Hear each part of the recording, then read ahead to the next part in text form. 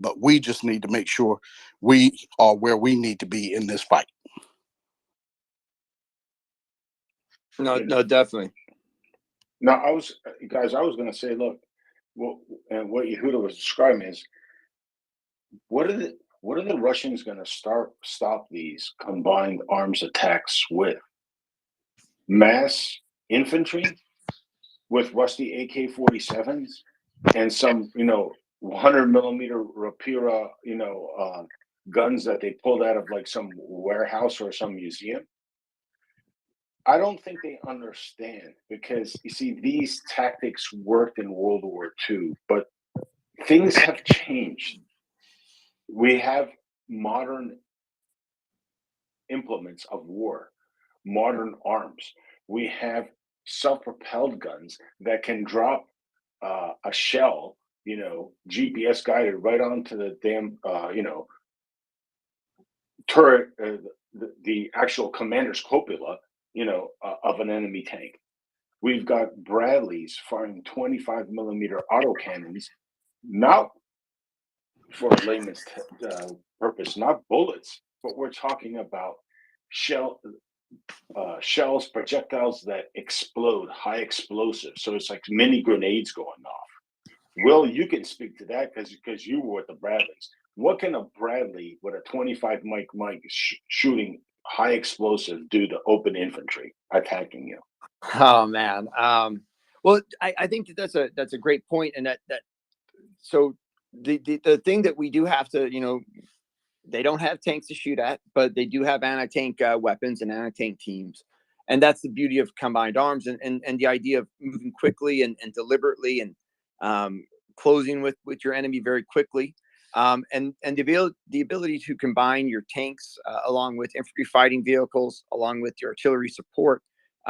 As your tanks maneuver, and you got to be able to find positions you use your infantry to be able to exploit or clear areas that can't be cleared by your tanks, etc. When you think about some of the hedge lines and the trench positions, there's no vehicle that's better at delivering infantrymen. We call them angry ants. That's what the Iraqis used to call us. For most of my career, I was a dismounted infantry soldier out in the back of Bradleys, but I also got to drive, and we all learned how to use them and use them in combat, and we all cross pollinate. So the ability to use Bradley is very easy to get accustomed to, and I know that from personal experience. But when you look at what your fear is for those tanks, is the idea of the anti-tank teams. But when you're able to deliver infantry in large numbers of them safely into that fight, you can then maneuver around those elements and take them out with the infantry. When you look at the Bradley combined with infantry, you've got the best piece of mobile fire support that you could ever think of. When you think of, most of the time, a fire support element is a 240 Bravo.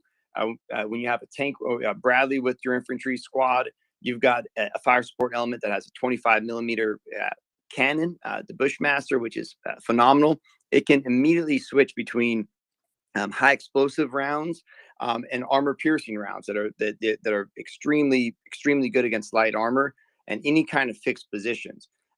Very often we used that combination to break holes through vehicles or through buildings. When you think about, you see some of this urban fighting that happens. A Bradley is a great vehicle to take troops into an urban area and deliver them safely or exfil them quickly. But when you look at a 25 millimeter being able to shoot as far as it can, and you look at the way Russia has been fighting, I believe there's going to be a lot of master gunners that are Ukrainian master gunners that are going to pile up a lot of kills, because the ability to shoot while you move with that high explosive 25 millimeter against the enemy, the ability to press it. It's a high platform, so you can create your own fire support positions the way it's set up. But it is made to take out Russian infantry and also Russian infantry fighting vehicles. So there's, again, I think it's going to be one of the key elements is the Bradley to it, George. Yeah, and I could just have imagined what would have happened to those, Wagner attacks in Bakhmut and Soledar if there was like 5 or 6 Bradleys there.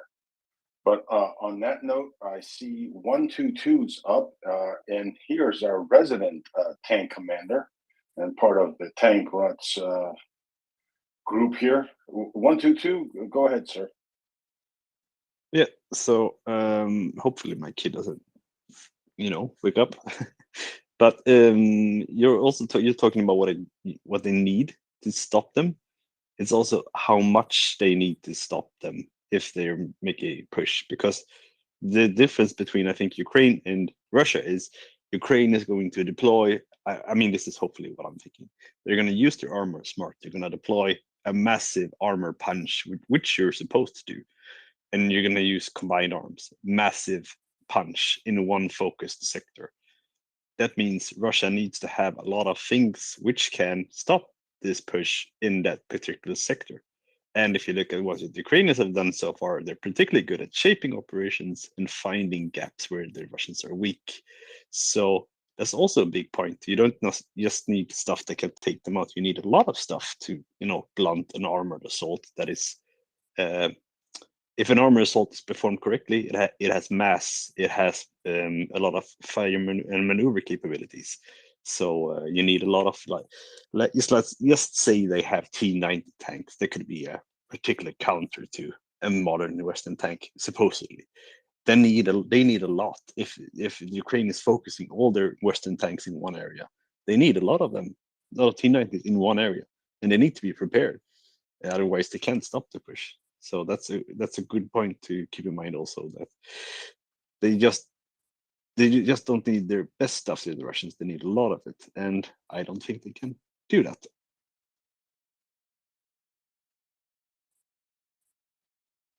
No, I agree, and I see Shaggy is down. Shaggy, you want to add a question? Yeah. I just got a question on numbers. Like, for instance, on the numbers of support vehicles required, like per tank or per squad of tank, kind of doctrinally. So, say for instance, you've got like 4 tanks. How many IFVs are required, or kind of generally required to support those, and then how many fuel trucks to support those, and how many kind of repair trucks to support those per group of tanks, working their way backwards? Any ideas on kind of that? Yeah, I can kind of help. We do have, so we looked at last week, especially, we went through kind of the sizes of different units, and again, we're based off what we know when it comes to what the U.S. is doing when it comes to training combined arms in Graph, which I think that will be kind of a model that goes across. We've heard that that name. That's around 500 people for a battalion. And when you look at combined arms battalions, there's 2 types. There's the heavy mechanized infantry combined arms battalion and the heavy armor battalion. And just think of them in reverse, each one. So, for instance, a mechanized infantry combined arms battalion is around 500 people, with around 600, including your entire support elements. It's between 32 to 40 infantry fighting vehicles, which would be two companies of infantry fighting vehicles, heavy infantry, and one platoon of main battle tanks, and one company of main battle tanks, which is 14 main battle tanks, and another company of mobile artillery.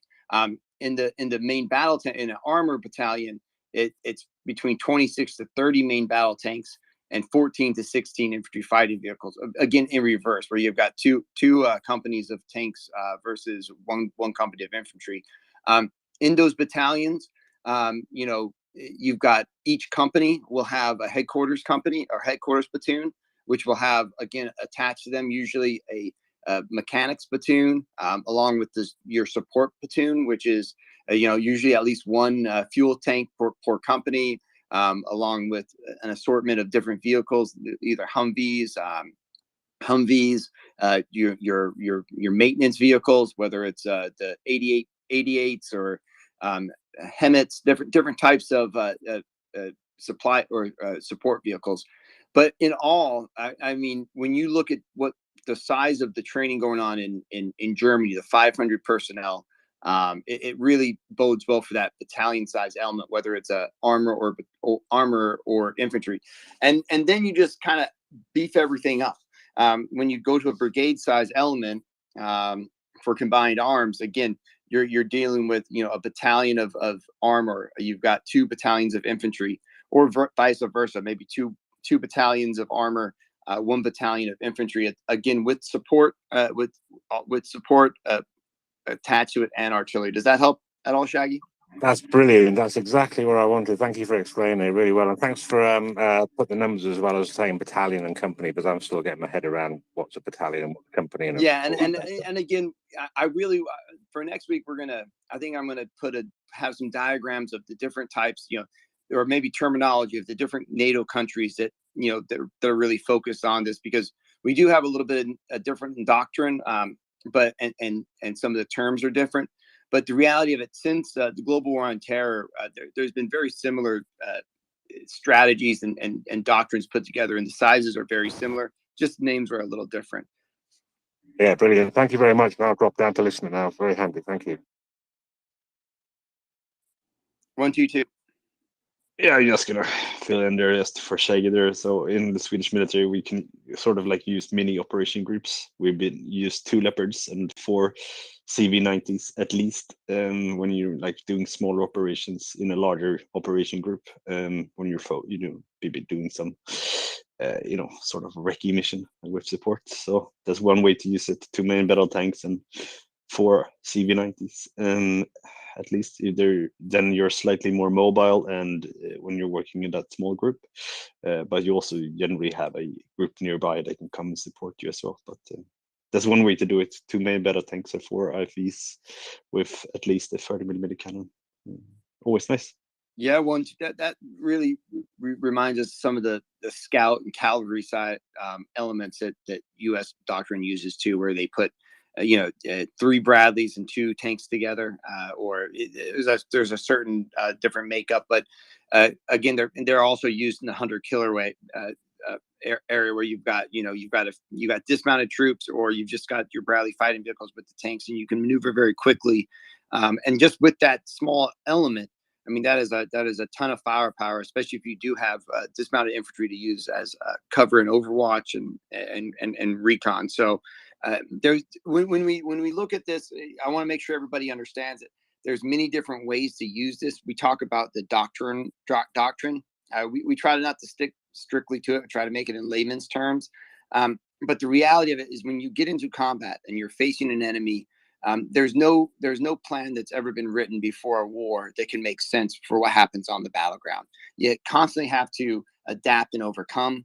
You have to change your tactics. You have to understand how to utilize new vehicles quickly, how to integrate them, how to change your different ideas of fighting.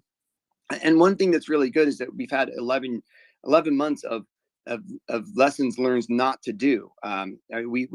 There's every day you see an example by Russia of what not to do when you're trying to take ground or invade, use these types of mobile infantry. I think just the other day we saw where they did try to maneuver a few tanks and BMPs, and they all just got wiped out. And that's not what you're going to see at all with this. I think that being able to put all of these forces together, a breakout will come, and it will come pretty quickly. And Russia will not be able to do anything to stop it at all. Daryl, let's talk a little bit about how we're all preparing for this operation, right? We've got our heavy maneuver elements, your penetration elements. You've got your heavy infantry ready to follow in behind, your follow-on forces ready to go, and then you've got your support elements ready to go to follow in. And a lot of things are pre-planned.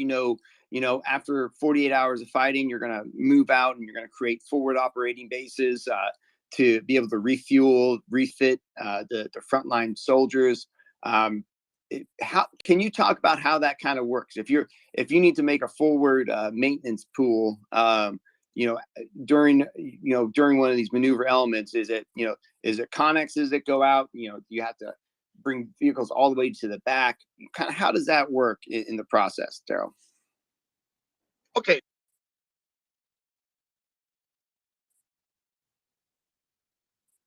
Daryl here talking into a muted mic. Yeah.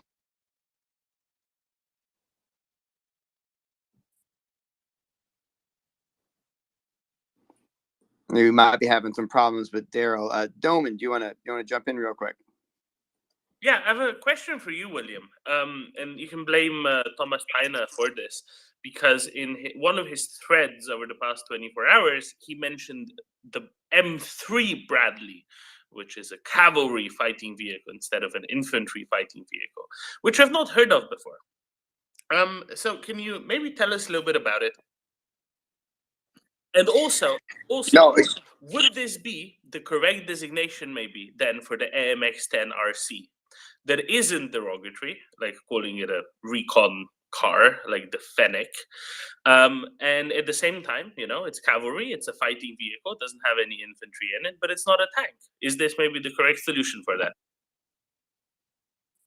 I think that it kind of could be. I'm kind of in the realm of the mobile gun world, light mobile guns. I know the U.S.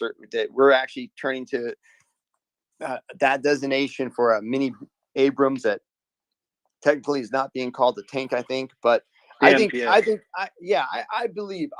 that we can make them feel at home in being in one of these vehicles. But going to the Bradley, when you talk about the M3, and there's different variants of it, but one of the big parts of it is that it is basically made for the scouts, right?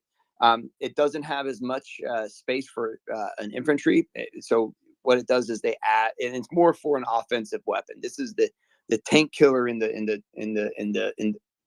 part of the Bradley. So think about a cavalry platoon. Think of them being out in the front. A lot of times you'll have your forward observers, sniper teams, all put with your mobile cavalry platoons or recon platoons. The A3s, if I'm correct, they have a separate. It's the equivalent to the Marder. It was developed at the same time. It's the US equivalent to the German development of the Marder. They were both doing the same thing at the same time. One has a 25 millimeter, the other one has a 20 millimeter. One shoots 1,500 rounds, if it ever does that, of course, it not overheats, but it does overheat because it's a Bradley gun. Your chain guns and your things always overheat, and you know it. And you have a dual launcher for anti-tank missiles. That's the cool thing. It's a better setup, and you have better access to the tow missile. Thank you very much. Yeah, and it carries bloody well yeah. the same, and it's equally uncomfortable. It's one of the worst interiors ever, and when you have a bumpy ride, you hit your bloody head.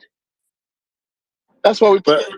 Yeah, but for one of the things that makes it unique is that it takes away one side of the infantry, and it adds the ability to carry more tow missiles. Yes. So it increases your carrier, capacity. Yeah, exactly. What do you have, 4 or 6? An additional 4 down below, so it gives you a total of 6 altogether. Okay, but then it makes sense from a cavalry perspective. Because you want to be mobile, you want to be in combat for longer. You may have to actually go further distance, and therefore you need to have more ammo with you. Yeah, 100, and you don't need as many people, right? So you may need your sniper team with that platoon. Now, in the armored divisions, their recce platoons and companies are made with a combination of tanks. So you'll see a combination, and it's kind of these hunter-killer teams where you've got a tank for 3 Bradleys, or 2 tanks and 4 Bradleys, a combination of the two, and they maneuver in unison. The one thing is that these vehicles are much quieter than the Russian vehicles, and they have a much better ability to move quickly, and I think with again, as you talked about with the optics, the ability to maneuver and identify engaged enemy at a much further away, it's important. And there are does it have a headrest shelf because it's CAV? I'm not sure. But it should, I guess Sorry. they should need one, right? Someplace to put the Spurs too. But that's something that we want to kind of again talk about, is that there's many variants. We do not know everything that's going that's been released already. I think that we have a lot more surprises between now and the next Rammstein meeting. I think we're going to see a lot more surprises in store. And what we're hearing is that, you know, especially for the U.S., when they're talking about their equipment, this is high grade, you know, high end stuff that's getting in their hands. And I believe we're going to see it probably quicker than some of these reports are saying. But again, that's what the NATO countries and Ukraine's job is right now, is to not telegraph what's happening next. And you know, these Russian soldiers are having to sit in their cold trenches, dreaming about you know, Bradleys and Leopards and Challengers rolling over the hill any day now, any day now soon. 1, 2, 2. Yeah, on that note, I'm a bit surprised to see the versions of tanks going. I'm surprised, but I'm happily surprised because there's a lot of, you know, upgraded versions that are going, not just, you know, the old A4 versions of the Leopard. Germany are setting A6s, and we got the Challenger 2, we got the Abrams, which I believe was also an upgraded version, if I wasn't mistaken, or quite recent version. William, do you know that? Yeah. It is not the most the highest end one, but it's a very further along one than, say, the ones we used at the start of the global war on terror. Yeah, so that's a very positive thing. I was a bit worried when we were, you know, having the campaign Free Leopards, that we were just going to see old versions, but I'm very pleased to see that we're actually seeing quite decent versions. Although there might be, you know, some A4s coming, but that's not the end of the world. They're still good tanks, but it's a very pleasant surprise. For anyone that doesn't know, the A4 does not have, if you compare it to the A5 on the Leopards, the A5 has a lot more armor. It also has some upgrades to the optics. It also has some upgrades to the fire control systems, etc. So it's if you have the A5 version instead of the A4, you're much better protected against things. And I don't think Russia has much things in its arsenal against the A5, to be honest. Maybe some ATGM systems. Yeah, not much, to be honest, if you hit it frontally. The T90 might take it out, but if it comes against something under the T90, it will be very hard for the Russians to engage the A5s and actually do damage, or, you know, serious damage. Yeah, so that's also one thing I was happily surprised, you know, seeing the versions being deployed. And I hope that more versions that are being deployed are, you know, upgraded before they're entering, at least with some. It doesn't need it to be the full A5 package, but, you know, some type of upgrade. It does go a whole lot of, it'll just go a long way. So no, definitely. And you know, I think that one of the things I was hoping to do is kind of, you know, address some of the things that we've heard, you know, in the past week. And every week we try and address things that we've heard over the week. And you know, one of that is the idea that, you know, we've seen a few countries just give 1 or 2 vehicles, or, you know, a couple vehicles here for even the, you know, people saying, oh, 14 vehicles from a country, you know, that's not that much. But when you think of it added up, when you think about the multiple countries given 14, well, that's an infantry, or that's an armored company. That is a company of armored of tanks.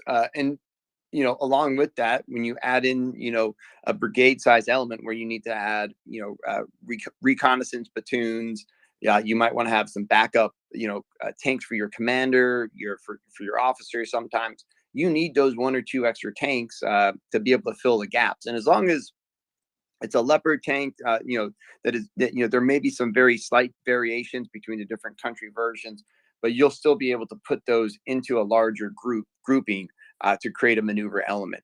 Again, those 4 and 5 tanks, you know, add up pretty quickly. And you know, when you look at that number 14, that's a company size element when it comes to U.S. Army, you know, combined arms, and that we see that a lot. I guess for Hey, yeah. Will, I think I'm here. I can hear you now, brother. Yeah, when you were talking, you guys go ahead and then we can get back to the question that you posed. Well, no, I think that it's a kind of another great way to what I'm trying to do is to segue into the idea of that follow-on support that a lot of folks have talked about. So, for instance, we'll just hypothetically say, this is 48 hours into a combined arm maneuver where we've seen a large scale, couple brigade size elements break through the Russian front lines. You've had, the front line, the front line of it go through. Then you've got heavy support and your follow-up support starting to go through. But at that point in time, now you've got some broken down vehicles. You've got a few vehicles that need tracks repaired. It's lost track. You need to start fueling. You need to start getting a fuel system up. When these units get put together, they're going to have everything ready to go with the mechanized platoons, the mechanized or the maintenance platoons, all of that. Can you kind of explain, first of all, as you're preparing for that operation before it even starts, what does that look like for the maintenance teams as they're preparing for that large scale maneuver? Okay. First of all, in your forward units, actually, you will have some maintenance guys there. They will be your on-site support. Say, like if something goes down, they can get put back up pretty quick. They'll be there. They will act like a third or fourth crewman in some cases, if possible. They're not necessarily there to, run the gun or, be in the commander's cupola, but they can and they will be somewhere close by you. They will be assigned, as it starts out, the mission starts out, you will get assigned, a couple of maintenance guys to be able to handle minor stuff for you. They'll have their 2 boxes, and yeah, we travel with our 2 boxes and a gun. Usually in one of the headquarters, right? Like the secondary op, but we have what's called XOs. We might have the mechanics in the XOs, Bradley, etc. Correct? That's right. They'll be close by him, so he can, hey, go here, and go to,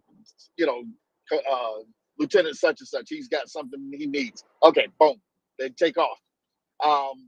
But then in your follow-on, you will have you'll have maybe your M88s. They'll come in with the follow-on forces to be able to come in and say heavier repairs. You got a track out. You got something where they need to use the crane to help you out. Different things, but not necessarily major at that point, because you're going to save your major outfits, where you'll have your M88s and say your M98, M998 retrievers, and all of those, which are your wheel type retriever assets, because some of them can actually pull tanks. If depending on where they are, they can pull some of the lighter, say T62s, T72s, T80s. They can pull those because they're 50 tons, but you're not trying to pull them, 1,000 miles or something like that. But you can pull them and get them to a maintenance outfit. And that maintenance outfit in the forward, in those after your follow-on forces have gone through, they will need to set up a forward base somewhat. And that forward base will be where you bring your maintenance crews, your PO. You'll set up your POL supply. You'll set up your ammo supply line, and things of that nature. Everything that you will need to support those forward elements will move closer.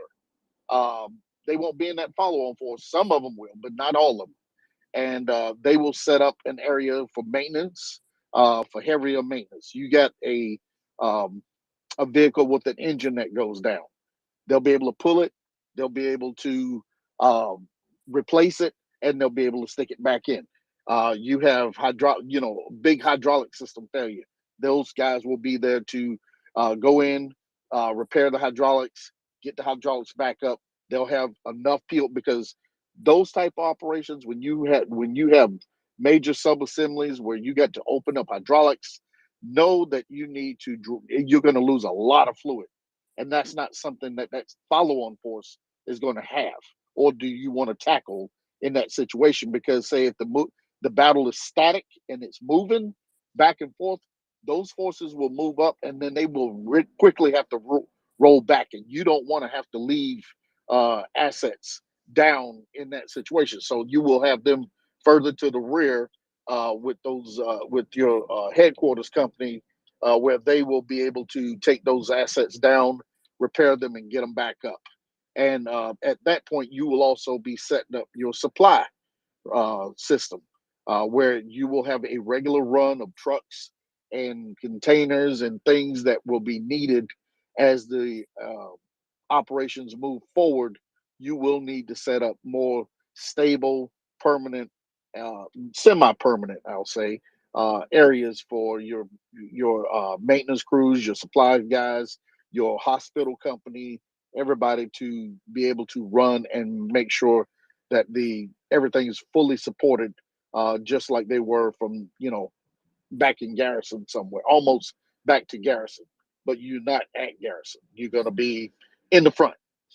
You will be experiencing incoming possibly, but you will be a little bit further behind the front lines.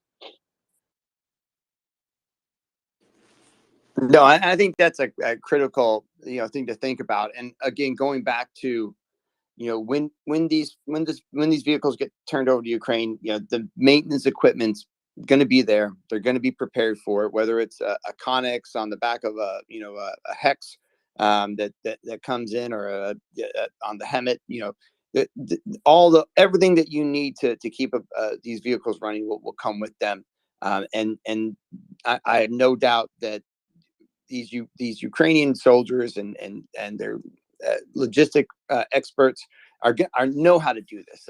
They're already dealing with a complex array of vehicles. So again, I'm not in the camp of it's going to take months and months and months to get these supply chains put together. I think that we've already done that already. There's plenty of these vehicles in place and maintenance equipment in place. But with that, Will, one of the things that was that we don't really talk about that was utilized with the M777s, and that's the ability for these mechanics to talk to mechanics in the rear in, say, the U.S. or Britain or Germany, and be able to suss out a problem over the wire, and then those guys get that problem solved. Unlike a lot of places in the U.S. where in the U.S. forces where we had contractors there on site, these guys on the telephone will be acting like those contractors that are there as experts.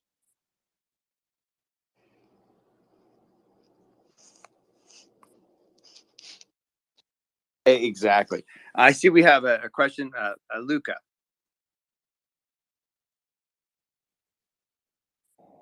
Hey guys, good morning from the West Coast. Good discussion about tanks and armors. I have like a little bit of a question here, based on everything I heard and I understand. Western NATO standard tanks and armors superior to Russian Soviet equivalent, better optics, better armor, better mobility. And so we can say, okay, if they go head to head, they'll just get whacked. I mean, the Russian army. My question, though, is how do you think these new tanks, being very high, high value assets and targets, will and can protect against drones specifically? Because artillery, we know that again the Russians don't have the precision to strike. I mean, they might blanket an area and get lucky once or twice. But the drones are a little bit more of a concern. Again, they're not so great, but they do have a little bit of seek and destroy with some of these drones. I wonder if you guys are thinking about electronic warfare, or if there are things like, for instance, I know that the Israeli tanks had an active defense system, but I don't think that the tanks we are delivering have that. Yeah, so basically, how do we think we'll be able to protect against drone attacks? I'll go to our panel real quick. But first of all, I don't think I've seen, especially for the tanks, I haven't seen any of the drones that have been able to be actually target Russian equipment that would be able to do very much damage to either the heavy infantry fighting vehicles like Bradleys or CV90s or the tanks. And with that, I'll go to Daryl and then 122. There's really only one drone that they have, one aerial drone that they have that would be worrisome. However, we haven't seen them utilized, and the fact that their drones are being taken out quite a bit. The smaller drones that can't be seen don't carry enough munition on it to be able to drop anything of significant. The biggest thing is the Ukrainians keeping, operational awareness. In other words, you don't ride around with your hatches wide open, standing out of them. When you are in the battle space, you need to know that you need to be, always alert and protective of yourselves. It's one thing when you are back to the rear a bit and you are, performing maintenance where, the threat is very low. But when you're in that high threat environment, you're going to be operating with the hatches just barely open. I know on the U.S. model, there is it's not open, but it's cracked where you can, you get a little air, but at the same token, you can see out a little bit. But it does not allow a over the top, direct drop into the inside of the tank. And so that type of, the crews have to maintain that operational awareness. The Russians, they ride around with the tanks wide open, things of that nature. And the things that we've done to them is what exactly happens. They get a drone drop something right inside. And so you have to be aware of those things when you're out there. But do I understand that basically, and this is actually good information, basically, the smaller drones, not a concern because, the armor is strong enough and operational awareness and security. And then the bigger drones, maybe, you forward deploy a couple of like Gepards or like some air defense system together with your brigade. And if a bigger drone does indeed show up and try to target some of your armor on you, it's big enough that you can see it on the radar and take it out. Is that the strategy? 100%. And again, that's all part about this combined arms is that, again, when you start talking about, battalion and brigade size elements, there's a ton of different vehicles that come along with you. You have air defense connected to that. And again, that's one of the things that we've seen is that, this mobile air defense, especially, the Gepards, which a bunch more were released, if I'm correct. Being able to maneuver those along with the tanks and Bradleys is going to be critical, along with all your man-portable, Stinger type missiles.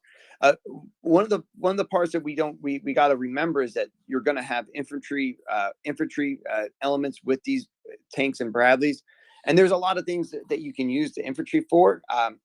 If you can put infantry platoons, dismount them with anti-tank weapons or anti-air weapons at critically important areas during that can overlook the battlefield. That's again one of the aspects that you can use the infantry for. Again, is to be able to use again man pads and anti-tank weapons to again support your maneuver infantry fighting vehicles and tanks also. 122, I saw your hand come up too.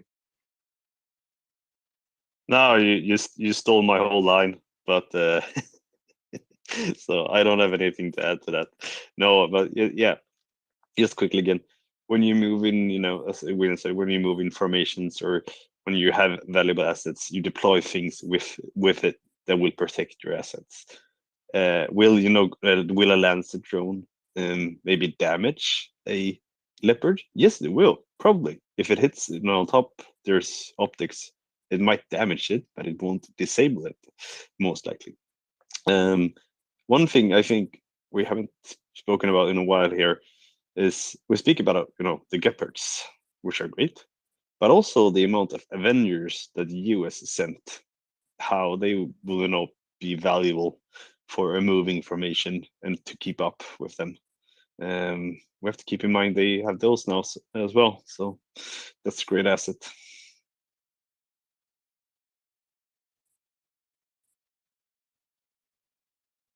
No, I agree. Jorn. Hi, great discussion. Very interesting.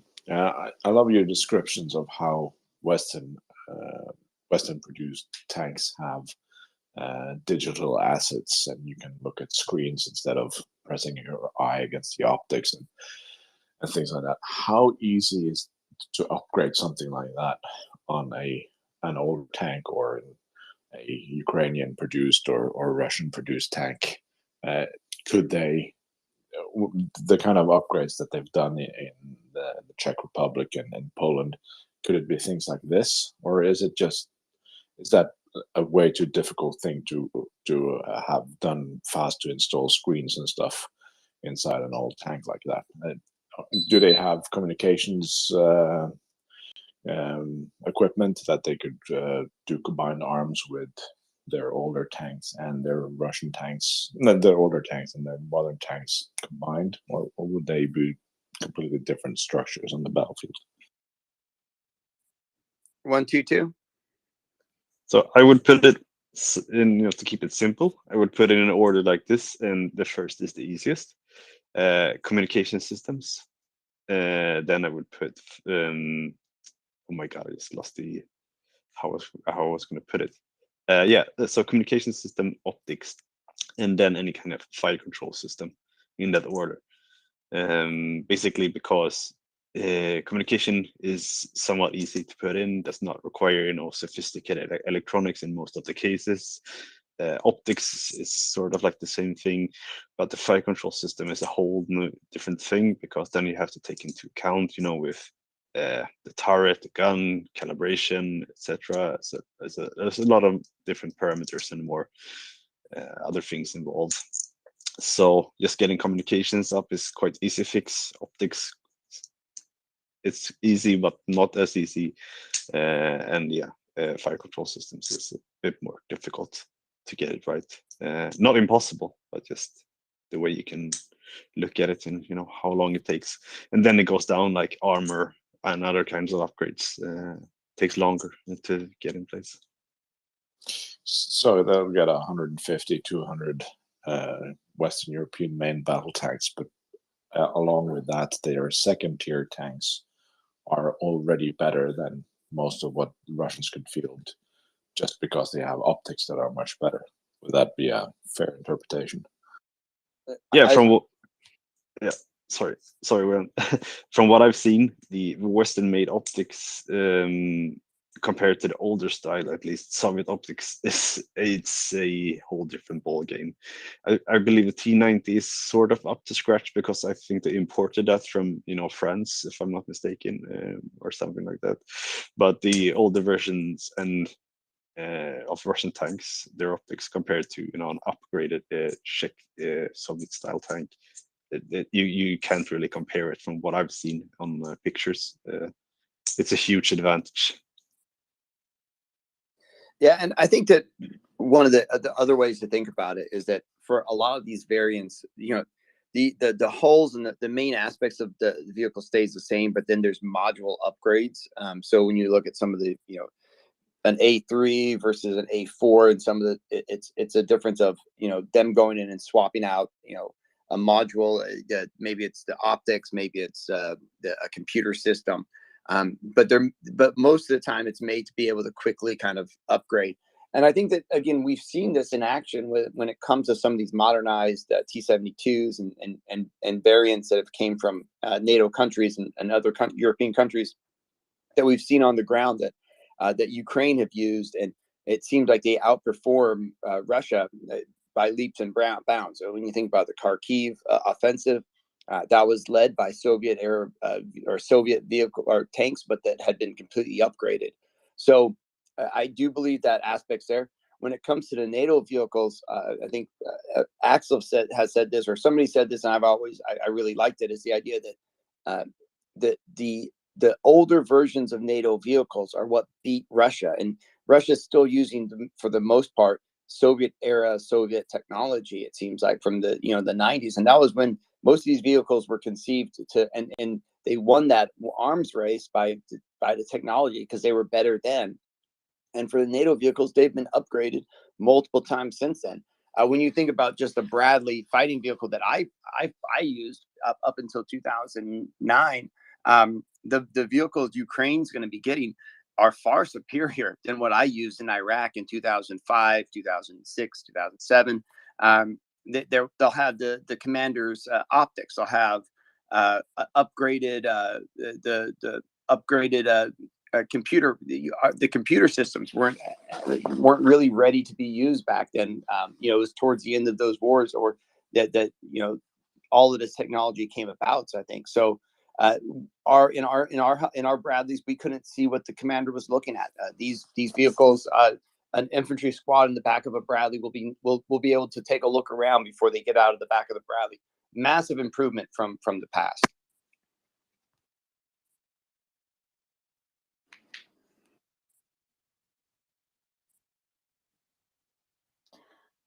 Thank you, guys. I'm going to pop in here and say I've lost track of how many Bradleys are actually being transported to Ukraine. And can you confirm that for me? And also, do you expect more? I think on the whiteboard I have right now, it's 109 Bradleys that have been confirmed. And I truly believe that we have no idea. And I think that number could increase very quickly. And I think that when the dust settles and we get to write the book about it, we'll see a lot more Bradleys kind of making up one of the backbones of the next phase of the war. But I hope to see between 500 to 1,000 Bradleys make it to Ukraine before the end of the year. Thank you very much. Well, at least we've got you keeping track for me. That's good to know. 122, go ahead. First off, I have to ask you, Marcus, is that an intended pun? Keeping track? If you think about the segment, is that it intended? Was not. I liked it anyways. No, but do keep in mind there is a lot of CV90s also floating around that could potentially become potentially sent in the future. But this batch we sent was the ones that we just had readily available and upgraded to a decent standard. So that might be something that can come in the future. The industry needs time to adapt and to start upgrading things, and it takes time to get production lines set up, especially when we're already upgrading a lot of our kit and buying new stuff. So we also have to keep that in mind. It's this first batch of Western style tanks and IVs might just be the first batch, because you have to organize things and put it out, and then you basically, it's like pulling the plug out of a bathtub. It initially goes slow, and then it's goes like shoo. So see it like that, hopefully. I like that idea. Right, I've got a flurry of hands. I'm going to go to Lisa because she was next. Hello, how are you, Markers? She's good. I wanted to ask Daryl. My question would be directed towards you. You were a mechanic, and did you work on the tanks? Actually, I worked on quite a few vehicles, but yeah, I worked on the tanks as well. Okay, now I'm not military, so I have no idea how this works. But say you get a call that 2 are down, do you actually go out into the field, or do somebody drag one back and then you fix it away from the you know, the warfare activity area? How does that work? Okay, there's two types. One, if it's a repairable item that's repairable in the field, it may be an adjustment. It may be a something that I need a pin. I may need to put a cotter pin in or something small. I'll know by what they tell me from past experience what the problem may be. The second is if I got to bring a part. And what will happen is if we have the part on hand somewhere close by, I'll grab it and I will go to that tank in the field and fix it in the field. That's you don't want to pull something from the field if it's not necessary. If it's in a firefight at the moment, it won't be happening there. It'll be after the forces have moved on, and we can grab it. Because if it's still alive, the best thing we can do is just drag it back with the other tanks, because you don't want to leave anything on the battlefield if not possible.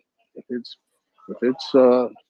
able to get dragged back, they use a cable and pull it back with another tank in the interim. We'll do that. But if it's just something and they are not in a hot fight, we'll fix it right where it is and keep rolling, because you do not want to pull something back if not necessary.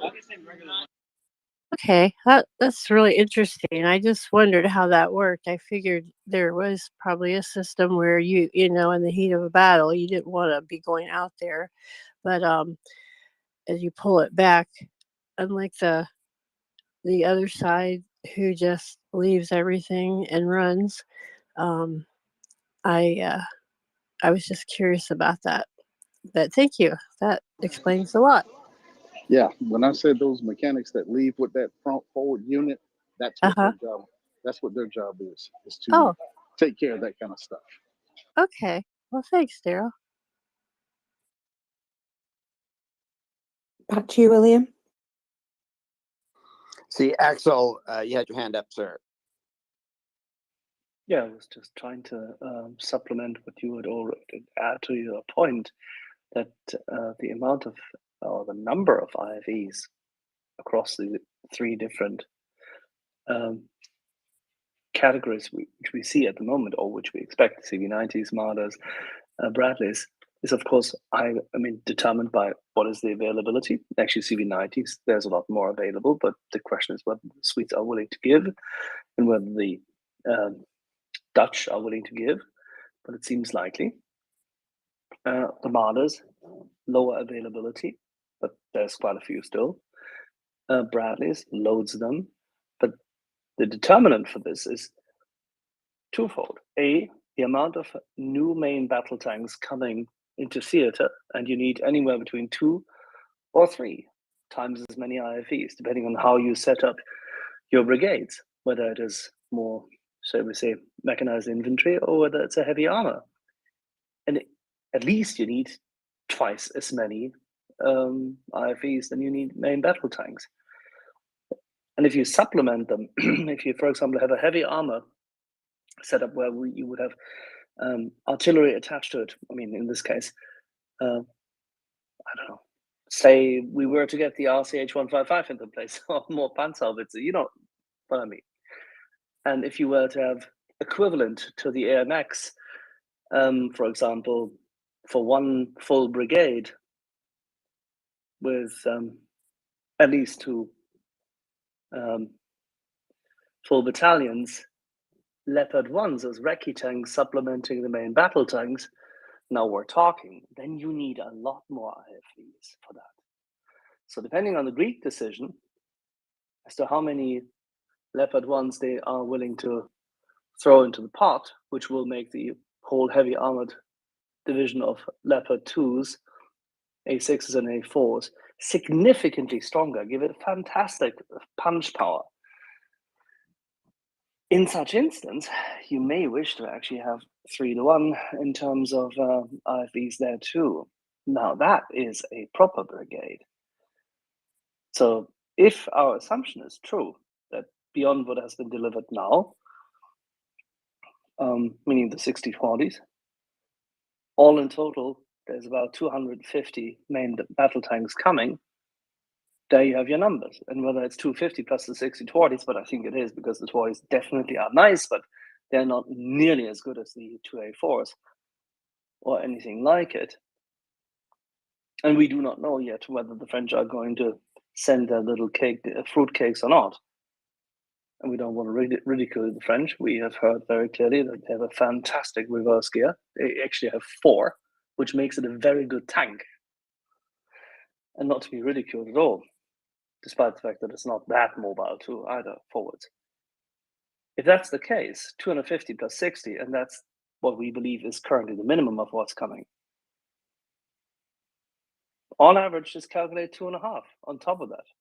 And then the numbers, which friend William brought forward, make sense already, because you also have to calculate that IFVs and up-armored APCs, and you can't describe some of the BMPs and BTRs they had as anything but, meaning the old ones, which have to be replaced, and a lot of infantry currently being not as mobile, at least not properly mobile.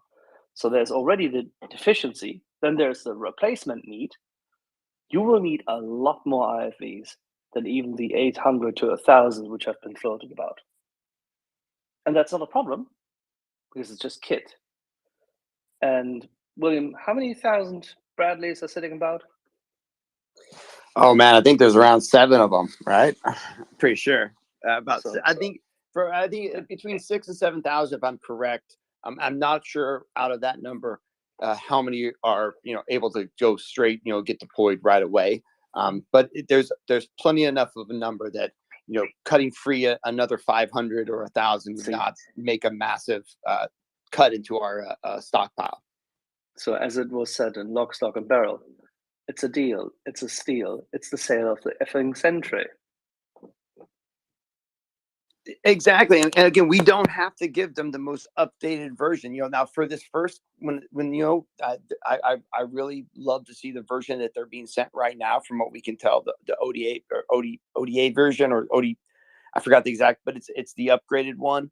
But even if we're able to get 500 of the ones that we used at the start of the Iraq War with the older sensors and the older optics, it's still a far superior vehicle than the vehicle that ripped through the Soviet era tanks and fighting vehicles in Desert Storm. It's still a much superior vehicle than that. Doman, I see you have your hand, sir. Thanks, William.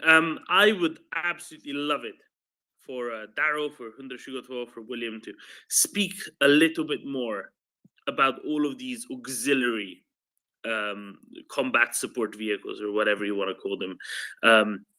The armored recovery vehicles, the bulldozers, the various engineering vehicles, bridge layers maybe a little bit less so because they're kind of self-explanatory. But recovery vehicles, how do they work? What do they do so that no one has to leave the tank and still, the recovery vehicle and still pull out the tank from wherever it got stuck in whatever condition, without a track, whatever else it is. I see Darrow left us. I think Darrow would have been the perfect one to speak to this, but just auxiliary stuff, which is really important. Anything. No, definitely. And I can help with that as we get going. So when you think about any of these units that we talk about, there's always what we call the headquarters element. From a company or a squadron to a battalion or a brigade, there's the headquarters element that is the supply and support that takes care of everything else. And there's all kinds of vehicles that are attached. For instance, if there's support your fuel company, you have the ability to maneuver, over 100,000 gallons of fuel. 570 liters of fuel, if in the other terminology. You've got supply vehicles that are up armored. You have mobility unit, the ability to travel, command and control vehicles like Humvees, and then you also have another array of mechanical vehicles. There's the really heavy ones, which I think that Darrow will talk to, and those are the ones that can be You can really quickly drag any of our vehicles out of the way, out of harm's way quickly. They can also, if you had to, change track, do many different things. They've got cranes attached to them. There's also all kinds of engineering equipment, mine equipment. You got engineering equipment that can dig, trenches, put barriers in place. But there is a ton of other vehicles that kind of come along with these units. Now, I want to make sure that people realize that not all of these vehicles have to be supplied by NATO. And I think that's one thing that we have to always remember is that even though we're putting together most of these units with NATO forces, still a lot of the support elements that could still be utilized from stuff that they already have in country to be able to support them. So I don't, sometimes I don't think we see all the vehicles that show up, but again, those headquarters elements need to have any kind of vehicle you need to support that size of a brigade size element. That's from artillery to fire support vehicles. Sometimes you have vehicles that are completely made up to be command posts, things like that. But there is a ton of different vehicles. I see Daryl came back up. He can probably speak to this a little bit better than me. Yeah. Okay. Let's first talk about the tanks. In particular, when you talk about tanks, there's specialized lifts for, say, the engines, the turrets, whatever, and you got to make sure that those items are on hand. And that's one thing that I have seen done is when they have given the tank, they give the support vehicle for it. So in the case of the M1, it's the Hercules. It's a M88 that's been upgraded to 70 tons, and the winch and the cable systems, everything has been upgraded to be able to handle the additional weight. That vehicle was originally designed for the M60, but it proved to be too light to be able to work with the M1, which it could not tow. We needed two of those to be able to tow an M1 because they did not have the rating for it. So now with the Hercules, you have the crane, of course, but then you have the slings and things that you need to be able to lift, say, the power packs with. And that's one of the things that, if they're going to send the Challenger, they're going to send um, the Leopard, they will need those specialized pieces of equipment. You're going to need whatever special tool that you need to be able to work on that system. That needs to be somewhere in the theater with that piece, so that when they do the maintenance, they have what they need to repair it. Other than that, you have your smaller, uh, your HEMTT wreckers. They can handle many of the smaller pieces of armor. They can actually tow the and then for your light trucks and things of that nature, that the HEMTT trucks, they have the ability to recover many different items. And then you have self recovery. A Bradley can tow another Bradley if they are headed back together. Say from the battlefield, and they're going back for their rotation. One Bradley can tow another Bradley. Each vehicle carries cables that can pull the other, and those cables can be hooked up really quick if necessary. You put them in an X formation, from front end to front, from back end to front end, and you pull it. And those cables are long enough so that they can do this with no problem without running in. You'll just have one man in the other vehicle, to handle the brakes for whatever reason. But they can do a lot of self recovery in those situations. Um, but when you talk about back in the rear, then you're going to have, say, say M60s. I mean, one of the M88s. It's probably going to stay on station with its boom up, ready to do whatever is needed to be done. Whether it be lifting up the front end of a truck so you can change out the wheels on the front end, or do whatever you need to do, it will be there to service and help with general repairs, because its crane can handle just about any damn thing. But it's real important to make sure that the tools are on hand, because you can pretty much figure out the rest.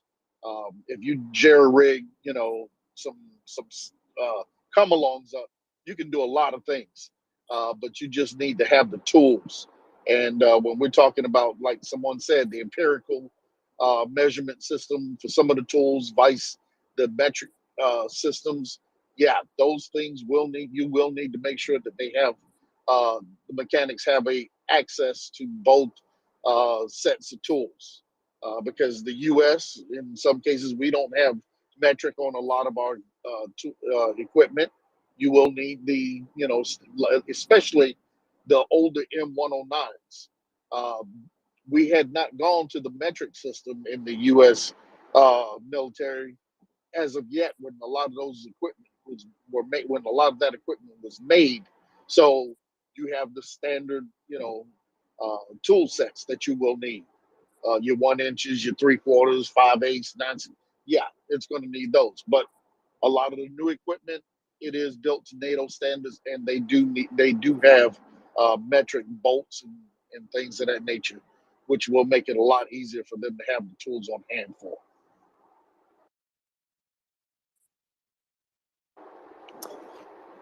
Thank you very much, Dylan. I noticed that William's having a connection issue, so I'll just pop in here and invite Ioana to go next.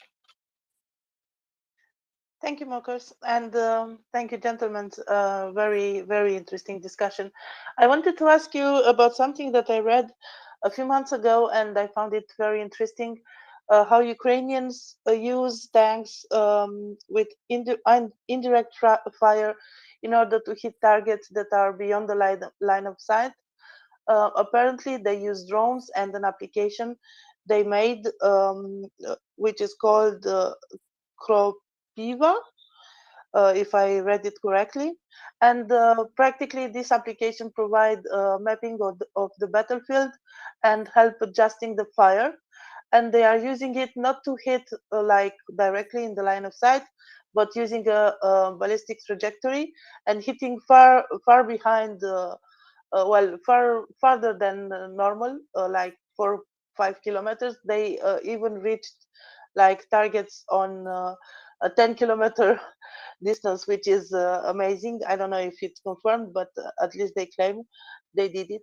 So how this kind of use of the tanks can shape the battlefield, and how do you see this?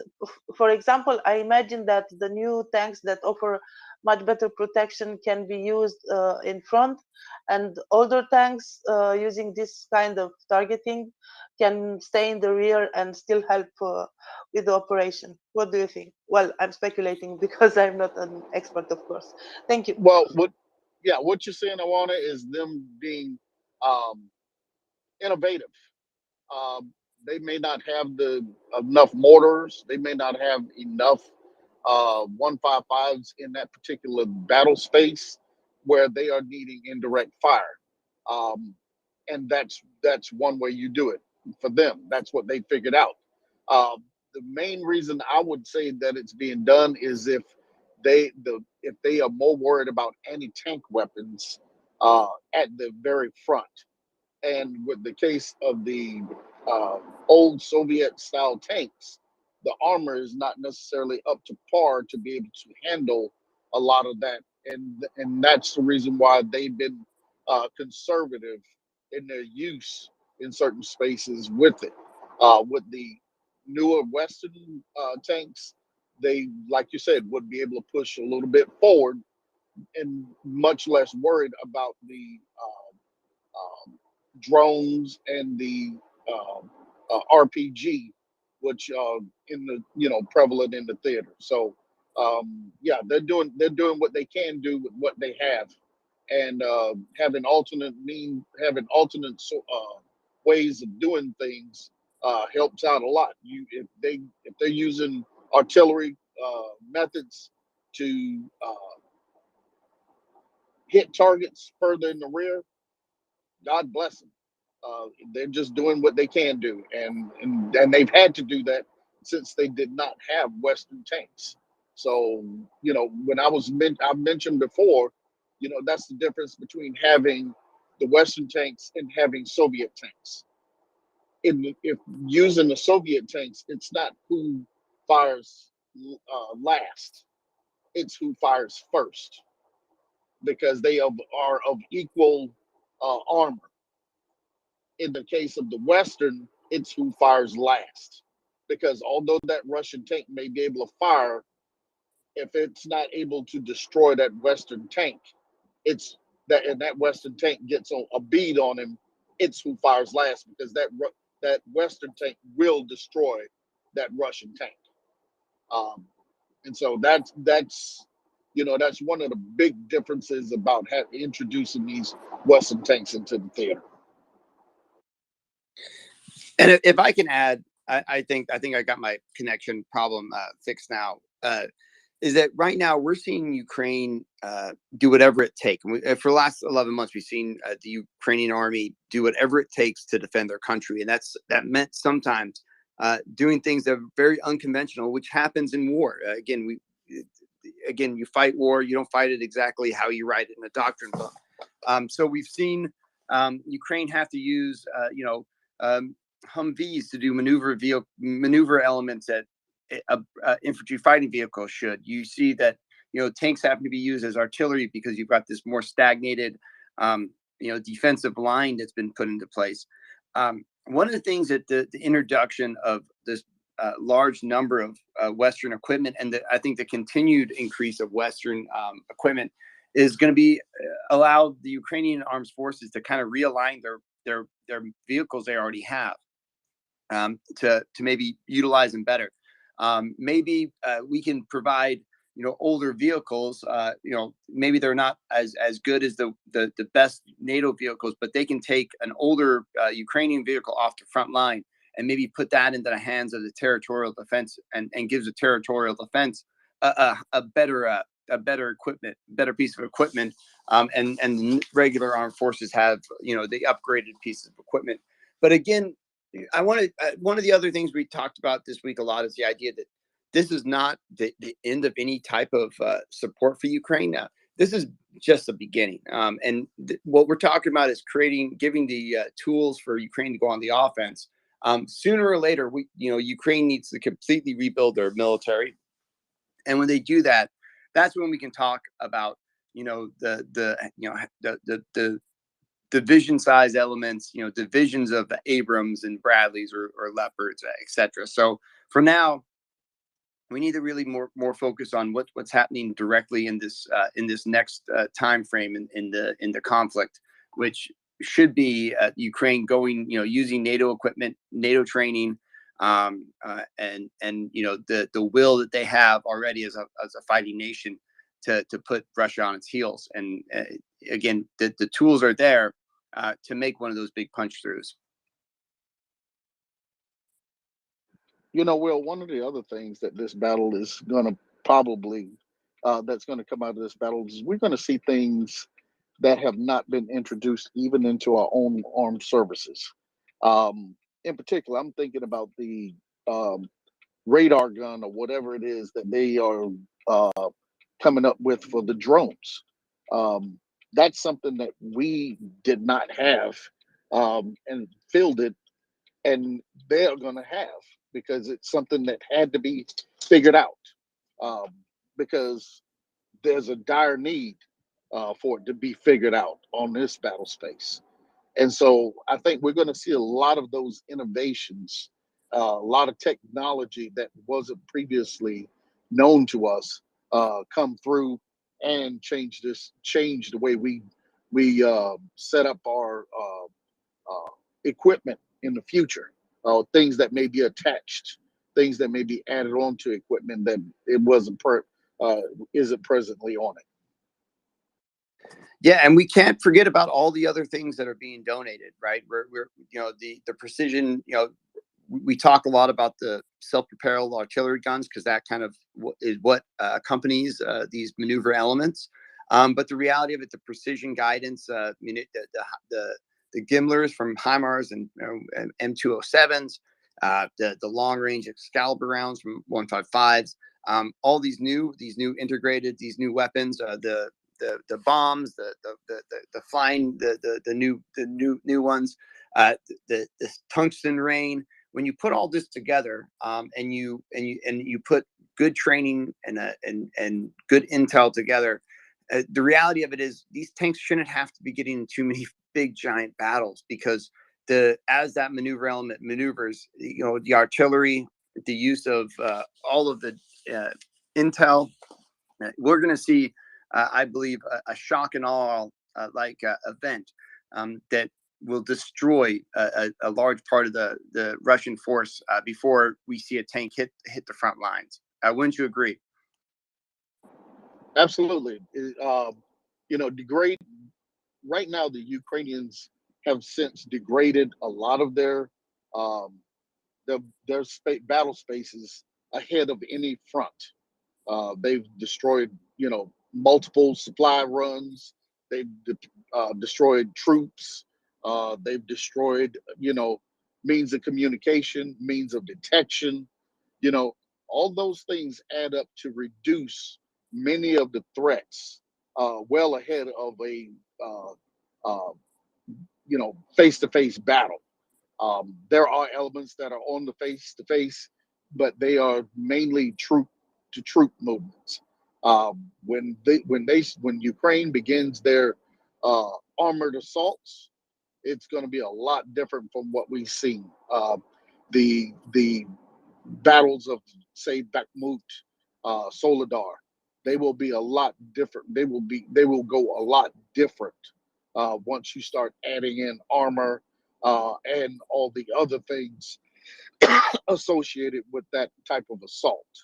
And again, what Will's saying is, you hit in the rear, and then what comes at you will not have.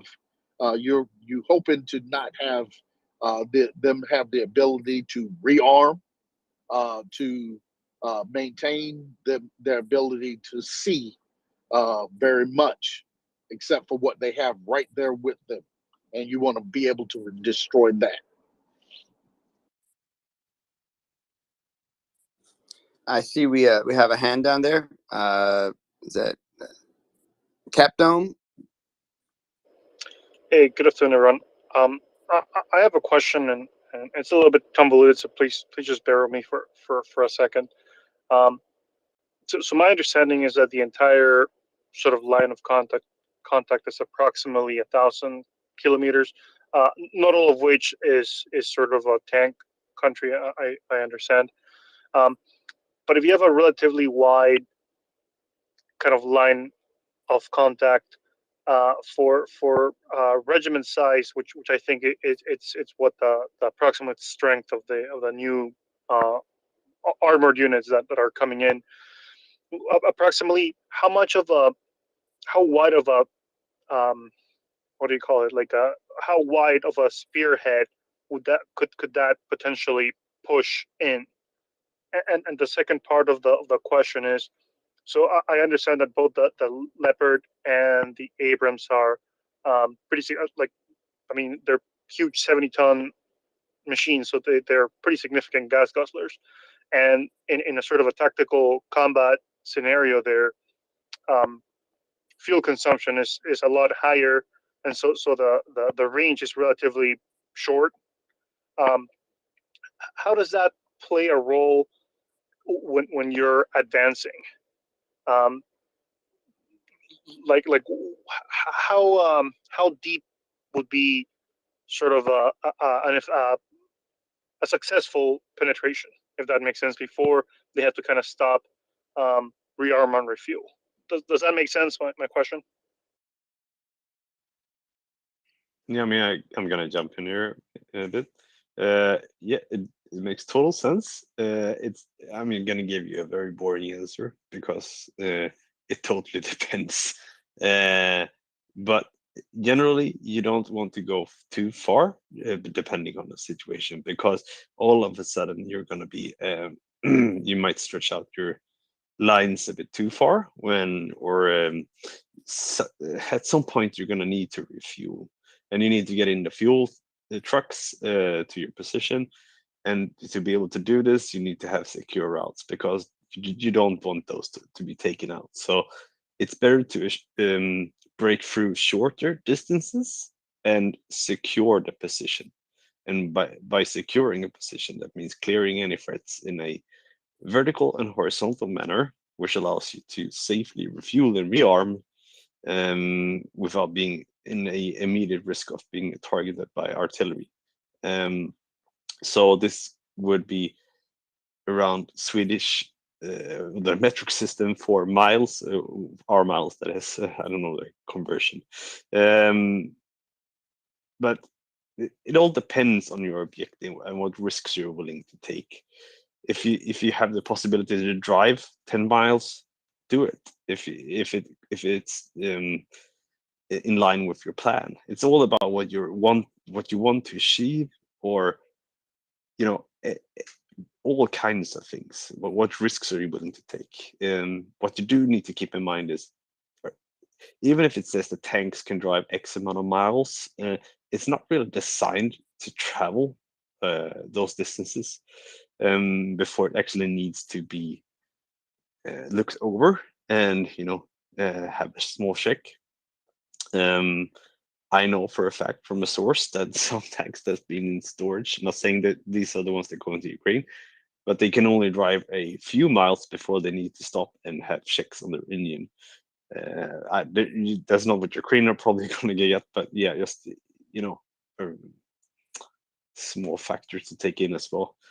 So the boring answer is it totally depends on your command, what they allow you to, how far they allow you to push, and that usually depends on how much force you have available to secure an area and how good your supply and logistics is. That's a very boring answer, I know, but if you compare it, if you take it for World War II, when Rommel, when they did the initial push over the Belgium and Netherlands and down further, they became known as the Ghost Division because they pushed so far the German panzers that no one had a clue where they were. They were, pushing so hard they lost contact with their own logistics, and then at one point they needed to stop because it became dangerous for them, because they had no fuel, they had no resupply of ammunition, they had no infantry support either. So that's when you put that time it worked for them, but it's also very risky and dangerous. So it's better to make smaller penetrations, open up the front line, make that hole wider and wider and wider, and then just let other stuff flow through it. And the armor is mainly used to break the initial defensive line, maybe the second line, and if they have a third, then it's usually very light and should be able to be dealt with. So if you're looking at, for example, the Zaporizhzhia front line, I would assume they would prepare to be able to drive to. I'm just going to make a quick check so I'm saying the right name of the settlement. So is it Melitopol? No. Here's the controversial thing. Depending, it can be too far to make in a push. But that's just me saying, regarding to our doctrine or how we looked at things. So if you look at what Ukraine can be able to do, or how they do things, they could push to Melitopol. But if I were the Ukrainians, and you have to break through a line, Tokmak probably would be the first destination, then make assessment out of that position, and you might be able to go to Melitopol in the one day. But it all, breaking through a line takes resources as well, and you might need to reorganize and resupply. Yeah, this is me looking at it, but as you never know. As I said, it depends, and maybe Daryl or William have another way to look at it, but. No, I think that it's, unfortunately, it is a type of a boring answer where it's really a what if question. I always I think that one of the, a unit can kind of self-sustain for about 72 hours, I think, usually before having to be kind of a good size, stop in the action. But also, I wanted you to think of this as a multi-layered, and there's two main parts of combined arms: the combined arms maneuver, and then the wide area security. And that's the idea of once you make a breakthrough, securing the area that you take over. Right? Maybe not every village and hamlet in that the tanks drive by do they engage and clear. Right? Maybe it's just maybe they bypass many, but then you've got your follow-on forces, many different different types, to ensure that the area is secure. And along with that, you have your artillery that's maneuvering further and further to then also start pushing that front line, that line of contact, back farther. So and then once you got that initial movement and area, you've got a penetration, and that penetration was exploited, and you're starting to create that area of security, which is going to be much easier for Ukraine because they're taking back their land, and they're not going to have to worry about insurgencies, etc. They're going to have much more freedom of movement once they take over an area. You're going to have units predisposed and pre-positioned so that when that gap gets created, they can kind of do a bounding maneuver where it's, once that first unit gets as far as it can and they've, exhausted themselves fighting, making that initial breakthrough, you've got another brigade, battalion size or brigade size element that's, ready to come through, usually be able to get to that front line quicker than the first group did, to relieve them in place and then also continue that offensive movement. So, if you can continue to do that, every 72 hours, you could be eating up a pretty large, sizable area. And as long as you can, I think the difference is as Ukraine takes their land back, their ability to have precision fires will really, really help them, quickly secure large areas of ground, and hinder Russia's ability to do any type of counterattack. 22. I'm trying to come up with analogies for people that don't know anything about this, but basically maybe you can look at it as if you were shooting a bullet at someone with a Kevlar vest. The initial hole is going to be small, but once it gets through, it's going to, spread out like in a V. So the exit wound is going to be much larger than the entry wound. And that's sort of like you can look at when a combined arms maneuver happens. They're going to focus on a small point, make the first hole small, and then when they come out, they're going to spread out like a V to make the initial hole wider to allow supply to come in. And depending on, the Russians' response to that, they might go back after that, spreading out initially to focusing like another shot at a Kevlar vest, so to speak, and push further down. But it's very crucial when you're making this first breach that you focus all your forces in one place. Once you get through, you spread out to secure a wider corridor, so you are not as threatened by counterattacks. And depending on the response or not, the lack of response, you make a second judgment from that point on.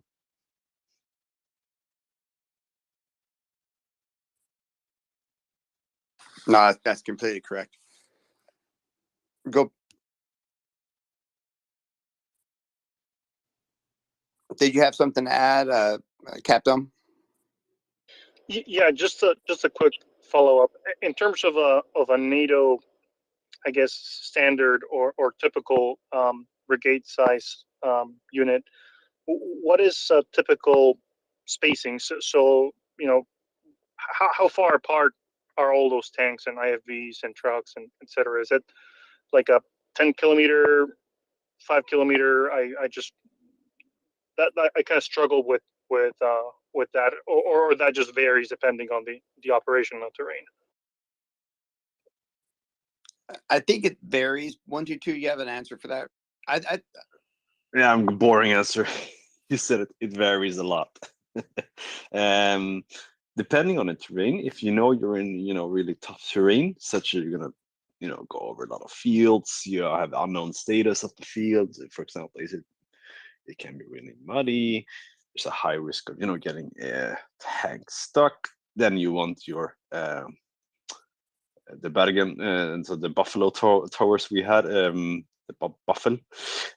You want them closer and very close, but not as close that they're in direct danger of direct fire, so to speak. So they can still be in artillery range fire, but you need to keep them concealed so they're not spotted by recon forces or in fear of being targeted by enemy tanks or ATM systems when you're making the first attack. And you generally don't want to bring in the recovery vehicles if it's still active combat zone, so you mainly want to secure the area and push out a bit so they can operate safely again. So maybe have a clear zone of 5 kilometers from the tank. Sometimes you cannot have that clear zone. You need to get the tank out of there for a number of reasons, but so they need to go in hot, so to speak. But yeah, it varies a lot depending on multiple factors. So it's really boring, I know, but it's you sort of like need to go down to a sort of like a specific scenario level to be able to give more detailed answers. But they're not too far behind, at least. I mean, there's sometimes that you can look at, large scale, like division size areas of, you're thinking like 140 square kilometers, and there's an example that I might post a thread about later on about the maneuver size. But depending on brigades, these aren't just small, 4-mile areas. This is a large scale area that, you'll have a large section of the line that is engaged, and maybe the whole area of interest that you're using the multiple different stages of combined arms. First of all, the idea of creating layered standoff to gain fire superiority. You're going to do that over a large area, and hopefully, again, when you think about that, maybe it's a section of the front that's just 50 kilometers from north to south, and then you look at another 100 kilometers on the back side of that. When you look at what support elements are back there, as you prepare that 50-kilometer area, you're not just you're focused on the whole area. You're looking not just at the front line, you're looking at targets behind it. You're trying to set your conditions. You're trying to make sure that their supply lines are being cut, that you're targeting their headquarters, etc. And then you're going to have different maneuver elements. You might have a couple of brigade size elements inside that area. There might be a feint in one area, and then the penetration is done at a different section. But it really depends. Again, you have this large area that you're going to be trying to control.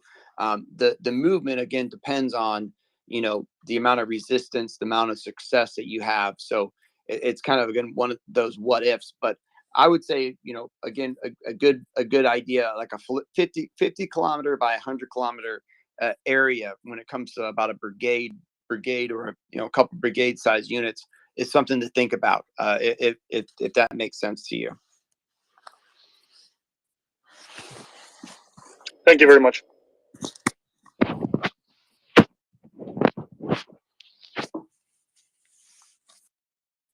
Daryl. Yeah, I was just going to say it depends. Everything is going to depend on what your strategic goal is.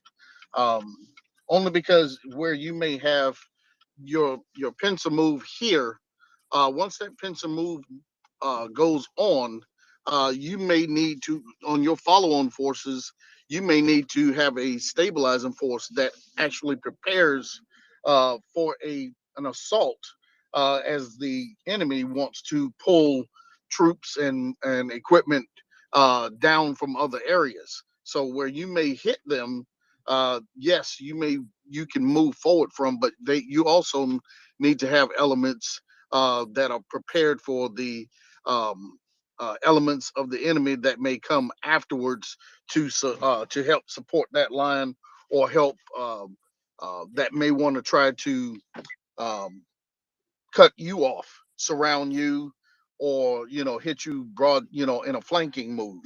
So those follow-on elements are going to have to be very vigilant, and um, they need to be aware. There must be situational awareness at all times, because there is that possibility of of a flanking move by the enemy. Um, Russia and their ability probably won't be such, as hard in some cases, but as they push on to Crimea, for example, the element, there's going to have to be a rear guard that's going to be significant as they push forward, because the Russians do have the ability to, the border is right there, and so they will need to be prepared for anything that comes from that direction at any given time as they push forward and move south.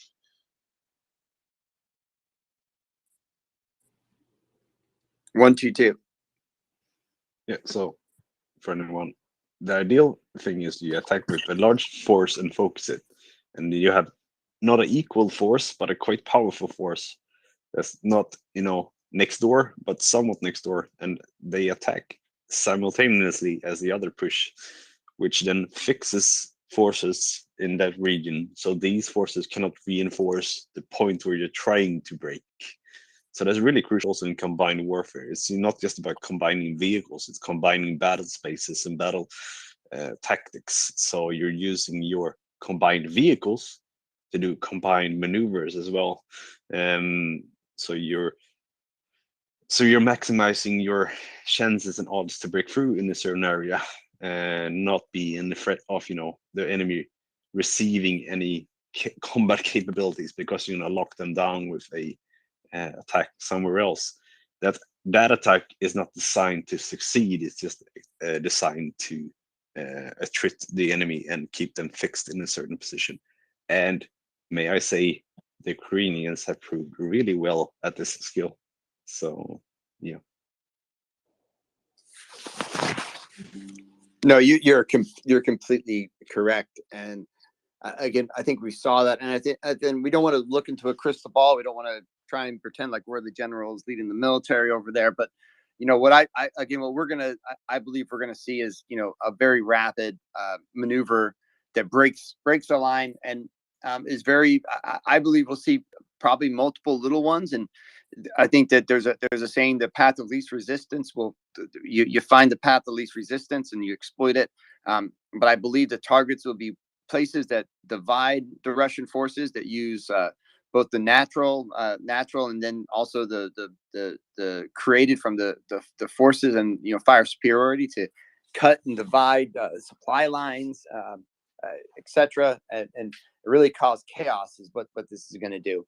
And the question is how is the last part of this? We've been having this conversation for a little while, but I know one thing I did get a couple of questions about that we went over last week. But we talked about the vehicles, we've talked about the infantry, we've talked about the maneuver, but right now there's a lot of training going on, 122 and Daryl, and that training is preparing Ukrainian soldiers, many of them who are some of the most battle hardened and quickest learning soldiers we've seen, are now training in many different countries on combined arms warfare. And I kind of wanted to go through a little bit about what they're going through right now in training places, just like in Grafenwehr and Hohenfels in Germany. How about we go there, Daryl? Does that sound like a good plan? Or 122?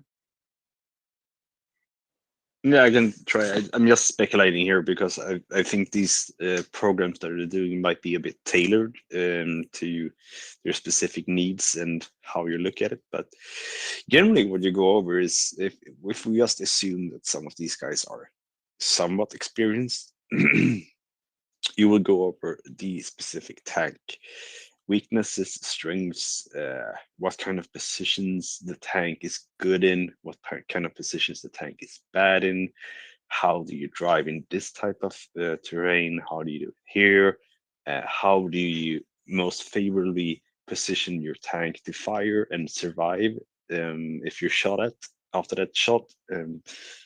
A lot of things, a lot of different maneuvers. You're training on what happens if you advance across a certain area, and then all of a sudden you detect the tank. What are your steps here with this tank? I mean, the Ukrainian tankers, all with their experience, which is invaluable, they might have had a way to do it with the tank they were driving in, let's say a T-64 upgraded version. But in a Leopard, you might have some other options which are favorable. The armor might allow you to stand your ground instead of reversing, or you can choose to reverse, but reverse at a lot faster speed. Yeah, so you go over a lot of things. You go over mainly how to deploy the tank to use it to your odds, so to speak. Let's compare it to I usually come back to this in Vietnam, where the US came up against MiG fighters. Initially, I think they were not so successful in the dogfighting. They had some issues. Then I don't remember how exactly, but they got their hands on MiGs, and they before sending pilots out, trained on how to counter the MiGs.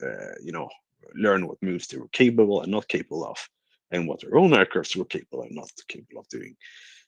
This increased their effectiveness a lot. I can't remember exactly, but it was huge. So that's basically what you're doing. You're learning your new tank and what is good and not good at, and what your opponent's tank is bad at, which they already know. So, and they're also, as I said, maybe going over the new systems, which are going to allow them to see the battlefield in a whole new way. If they have the commander's system, where you can see other tanks moving on the battlefield, which is also huge. So you got like a top-down view. Generally, if they already trained on basic maneuvers, this can take anywhere from 3 months to 6 months, I would say, to get like effective, because that's what you want. You want them to get effective, not just that they can go out there and do the job. You want them to increase their odds to kill and survive. And it's really hard to say how good they already are at combined arms, these experienced, because they have received NATO training before. So it's really hard to know what sort of like, if you want to put a standard they're at. But yeah, just learning tank, fire positions, tactics, systems, around 3 months at least. Well, so to kind of what I'll do is kind of explain a little bit about Grafenwehr in Germany, and we did get some good insight into the training that was going on from General Milley and his visit there right before Ramstein. And Grafenwehr is a large area maneuver training ground. A lot of NATO forces have them. Different countries in the United States, they have multiple ones for. What the idea is, these training areas are to recreate a certain style of combat for your soldiers, so you can train together just like you fight. That's what the goal is, to make the training, the day-to-day training that you use as a soldier, as just like you to prepare you to fight. So if I was a unit in Germany, a U.S. Army unit in Germany, preparing to go on a deployment, you would always go through a Grafenwehr training rotation, or even if you're not in combat, you would do a training rotation once a year. That's an extended training between 1 month to 45 days usually. And what you do through that training is you go through a complete training of that entire unit. So if a brigade size element would go through that training right now, or battalion, right now we know battalion size elements are going through that. What they're doing is learning how to work together. From the artillery to the tanks to the Bradleys to the infantry to the support and supply. When you go to that, when you step onto that training area and you get your vehicles, it's like a combat zone. You're not just taking the day off in the evenings. You're living like you're in a combat zone. So it starts off with the most basic remedial task, the understanding. If you're a tank crew or a Bradley crew or an artillery crew, you're learning you're going through your basic steps. If you're an infantry soldier or a scout or a sniper, you're starting to go through, you start off that long rotation, that 5 to 8 weeks of training. doing basic tasks, your basic battle drills for infantry squads, clearing buildings. You're just getting your proficiency on your weapons up to par again, learning and preparing every day. Your drivers and your gunners are learning basic gunnery, etc. And as you progress through that 5 to 8 weeks, everything works together. So, and your commanders are learning how to communicate with the other different aspects of your training area. The supply groups are making sure that all the different units have food and ammunition to make sure that the missions go on. And all of this is working up to towards the end of that training rotation, is that there's a series of tables and series of maneuver elements that you go through that is set to replicate whatever combat scenario you're going into. And these are large areas where not only you could be using infantry to storm full-size villages and towns, while tanks engage make believe or target tanks in the distance, and artillery shooting on their ranges. So everything's working together. It's some of the best training. It is the best training in the world. And to put some of the naysayers that says it takes too long or they can't get it done quick enough, we've got the best trainers that can quickly work with the Ukrainian soldiers, which we know that they are doing, to ensure this training prepares every single one of those soldiers for what they're going to face in Ukraine, not in Iraq or Afghanistan, like that I was trained for.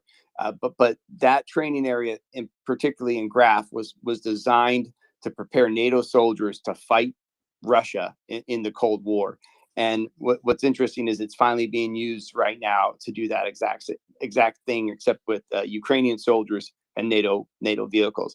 Does that I hope that kind of explains a little bit of the type of training that they're going through. This is not just what we see some of the Russian training where they're just basically marching and barely learning how to shoot their guns at make-believe targets. This is the most advanced type of training that the world's ever seen when it comes to soldiers.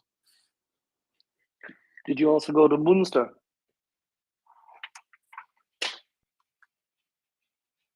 William, did you go to northern Germany, to Munster as well? I did one. It's a big tank. It's a big tank range. It's a very big tank range. Typically, you have Charlies, Leopards, and M1 Abrams all side by side there. There was a NATO operation, a NATO training. I think there was, I forgot what other countries were involved in it. A very short one that we went up north there to be part of one time. Yeah, you typically have Dutch, Danes, Norwegians, Brits, Americans, all of them gathered up. But again, we changed all those training grounds to be adapted towards the urban fight of the global war on terror and but the thing is, we didn't the basic shell of that training ground still stayed the same, and that was based on big maneuver warfare with tanks, heavy infantry fighting vehicles, and artillery to stop Russia. And it's again, that's what it's being used for right now.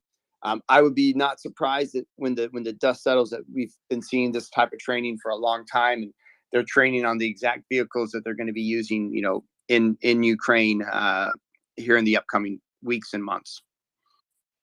Yeah, you're only as good in the fight as you have trained.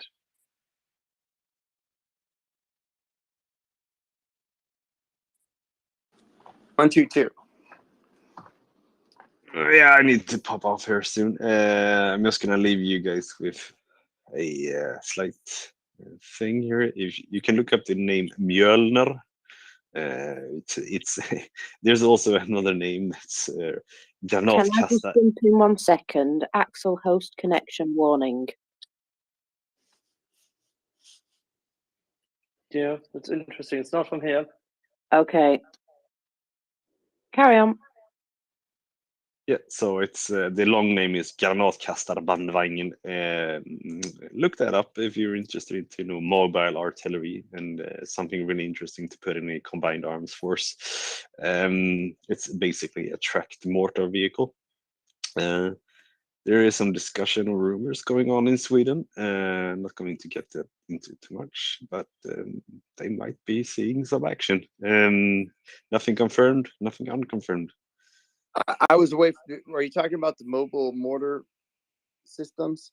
Yeah, I think the US has one that's called Amos or something, or Amos. I saw the one from the CV90, and holy cow, would I love to see that thing in action. Yeah, that's what we're saying over here too. So we'll see if it happens or if it doesn't. But yeah, it's in line with the FMV has procured a order, and as we know, Ukrainians can piggyback on a order the FMV does nowadays. So we'll see. It's really interesting. Will it be very beneficial for Ukraine? Yeah, so we'll see.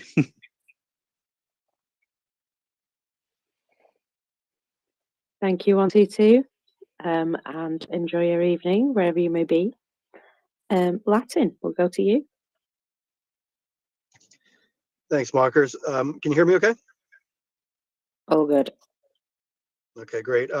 Great discussion as always, guys. And I have a question that I've been meaning to ask for a couple of days, and it's really not specific to tanks, but to the kind of warfare that you're talking about, but a different piece of equipment that the Ukrainians have a lot of, and I'm wondering how it could fit into this maneuver warfare that you described. So I'm thinking of these large amounts of autocannons that they've received. They had a lot already in their inventory, that you see them mounting on vehicles because they've been using them in the to try and hit drones. That's another subject, right? But and a lot of them seem to go to the territorial units. But as fire support, is there any place for them? Obviously, it's a much more primitive thing. That we're, caliber. There's some similarity to a CV90. I think has a 40 mil. The two main autocannons I've seen is the 23 millimeter and the 57. Is there a place for these, you think, in anything that they would be able to do in this kind of maneuver warfare?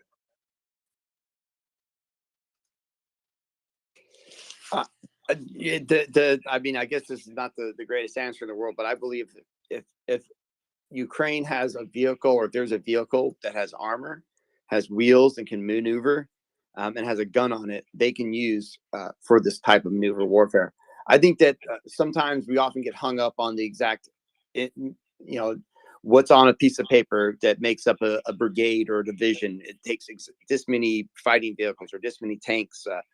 What we've seen them do already is be very creative and put together fighting units that can do the job. So whether it's some of that mobile artillery coming along with them, some of having those vehicles come behind for close air support, for the drone, to stop drones as they put defensive positions in place. I believe that they're going to be able to put together some amazing maneuver elements, and I don't think that they're going to look exactly like what we talk about. If you look to the global war on terror, when we started off in 2003 in Iraq to 2005, massive changes happened. We had to create types of electronic warfare to stop IEDs. We had to realize we needed better optics in our vehicles, and things like that. The amount of advancements that happen quickly in war zones, it's very, very quick. And again, I think that's what you're going to see with all these pieces of equipment. There's a whole nother aspect of a battle zone that we've never seen, and that's the drone warfare. So I'm sure there's some stuff that's being put into place to protect Ukrainian troops from that in particular. Axel, do you have something to add? No, I was forget it. You're fine. Oh, no worries. You've actually covered. No, you covered it perfectly. Sorry.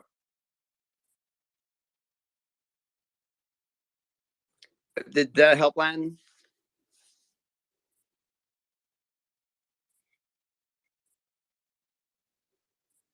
All right. Do we have another hand? I see. Larnett. Hi, Leonard here. Yeah, we need pickup trucks. Pickup trucks used for the anti-drone warfare. They're quite expensive. it's hard to get pickup trucks for less than 15,000 euro. So they're highly, highly needed right now to basically defend against the drone warfare.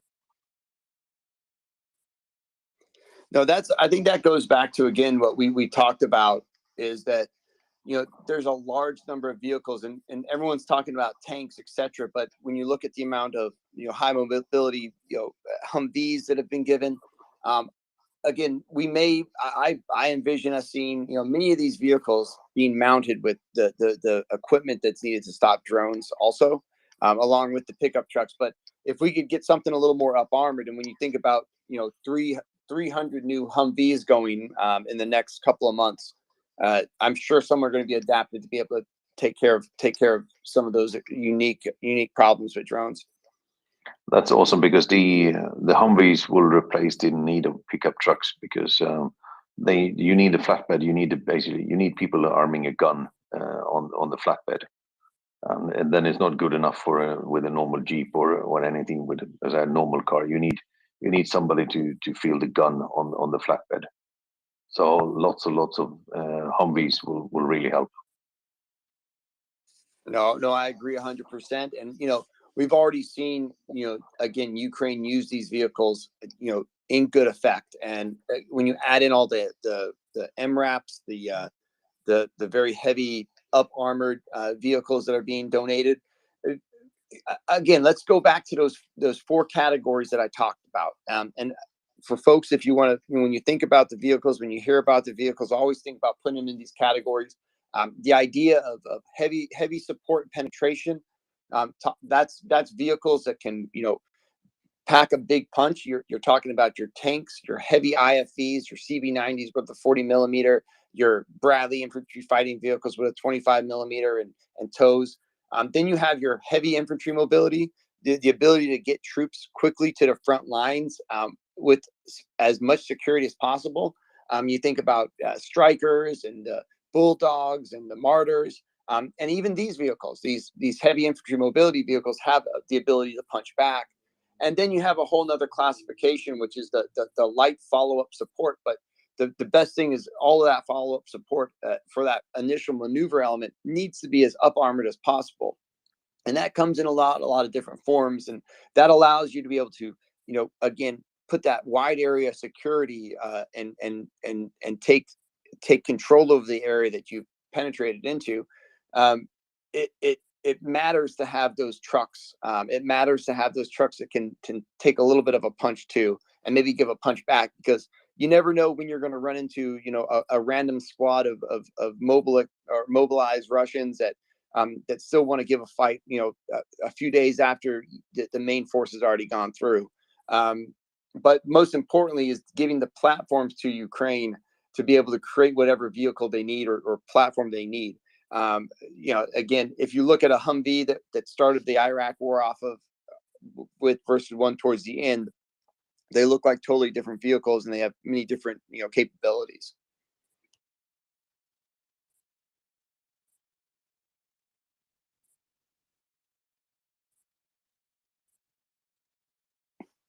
Thank you so much, guys. I apologise for this taking up all your afternoon, or however it was. It's been really good to listen to you all go into some more detail about what it's going to take for Ukraine to get these things on the battlefield and use them properly. And we know that they're going through a ton of training at the moment, and we know they don't hang about when they're training. So hopefully we're going to see these start to appear in the battlefield sooner rather than later. And, well, from everything you've said, this is going to make such a massive difference. The optics, the range, the amount of additional armour.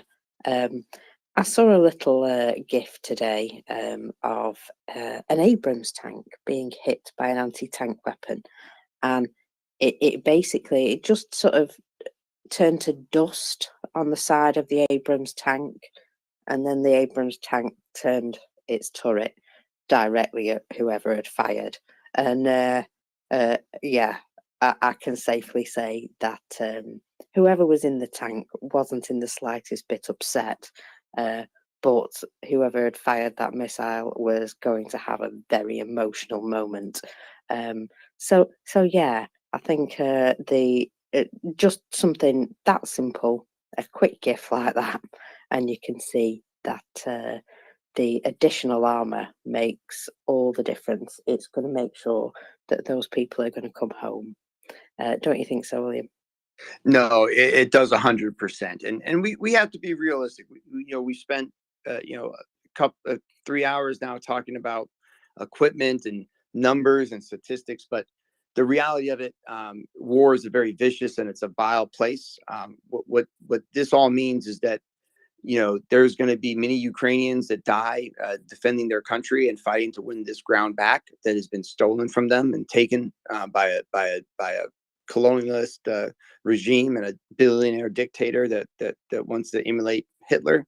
And the most important thing is that these vehicles are going to provide these soldiers the best chance to make it home after they and win. But we have to remember the vehicles will be destroyed. None of these vehicles are indestructible, and we're not sending them there to go into a parade and drive down the main street. These vehicles are going to go to a fight for freedom, a fight for democracy, a fight for the people of Ukraine to adjust all these wrongs that have been done. And yes, it's going to give protection. What the one thing that I hate seeing every single day is that when I see Ukrainians doing brave and daring things with vehicles that are outmatched or not the ones for the job, but they're still doing it anyway. And the idea of watching a Bradley roll in and drop, roll in on a trench line and you lay down a suppressing fire with their weapons and drop a bunch of soldiers. And then when you see a wounded soldier, the ability to go out and safely secure, the injured soldiers, you're going to see many pictures of that in the future, and these vehicles doing it. And Russia doesn't have an answer. And even when Russia tries to spread propaganda and they share videos of even tanks being destroyed, it still almost proves a point. If there's one video I just want to mention that you see a lot of a Abrams being hit, and you see a big giant plume of smoke flying out the back.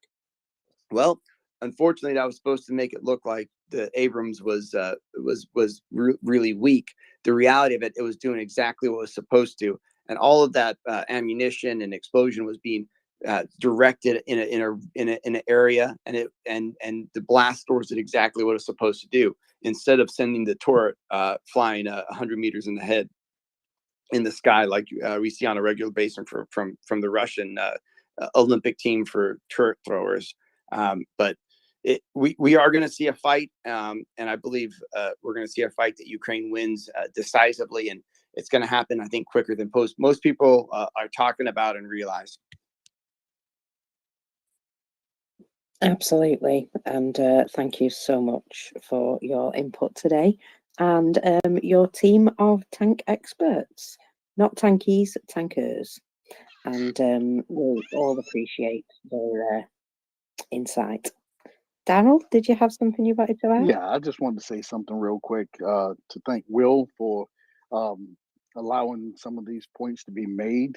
A lot of times, in the fury of news going out about this, that, and the other, a lot of things are missed, and people understanding what this equipment is, what the capabilities are, what kind of support they need, are all important to that picture. It's one thing to think something is a magic bullet, and when it's not a magic bullet, but it is a tool. It's a very important tool in this case for the Ukrainians. And I just, like I said, want to thank him for coming here, being with us today, and there'll be more of these as it goes on, and we learn more about the individual pieces of equipment and different things that we may see on the battle space in the coming months. And I just want everybody to just enjoy. I hope you enjoyed it. We get a kick out of it sometimes, talking about it. especially me. I don't get to talk about maintenance that often. But anyway, that's just a lot of people forget about that part of the deal. But I hope everybody enjoys listening in, and hopefully we get more questions out of you later on.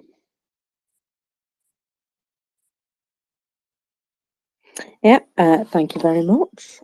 So I've been pondering the internet while we've been having a chat, and I have come up with a couple of things which I thought I would mention. I've seen an announcement that Ukraine does not wish to attend the Olympics if Russia and Belarus are allowed to compete. Don't know if anybody's got any comments on that, but I can fully understand that stance. And another announcement, and this is quite a nice one. Estonia have awarded Startup of the Year award to NAFO. They believe the NAFO movement, which has sparked hundreds of grassroots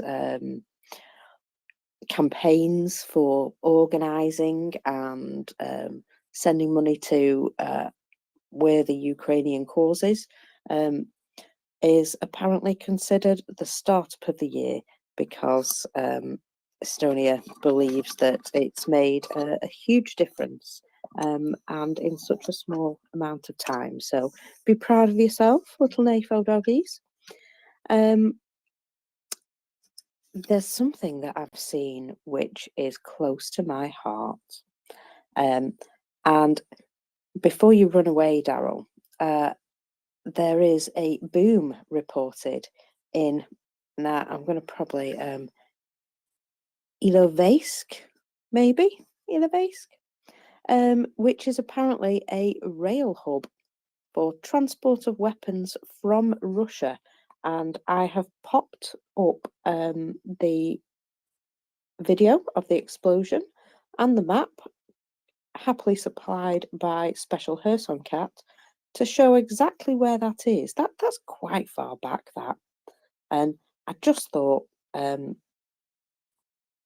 it would be interesting to point out that that is indeed a place where apparently weapons from Russia have been being transported in by rail.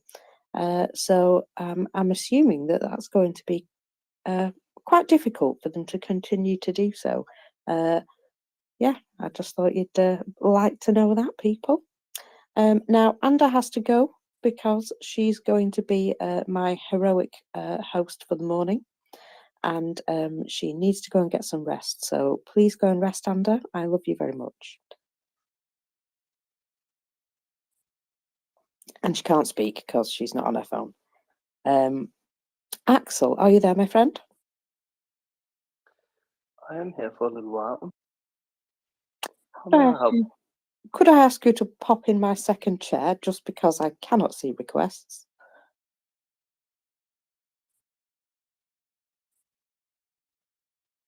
I'll take that as a yes. Thank you very much. That's very kind. There is Yeah, also... I'm waiting for someone to drop, darling. That's okay. You sort yourselves out in your leisure. There was also something that I spotted here, and I thought it deserved a mention. At one point, Japan offered to send some generators to Ukraine, and it didn't seem like an awful lot. And there was a little bit of criticism at the time. However, I can confirm for you that since the 20th of January, 237 generators from the government of Japan, using humanitarian assistance programs, have arrived in Ukraine. So that's pretty incredible, from a trickle to a flood. And I think that's really an important thing to recognise, that it's not just Europe that's coming together. It's not just Britain and the United States that can offer, big lumps of things. Japan is doing their bit as well. and making sure that generators arrive in a timely manner to Ukraine. And I think that's really important. There is another bit of news which is off at a tangent, but also worth noting. Italy has signed a gas production deal with Libya. This was reported by Reuters today, in order to reduce their reliance on Russian gas. Now, if that's not important, I don't know what is. And again, it shows that Russia is no longer a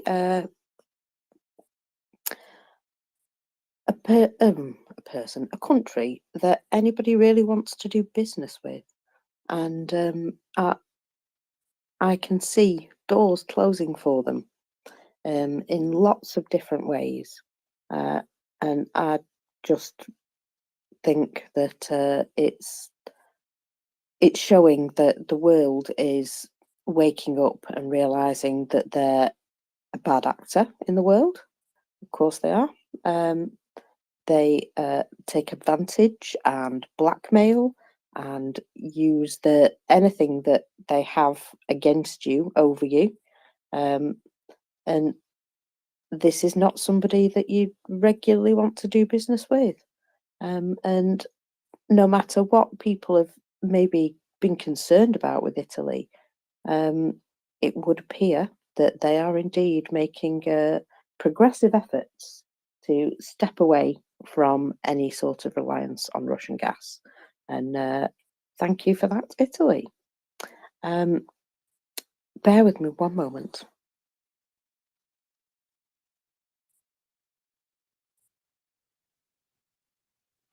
Two, three, four.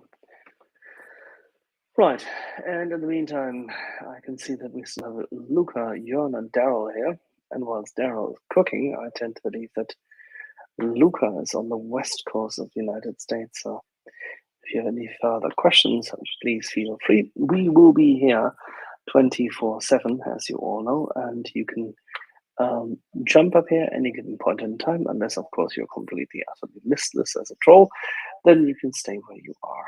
But then again, even those, we escalate from time to time and have a little look-see. In the meantime, if you're too shy to, in any shape or form, come up to speak, please feel free and send a message to the co-host.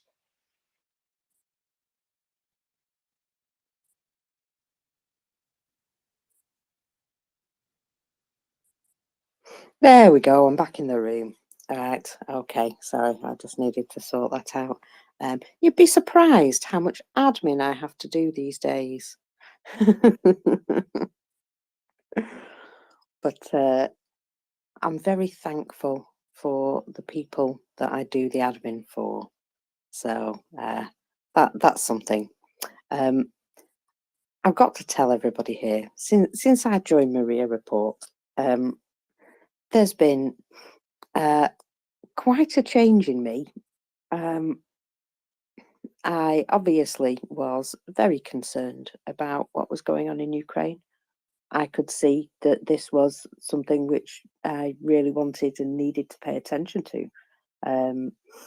I could see that this was a fight against good and evil, as far as I'm concerned, a fight between good and evil, and that's sort of the line for me. So very important that I wanted to be involved and do something, and so I started listening to this space, and it gave me some comfort. And then from time to time, I used to come in and speak, and look at me now, woman in charge. And I can only say that if you also want the opportunity to witter to the world like I do from time to time, you can contact us through our website and volunteer to co-host. I am looking for people who want to co-host around this time. That would be lovely. I would smooch anyone who can help me in a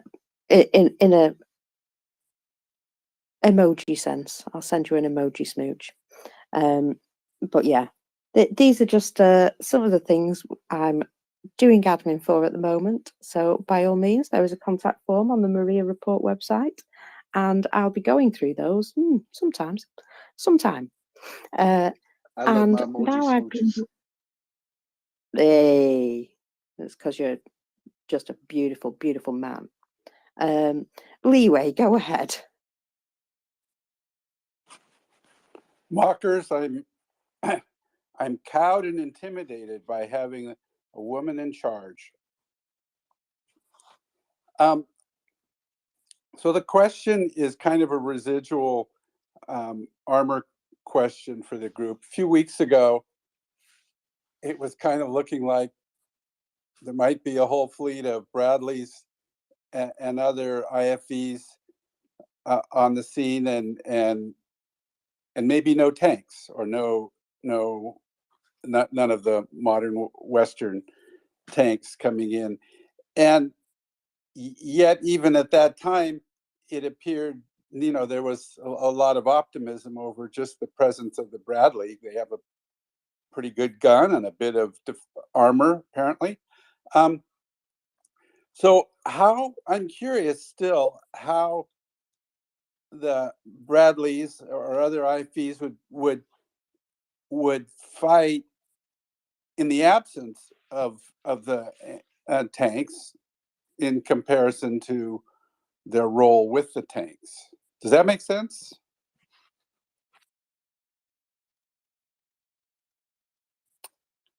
I can only kind of throw this one over to Darryl, I think. Yeah. He might have more of an answer than I have. Okay. Just real quick. The IFV is not a tank. Okay. Let's just make that expressly clear. The IFV is not a tank. It is a support vehicle for the infantry, and it is also a screen vehicle that's used in conjunction with the tank to help, um, move ahead, keep the front moving. But what it allows the troops to be armored on their way to the position, to the battlefront, and it allows them cover via the main gun. But even though that main gun can take out a tank, it cannot take the hit from a tank. And that's the real difference between it and a tank. The tank is able to sustain and keep moving against another tank. The IFB isn't. And we need to make sure that people understand that. Even though it looks like a tank, it looks like armor, it is not the same. And we just need, right now, the Ukrainians have been using Humvees in that role. So just imagine what they can do now when they have, they haven't been against against tanks, but they have been using it in places where we never expected them to go with it. So I just expect them to truly change the way we look at it. I guarantee you that the way we look at how the IFV is used. West. You're breaking up there, Darryl, but thank you very much. I think we got the gist of that. William, he has been roused from a listener. Please go ahead. No, and that's a good question, and I'm happy to hop back up and follow up any of the questions coming up. But so there's a multitude of different ways that this stuff can happen if you don't have the exact number of tanks that you need. First and foremost, there's tanks in country. There's tanks that aren't being used right now directly on the front line. So again, with the bolstering of the NATO tanks, I don't think we're gonna have to worry about just a massive shortage for any of these direct maneuver elements. But the biggest difference is when you put infantry fighting vehicles in the offensive role, what I think US we call them hunter killer teams, where they're out looking for tanks, and you're actually using them to engage armor. The biggest thing is that their optics are better and their range is better when you look at their tow missile. Every Bradley carries 2 tows that are preloaded, and additional tows in the back for when it comes to ammunition supply. They can shoot, almost 4,000 meters. That's farther than any of the main tank guns. So the biggest thing is that they're going to stay. It's going to be more of a scouting role. They're gonna pop up, find a target. They're going to stay far away, and they're going to engage at distance and with standoff because of those superior optics. But that's how that they can fight. But again, remember, the majority of this fighting will not take place when it comes to tank-on-tank action. The most important use of these vehicles is to, break through the weakest points in the enemy lines. The majority of this fighting, you'll see these tanks and Bradleys being used against infantry fighting positions, trenches, things like that. I think we get hung up too much on thinking about the tank-on-tank action, which, again, Bradleys and these heavy infantry fighting vehicles, because even the other ones have anti-tank weapons along with them. The standoff and the optics will be able to do it, and their ability to fight at night is one other way that they could be used. So, thank you. I think that gives a good explanation. I have a follow-up, if I may.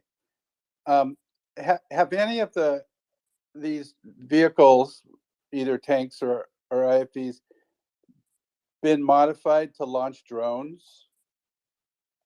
And I'll step down. I do not know that answer. I've not seen that from the NATO vehicles, but I'm not going to say that that's not the facts. One thing about drones is you can release them from your hand in some cases.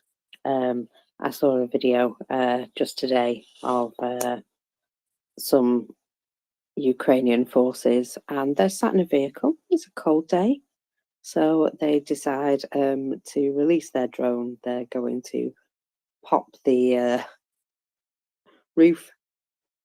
So they popped out the sunroof, popped the drone out, and closed it again, so they stayed nice and warm. I thought it was really funny. But yes, drones can be launched in many different ways, not necessarily having to be launched from a vehicle, I suppose. Yeah, and they fly, right? So they can be launched way behind the lines and move around. I was just curious if there was any, if we had aircraft carriers out there on tracks. Thank you.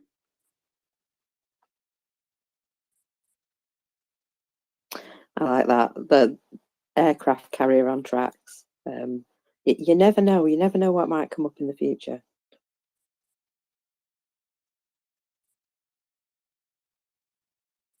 Now, my lovely people, it is time. It is time for me to tell you to retweet this space. And you are listening to the Maria Report. We've been here 24 hours a day, 7 days a week since the day before Russia invaded Ukraine on the 24th of February. Of course, this wasn't the initial invasion. They were a bit more subtle about it previously, but an invasion nevertheless between 2014 and the 24th of February 2022. There was a great effort to infiltrate and cause division by Russia within Ukraine, and Ukraine has no longer any tolerance for it, and as a result, their invasion happened on the 24th of February. Because I think they weren't able to be easily infiltrated and fully corrupted, the invasion happened. And now we have Ukraine who are, well, they basically stood up and they said, we're not going to take this. We're going to fight for our freedom. This is an existential threat to our very survival. and they turn to the world and ask for help. And I am amazed at the help that's being provided. I can only express my surprise that there's a heck of a lot of countries who suddenly found they could agree on an awful lot of things in order to make this happen.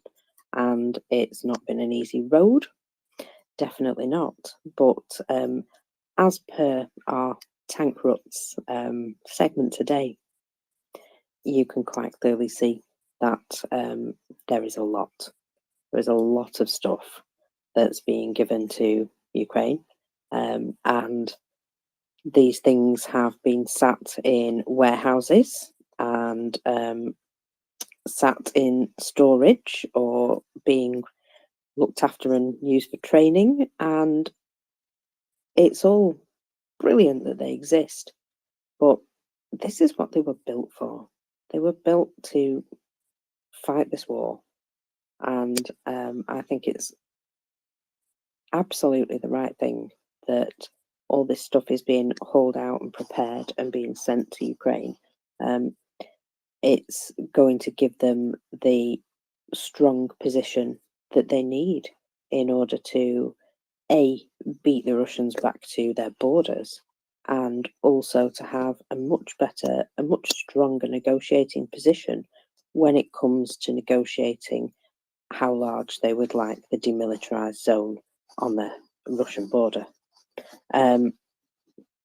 That's the sort of thing I think that, you know, we can happily say that we'd negotiate on. Certainly not Crimea. I'm with the Ukrainian people and the Ukrainian government when I say Crimea is Ukraine. And I'm quite sure that there's not many people who would argue with me on this space. And if you would, well, I'm sorry. But I'm going to go with what the Ukrainians say. And it is their country after all. So, people, if you're not going to come talk to me, I am going to just tell you a few more things that have happened today. We mentioned this earlier on today, but it's really worth repeating that the Czech Republic have a new president. He is a retired general, and he is going to be very good, I think. He's obviously on the side of NATO, and he's yeah, I think he's going to do good things for their country, especially with regards to defence and working together with allies.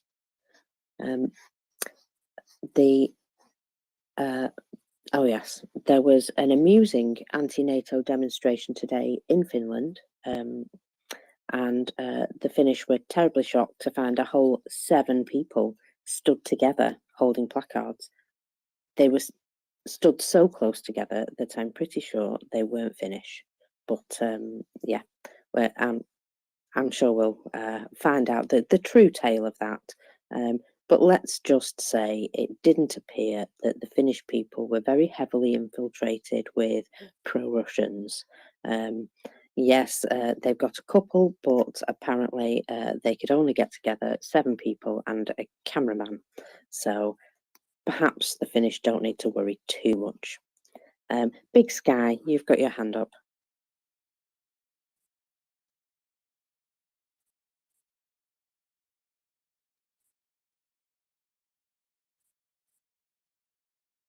Big Sky, did you want to speak?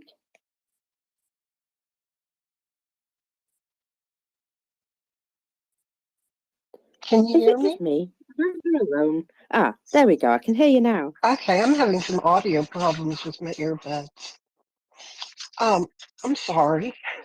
Thank you so much for everything you do.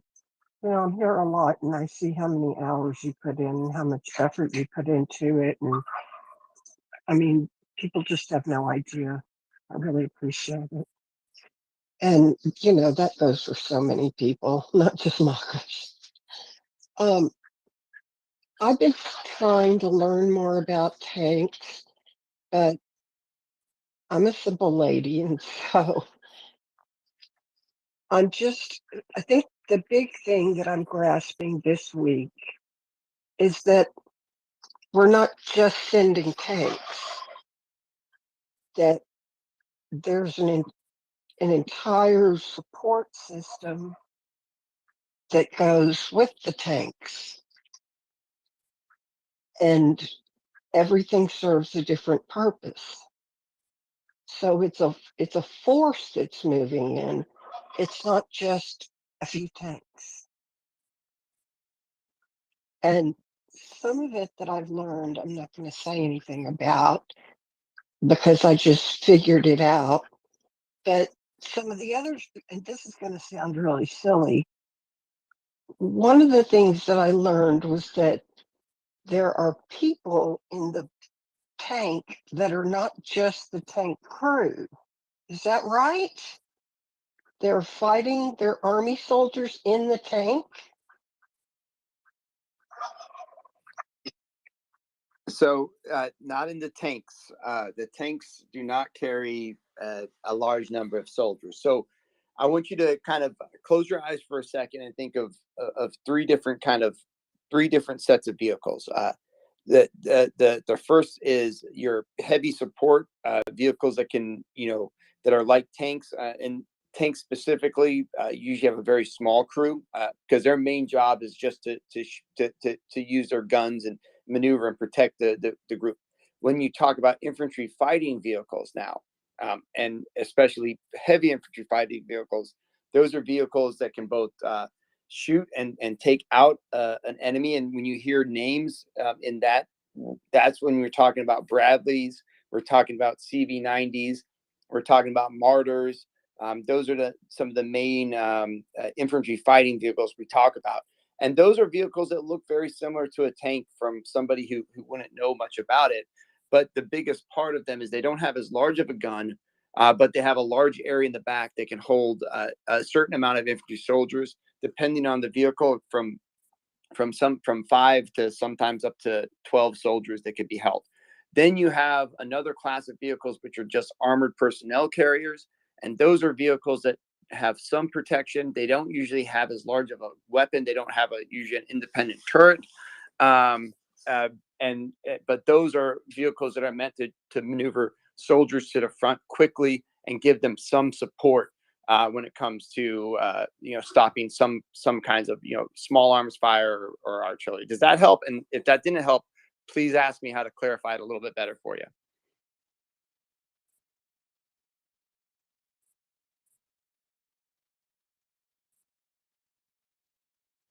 I think we're good. I think we're good. And Oh, thank you. I'm sorry. I had my mic off. The Bradleys, the CV90s, and the Martyrs have a gun that looks like a tank, right? But much smaller. So they have a turret. So they have a turret that has a gunner in it. But what they have are usually smaller caliber. The CV90 has a 40 millimeter caliber gun. The Bradley has a 25 millimeter gun compared to, say, 120 millimeter Abrams gun. Very big difference. But they're different purposes. The Bradleys aren't made to try and kill tanks with that small gun. They have anti-tank rockets called TOWs, missiles that are also part of the vehicle that can reach out and kill tanks, though. But the Bradleys can also carry those soldiers. Okay, I know some of this is repeat, because I heard you say it earlier. And the Bradleys have tracks, right? Correct. Most heavy infantry fighting vehicles, I think, to be in that category of heavy infantry fighting vehicles, they're all on tracks. There's MBTs and IFVs. IFVs, infantry fighting vehicles. Okay. And then there's armored personnel carriers. Correct. And those have wheels, right? Not necessarily. There's a lot that have tracks, but there's also some that have wheels also. Okay, give me the name of a couple of those so I can look them up later. Okay, so you could, so that I'll give you say an M113, which is an older American infantry fighting vehicle. It has tracks, or not infantry fighting vehicle, sorry, armored personnel carrier, and it has tracks. But then there's also now the APC version of the Striker, which has wheels. Those are two different versions. Okay. And are we going to run into problems where these tanks sink down in the mud and we can't get them out? So terrain is always a problem when it comes to an army. How you mitigate a terrain infringing in your maneuver is knowing your terrain, understanding where you take your vehicles, being smart about it. So terrain always creates some sort of obstacles. There's always a certain amount of mud a vehicle can't go through, but I think with the training and the level of competence in the Ukrainian force, you're not going to see near as many problems with the mud as you do with the Russian vehicles. Okay. Let me see. Do I have any other questions? Well, instead of listening to me think, why don't I let you go? If I come up with a big question that can't wait till next week, then I'll ring you again. No, I definitely, and then also think about all the other vehicles, right? There's a ton of other vehicles that are, maybe they're lighter wheeled vehicles, but they have a lot of armor, like what we call MRAPs. Those are vehicles that can still do a lot of damage. We've seen Ukrainian soldiers use them very effectively, and as they maneuver out of cities, we've seen English wolfhounds be used as a support element in urban areas. These are almost like tanks, but they're more like a very armored truck.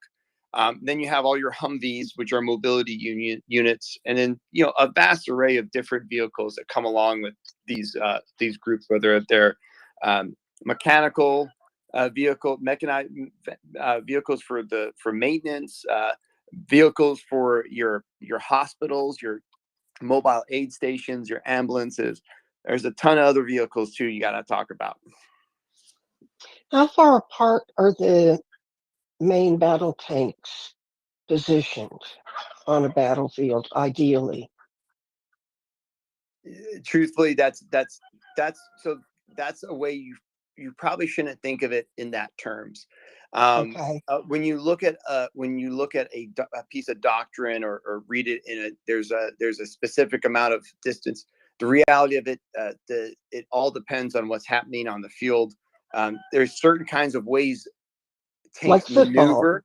They maneuver in a certain way that they maintain the right amount of distance and the right amount of space for that unique time and period. So it's never really, they're all going to be lined up 100 yards apart by any means. Okay, so it's kind of like a giant football lineup. Like if the defense is lining up to the left, then you're going to need more coverage over there. Exactly. And then you know what? If you're lined up all on one side, right, a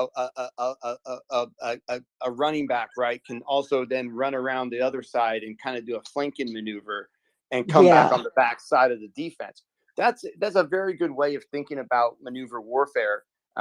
Is actually American football. There's a lot of good ideas you could think about.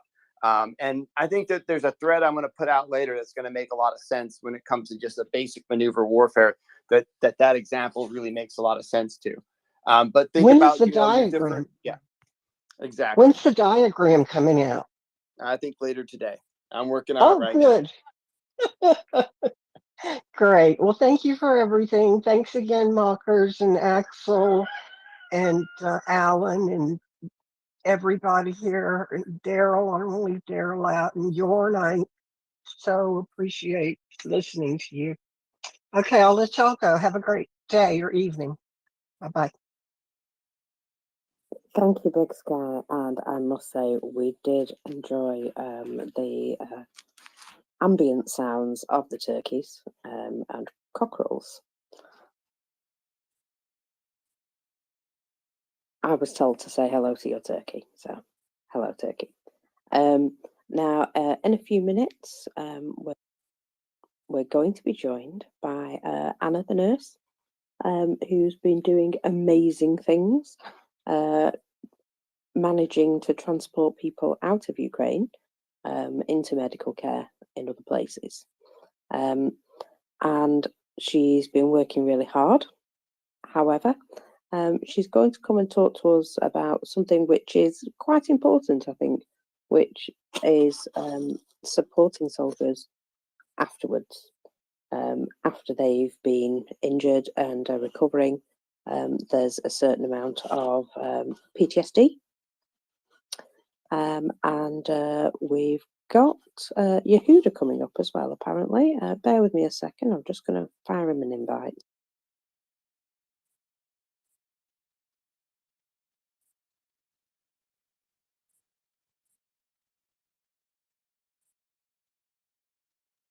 There we go. Sorry, I couldn't do that and be on this screen at the same time.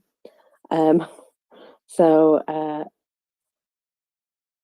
I'm quite sure we'll have people coming to join us in just a second. Oh, and hello, Anna. Lovely to speak to you. Hi, it's good to speak to you too. I have been out and sick without a voice for several days now, and also working really, really hard getting a particular soldier across the border and sort of managing expectations and pain and trauma on with his new care team and with him particularly. So that I'm afraid has just completely overtaken everything else that I've been doing. But I am really happy to be here and speak to you guys a little bit, just to keep everybody at MriyaReport updated on what I've been doing. Well, for starters, I'm sorry to hear that you've been unwell, and I'm glad to hear that you've obviously got your voice back. And I know that you've been phoning here, there, and everywhere. So, has that been rather difficult without a voice? That has been, I've been a hot mess on my end, but it has, I have a really, really trustworthy and wonderful group that I've been working with. My interpreter, who is based in Kyiv, we have gotten to know each other so well that it's been really nice that as when I'm not able to speak, he's been able to sort of help take the reins on it. Um, and this, just to give you some ideas of some of the things that went haywire while getting this last person where I needed him to go. There was missile strikes. It was impacted by a helicopter crash. It was impacted by the just overwhelming number of injuries and casualties coming in by the trainload from Bakhmut. So soldiers are just being moved all over the place all the time. And each time that happens, I sort of have to start again with getting certain permissions and paperwork. And also at the end of my, it's also of the utmost priority to me that sort of the treatment plan isn't stopped. If he needs to get surgeries, we have to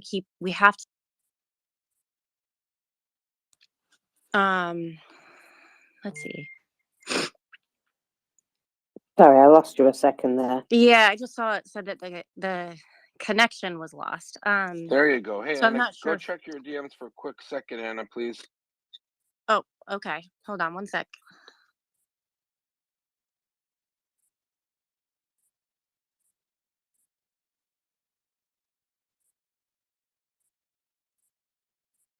Hey everyone, Okay, there we go. pass you to the Sorry. next. Welcome, Yehuda. Thank you so much, Anna. I'm so glad you're here. I just wanted to let everyone know you're at MriyaReport, and this is an important announcement from Anna and the team. She leads the medical evacuation team at MriyaReport. We have, quite a few amazing updates for her to give.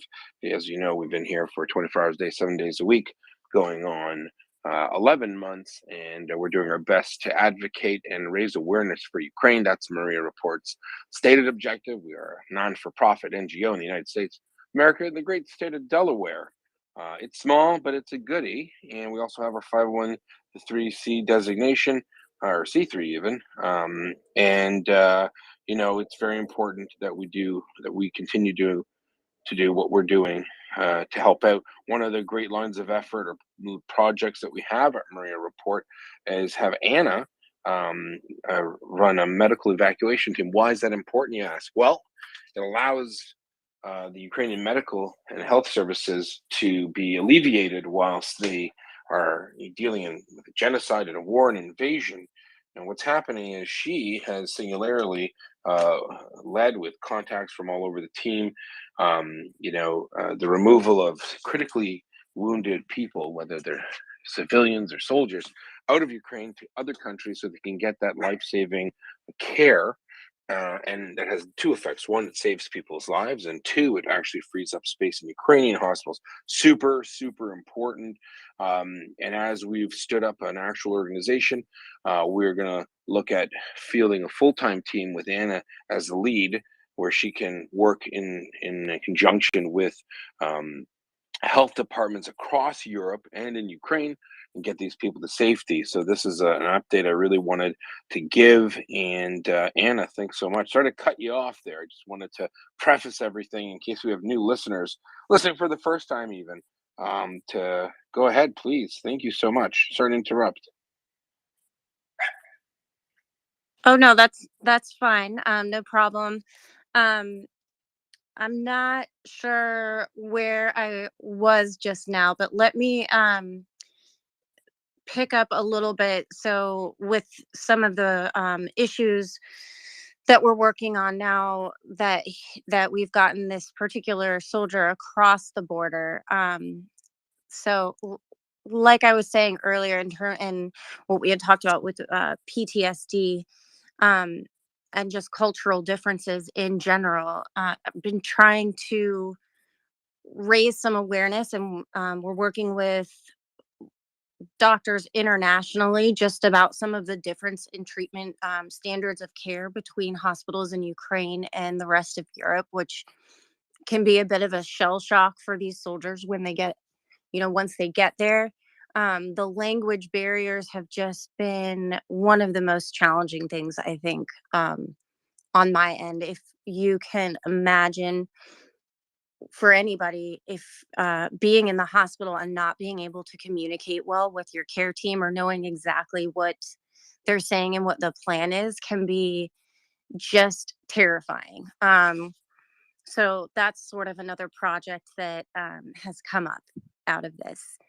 Another thing, physical therapy needs has been really challenging. This is for several of the soldiers that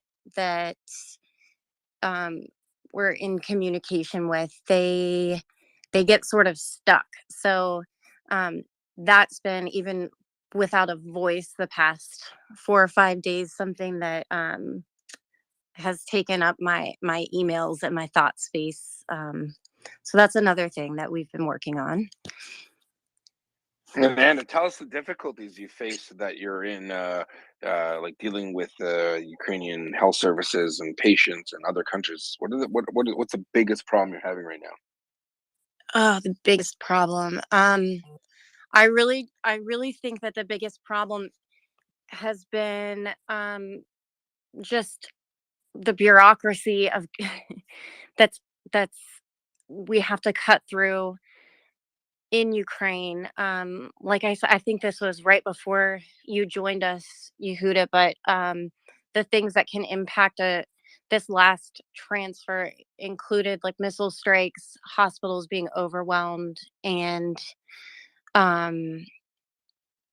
helicopter crashes and just unexpected transfers, all of that just can really overwhelm a healthcare team, and it truly it does make, I mean, it's not something that I think any other health system would be able to manage any differently necessarily. I would throw any paperwork out the window if I had to deal with like a train full of traumas or emergencies. So I'm not knocking anybody. I want to make that very clear. I think they're managing the best that they can, but it is just a very almost impossible feat at times.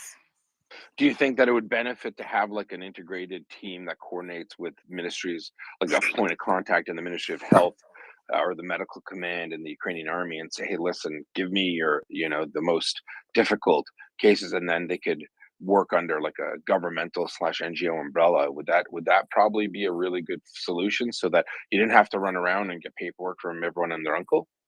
Well, so there's a lot of things that I have thought from the beginning that it would clearly be a good solution. And I've worked with sort of climbing up the ladder. I would like to try that. I think that everything is worth the try. And this is such an unprecedented situation that I don't actually know what's going to work, but obviously I'm going to keep trying everything until we can figure something out that does work, because they desperately do need the help and the support. So yeah, I mean that's on the list of things to try for sure. That's good. And the good thing is, even here at MriyaReport, we seem to have a group of surgeons and specialists that you can ping if you have any questions, and it's kind of like almost a perfect storm. It is. It's a and we've got, you know, every case is just a little bit different. And I'm not really sure what each person is going to need, and so it's really helpful to have so many resources at my fingertips. That's how we're able to accomplish what we are. There's just, we've made a lot of jokes about my Rolodex, but it really is very important to have direct contacts to problem solve very quickly to work through some of these problems. 100%. So if you're an internist or orthopedic surgeon or anyone listening and you want to help out, please do ping Anna or the MriyaReport main account, or email if you prefer an email. We do have a pretty decent list of specialists around the world. The lawyer's working on the NGO lawyer, our lawyer is working on a document, like a waiver, so that it could not be construed as medical advice, so you don't have to worry about legal issues. It's really Anna's the one, running that, and she's getting advice that helps her in her communications with other medical professionals in Ukraine. So please do reach out, because we're definitely looking for you. Or if you know someone, maybe your friend, your wife, your husband, mother, father, son, daughter is a surgeon in any, really. I mean, as long as you're not pathologists, we don't need you. We'd like to not need you. Not at this point, right, Anna? Well, you never know, actually. Infectious disease is important. I nerd out over microbiology, and yeah, I'll take. Like I said, I like to have. I never know when I'm going to need somebody, so you can reach out to pathology. All right, we'll take you too. That's my little joke, because usually with the deader people, the less alive people, and we're trying to not get to that point. That's great. Thanks. I've just come back from the dead. I'm sorry, the joke went over my head. Yeah.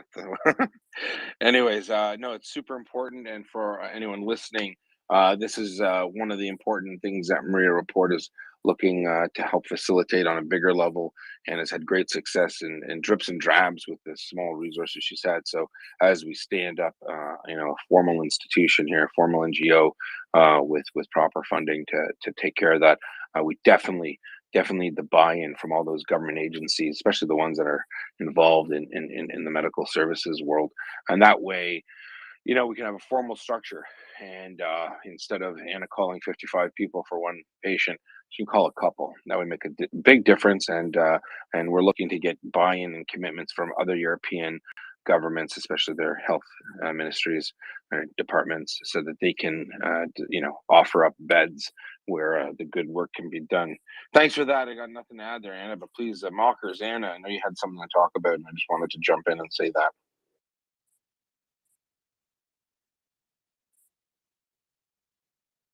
Thank you very much, Yehuda. And yeah, it's very important that we get some sort of organisation in place to facilitate the moving of people faster. It's going to make a big difference to their recovery. And Anna, I can only thank you for the hard work and effort that you're putting in. While we're here, please do go on about the struggles that you're finding individual patients are having. Obviously, there's the language barrier, which can be certainly very daunting, and the fact that they're going from what they're used to some completely different medical environment. I would imagine that's it's pretty frightening. I know when I got taken into hospital, the minute they wheeled me into an operating room, I was immediately terrified. And so, yeah, being in a country where I don't speak the language at the same time would be just, yeah, a lot. Yeah, and I think one thing that has been pointed out to me, and this is by the soldiers themselves, they're used to being absolutely lethal human beings, fully armed and very self-sufficient, and they're all of a sudden completely helpless in the hospital, sort of at the mercy of nurses and doctors. And that's another thing that's just a really, I had to sit there and think on that for a little bit when it was pointed out to me by one of them, that he's just used to, he's not like afraid of anything or other people, and he's, like I said, he's lethal. So these are very strong men, and I've been hospitalized myself. You lose your dignity; it goes out the window when you're in pain and injured and helpless. But this is really just this is the next level. These are very bad injuries, and there's there's a lot that they have to face suddenly with what they're going to do after they get out, if they're going to get better, what their function is going to be. And I think that I take that very seriously. I truly want to see all of these guys just reach their full potential. It's not my place to decide what that might look like, because for some of them, I know a lot of them are turning right back around and they want to go fight again, which as you can imagine, that upsets me. Um but I'm also really proud because they're making really good progress. These are the best and the strongest, physically and mentally, and they have so much potential. So um I think that what we also can do, I would like to see from a psychiatric standpoint as well. I do have a hard time finding mental health resources. I know that they're out there. I don't know how to fit them in necessarily to people's treatment plans, but I think that's going to be something that we're going to have to work on absolutely in the future too. Yeah, I absolutely feel you when you say, going into a hospital environment, when you're used to being very independent, self-sufficient, and then suddenly having to rely on other people for simple things, like getting yourself to the bathroom or pulling up your own pants. I've been there. Yeah, that actual level of feeling helpless is very degrading to your mental health, and so I can understand that they, they feel almost like they've gone from being a person to being something that they're struggling to come to terms with, especially with terrible injuries. Right, and the reality is that for many of them, they're not getting up to go to the bathroom. They're not going to be for quite some time. They have quite a bit of healing to do before they can reach that milestone, which is, it's difficult, and sometimes uh, just convincing them that this is stuff that nurses deal with all the time, and don't not to be bothered by it. Nobody likes to hear that, of course, nobody. But there's just very basic things that you don't realize. For anybody that has ever had to be taken to an emergency room after a trauma, we do cut all of your clothes off pretty much immediately, slap a bunch of monitors on you, put a bunch of tubes in you, and so they wake up and their belongings are gone. They're butt naked and um completely helpless. So it's a really very difficult situation, even for the strongest men and women that you can imagine.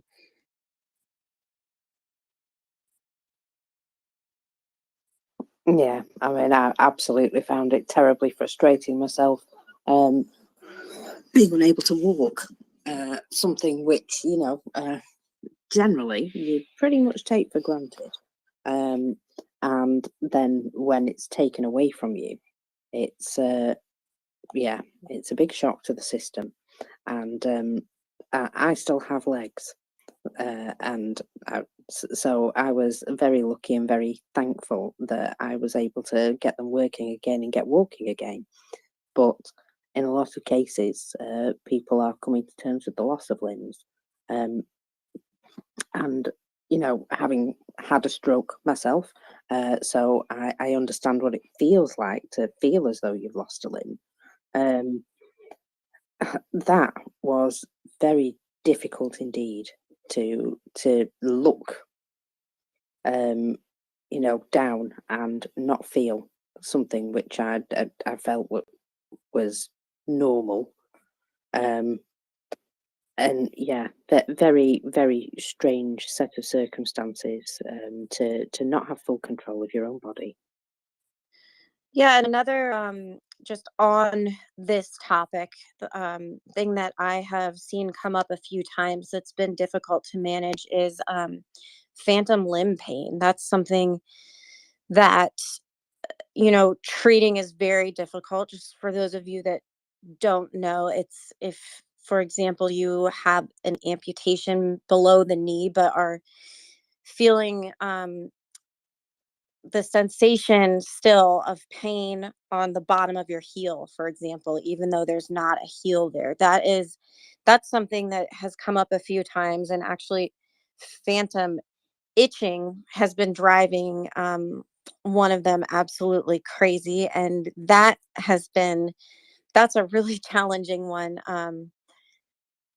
I know that I've had an actual itch on the bottom of my foot, like while in the middle of patient care, that has just driven me absolutely bonkers. So but I can scratch it and it will go away eventually. So that's just another tangent for me to go on of treatment problems that we've been having. Oh, I can imagine that is just the most horrendous thing to have to deal with. Yeah, the actual frustration would be just, yeah. Alan, you've got your hand up, my friend. Thank you, Mockers, and thank you, Anna. Whenever I see you here speaking, I always come and listen because I think the work you're doing is amazing. Oh, thank you, Alan. But so, in one way, you are a patient advocate, and you are able to bring Ukrainian soldiers to specialty facilities in Europe and even in the United States.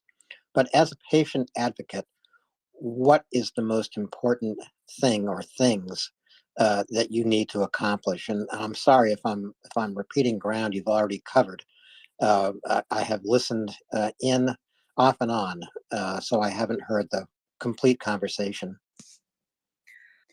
No, actually, nobody has asked me that yet. The very first thing that I do is I speak with the soldier and ask them what their goals are. I want to know what they want to do, because not all of them, when I start, I've gotten a lot of suggestions. Oh, just send them to their own country to recover. But they have very different plans for themselves. It doesn't always make sense to do that. It's really important for me to figure out what motivates them, what their personal goals are, what kind of life they want to go back to, and that's what I'm trying to accomplish. And then the other thing is bringing that together, finding a treatment team that can accomplish those goals. Of course, keep them alive and functional, but managing expectations on both ends is just very challenging, but with the treatment team and the patient. So that's what I do as an advocate for the patient. At the end of the day, I am here for that individual soldier, and really just rooting for them to live their best life. And it's not really about what the rest of the world wants, if that makes sense. Oh, it makes complete sense.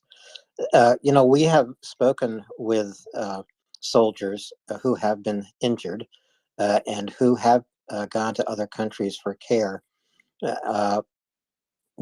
Many of them, one of them especially, I remember, said what he wants to do most of all is to return to Ukraine and return to the fight, despite his injuries. How do you speak with soldiers about their wish to go back into battle? Well, I've gotten better at it with time, because many of them do want to do this. And I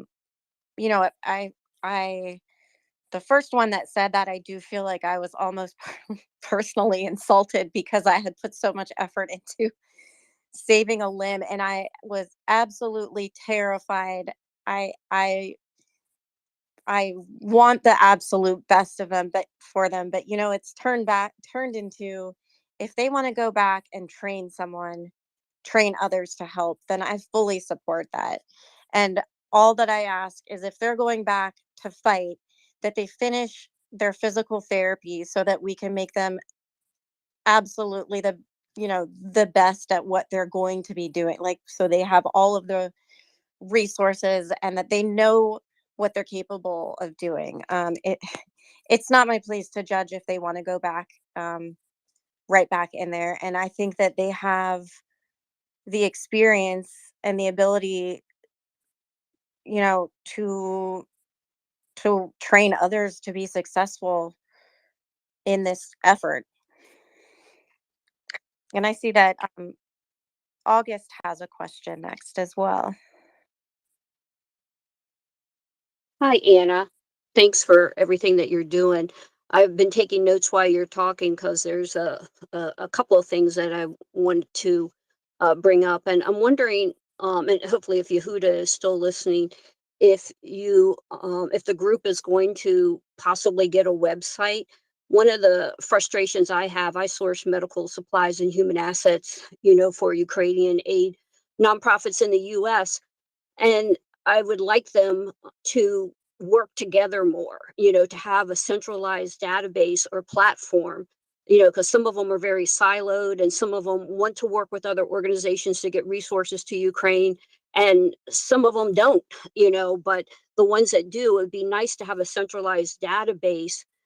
And also, I know that a lot of people want to help and they don't know how to help. But if there was a database they could go to and put in their request, um, I've had several, followers of the space DM me, especially for the mental health issues, where there's multiples of social workers saying that I am, ramping up on my trauma training because I want to go to Ukraine after the war is over, but they could help now, virtually if they had a resource. So I know there's a lot of folks, particularly in the US, that want to help, but it's so they don't know where to go, they don't know where to start.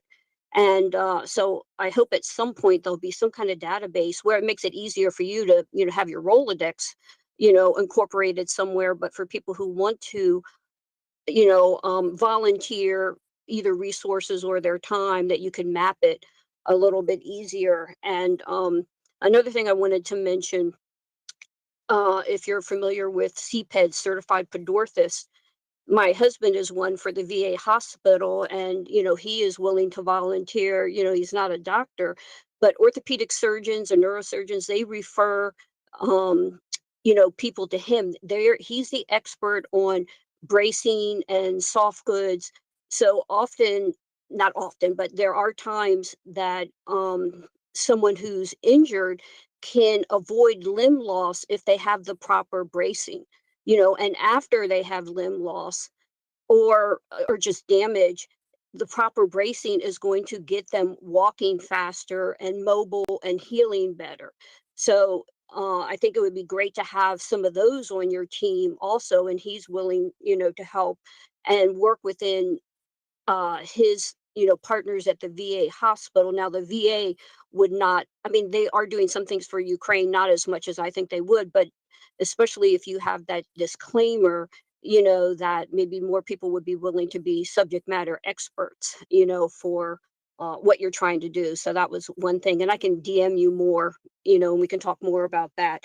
And then just sort of just a random aside, when you were talking about loss, that sometimes it's helpful, and you can look more into this, but I remember, reading an article about having people in a mirror, because a mirror is the opposite. So, like, they would have somebody like look in a mirror and scratch their foot, the limb that's still there, and the brain would be reading it as it's scratching the other foot. So it's sort of, they were doing all kinds of things like that. So just an aside, maybe to look into that a little bit more. But thanks for everything that you're doing.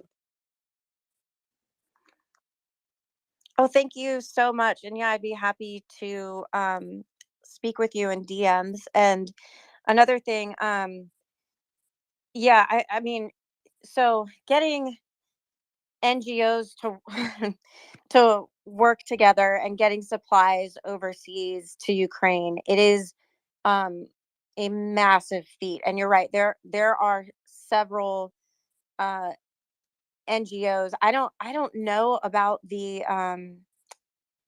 I don't know how to accomplish that. That's a really good idea. But what I will say, in terms of whatever supplies that you're collecting, they are all needed, and they are desperately needed. And please don't get discouraged and stop collecting them, because I can tell you that between um, the military and the hospitals, it is definitely still all very much needed. So thank you for doing that.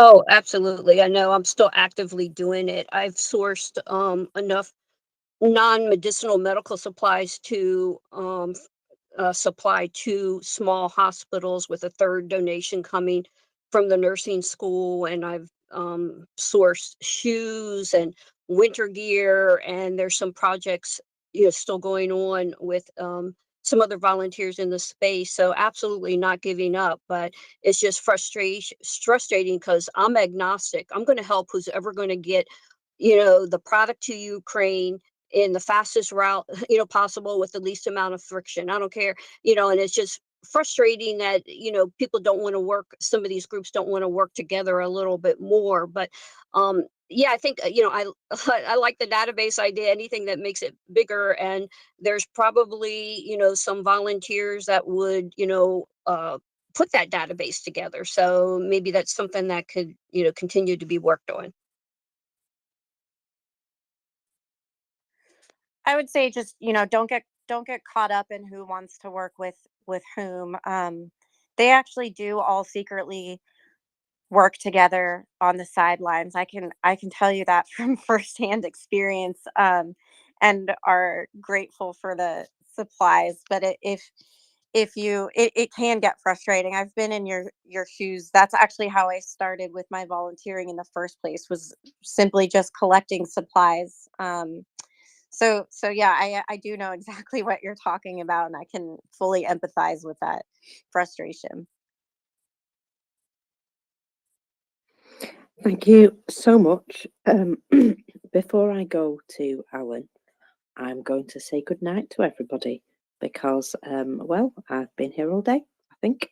And yeah, so good night and Slava Ukraini. Herom Slava.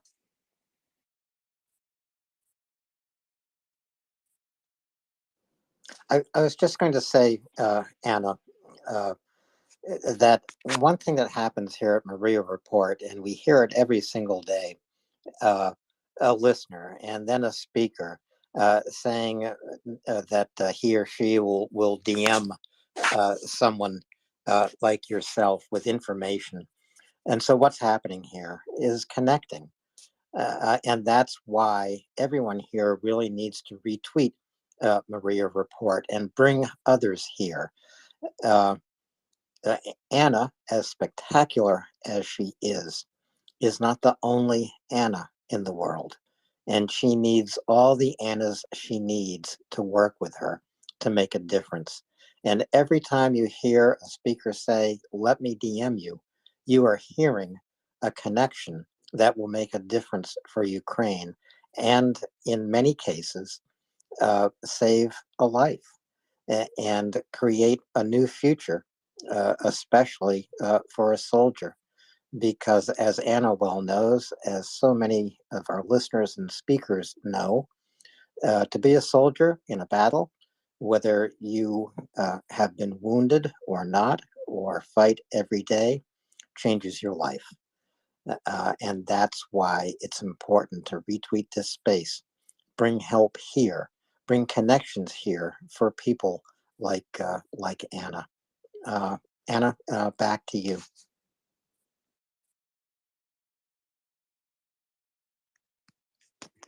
Thank you, Alan. I feel like I've sort of rattled on for a little while here. So if anybody else has any questions, I see Ryan just popped in here too.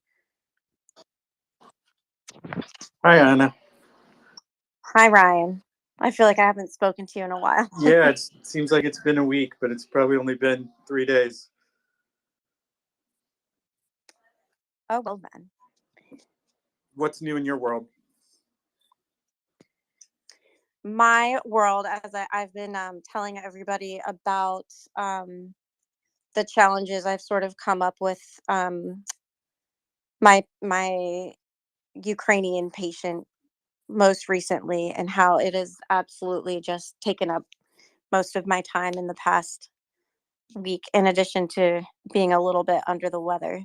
Whole new level of complication on getting a Ukrainian out versus getting a foreign national? Is that what I'm hearing? Well, yeah, actually, it might have been the most challenging one to move. And actually, every step of the way where I thought that something could be expected, or I could rely upon a process that had worked previously, it went completely differently than I expected.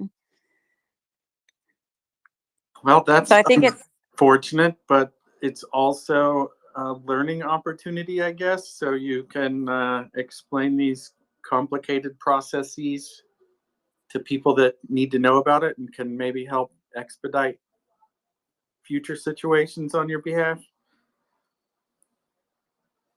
yeah, I mean, that's an optimistic viewpoint. I think that anybody that gets involved just has to know that any plan that you make that seems like a good plan is probably going to get hijacked. So there's no point in me getting rigid about a process here, I don't think, because it's not gonna make too much of a difference.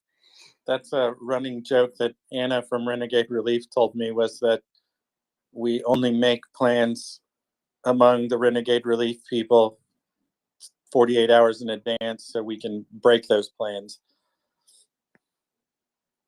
You They have to all be, did.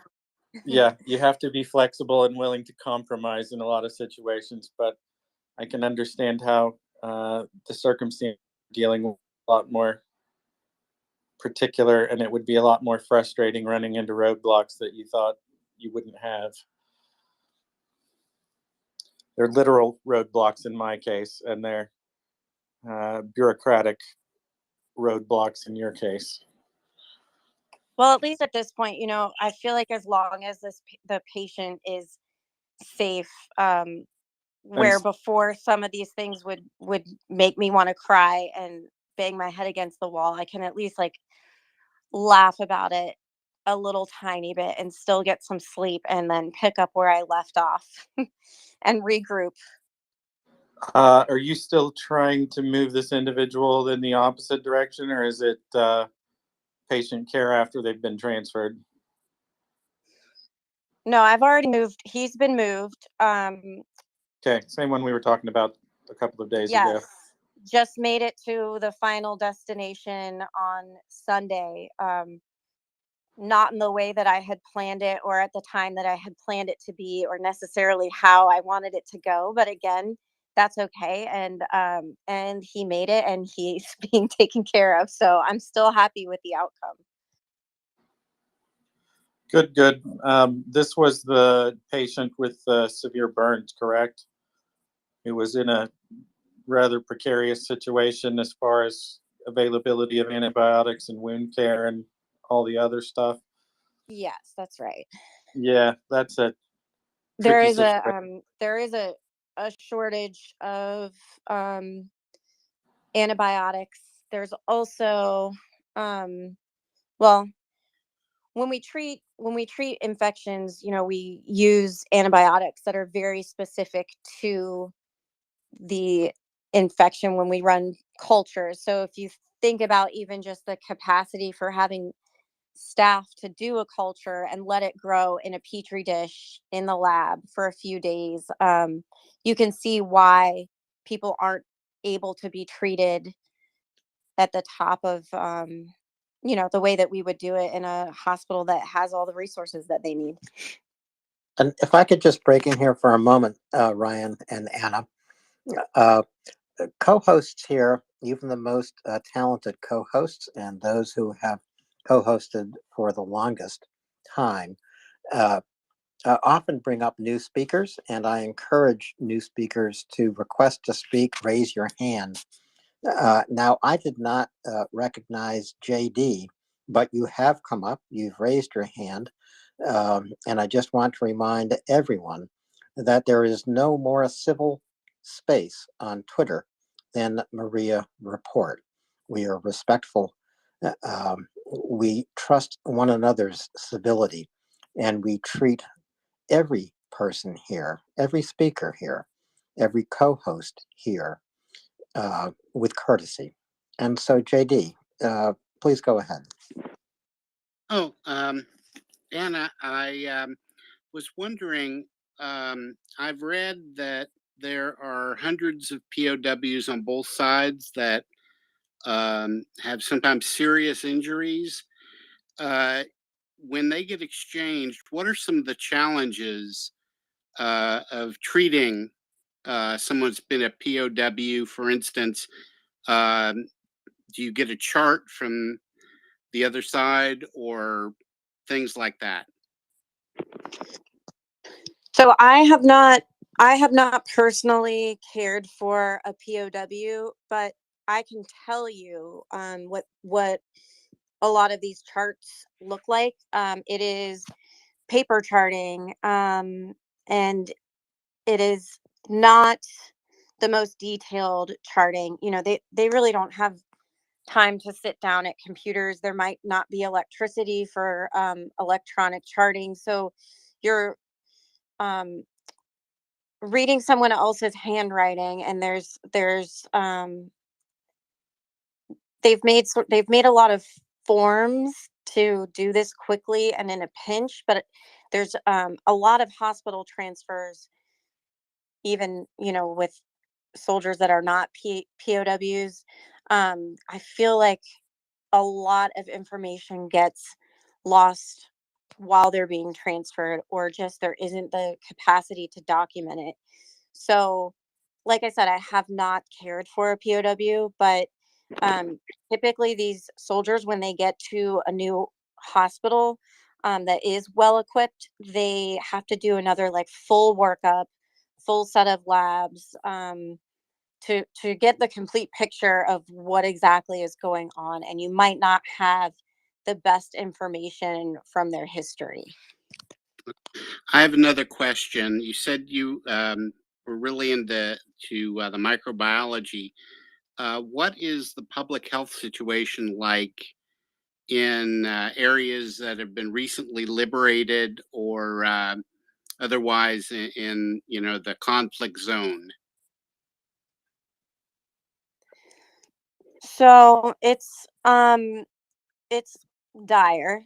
They rely, from what I speaking with other volunteers, they rely a lot on the resources that are brought in a lot of times by the military and NGOs that are delivering. There are people that are afraid to come out to meet volunteers or the military and say that they are sick. There are a lot of children there, and it's just really bare bones and really hard to transport um, patients around. So it's a very difficult situation right now. Okay, thank you. And Al, you are right. This is the best space as far as civility and as far as being allowed to talk and everything. And I thank the Maria Report for that. Thank you. Thank you, JD, and thank you for coming up to join the conversation and make your contribution. So, Anna, I know that Ryan has made deliveries to some hospitals in Ukraine, and we all know that the Russians have targeted hospitals in Ukraine as part of their campaign of terror. By striking hospitals, of course, they are committing a war crime. Um, eh, are you planning a trip to Ukraine soon, Anna? I am planning on heading out in the spring. Um, I will. I will. Yeah, I am planning on that. I will not be at the front lines. I have, like most of you know, I have two kids at home. So, but I do plan on making my World European Hospital tour in the spring. Well, by doing what you're doing, you're already on the front line. But by staying off the front line in Ukraine, you will lower your risk, of course. And as Anna points out, the mother of two children, the most important thing in the future of those kids and Anna's life is being able to be that great that great parent. So, have you already lined up what hospitals you especially want to visit in Ukraine, Anna? Y- I have a good idea of it. I would say my first priority right now is um, I absolutely cannot wait to meet some of these boys in person that I have gotten to know so well while taking care of them. That is something I so look forward to. There will definitely be tears there. But I also, you know, um, in terms of the hospitals in Ukraine, I mean, I don't really expect people to have much time to meet with me, but I'll speak to whoever I can, wherever. And there's a lot of hospitals in Poland where the administrators have and doctors have just been so welcoming and kind, and they are on my list to shake their hand as well. Well, I hope when you get there in the springtime, I certainly hope that Ryan is at your side as a guide. And I do hope that you are also speaking to us from Ukraine, because that's an important thing that happens here at Maria Report too. We hear from people in Ukraine every single day. Anna, I have another hand raised. Thomas, please go ahead. Hi, good morning, Anna from Tokyo.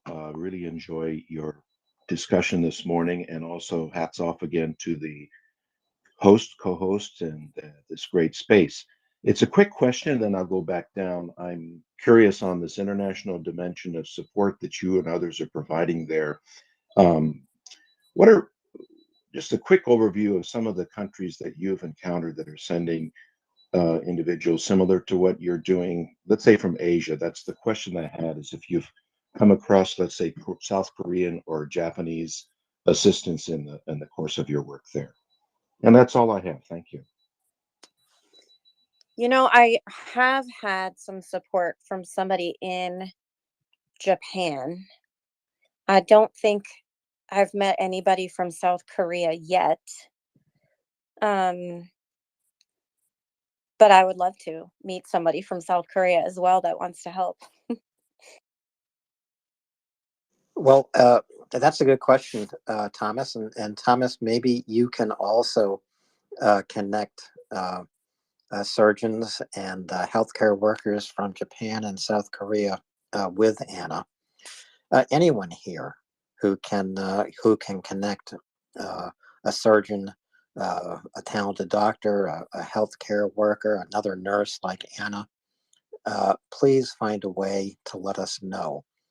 You can DM me. I can pass that on to Anna. But the best thing of all is to DM Anna, of course. Although I know her inbox, like her phone, is overwhelmed right now. Anna, if you could make a request of all the listeners here at Maria Report for help, what help would you be asking for right now? Oh, that is a big question. I'm not even sure how to answer it. I'm truly overwhelmed by the amount of help and support that I have gotten. But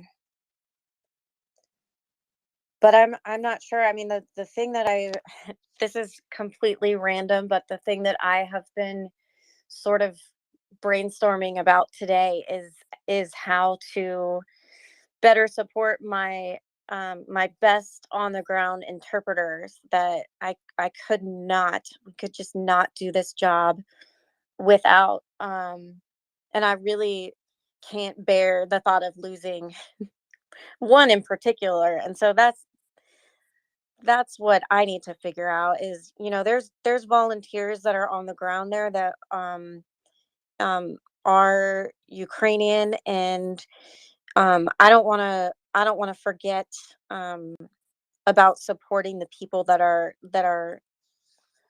at the crux of letting or helping me accomplish these things. So that's what I've been sitting with today. My answer it will probably be different tomorrow, but that's what I'm working on right now. That's a great answer, Anna. And because you're talking about a real need.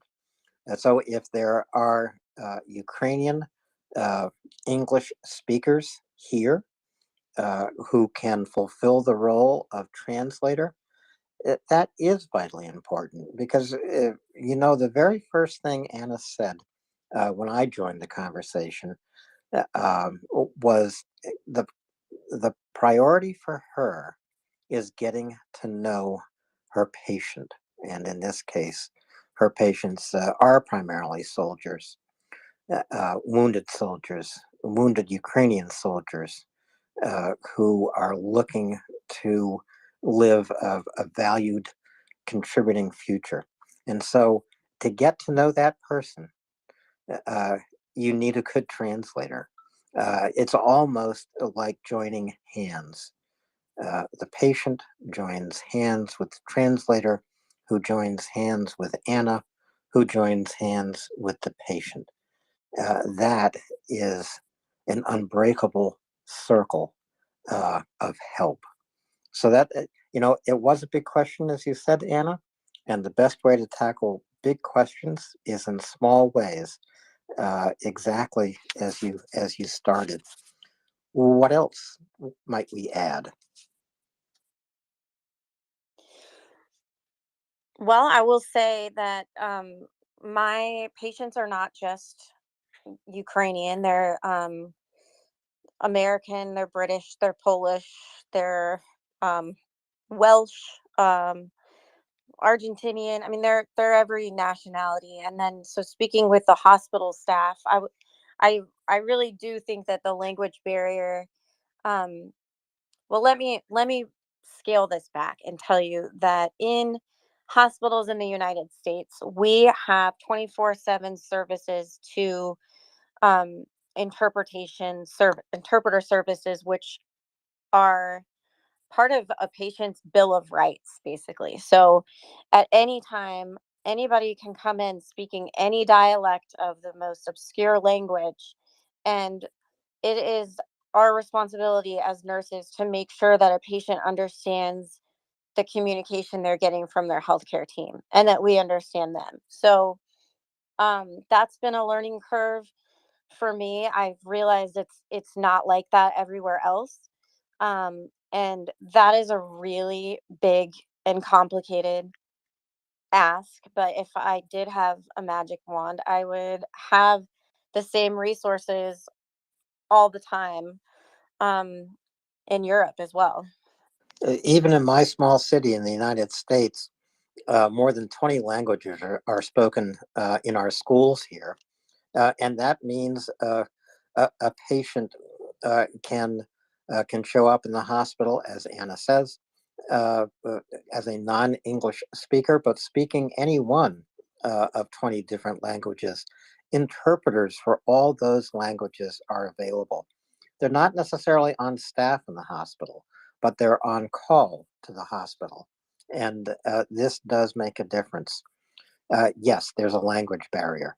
It's not just the Ukrainian language we're speaking of here, but the languages of all the international volunteers who have gone to Ukraine to fight in this battle for freedom.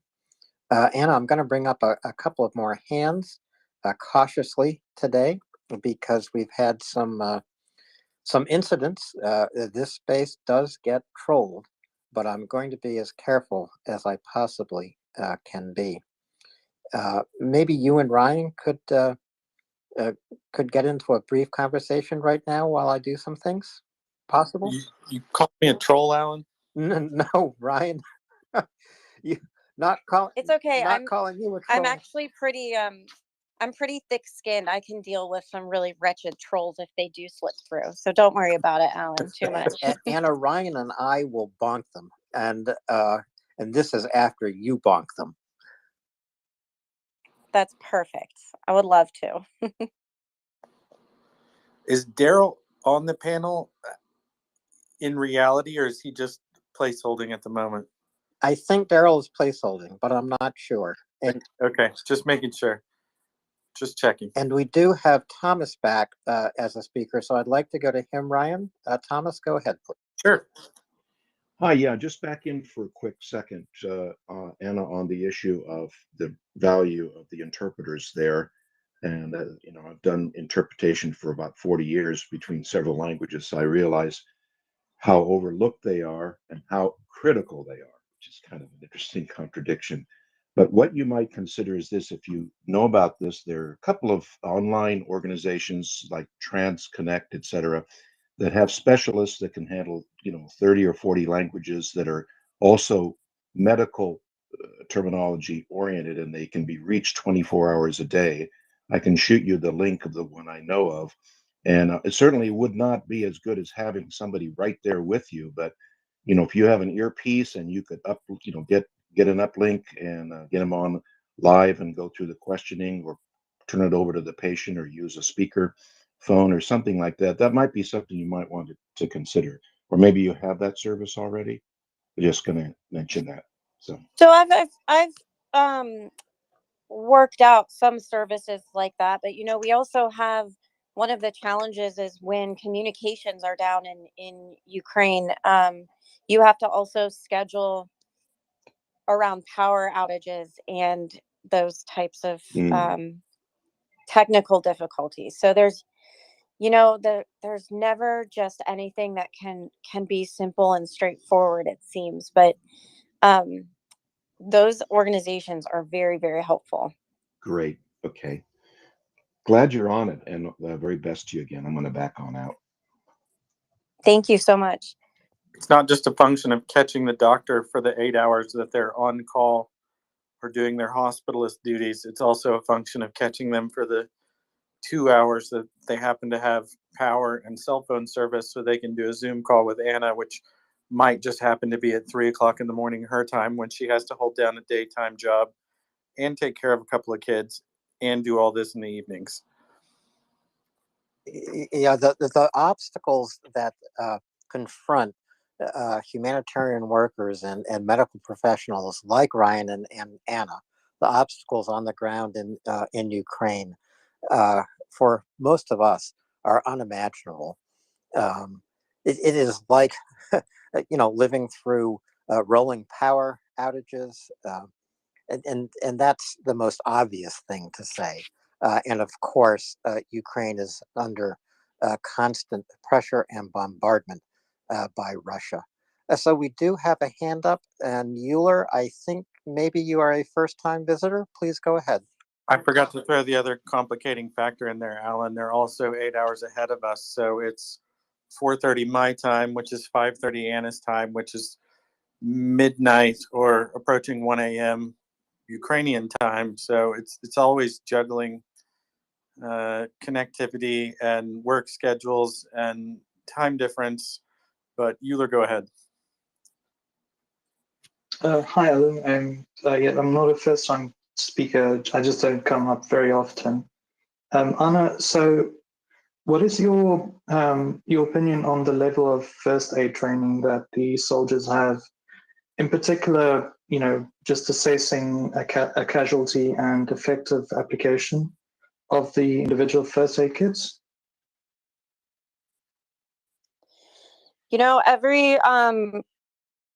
Every person that I've worked with has had a great first aid kit. They've gotten lucky.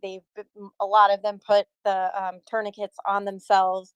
I'm not on the ground. I've heard the horror stories of bad IFACs, and I've heard the success stories of the good IFACs. And I'm actually pretty damn impressed with how the military is, how they are treating themselves and their mates here. I think they're doing the best that they can, and especially considering that they're under fire while they are giving first aid. They're actually accomplishing pretty remarkable things.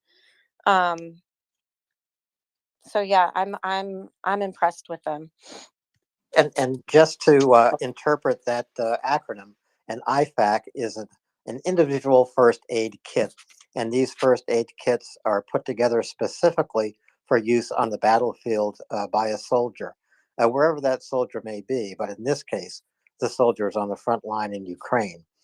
This is one of the life-saving supplies I believe you can find at MriyaAid.org. And you can see how many of these first aid kits a contribution can send. And these are important to send. They get used up. Supplies, medical supplies especially, are one-use supplies. They can be used only one time and therefore must be replaced. And that is something Mriya Aid focuses on. Correct me if I'm wrong, Anna. No, that's correct. You're right. We absolutely need to keep supporting those and sending those over for sure. And so we're talking about a stream, a constant stream of humanitarian supplies, medical supplies getting to Ukraine. This, again, is something that MriyaAid.org is focused on. Anna, I know you have an incredibly busy life. I don't want to hold you here for too long, but we have a couple of more hands up. How much time do we have with you? I've got about 10 more minutes before I pull my Irish goodbye and run out of here, but I would love to take some questions. Joanna, your hand is up. Please go ahead. Thank you, Alan. I just wanted to ask Anna, for other ways in which we can help her. For example, do you need some medicines, some specific medicines? You mentioned a specific antibiotic that you need at one moment, so maybe you need others, or specific bandages with antibiotics or something like this, or for example psychological support. In Romania we have a hotline for Ukrainian refugees in Romanian, English and Ukrainian, so maybe we can extend it in a way for soldiers that are suffering from PTSD or something like this. Or maybe you need some other kind of help, like administrative tasks, someone to call hospitals or things like this. So whatever you need, if you can tell us, maybe there are in the audience people that could help. Thank you. Thank you. So I will say, one thing I really, really, really want to see a shift on internationally, when we talk about Ukrainian soldiers, I would like to challenge everybody to expand this to just international Ukrainian defenders. And there are certain doors that I feel like have been closed for treatment or been difficult for me to obtain, because we're saying Ukrainian soldiers and people don't know what to do when I say, actually, well, this person is technically British or American or Georgian, whatever they may be. They are still they need the specialized treatment, and they were all injured as a result of Russian terrorism. So that is something that I feel like we all need to work on. And in terms of getting help for tasks, I'll be honest with you guys. It's really hard to vet people on Twitter, and so it takes me a while to um, but I'm working on this personally, being able to get to know other volunteers, trust them to handle certain things, and I am absolutely accepting help. But it is a slow process, because, as I've said, I take this so very seriously, Fakers and out every what was that? because there are lots of fakers out there. Oh yeah, absolutely. I mean, everybody, I've met a lot of people that have a really great heart, but I want to see your license and credentials and CV as well before I let before I let you help me with this, because these guys are just so important, and this job is really very important. And I don't want to have to micromanage anything. Yeah, there cannot be holes in the safety net. But the safety net has to be completely stable and secure. Uh, so don't waste anyone's time. But if you can do something, be in touch, connect. That's what happens here at MriyaReport. Always weaving together a stronger and stronger safety net for Ukraine. Whether we're talking about humanitarian supplies, medical professionals who can contribute their own life-saving talent. And it may seem odd in the midst of a humanitarian conversation, to say that weapon supply is part of the safety net, but it really is. Because the more weapons delivered to Ukraine to end this war as quickly as possible with a Ukrainian victory will save Ukrainian lives, and those Ukrainian lives will rebuild a great nation for the future and rebuild and keep together great families like our own family, the ones that we care most about. Asra, you came up to speak, raised your hand went down. Do you have something to add? Yeah, I don't know, I've been having technical difficulties. It switches me from speaker to listener, and my hand then disappears and then reappears and so on. I was about to ask Anna a question that somebody just asked her, so I will listen first, and then if I have any questions, I'll ask them. Okay, very, very good. And welcome to the panel here tonight. Thank you. We have only a few more minutes with Anna because her life is among the busiest lives here at MriyaReport. Anna, maybe a few final words and requests from you. Gosh, I just wanted to say thank you guys for your support on all of this. It it truly was never my actual intention to delve this deeply into this problem, but I'm completely committed to it now, and it's a lot of it is just the encouragement that I get from so many of you on here. Um, I see some of my real life friends starting to pop up in these spaces, and it makes me horribly self-conscious. So I just want you guys to know I see you, and we'll talk about this later. Anna. Define real life friends. Kidding. Yeah. Go ahead. Pre Ryan from Oklahoma City.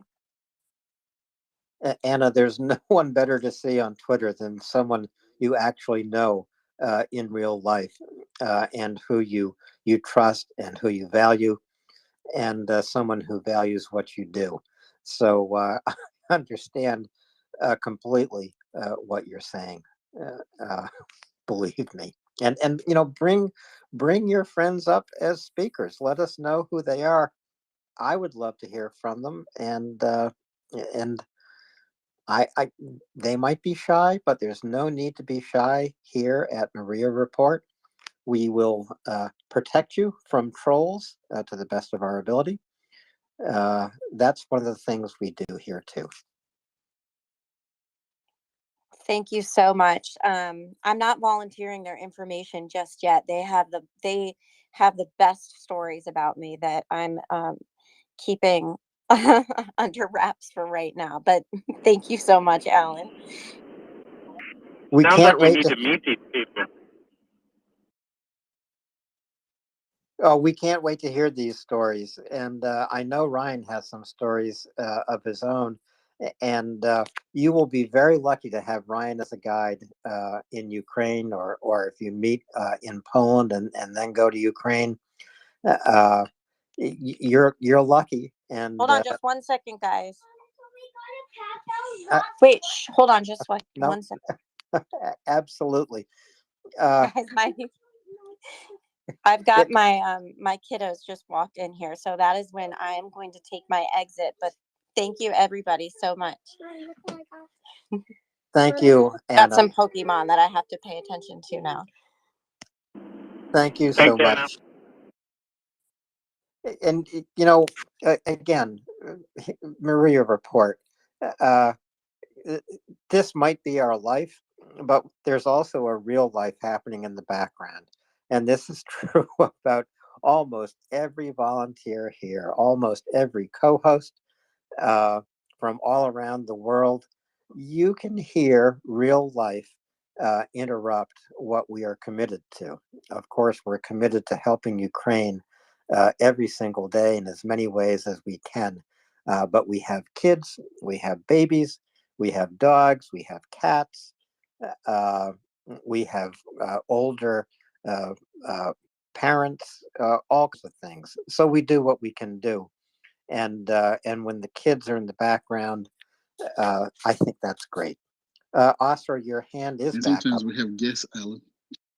And yes, Daryl, sometimes we have guests, usually who are waiting for you to cook something really, really good to eat for dinner. Well, I'll Actually, be up Daryl, here. I'll be up here with you in a minute, just waiting on a CH.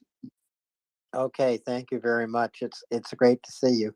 And Oscar, your hand is back up. Please go ahead. So I wanted to tie on to what Anna had said, because there is, so the situation is such that everybody who can help really needs to help. 716 medical facilities have been bombed. The most recent 144 were 144 of them were hospitals. So you're seeing a shortage of medical clinics, and a sort of scrambling to get buildings or structures up or together for treatment. Then you have everything that's going on the front, and these supplies dwindle very, very fast, like tourniquets and IFAC kits and antibiotics and so on, at the rate that people are getting injured, both civilians and military personnel, both Ukrainian and international. So, and there are a number of organizations that are working together to help. So you have Doctors Without Borders in Ukraine. You've got the GSMSG, which is a surgical volunteer group that sends qualified surgeons to help, and also does training on the spot via video, because that it's real time. All of this is real time. And so people like, who go in there and are trying to do in their area everything they can are really important. So I would suggest that you keep an eye out for organizations that are providing information. We're putting up a medical equipment list. You can donate to whoever you like, but those are, all of us want people to know what's needed and what's necessary, from armored ambulances to stretchers to a syringe. And then if you are a qualified medical person, there are various organizations you can get in touch with Anna or with Doctors Without Borders, to be able to go there and assist. It's really important. And that's really what I wanted to say.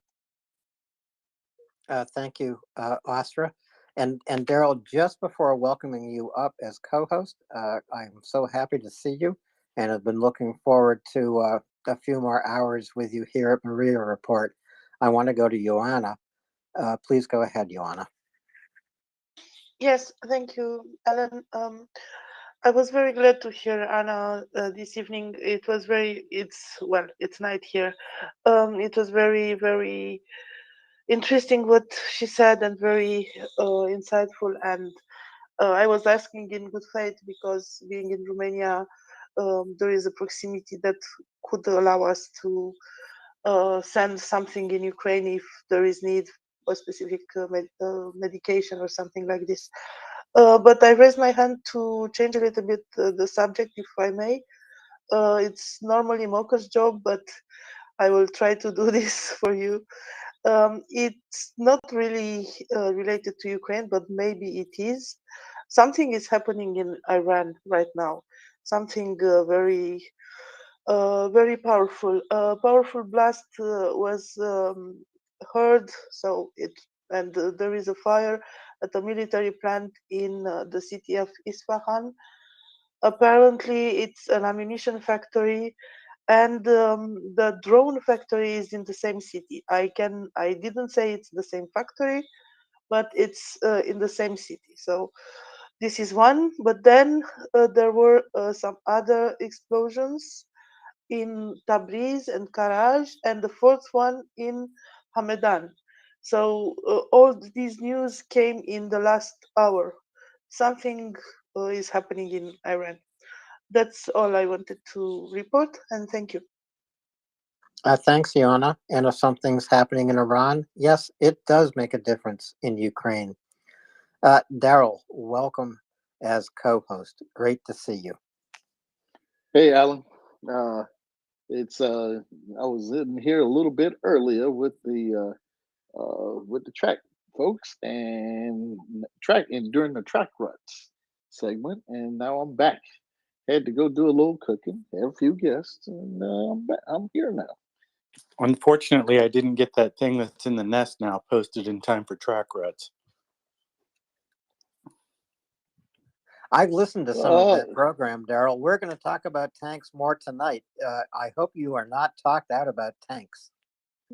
Not really. No, I'm good. We just, as long as I stay in my bailiwick, I will be okay.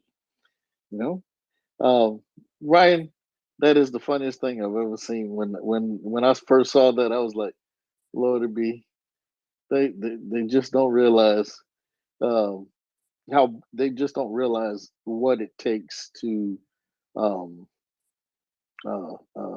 take out one of these. And yeah, I know the sizes they got the sizes a little off, but it's still funny either way.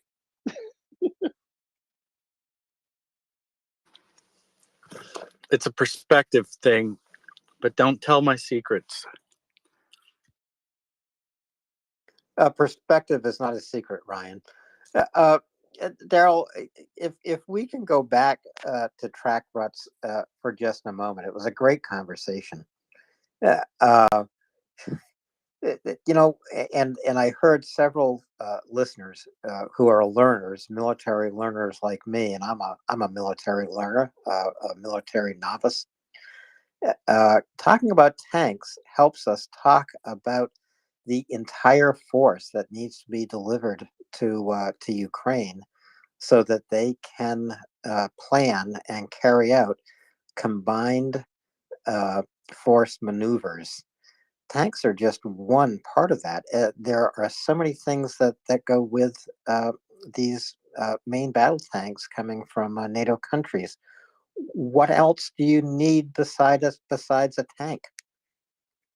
Well, I mean, there's the things that you always think of. That's the fuel tankers. You're gonna need big fuel tankers, and I'm not talking about the type of tankers that you see would that bring oil to your house or something like that. Those can be used, but what you're talking about for these are the things that look like your ones that take fuel to your local gas station. Those kind of tankers are what you're going to see rolling around on the battle space, because you don't need tanks going to a gas station. You need them to get to a safe place, grab their fuel, and keep rolling them back to the battle space. They go in, they go back, they go right back in. Um, and keeping those places, really secure is going to be one of the things that they're going to be doing their best to get done, because drones are a hazard, and you don't know. And with fuel, you don't necessarily have to get a direct hit. You get it close enough, and if you can ignite it, then you've done your job. But the main thing is, the Ukrainians, they've been pretty good at this. I think they pretty much got this down pat, and they can do better. But they got it down pat for right now, and they get these off-road gas fuelers, these gas tanks going, and they're going to really do something. And that's just one thing. You talked about your maintenance units and all of those kind of forces, specialty, equipment like the M88 Hercules, which can recover them. It can also help them do engine change outs and things of that nature, because it can just lift off the deck plate, lift up the engine, and lift the engine right on out without any weight restrictions. Hey, Daryl, if I'm a Leopard, or if I'm an Abrams, or if I'm a Challenger, and I have a full tank, how far can I go, and when do I call my support forces and say, I'm about to hit empty. Now, all these tanks have different miles per gallon. I know the Abrams is probably the heaviest of these three tanks coming to Ukraine, but I have a full tank. I'm on the offensive. How far can I advance? Well, let's just put it this way. It's not something that you really go by the miles, because what you're gonna idle, you're gonna move, and then you're gonna idle, and nothing's linear, because if it's on flat ground, you're going to use this much fuel. If it's on mountainous terrain, you're going to use that much fuel. Um, and so the biggest thing you want to think about with tanks and heavy armor is what's our mission, how long do we plan to run, because you could be, you can go 5 kilometers, and if you're only moving, a few feet, uh, and every hour, you can use up a lot of fuel. But if you are, actively engaging and pursuing, you can get a couple of 100 miles out of them, and you will be getting dry real quick. you know, you're not gonna be, uh, running and gunning, 400, 500 miles on a tank of gas like you think with your car. Jet engine, I mean, those turbine engines, they can suck gas. The thing is, you get a lot of power out of them, and that was the main reason behind the turbine engine, is the amount of power to the weight ratio. Well, that is amazing. Going 200 miles on a full tank of gas in a tank. And Daryl, I'm adding your line. Nothing is linear to my collection of lines for my philosophy of life. Nothing is linear. Nothing has been linear in Ukraine.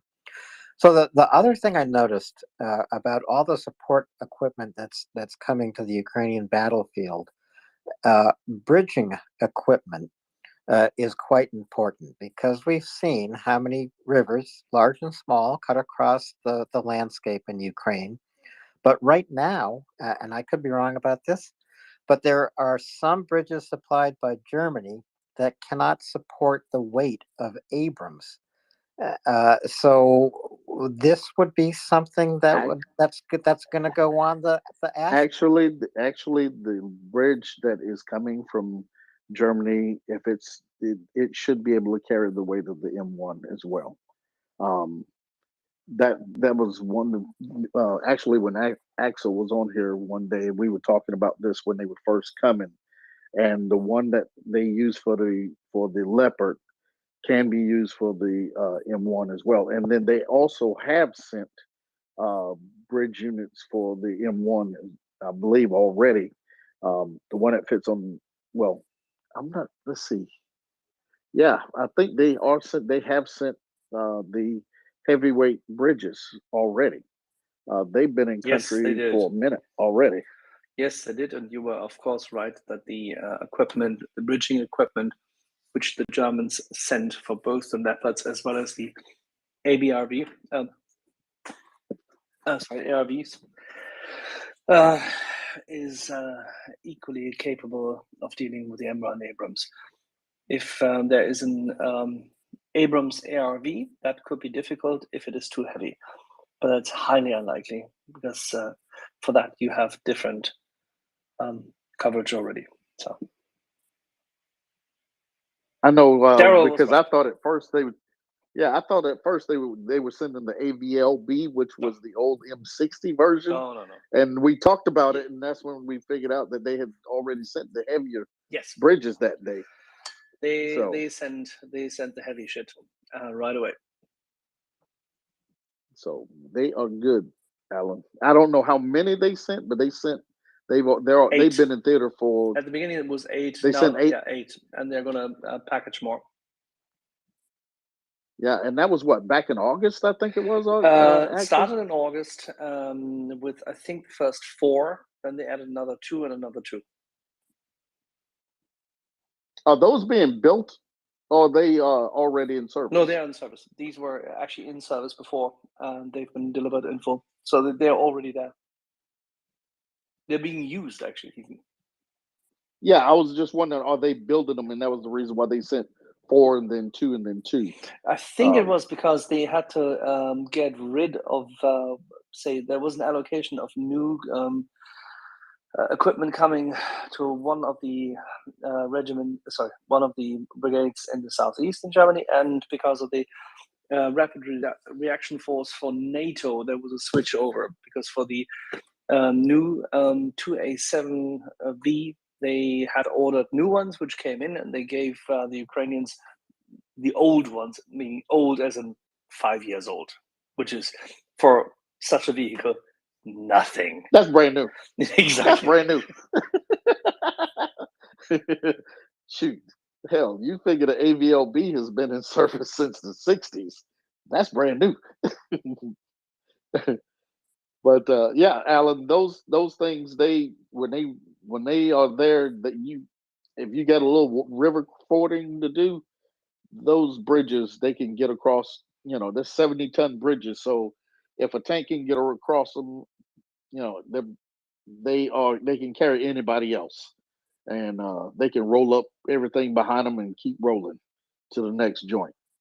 But yeah, because that's when we were trying to figure out. We were asking how long they were, and they were 60 meters, I think it was, 61 feet, I guess it was, 23, 26 meters. I mean, yeah. What were we talking there, Axel? 26. We know they were 62 feet long. Yeah, it's 13 meters each component, 12 and a Yeah, half, 13 12 and meters. a half, That's which what are usable, and half a meter, which is the lip. Yep. Yeah, I know And are these the same bridges that can also perform as ferries? Which to me is just remarkable. When I saw this stuff and looked at the capability here, I mean, a bridge Different that thing. you can load equipment Different. on, and Different. Yeah, that's it's different. That's a different one. So are those ferry bridges Nope. in service yet? I don't know. I can find out.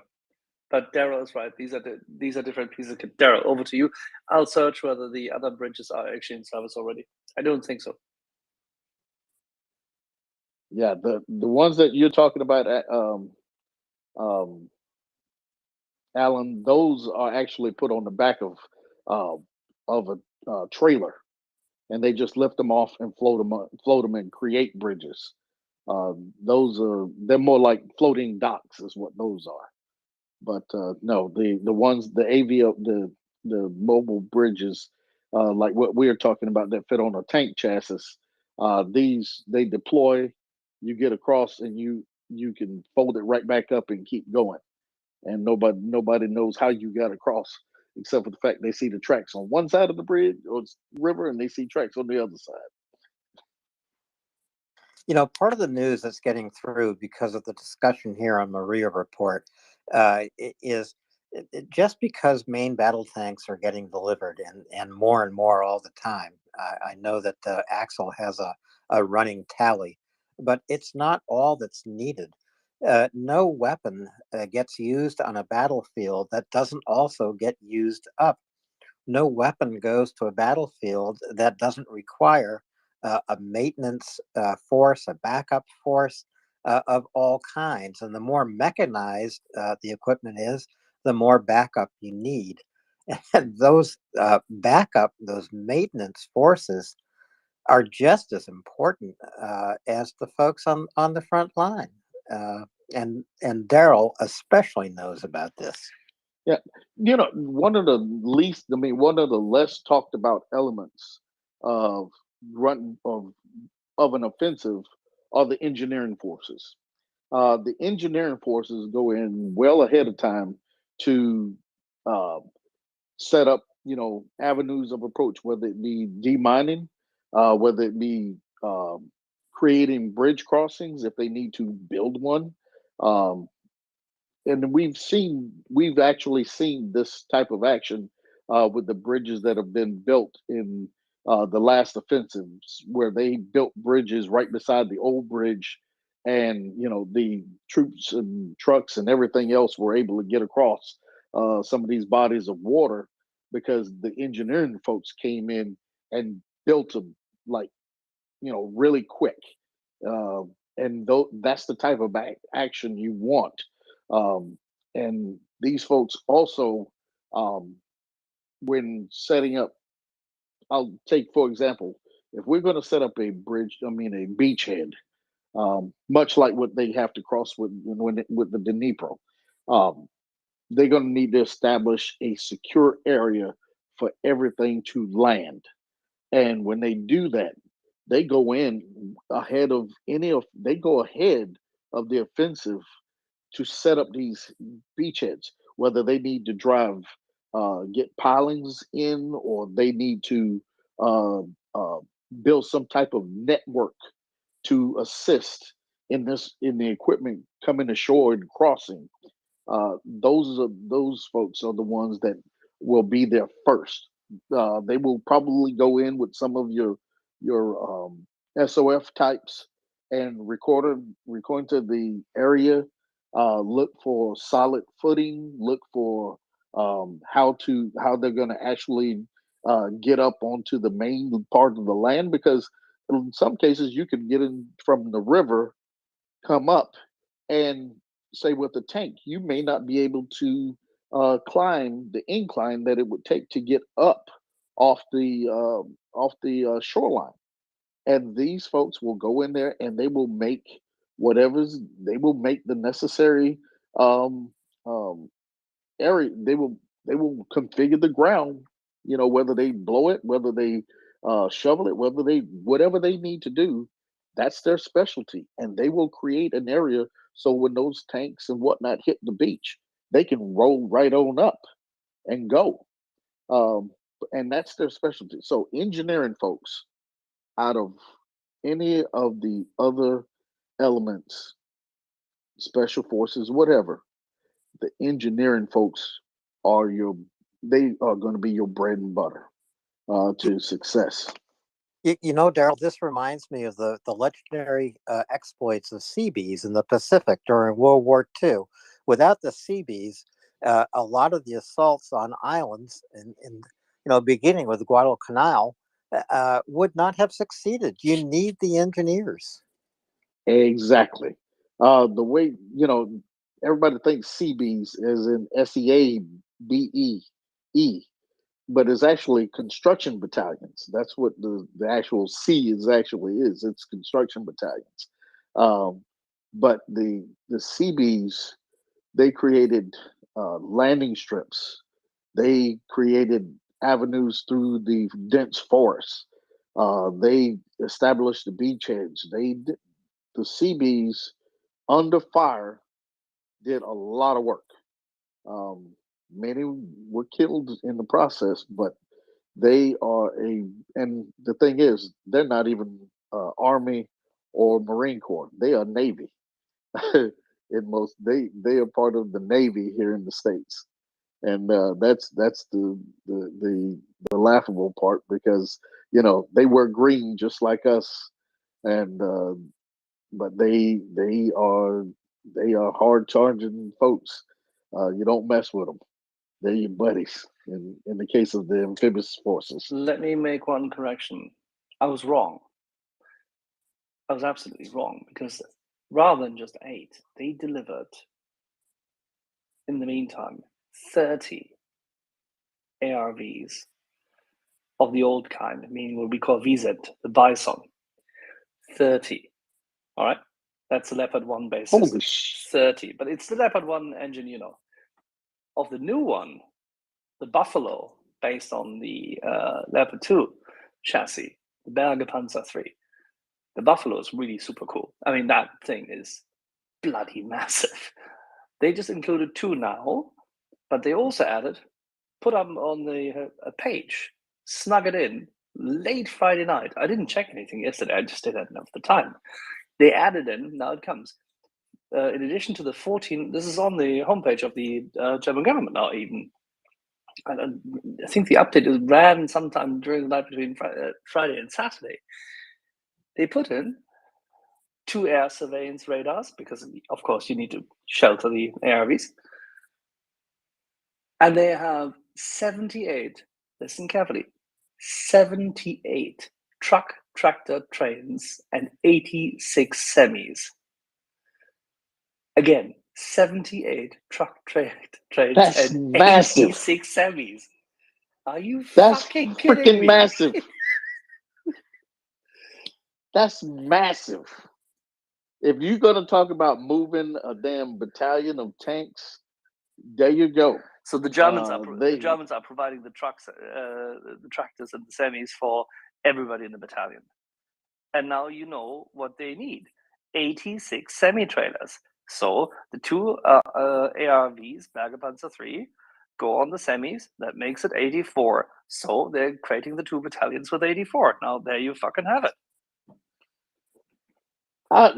I'm holy shit. Now, and you know, okay, how many fuel tankers in that? Because if they came out with that many semis, what kind of fuel tanks did they? How many fuel I tankers in that am number, looking Axel? at the moment. They haven't updated this. They have still the old one Oshkosh, the big tanker they put on before. Let me check what they have on the other list. That's sweet. Daryl, this is incredible information to be getting, because it means that piece by piece, everything Ukraine needs is getting assembled right now on the battlefield. Yeah, they provided 12 together with the Marder. They put up 12 tank transporter tractors, the M1070 Oshkosh. I think you will have had this. Do the Marines have the Oshkosh, or what do you have? M1070. Daryl, you're the Marine here. Yeah, it's the 26 wheel trailer that the wheels turn and do all kinds of stuff, so it goes around corners real easy and all of this kind of stuff. That's the Het. I believe that's Oshkosh, if I'm not mistaken. But when you turn the wheels of the truck and the truck turns the corner, it turns the wheels on the trailer so that it just kind of snakes around a curve. And you don't have these really, really wide turns that you normally would with a tractor trailer in a long 40-foot trailer behind it. Okay. That makes sense. They also added. Is that the same? Is that the same Yeah, one that is it. that you guys have? That's the M1070. Okay. That's exactly what they have. And the funny part is now they have added another 13 what the Germans call trucks. I mean, this is in between your regular big truck and a mining truck. And this is a really big piece. 13 of them plus 2 load handling trucks. So it's all good. They're serious. Finally. Bloody bleeping hell. And folks, we're talking about taking, M1s at highway speeds, or had 70-ton, 60-ton tanks at highway speeds, rolling. That's what these things were designed to do: is hit the highway with a tank on it. It's not something that's going to be doing 30, 40 miles an hour. Like you see for the folks in America, when you see them taking these huge tractors, these huge construction pieces, and they're going like 50, 40. No, we're talking about taking heavy equipment and rolling with it because it's got the braking power. You just put 3 songs into one sentence. Did you know this? You had rolling. Then you had exactly. Then you had hit the road, Jack. And you had living in America. All 3 of them, perfect. And Darren, that's great. It's poetic. Sometimes I surprise myself. There's got to be something from the Philadelphia sound in here too. Where's George when we need him? Back in Philadelphia. He's painting outside the garden dark green. Did you not know? Do you not know what's happening? They're not getting ready for a Super Bowl or something, are they? They sure hope so. Albeit that everybody's going nuts about the fact that somehow they're being treated as the underdogs now, statistically. So you mean George got his hands on 100 gallons of camouflage paint?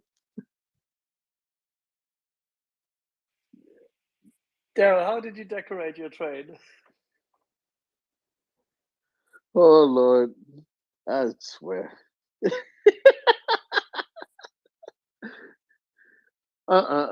This is no my train. My train. I was in Pittsburgh, so they're thoroughly black and gold over there. So Oh, if I would have went there with something green, I would have got shot.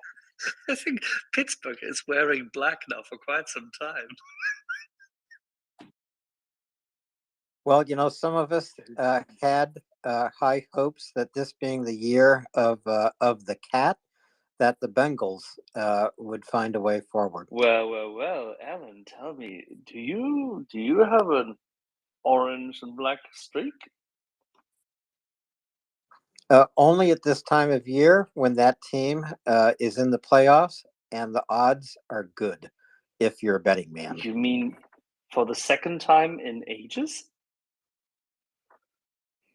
Yes. Oh Lord, the dog. Oh Lord, Daryl, I think that's about as bad as the dog pound. I was just about to say the last time this was true before Joe Barrow came was essentially when this is before you joined the Marine Corps. Well, that's true. Oh But Lord. if you have a couple of bucks, why not put it on a long odds team? And it's not the dog pound, Daryl. It's not the dog track. We're No, not no, I'm in. saying that they haven't been in as long. The dog pound has been out just as long as the Bengals have. Well, that's true, but the Bengals have a pretty clear path. Well, I gotta tell you, Doug Peterson changed all that for Philadelphia. So maybe, just maybe, people who are smart find the same thing for Cincy, and we'll see how it goes. But they have a hard day coming tomorrow. Well, we're not going to switch this into a conversation about the NFL. No. We're This was going to just stick comic. This was with just what we've comic. got. No, Alan. This was just comic relief because Darren and I was so enthusiastic about the say armored recovery vehicles and them trucks. Well, it's possible that the next hand is about the NFL. I have no idea. I just want to remind every listener I don't recognize because we've been told a lot today. I just removed my other self here as a speaker. How dare that spoof account come up while I'm co-hosting? But John G., your hands up. Go ahead. I remind you here at MriyaReport, we value courtesy. Hey, thank you. And you had allowed me to speak or put me on the speakers list earlier with Anna, but I was going to the grocery store, realized I really didn't have anything to contribute to her, so knew her time was short, so I dropped down. Didn't want you to think I was just trying to jump in, jump out, and cause a problem. So, no, I wasn't also going to take this down the NFL path, but my team's out anyway.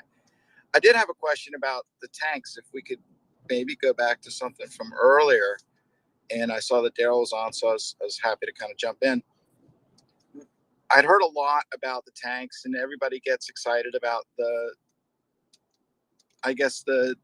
specs of one tank versus the other, and the possibilities of the Western tanks just overpowering the Russian tanks just because of what they're capable of. But something I haven't really heard a lot about of. So, do we know in this tranche of equipment that's both the NATO gear, the Leopards, as well as the Challengers and the Abrams? Are they coming? Do we know if they're going to be coming with the communications gear and the Blue Force trackers? I mean, will IVAS and Blue Force trackers be part of the equipment, including the Bradleys and IFVs? Because I think that could be a huge game changer. If we're really looking at maneuver warfare and being able to move quickly and know what you can or shouldn't shoot at, what your lane is, that could really make things, far better for the Ukrainians as they try to push forward. They may be coming with a system that is similar. I don't know if they're coming with the Blue Force tracker because some of that stuff networks into our up into our network, and I don't think that that's something that they want in theater as of right now, because they are not NATO, and if anything is caught, captured, destroyed, what have you, I don't think that that's something that will be um, um, really likely for them to get because they don't have the entire piece. They don't have everything in that package for it to work as well as it should. Um, so I don't think they would, only for the security, the security of it right now. But nothing's to say it wouldn't happen in the future. So whatever communications networks they have set up right now, which are at least secure for them at this point, should be there.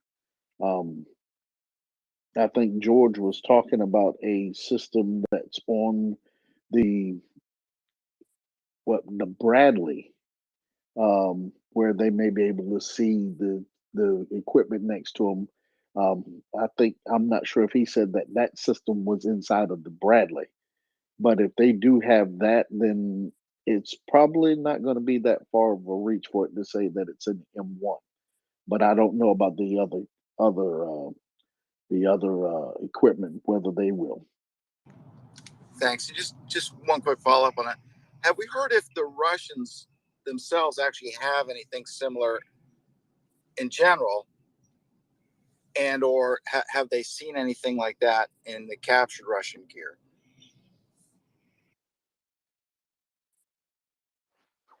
Axel, you heard anything about like a Blue Force tracker system? Because I don't think that the Russians had it. No. Do they have the same capabilities as IVAS to be able to talk between their tanks in a platoon or No. up to the company level? That's exactly the point. They tried it with the GLONASS connection between the T90s, but that never really worked. And whatever they tried with the Armata doesn't really matter because, as you know, the Armata is something which needs to be drawn by either horse and carriage or alternatively another tank to parade grounds. I mean, seriously, it's not a tank. So no. Yeah, you got to remember this with the Russians. There was a thing when I was back in the 80s. You find the tank with all the antennas on it, that's the one you hit. Yeah, because the other ones will be blind after that. Because they don't believe in the distributed authority and command and control thing. They have central authority, and so uh, they don't have all of that kind of communications as we do. Thanks, I appreciate it. And give me a second, and I'll figure out how to drop down. Thanks for coming up, John, and good questions. And fortunately, Daryl and Axel are here to answer them because I wouldn't be able to.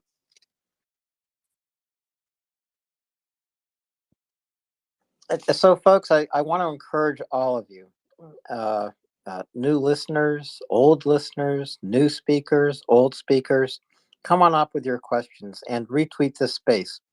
This is an important place every single day. And people here connect every single day. Just earlier, we were talking with Nurse Anna, who works every single day to get wounded soldiers out of Ukraine into specialist hospitals in Europe, in the United States, in the Middle East, to save a life and to rehabilitate a life. And so many of these wounded soldiers wish to go back into battle, which is, I think, remarkable. And some of them have spoken with us here on the MriyaReport. Some of them have recovered, and indeed they are back in Ukraine. As Anna mentioned, some of these wounded soldiers return to Ukraine in order to train others. They do not necessarily go back to the front line, but they bring their knowledge and their inspiration back to Ukraine to make victory more possible every single day. So retweet this space. Bring folks here. Make connections. Ask questions. Get information that you need. Daryl? Yeah, Alan, I was looking at that list that Germany sent.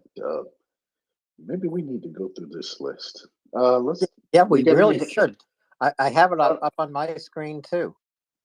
Okay, let's take. Let's see who's got hands there, and give me 1 second. We'll go through it. Yeah, so I think that this is one thing that's really important that Daryl, Axel, and I have been talking about.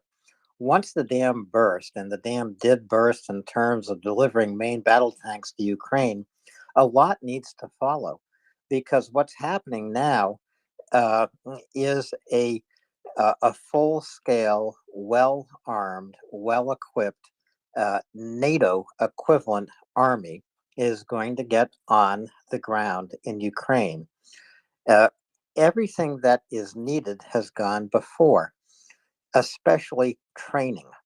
And so maybe people think there's been a pause in Ukrainian offensives. Well, the pause has meant that Ukrainians are training on weapon systems that are going to be in battle just as soon as possible, because you can't be successful on the battlefield without training. You succeed because you train. Uh, and now this equipment is moving at speed into Ukraine, onto the battlefield, and soon through the Russian lines. Very soon.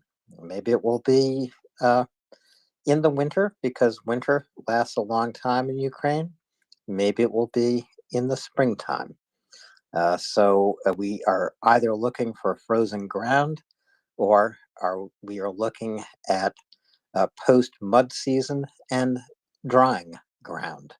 But something big is going to happen. Daryl, Axel, come on back in, please. I have that list in front of me too, Daryl. Okay, no, I was just looking at that piece on the licensing of them, and just trying to finish reading that. That was It's fucking Germany. fantastic, isn't it?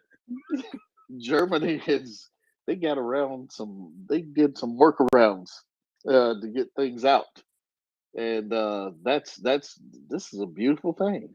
It's a beautiful thing.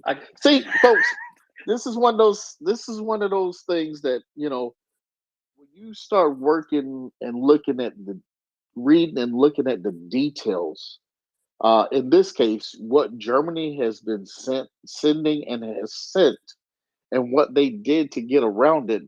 There's been a lot of talk and hullaboo over Schultz in the tanks, but this is some freaking fantastic stuff that's going on.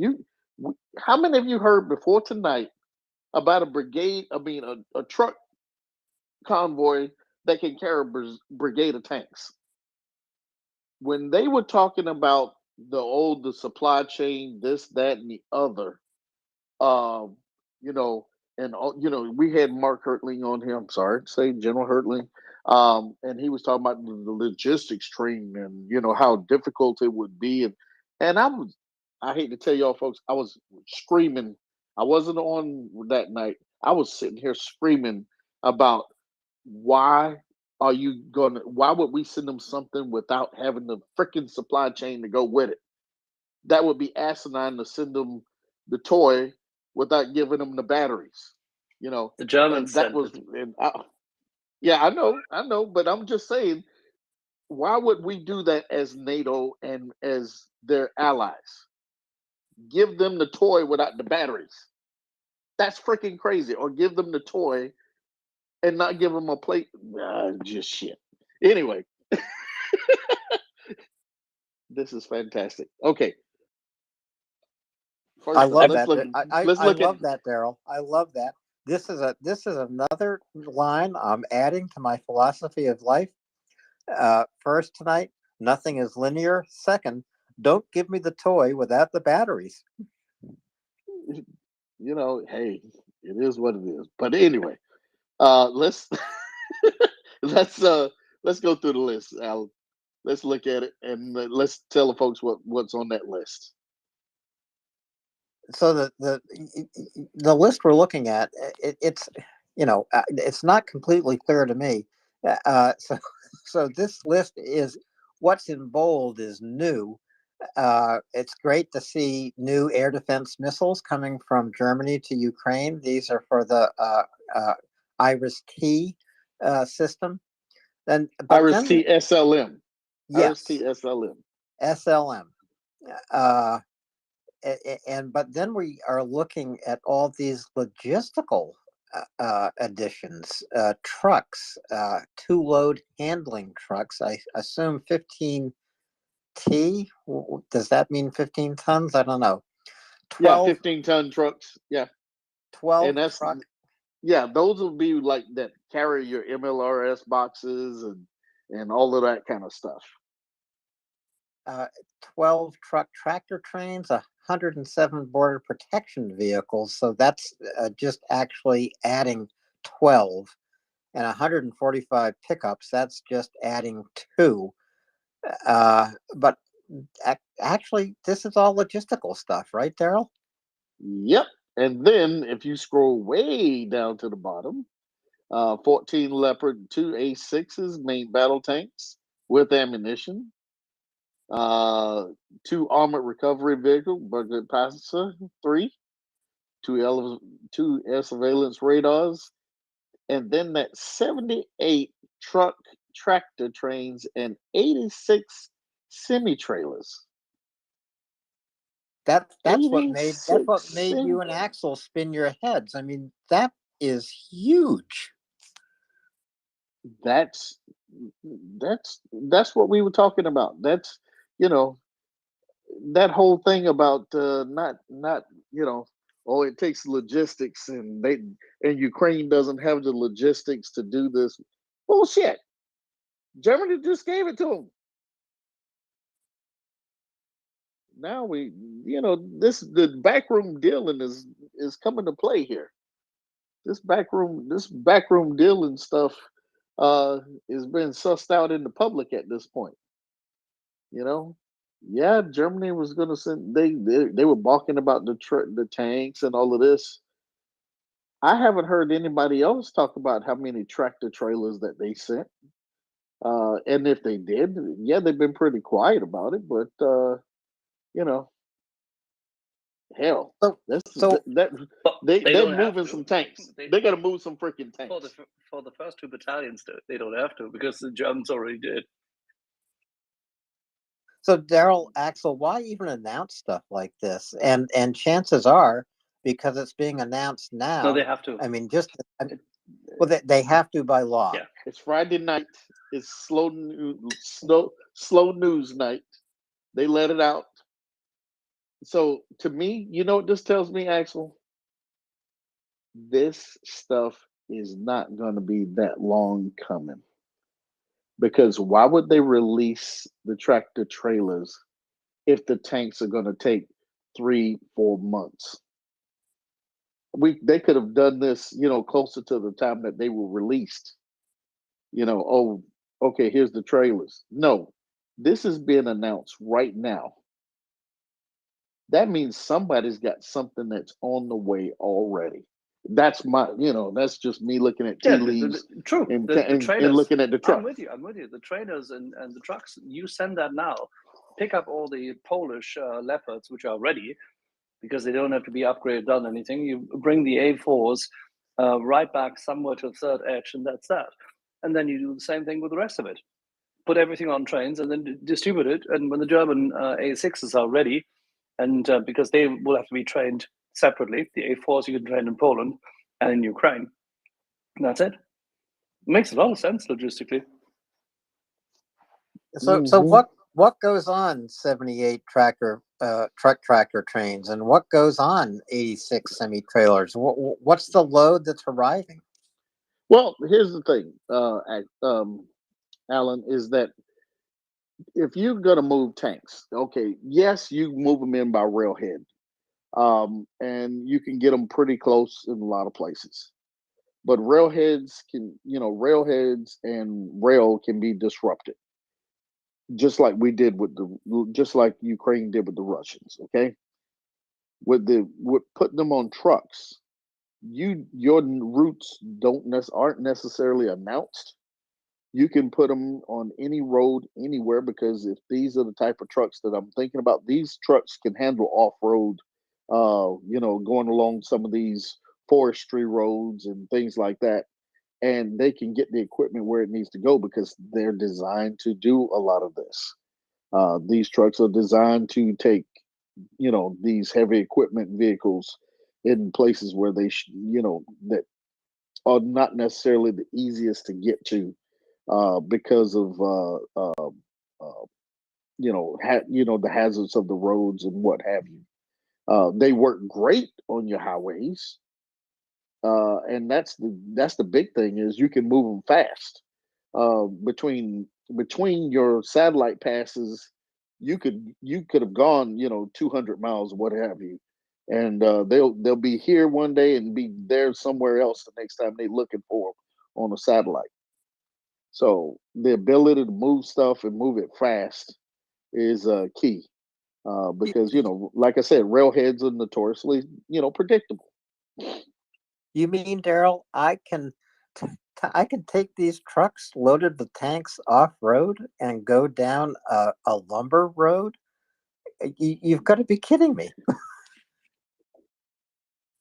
You got to remember, most of your military equipment is not designed for the best roads. It can roll on the best roads, but this stuff is designed to take the equipment where it needs to be. And that's the key part to it. Their tires are a lot bigger, their frames are a lot, sturdier, and they move it where it needs to be. Um, and like I said, it's getting it there and getting it there fast enough, so that the enemy doesn't predict where you are having your buildup at. I was excited about tanks. I've never been as excited in my life about truck tractor trains and semi trailers. I mean, this is probably as significant as the delivery of main battle tanks. This is you're right, Alan. This is the Ben Hodges language of war. Ben Hodges, who is the logistics master of war, and Ben Hodges, and again, another phrase going into my philosophy of life: when you're being attacked, every weapon you're delivered is for the purpose of defense. There you go. And speed is your friend. Um, Speed is your friend in this, especially when you have to move it from Lviv all over, to the battlefront. That's a long battlefront, and you need to be able to do it and get it there fast enough to where the enemy can't predict where you're going to be. Um, the element of surprise is key here, especially with drones and satellites. It means Ukraine can arrive anywhere on the battle line with speed and in force. Daryl, we have a hand up by the name of Shaggy. Shaggy, go ahead. Hello, good evening, everybody. Yeah, just a little technical question, because I'm having a little debate on Twitter with some people regarding how much damage a Swedish 84 could do to a main battle tank, like one of the best Russian main battle tanks. I mean, is it a case of they can't take them, like destroy them completely, like maybe a javelin, but they can definitely take the tracks out and make them immobile? Or what kind of damage could they do to one? Well, this might be a question for Axel or Daryl. I assume it's Well, what judging the they. fact that it's an AT, which means it's an anti-tank round, it's designed to take out Russian tanks. I mean, that's that. Unlike most of your, the RPGs and things like that, those were designed just uh, pretty much general purpose. There are bigger RPGs that were designed to take out tanks, but they haven't had much of an effect on the Western armor that we've seen yet. Even in Iraq, there were no kills by RPGs in particular. So, assuming that this is knowing that this is a Western anti-tank round, um, they have been tested and fielded for that particular purpose, and they would have known what the capabilities and the weaknesses are on the Russian tanks, as that's what they were designed for. Okay, all right. Yeah, this all stems from a Vatnik post where he said a $10 million tank could be taken out with a $6,000 anti-tank round. So I did a little googling and found that the AT4 is about just under $6,000. So that kind of fitted. So I was wondering what kind of damage. Are we talking about a Russian AT? Is that a Russian round or a Swedish. Western round? Swedish. Now, this Vatnik was just talking about. He's probably talking about NATO tanks, but I kind of flipped it around a little bit just to see if there were what was the cheapest anti-tank weapon that could take out a tank. Now, not necessarily take out as in blow it up, but make it kind of immobile, i.e., a pillbox in effect. I take out the tracks. Well, if you hit any tank with some of even the RPGs, if they hit it right, they can take it out. They can disable it. They won't take the tank out, but they will disable it. Maybe throw the track, because that's the most vulnerable part on a tank. With small. I'm going to say small arms, but an RPG isn't necessarily small arms. But with a man pad, the tracks are really vulnerable, and that's the reason for the skirts and the side skirts on the tanks is to protect the track. Yeah, perfect. Yeah, the side things plus the infantry as well, and all that kind of people just to keep the support and stuff like that, which the Russians didn't have. They just had to send the tanks in. Thank you very much. Cheers. Cheers, Shaggy. By the way, let me just highlight. Sorry, apologies. Let me highlight one thing. The some of the what we call Bergepanzer, the ARVs being delivered are Wiesent, which is the one thing which is good because it has a significantly better armor and it has anti-mine protection on the bottom in significantly bigger amount, which is super important. And the dang thing can take a Leopard 2 fully loaded with whatever is on it, ammunition, you name it, and take it out against pretty much every single steep slope you can and bad terrain you can give it. That's the Wiesent is the one which at this tank competition managed to drag out the Charlie fully loaded and the M1 Abrams, and then easily took a Leo at medium speed. So it's really pretty neat. What's the Leo's top weight? I mean, full out weight. 63.5. Jesus, that's light. I'm just gonna say that's light. Yeah, because the old M1, the original M1A1 was 61, and the current M1 is like 70. Yeah, right at 70, 68 to 70, somewhere in there. But this is because you developed a different armor concept, and the Germans used a completely different version of say component layering and different steel, and the German steel is definitely better than the one which is used for the current version of the M1 Abrams. Yeah, sorry guys, but that's how it is. And and they want to achieve something different. Axel, they both stop rounds. They both stop rounds, Axel. You know what I mean. They wanted to make sure that thing has a different power to weight ratio. and therefore increased mobility, because mobility is safety. That's right. That's right. Do you know that the M1, when it first came out of the factory, they all have to reach speeds of 60 miles per hour. That was the minimum. I mean, that was one of the when they went through Yeah. the field trials at Dearborn, they had to go around that track at 60 miles an hour before they could get released. And you know why, right? They wanted to be competitive. Yeah, okay, we can go with that route. It's the funny part. I mean, they found out that they simply, because they were using different, say, steel components and the likes, they had overloaded the thing vis-a-vis what the armor could actually bring as a benefit, and they had to change it over time. So the M1 today is a completely different tank than it was then, and it's a superb tank, no question, and it's battle tested like hell. It's great. I'm not challenging that. I'm just saying that it really took various cycles of work in order to get it where they wanted it originally, because they couldn't imagine, they simply couldn't create at the beginning the quality components which they needed to be competitive with the Layer 2 as it was then, which is a testament to what the Germans were actually able to be building in the 1970s.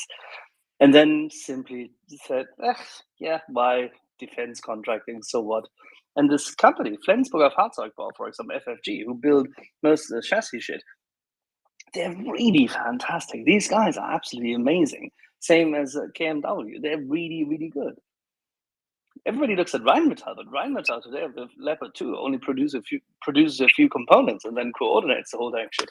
But the Leopard 2 is an excellent example of integrated engineering. Why isn't there a NASCAR event for tanks? Oh, there Daryl is. and Axel. I mean, Oh, there is. no, I'm Oh yeah, sorry they I asked have that it. question. Oh yes.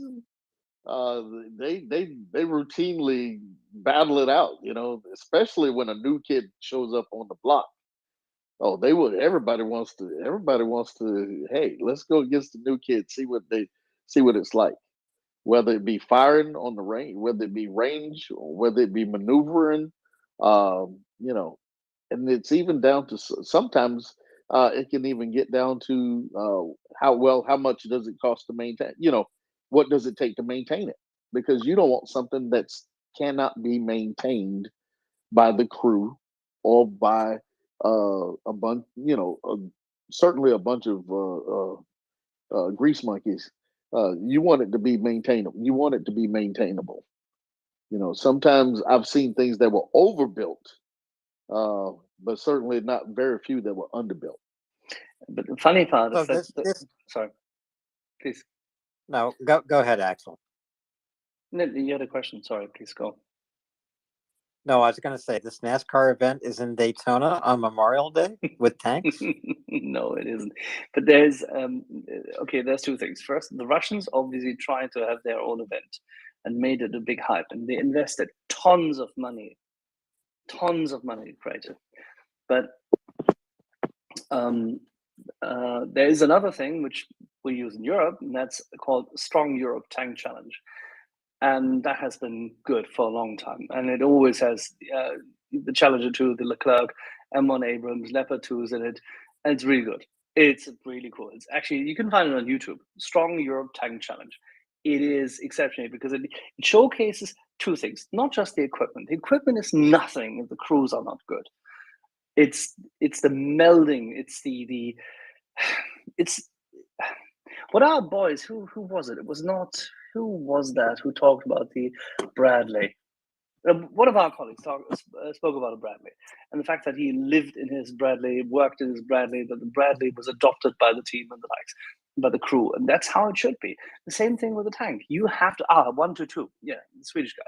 He said you have to adapt to your CV90, as his colleagues did. You have to adapt to your tank, and the tank becomes yours. You are part of that thing because you are the unit, the tank with your crew. And you can see this in these Strong Europe Tank Challenge videos as well, that some of the crews are performing better. And over the years, the dang Leclerc didn't change at all during those years of contest, for example, between 2016 and 2018. But some of the French crews performed better than others. And by the way, in 2018, actually since 2016, they hold this at Graf and Ver, which our American friends just call Graf, because this Ver thing is a bit hard for them. Yeah, graph. Graph.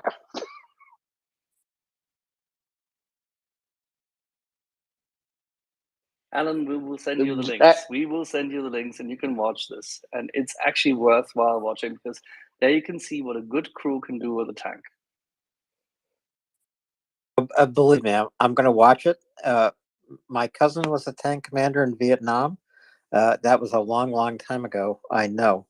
But he's probably my closest relative, and he and I talk a lot about Ukraine, also about MriyaReport, and about tanks. So I just listen. If you want to be entertained, you need to watch the Russian one from last summer. Entertainment is important, Ryan. It's always important. So Daryl, Charles came up. He's raised his hand a couple of times, put it down a couple of times. I don't know if he wants to speak or not. Charles? Sure. Yeah. I have. Hello, everyone. Hope everyone's doing well. Just some questions about ATACMS or ATACMS. I'm not even certain how that's pronounced. The Israeli Hero drones, U.S. drones, and if I'm looking at and fourthly, if I'm looking at this globally, how is the pacing of providing materials, armaments, weapons balanced against, not tipping the Ukrainians' ability to train or to be effective with the equipment and machinery, against, hey, what's the time frame for ending this war? Give us X, Y, and Z, and we'll end this war. With respect to the ATACMS, I'm sitting here in the U.S. I'm flabbergasted. I just can't figure out how these are not in country. I perhaps can understand that you might want to, let's wait and, use these when we're going to do the big push, really take out the Russian sites in Crimea with this type of range, and that's how it's going to end. I'm just absolutely shocked why these aren't already there, or what is the plan to deploy them. It's unfathomable. Then the question, I've seen a little bit of talk about the Israeli Hero drones. I think it's the 30, which is just kind of the basic drone and not all that interesting. But I think that Israeli line of the Hero drones is really, really looks interesting. And then, U.S. drones, and I can kind of understand, well, we don't want to lose, equipment here or there. Well, you know what? Well, if this thing goes right, and the Russian military is destroyed, then we really need to be talking about a complete restructuring of what Russia was formerly, because we're no longer into imperialism and we're no longer into the empire. So, any thoughts are appreciated. All right. First of all, what happens to Russia after this is over? The only thing that the NATO and particularly the U.S. is going to be interested in is what's going on with the nukes. That's one of the key issues for us after this is over. Their conventional arming, that's of no concern. It'll be just the nukes. Now, in relation to the drones, the drone situation is what Israel will release to Ukraine and what we will release to Ukraine as far as the long range missiles. Um, that's to be left to the higher ups. When and why and how come? Everybody here, we are advocating for the NASAMS. We're advocating for the ATACMS. We're and the GBLRS piece, which is got 100. Let's see the. Let me look at it real quick. I don't want to get my acronyms mixed up here. Hold on. Yeah, looking at it. acronyms are the worst, Daryl. No question about it. Okay, the GLSDB has got 150 kilometer range. The Atacams has a 300 kilometer range. Right now, they've only been given the HIMARS, which is 80. So that's the difference in those. And I think I'm not gaming any of this out. It may be a matter of availability of some of this kit. How much do we actually have versus how much we could actually give away? So, it's yes, there are a lot of names out there for stuff, but it's how much of it is actually in our arsenal, and that may be something that we are not seeing. We know of them, but we don't know how many we have. But this is also what makes the next Ramstein conference so important, which is coming up on February 14th. This is the 9th Ramstein conference in the course of this war. We don't know what's going to be on the table there, but I think there's a lot of speculation that missiles like ATACMS and also fighter jets are going to be discussed, because these are two of the crucial pieces to get Ukraine a fully equipped NATO equivalent army on the field.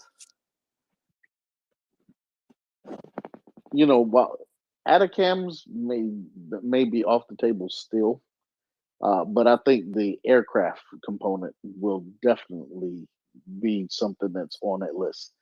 Um, like I said, I'm not sure why they haven't given Atacams yet. It may be that they already have something that's um, that's very close to what the ability is, because remember, Ukraine was already developing their own. So we're not, if that's already in service and usable and it has the range that they need, we may just be holding fire. I don't know. But I mean, again, my sense right now, from what I'm seeing, and just looking at losses in Salvatore, or that are just completely unsustainable, as well as Bakhmut, and my sense is what do we you probably mean have unsustainable? What do you mean unsustainable? from a Russian standpoint. Unsustainable. Oh, Russian okay. standpoint. Okay. Just I can't figure this out. I can't figure out how you can lose these types of numbers. And so in looking at that, my sense is there's with the Bradleys, with the HIMARS, with the tanks that are coming over, with trained up crews who can complete combined operational attacks. That's probably enough to get the job done. Is my sense. Is that correct? Additional ATACMS drones No. would probably make it a lot faster. Well, the thing is, those elements, like we said in here, those elements are not a magic bullet. You still need a complete package. The aircraft will help complete that package, but they still need the long range to take out some of these other elements of supply, of attack, such as being able to take out uh, maybe the bombing range, uh, the airport that the bombers are coming out of, Sure. the possibly the aircraft themselves. You know, those are the things that they need to be looking at and trying to target to help win this um, outside of on the battlefield itself. Being able to take out the things that help get this equipment there, train lines, railroad yards, bridges, anything that they can help reduce the ability to fight. That's what will help speed this war up. Because if they can't fight because they don't have it at the front, then the battlefront moves, and there's less loss of life. Because everything is about how much will it cost. Um, yes, Ukraine probably could have been, doing a lot of attacks at this point. But if you don't have, if you're going to go in and you're losing, thousands of men, why do it? When you know that the gear is coming, that you can Yeah, do this a lot safer. yeah. So, Fighting so a lot smarter. the big push is to be able to reach behind the lines, and also to at the battlefront have overwhelming force. Daryl, when I look back over almost the full year of war that Ukraine has sustained, uh, it seems like we're in Act Three. I mean, Act One was Ukraine alone, standing alone against this Russian genocidal invasion. And this is when Putin and his propagandists predicted Kyiv would fall in 3 days. And there were some Western analysts, Europeans, Americans, Canadians, military analysts all over the world who said this could happen. And what did we hear? We heard President Zelensky say, I don't need a ride, I need ammunition. So, Act One, Ukraine repels this initial offensive. Act Two, NATO, led by the United States, delivers weapons, especially air defense weapons. So Ukraine is able to defend its cities. Act Three, which Axel has precipitated by Free the Leopards, is delivery now of weapons, main battle tanks Ukraine needs on the battlefield as soon as possible. But what's following is what we have just discussed. Uh, Everything they need for a logistics train that supplies the battlefield.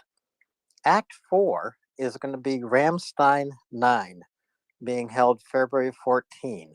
And at Ramstein 9, I'm sure F-15, F-16 jets are going to be discussed. ATACMs are going to be discussed.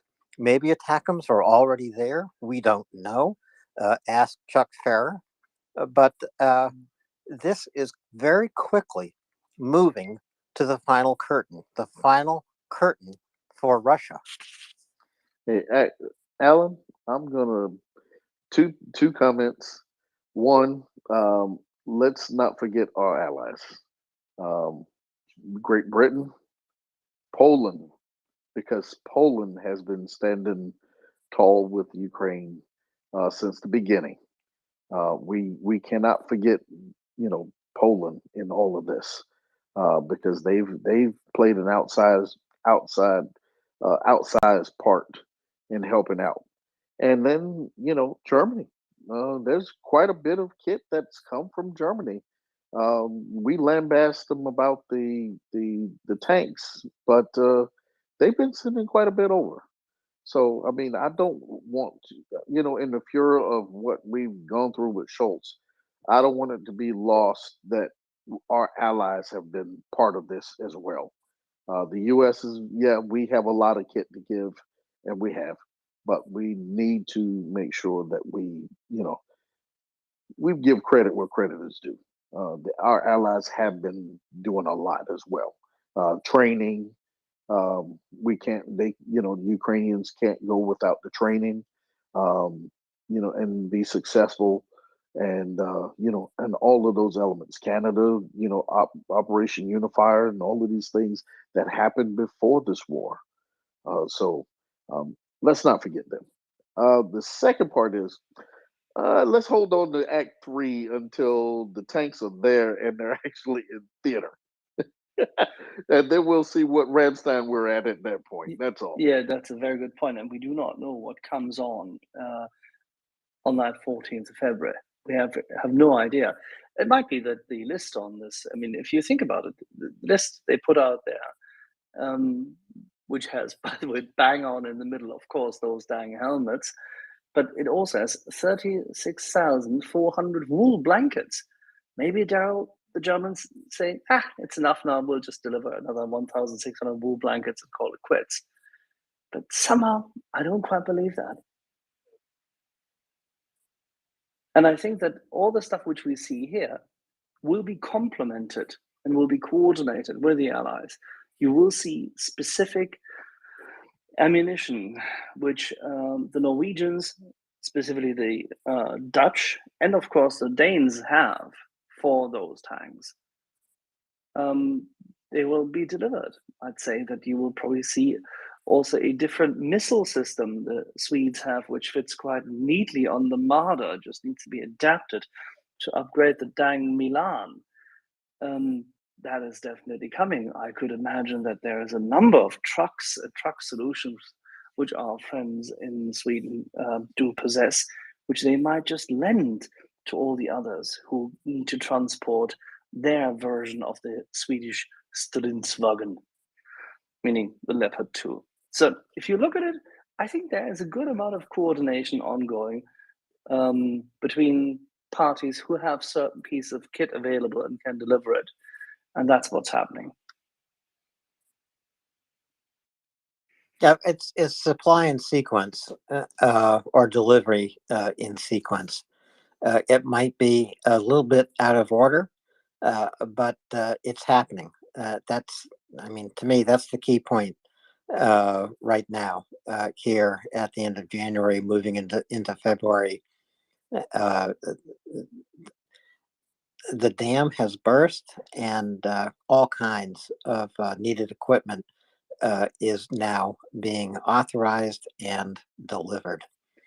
And as they said here, the values stated for used material from the German Air Forces are also based on current values, which can be significantly lower than the corresponding values for new or replacement goods.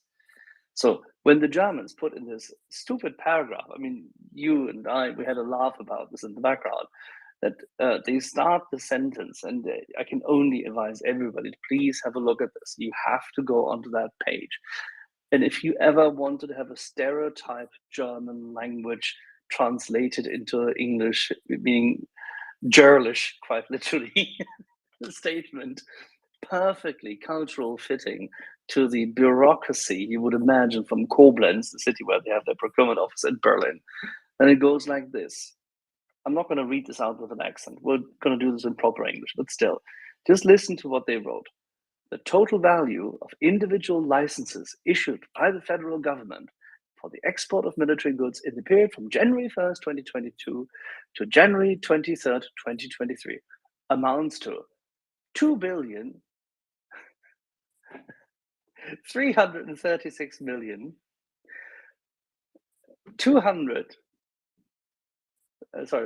2,954. Sorry, I couldn't take it. Again, they wrote till the very last euro what this is currently worth for bookkeeping purposes. And how many pennies? How many pfennigs? I see. That's exactly my point. They didn't write the dang cents. What is it with these people? They've lost all their order. And of course, this is okay. I'm laughing out loud. I can't help it. This is so silly. There is a certain sense of orderly passive aggressiveness in all of this, and you can see it. They evidently felt compelled to write this all down, and they must have felt that they have to justify themselves. If they could have just said, no. This stupidity that they couldn't communicate what they're delivering better is astonishing. It's outright insane. No, come on. You know, from one CPA, when you have the numbers, it's hard just not to. I'm surprised they didn't put the cents down.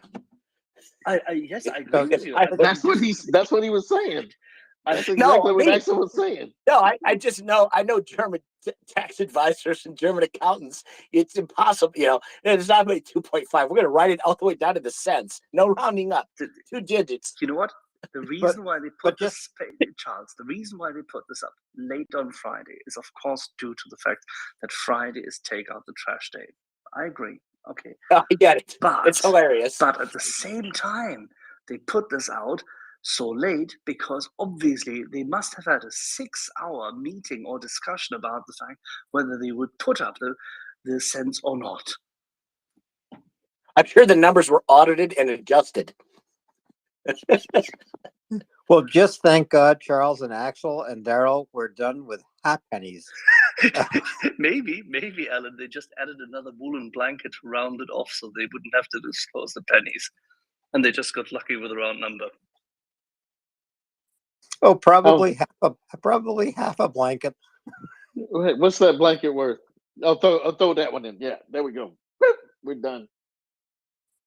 The need for precision is a sickness. Definitely. In this case, absolutely. But on the other hand, the engineers and the planners and the guys who actually have to deal with stuff just added each and every piece of kit which was seemingly really needed. So, and by the way, this list includes, just for everybody to listen very carefully, Germany has delivered since the beginning of this attack. For example, 7,944 man-portable anti-tank weapons RGW-19 Matador. That piece of kit is fantastic. Everybody who's in a tank or an armored vehicle hates this shit because it's really, really good. Just saying. This is the stuff which was delivered early in the conflict. This was delivered in late March. They started with it because beforehand, starting 2 weeks prior to the invasion, under a contract they had with Dynamit Nobel and what's it in North Rhine-Westphalia, on the left bank of the Rhine. They had 3,000 at that. I think initially it was 2,700, but now it's around after 3,000. 3,000 anti-tank weapons, Panzerfaust 3, with 900 firing devices. Now that is a piece of kit which helped our friends greatly, and the Germans did it because the agreement was made before Mr. Scholz came into office. The agreement to deliver this to the was made still under the previous government because the UK had already started hitting it home that when they knew in October that the Russians would come, and they had highlighted it to everyone, and the German BND, by the way, had found out the data together with the Brits. They were the two first agencies to find it out, at least to call it. Everybody else had the data, but they called it. And the funny part is they delivered this right on time, and it arrived in part 2 weeks prior to the attack. So the Germans did deliver some good stuff, but reluctantly, not because they wanted to, because they had agreed to it, and there was a contract, and then we were forced to do it. I mean, eventually it does, and it doesn't matter because the stuff has been used, and it's great. They've also delivered 14,900, albeit there's 9,300 thereof, so-called anti-tank mines. Now that is a very, very good piece of kit. If you haven't seen it yet, you should go for the anti-tank mines the Germans have delivered. That is one of the smartest pieces there is in order to, because you put it next to a road, and that thing, when it's tripped, it's not tripped mechanically, it's tripped by a sensor, jumps out and attaches itself to the piece of kit.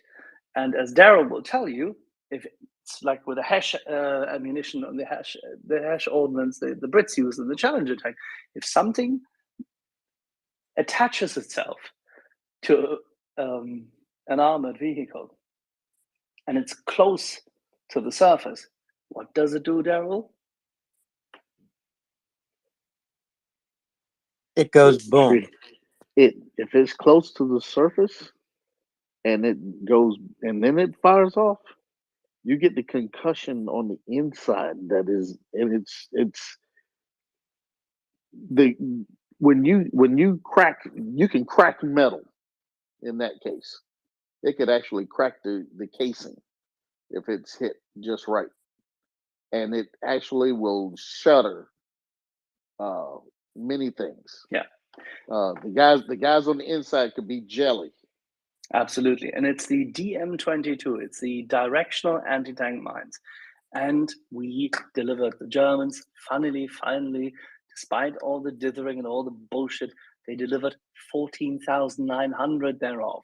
Now, what did our Russian friends lose, especially in the first 3 months? A lot, Daryl?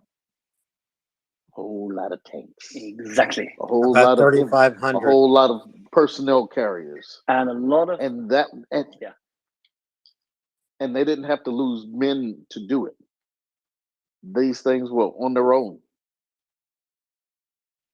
And when you have these anti-tank mines, these directional ones, and you put them alongside roads, these roads are not passable. So they use these DM-21s, for example, on this road down to the northwest of Kiev through what was swampy landscape, because the friends, the Ukrainians, had flooded by bursting the dams. They had flooded the area. So, and the Ukrainians used it there, and they used it at Brovary, they used it around Chernihiv, they used it close to Sumy. They used these mines wherever possible in order to shape and guide the advanced vectors the Russians could take. And that was exceptionally smart, and it has helped greatly. So the Germans did deliver a few things which were quite helpful, you know. Yeah. But they are very bad at communication and not so very good at sales. Jesus bloody Christ. Russian jelly sounds absolutely disgusting, Daryl. So Ja. I'm actually I'm looking at total losses right now, and as of today, day 339 of this war. How many tanks, Axel? 7 more in the last 24 to 48 hours. A total of 3,189. But as impressive, and talking about these mines you're talking about, how many armored combat vehicles that the Russians have lost? 6,344, and those combat vehicles do move down roads, not just overland, because the Russians are kind of stupid. They did, Alan. They did. They don't do. So they've changed their strategy. Let them keep changing it. But of course, the other significant loss for Russians now, over 125,000 Russian soldiers. 125,000 in less than a year of war. Eventually, this is going to be making a bigger and bigger impact on civil society inside Russia. That is what we hope. Alan, they have lost all the men in the first invasion. When they started this invasion, they've lost every man that they had on the battle space at that point in time. Now, I'm not saying the exact men, but the number of men. They've lost the entire initial battle uh, um, force that they put forth. I understand That, exactly what you're saying, Daryl. and then I've mentioned this before as well. In that part of the year, in the last part of the year, um, the numbers have accelerated. And the reason why the numbers have accelerated is because they've been getting more precision munitions. Where it took them an entire year to get to 100,000, it will take them possibly another 4 months, and they'll be at 200,000, or 3 months, and they'll be at 200,000. They've gone almost 25,000 men this month alone. Almost. They were at 105 on January the 1st, they went to 101,000 or 102,000 on January 1st. They will more than likely be over a quarter of 100,000.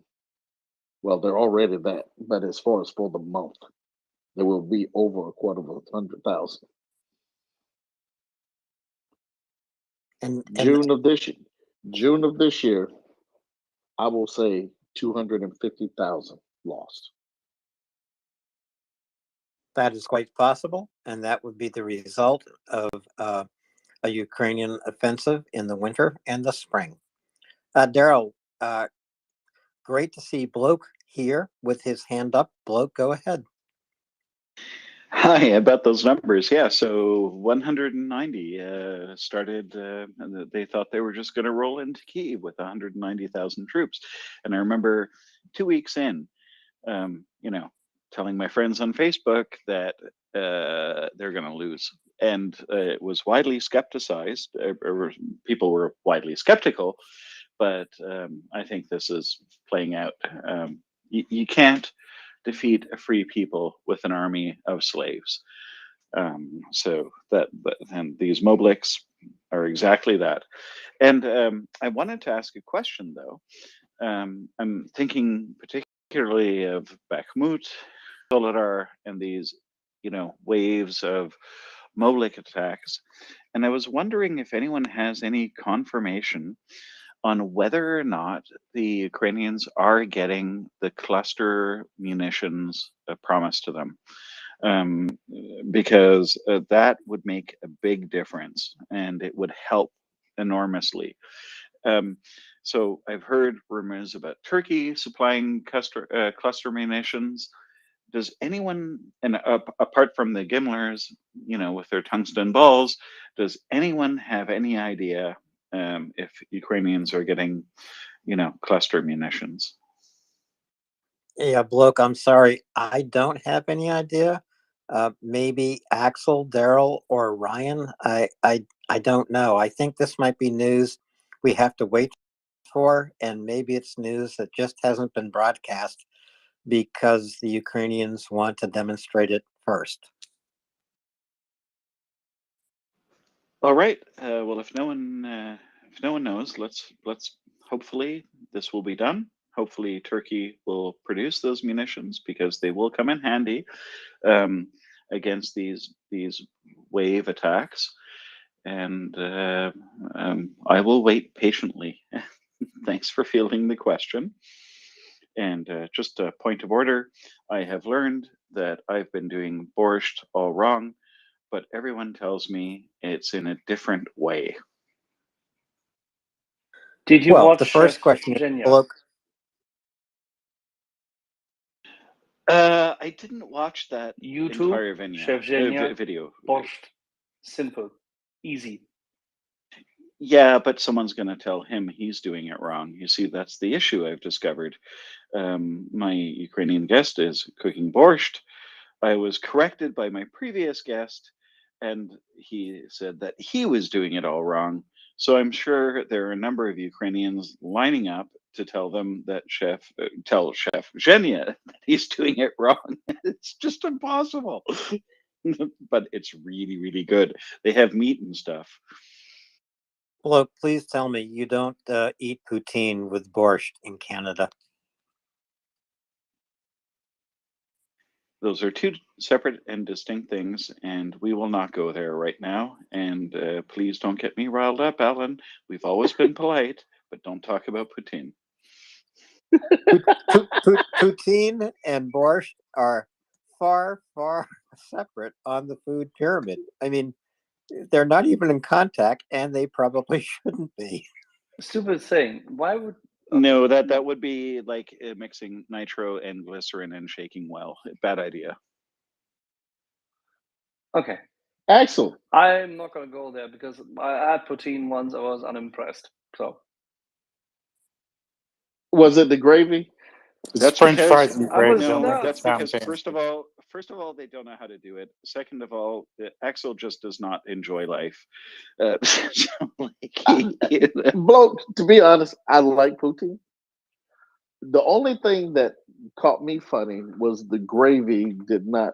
It wasn't substantial like the gravy that I'm used to, That's my point. and I think Sugared. that's the only thing that would be, different. I think they use like a cornstarch Exactly. They put in sugar the and gravy, and cornstarch in there. They should it's never do that. It's terrible. That's not gravy. That's Wait, sugar. shall we focus? Shall we focus on educating about Ukraine and not necessarily about Putin? You criticize Because Chef there I Shelia's is. like Putin bloke. I didn't criticize it. I merely pointed out that no two Ukrainians will have the same opinion on borscht, and this has been confirmed to me.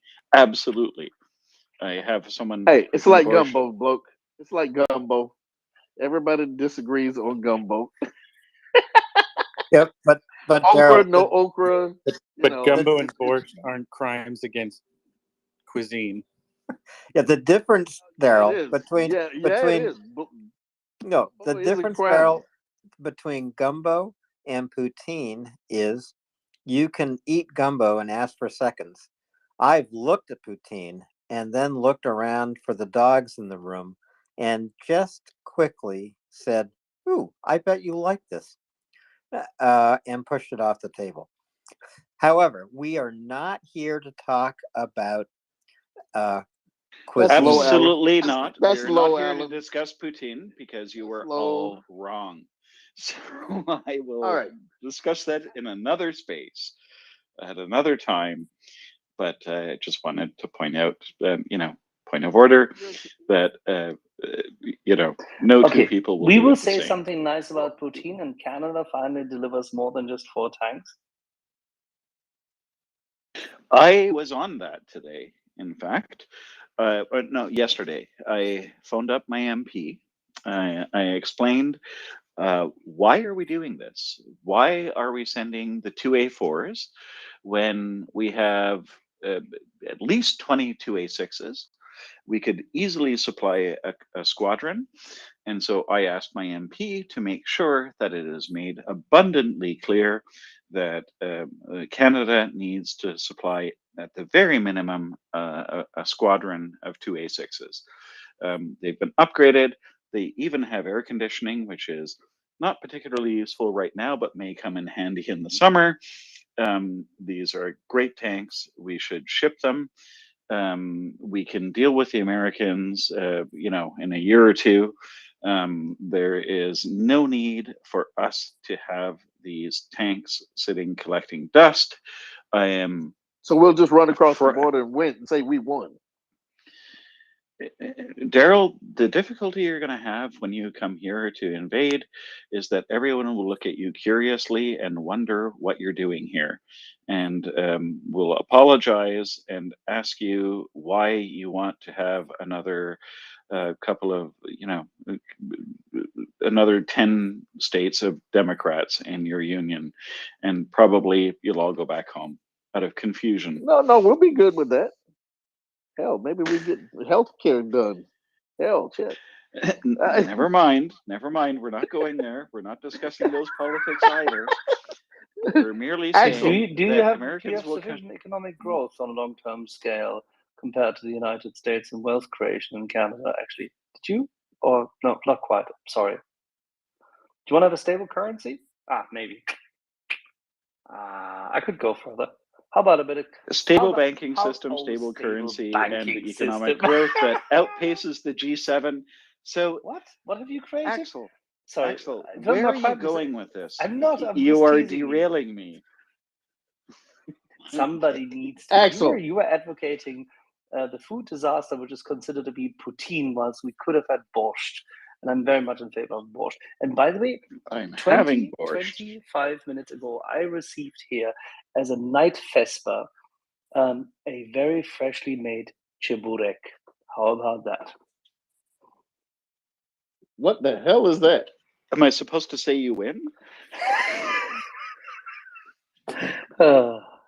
Sweet F-16. But we have people on with an hands important up. point. We have people who really On want to Okay, talk about whoa, time out.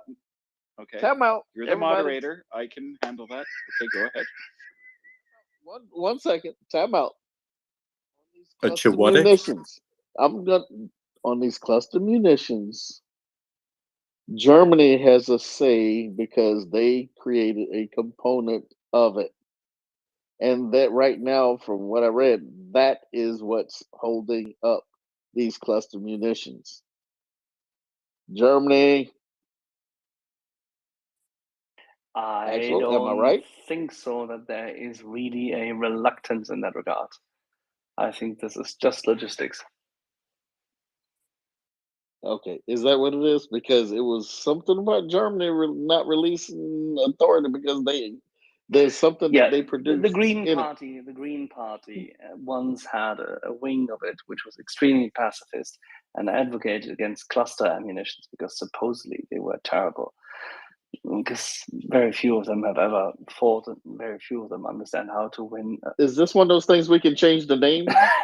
Well, the funny part is that the U.S. ammunition with the component you just described fits perfectly within what is the international treaty boundaries.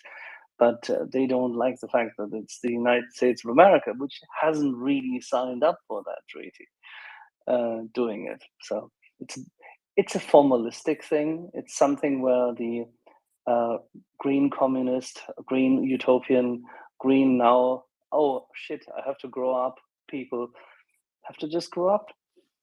They'll get there. Yeah, I think the cluster munitions are going to be very important. I think that they should be shipped as soon as possible. I hope I would like to see confirmation of that. And just a note to all Canadians here, please write your MP. You can call them. I asked specifically if which channel is best to communicate. Written letters or phone calls are best. They will be registered. They will be heard by your MP. Let's get at minimum a squadron of 2A6s and not this pitiful effort of 4 2A4s, which I'm extremely embarrassed about. So we can do better. Phone your MP and do better. And I seem to be a walking chaos factory here, so I will drop down and allow you to get to No, you're not. more sensible You're news. not gonna get away bloke. that easily. No.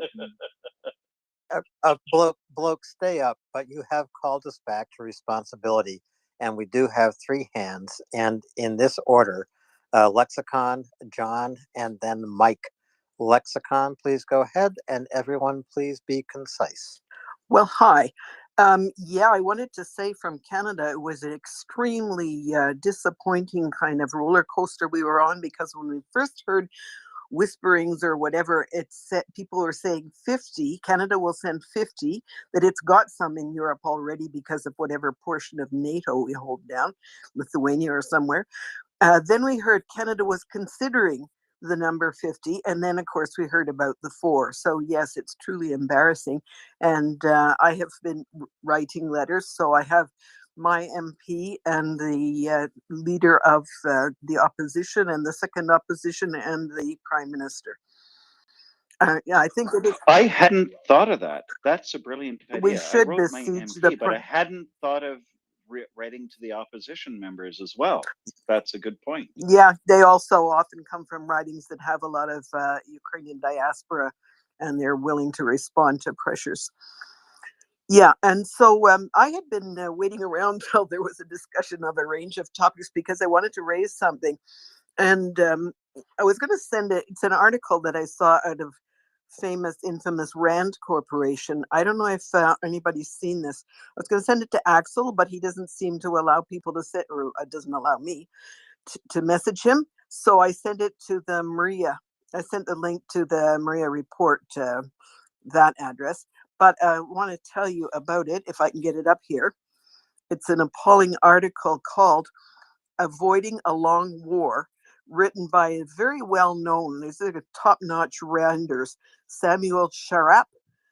I don't know if you've heard of, and Miranda Preeb. Yeah, Sharap really is not qualified to make statements without constantly being ridiculed and rendered back into sixth grade. It's more than a statement. So Rand Corporation has invested a bunch of its bucks into this study. The two of them write together all the time. And this is called Avoiding a Long War, U.S. Policy and the Trajectory of the Russian-Ukraine Conflict. Russia-Ukraine Conflict. Yeah, good title there. And what it talks about, it of course agrees that it's looking at this question from the point of view of U.S. interests, which he feels qualified to write about, and not from the point of view of Ukrainian interests, and these may diverge. At any rate, I thought that the crux of that argument is there is, of course, coming from somebody who's not got a comprehension or an appreciation of Ukrainian agency and the strategic structure of Ukraine in Europe and the Russian colonialism that it's been battling forever. So all he talks about is he writes out of this rather fraudulent international conflict theory kind of stuff. So he comes up with various terms. So he tells you that he's going to discuss this through various dimensions, and you'll see them. It's 32 pages, but it's not really that much length in actual writing.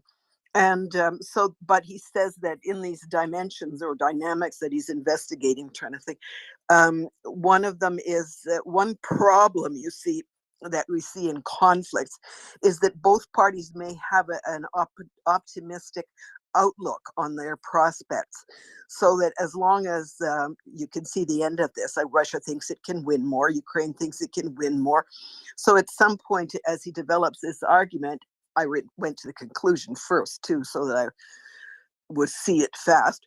The Ukraine could be disavowed of this notion that it's going to win everything it wants, and of course he considers complete Ukrainian victory to be quite unrealistic. And he takes some of this phony theory to define a complete victory as having to bring your opponent totally to the ground, to his knees, unable to fight further. Well, that's not the only way that we define total victory.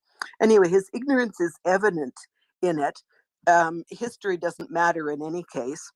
And but what bothers me is just basically, to get back to the conversation about it, Rand Corporation clearly has a lot of influence in some circles, or there are policy makers or legislators who are just aching for somebody to give them a sort of academic or research gloss to the policy that they want to put forward.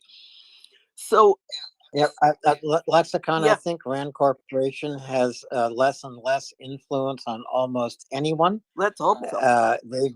They've been discredited in many ways.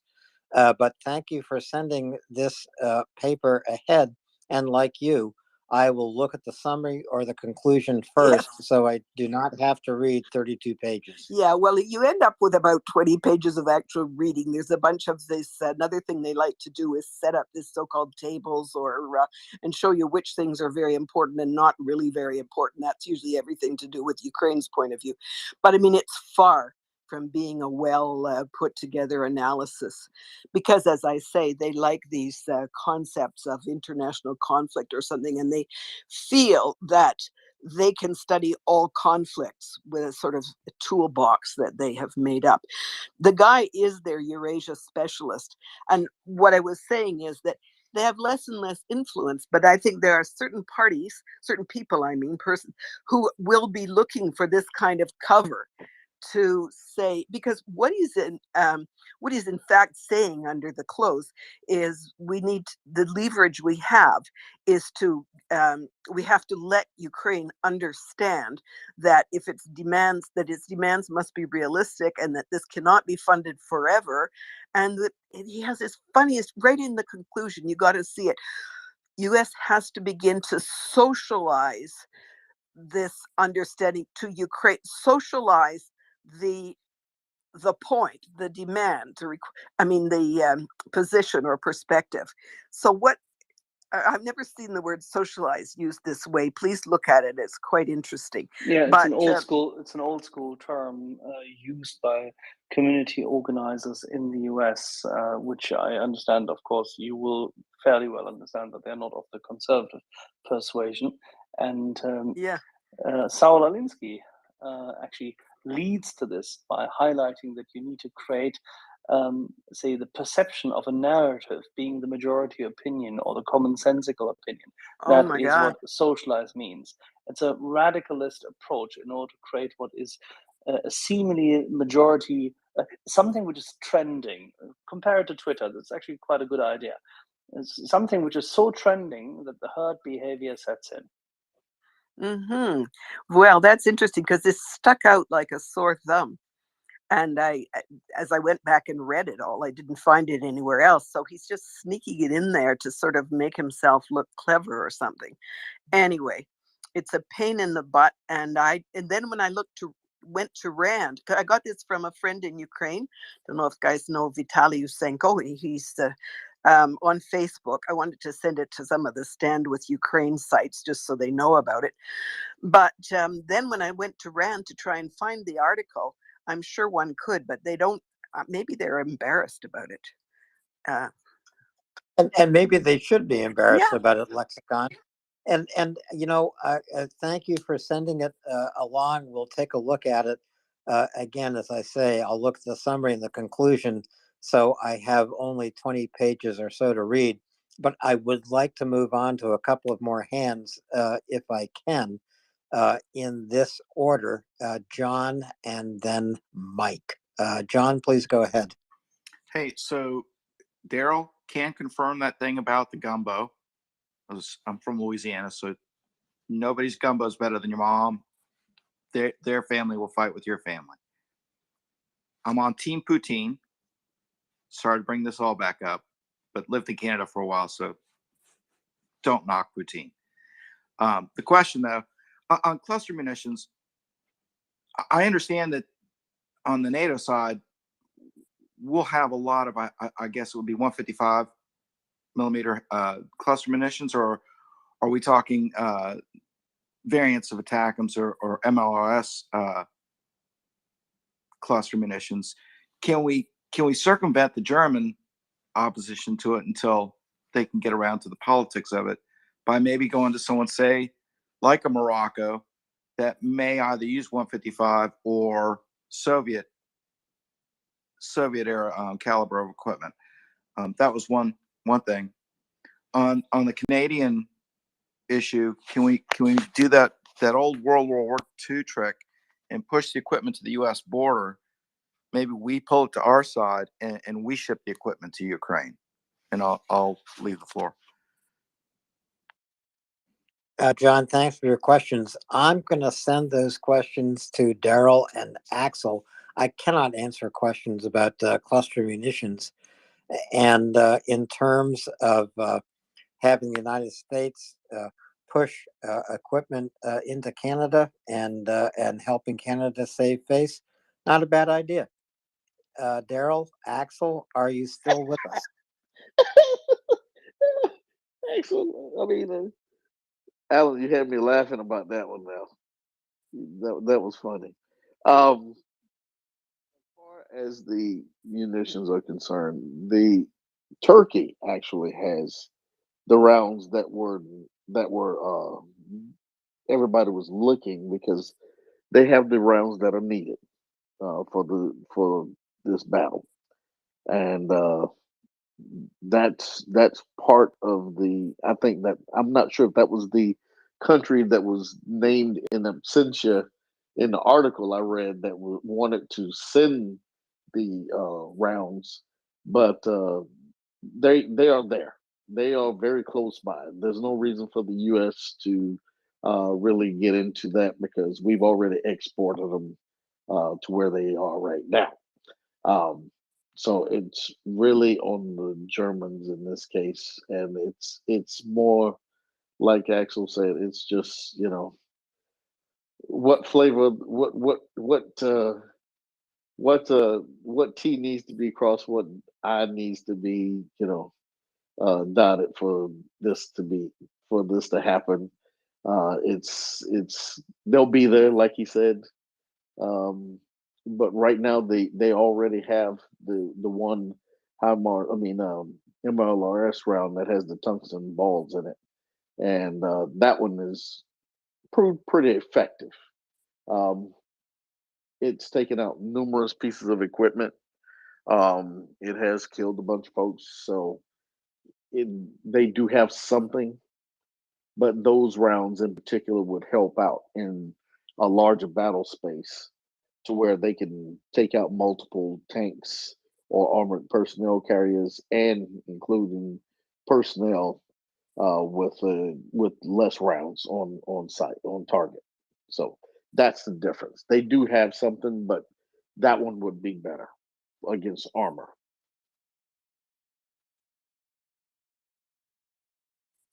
So, Daryl, we have some more hands, and in order, Mike and then Chef. Mike, please go ahead. Hey guys, I appreciate it. Daryl, you were talking about it a little bit earlier, but I was just thinking you're looking at a couple hundred tanks and fighting vehicles rolling into theater here, over the next couple months, and it just seems like a pretty massive logistical operation to move that kind of weight, 1,000 kilometers across Ukraine if you're coming in from Poland. So just wondering if you could talk a little more about what that setup looks like and how you kind of design that operation to, I guess, avoid the inevitable Russian airstrikes that are gonna, it's gonna become a priority target, obviously, for the Russians. So, what does that look like once the hardware starts rolling in? How are they gonna get it to the front?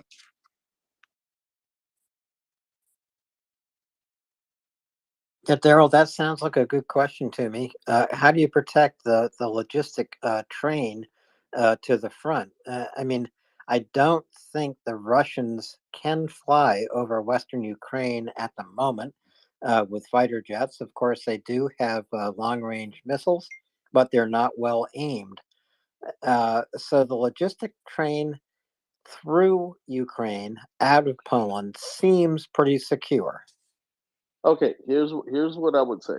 You are going to you're going to put them on a train somewhere, either in Germany or Poland. Well, it'll have to be Poland or in Romania, because Romania does have a line that goes into there as well. And you will need to get it by rail. That's the first thing you want to do, is you want to move everything by rail, because it's the most efficient means, less fuel costs, etc. The main thing that is your friend is speed. Once you get it loaded onto the train, you need to run it, and run it to a predetermined um, staging point, somewhere where you can offload things rather quickly, and then move it out from the mustering point.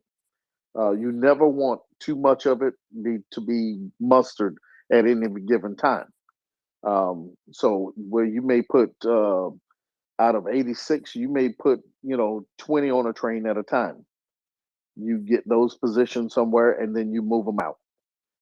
It won't take that long to offload, say, 20 pieces of kit. Now, if you have a unit train, and when I say unit train, that's a train that is composed only of military equipment. In this case, you'll take that train and you'll take it somewhere where, right to a railhead, it backs up, and that stuff rolls right off onto the ground, and they go. Uh, Again, speed is your friend in this case, because anytime they can uh, catch it on satellite, know the route, and then now they have a possible route of where it's going. If you get it in country, get it as far as you can, and then you have just run an all night operation to get it off the train and gone. There's less likely chance that it can be seen with some of the overhead flights. The only thing that you will have to worry about at that point is human intelligence, because there's nothing that can be done about human intelligence. And so the best thing you can do is let speed again be your friend. Right. So, in light of that, are you having to constantly shift those railheads and change to different locations as, say, if one of them were to get hit with a missile or sabotaged or something like that? Are you constantly adjusting those plans on the fly? And to what extent, in the staging areas, like you said, you want to move as much as you can, as fast as you can. So are you, at the starting point, maybe holding off a few days in terms of starting to deliver material to try to get as much staged as you can to move it? Or are you just trying to get every piece to the front that comes in as soon as it can, and you maybe risk giving up a railhead or an offload point like that, and it gets hit and you have to shift, or are you trying to wait to mass as much as you can and then move it as fast as you can? Well, here's what I say. You get it to the railhead, you get it in country, you get it to the railhead, you get it offloaded. That train immediately leaves. It never stays where it was. If they catch it on satellite, it's full one day, it's empty on the next pass. That's how fast you want to keep it moving. And they probably already have the timing satellites overhead. So the quicker you can get it offloaded, get it onto at the railhead, and get the entire convoy moved out and set up in a predetermined location somewhere well away from where that railhead was, then the better you are, the better off you are. It's a game of peekaboo. See me, you don't see me. And then you make sure that everything that you do is well protected. I don't know if Ukraine has the underground areas like I know Russia has, where they are massive underground warehouses. Germany has them, and you can hide a bunch of kit in a place well protected underground. And that's where you would probably want to amass some of this stuff. So Daryl, would we also be thinking about dispersing transportation so that you use trains for some things and trucks for other things, and letting those trucks take various routes to the same destination? Well, if you're talking about moving trucks, you're not going to have trucks moving trucks. What you'll have is you'll have trucks with, and those trucks will have, the tents on the back of them like they have been. That's one of the big things that Ukraine has done so far, is that they've moved a lot of equipment that hasn't been completely seen because they run their trucks with like a tarpaulin over the back that kind of just breaks up the profile of whatever they're carrying. So they've been very, very good at that part. So I would not see a need to move trucks on trucks, but I would see the need to get those trucks offloaded, get those tanks offloaded immediately, load them, lock them down, and get them gone. You don't need to. Here in the States, we do a lot of overkill on the shackling of the equipment down to the trailers. They would only need to have it ready to go on the trailer. That way, when they back that trailer down off that railhead, they get it on the ground. That tank rolls off right behind it, loads up. That truck is immediately moving to wherever it needs to go. They can fuel. I don't know if they're shipping these things with full tanks. That would be a good idea. I doubt if they have any ammo on board, because that would break all kinds of rules and laws of transportation, especially going through Poland itself. Those kind of trains have their own logistics methods that I really wouldn't mention here anyway, even if I did know every bit of it. But the main thing is to get the pieces off the train, marry them together, and get them gone. Does that answer your question, Mike? Yeah, man, that's great. That's all I got for you guys. I appreciate it. Okay, thanks, and thanks for coming up. So we have the order of hands now. Chef, Angry Ants, and Ryan. Chef, go ahead, please. Good evening, guys. Yeah, I was listening to what Daryl was saying. My guess is because this is so high profile that our government, and probably the British government as well, will probably get a little more involved in the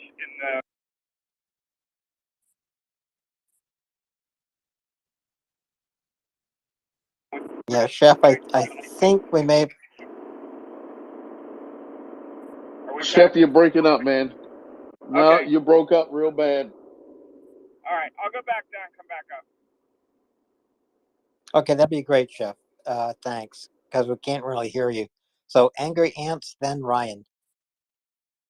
Hey, Alan, how you doing? And I'm glad you were able to get me up here. But really quick, and for folks who don't hear, this is Will, and I'm one of the ones that are regulars on the track runs that usually happens every Saturday. And since we got off earlier today, I thought I'd put a basic little thread together on this account, this account of mine that kind of goes through a couple of things. One, it explains the two different sizes that we talk about a lot: combat arms battalions and brigade combat teams. Then it goes through kind of a visual scenario of what an actual combined arms maneuver looks like over a large area. And by no means am I an expert on this. I'm sure Yehuda could spend a lot more time than the 2 hours I just did throwing this together. And there's probably a few spelling mistakes in there too. Just to let you know, Alan. I was an infantryman and construction worker, not a professor.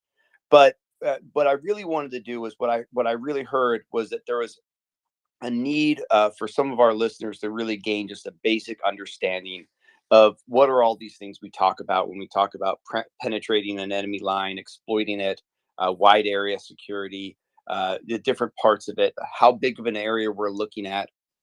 And I've used a couple of different visual references.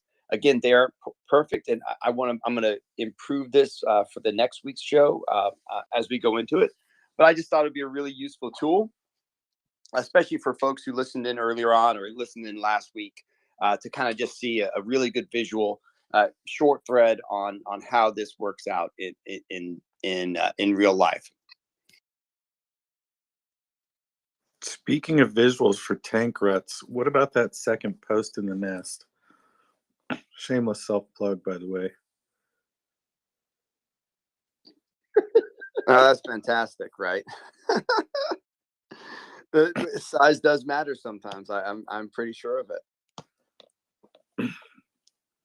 Sometimes you just have to be the little guy that carries a big stick. Speaking to logistics and how those things are getting into Ukraine, I was gonna play devil's advocate here and disagree with Daryl. I suspect they're probably being railed up to a staging point somewhere in Poland and then trucked across under a tarp. It's way easier to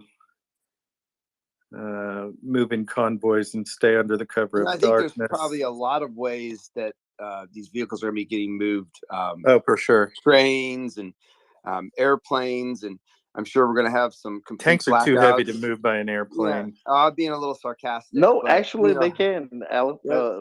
Ryan. Yes, I know yes, they can, but they're not flying anything into Poland or into Ukraine. No, right now. no. I just wanted to be sure, because look, we all like to pay attention to what we're doing. I think that Ukraine has done an excellent job. Many times, as good as OSAT's been, etc. There is so many different vehicles we haven't seen on their way to the front line, or even on the front line. So I think Ukraine is going to do, probably one of the most amazing jobs since what this is going to be akin to is us preparing for D-Day. Ryan, I think there'll be a good idea, a good way to look at it, where there's all kinds of things happening, misdirections and directions, etc.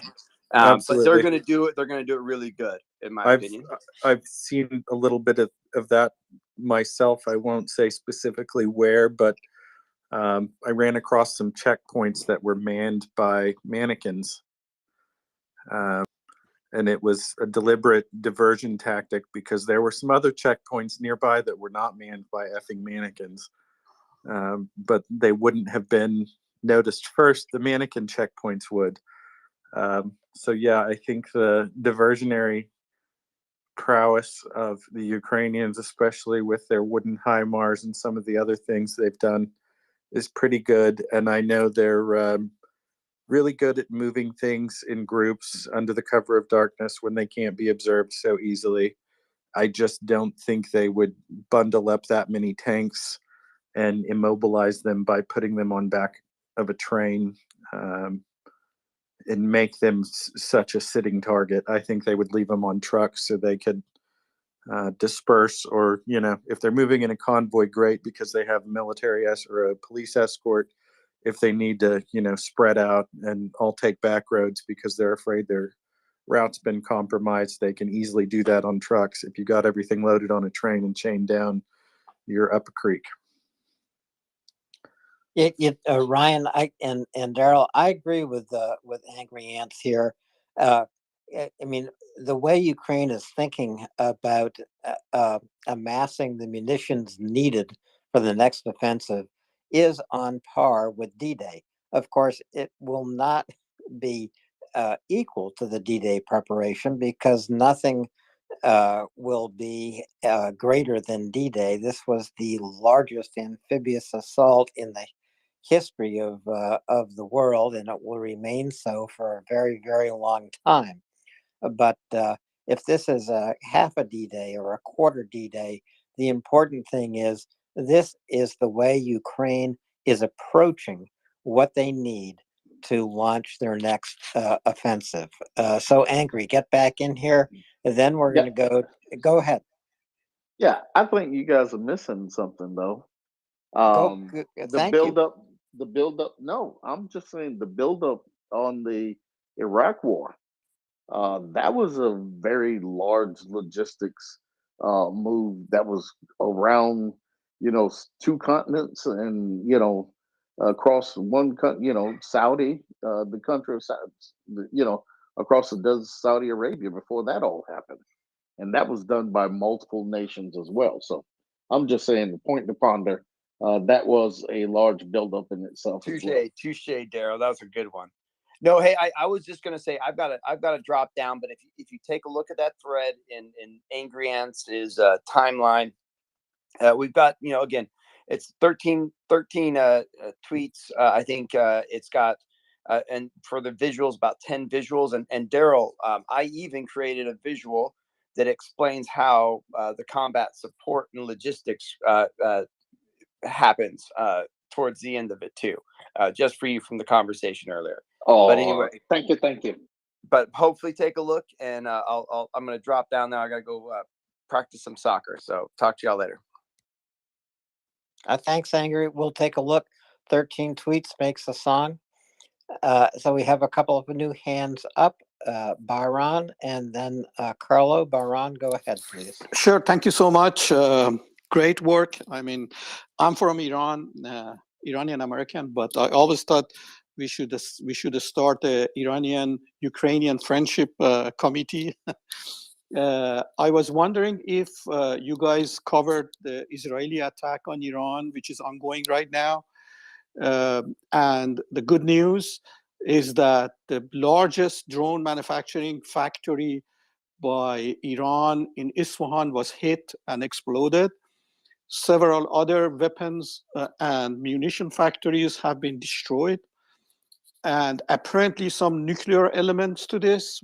It's not confirmed, but 2 days ago, a United Nations expert declared that Iran have sufficient fuel for multiple nuclear weapons, and potentially Russians have transferred some technology around the nuclear bomb to Iran. But these are all non-confirmed intelligence, and some of them, you know, United Nations declaration of the nuclear expert is pretty confirmed. But there is in the north of Iran, in Azerbaijan, there is an area that potentially nobody knows. They said 6 days ago there was an earthquake. There was another earthquake today with explosion. Some people are saying that it was a nuclear test, underground test. Some are saying that it was a hit by Israel, but nothing at this time confirmed. Or everything is possible. And apparently the attack is still ongoing. More than 10 sites have been hit and destroyed, mostly using, again, high-tech drones. Bahar, yes. Bahram, how if you're saying Israeli strikes, however, one of the sites there's gunfire going off.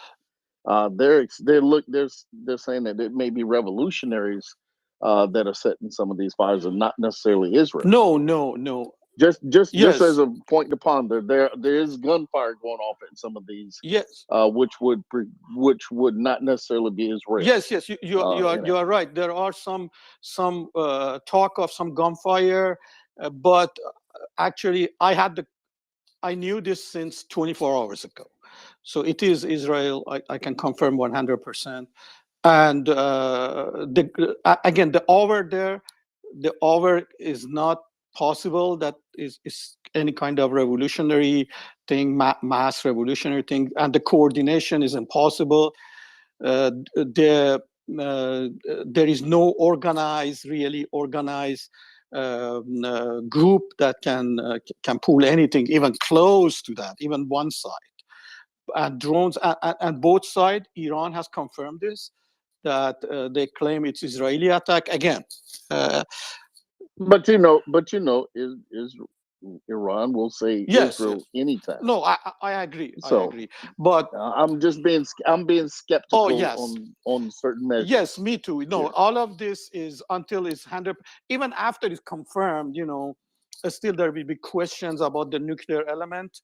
Iran definitely will not confirm it. Israel will not confirm it because intelligence involved. But it appears that let's just say there's a lot of boom going on in Iran to some very important places that affect this war in Ukraine. Absolutely, it will affect big time. Big time. There we go. That's it. Okay, that's all I had to say. And watch it because it's ongoing. That's all. Thank you so much. All right, thank you, Barbara. Take care. Yeah, Alan, I was being fed some information about what he was talking about, and of course there was no mention of Israel in them, but that these places that a lot of munitions, places that produce munitions are they're going boom in Iran right now. Multiple places, and not just one place. There's multiple places. So I think it may be important to this war if these places produce munitions for Russia. Then they've been places that they've been getting ammunition from. And it is a breaking story, Daryl. And we treat breaking stories pretty delicately. We do want to bring verified news to listeners here, whether it's news in Ukraine or news in Iran, which does actually have an effect on the ongoing war in Ukraine. So, excuse me, we'll watch it closely and bring you news as we have it.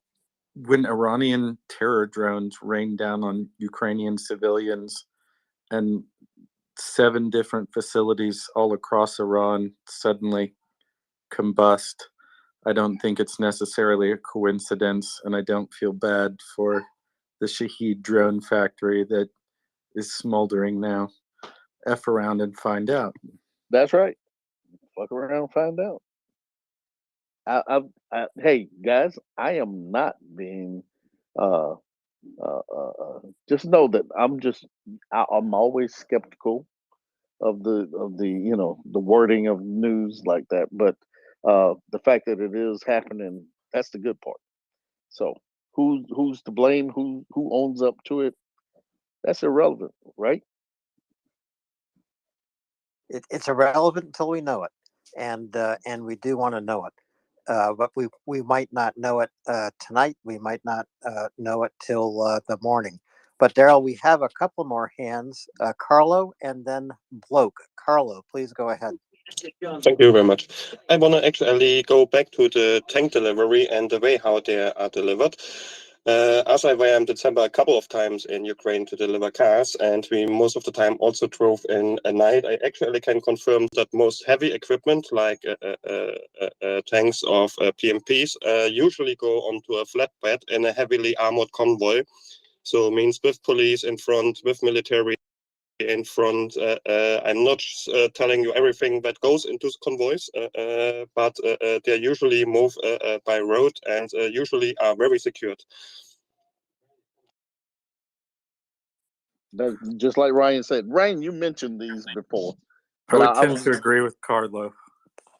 yeah. I mean, I agree with you because you, of course, you've been there and you saw it yourself. So I was just saying the most efficient means. That was when I was talking about, you know, Totally understood. using the grain. Yeah, I'm Um, looking at the most efficient means, Sometimes which is even the by rail. HIMARS move on a flatbed truck.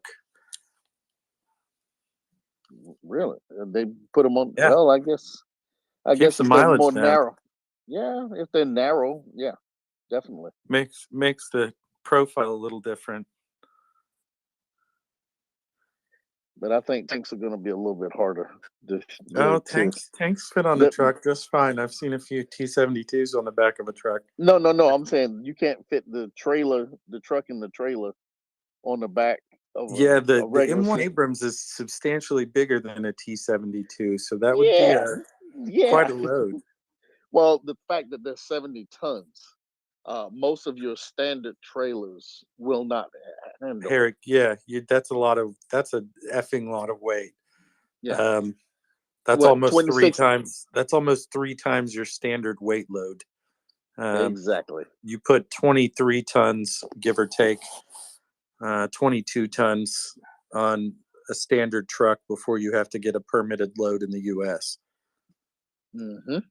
And I think for some of your some of those big LD,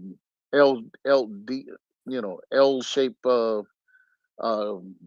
caterpillars, the big caterpillars. I think those are 32 tons, and they have a third axle, fourth axle on those here in the Yeah, States, those and they're low boy nowhere trailers that near are made for right, special and they're loads. nowhere near the weight. I'm sure they make some sort of trailer. They may need a special trailer for those. Well, see what they do with those. They take the tracks off. The tracks are actually shipped on a different trailer than the body, because it would be too wide. They would be too wide in most cases. So with the M1, you can't take off the tracks and wheels. You need a trailer that handles that weight, and that's why I was talking about that 26. That what is it? 13 axle, 14 axle trailer that handles those. I need to get some googly eyes. I might get held at gunpoint when I get in the way of the M1 Abrams convoy and reach into a green bag. But I guess once they realize I only have googly eyes, they'll probably let me go.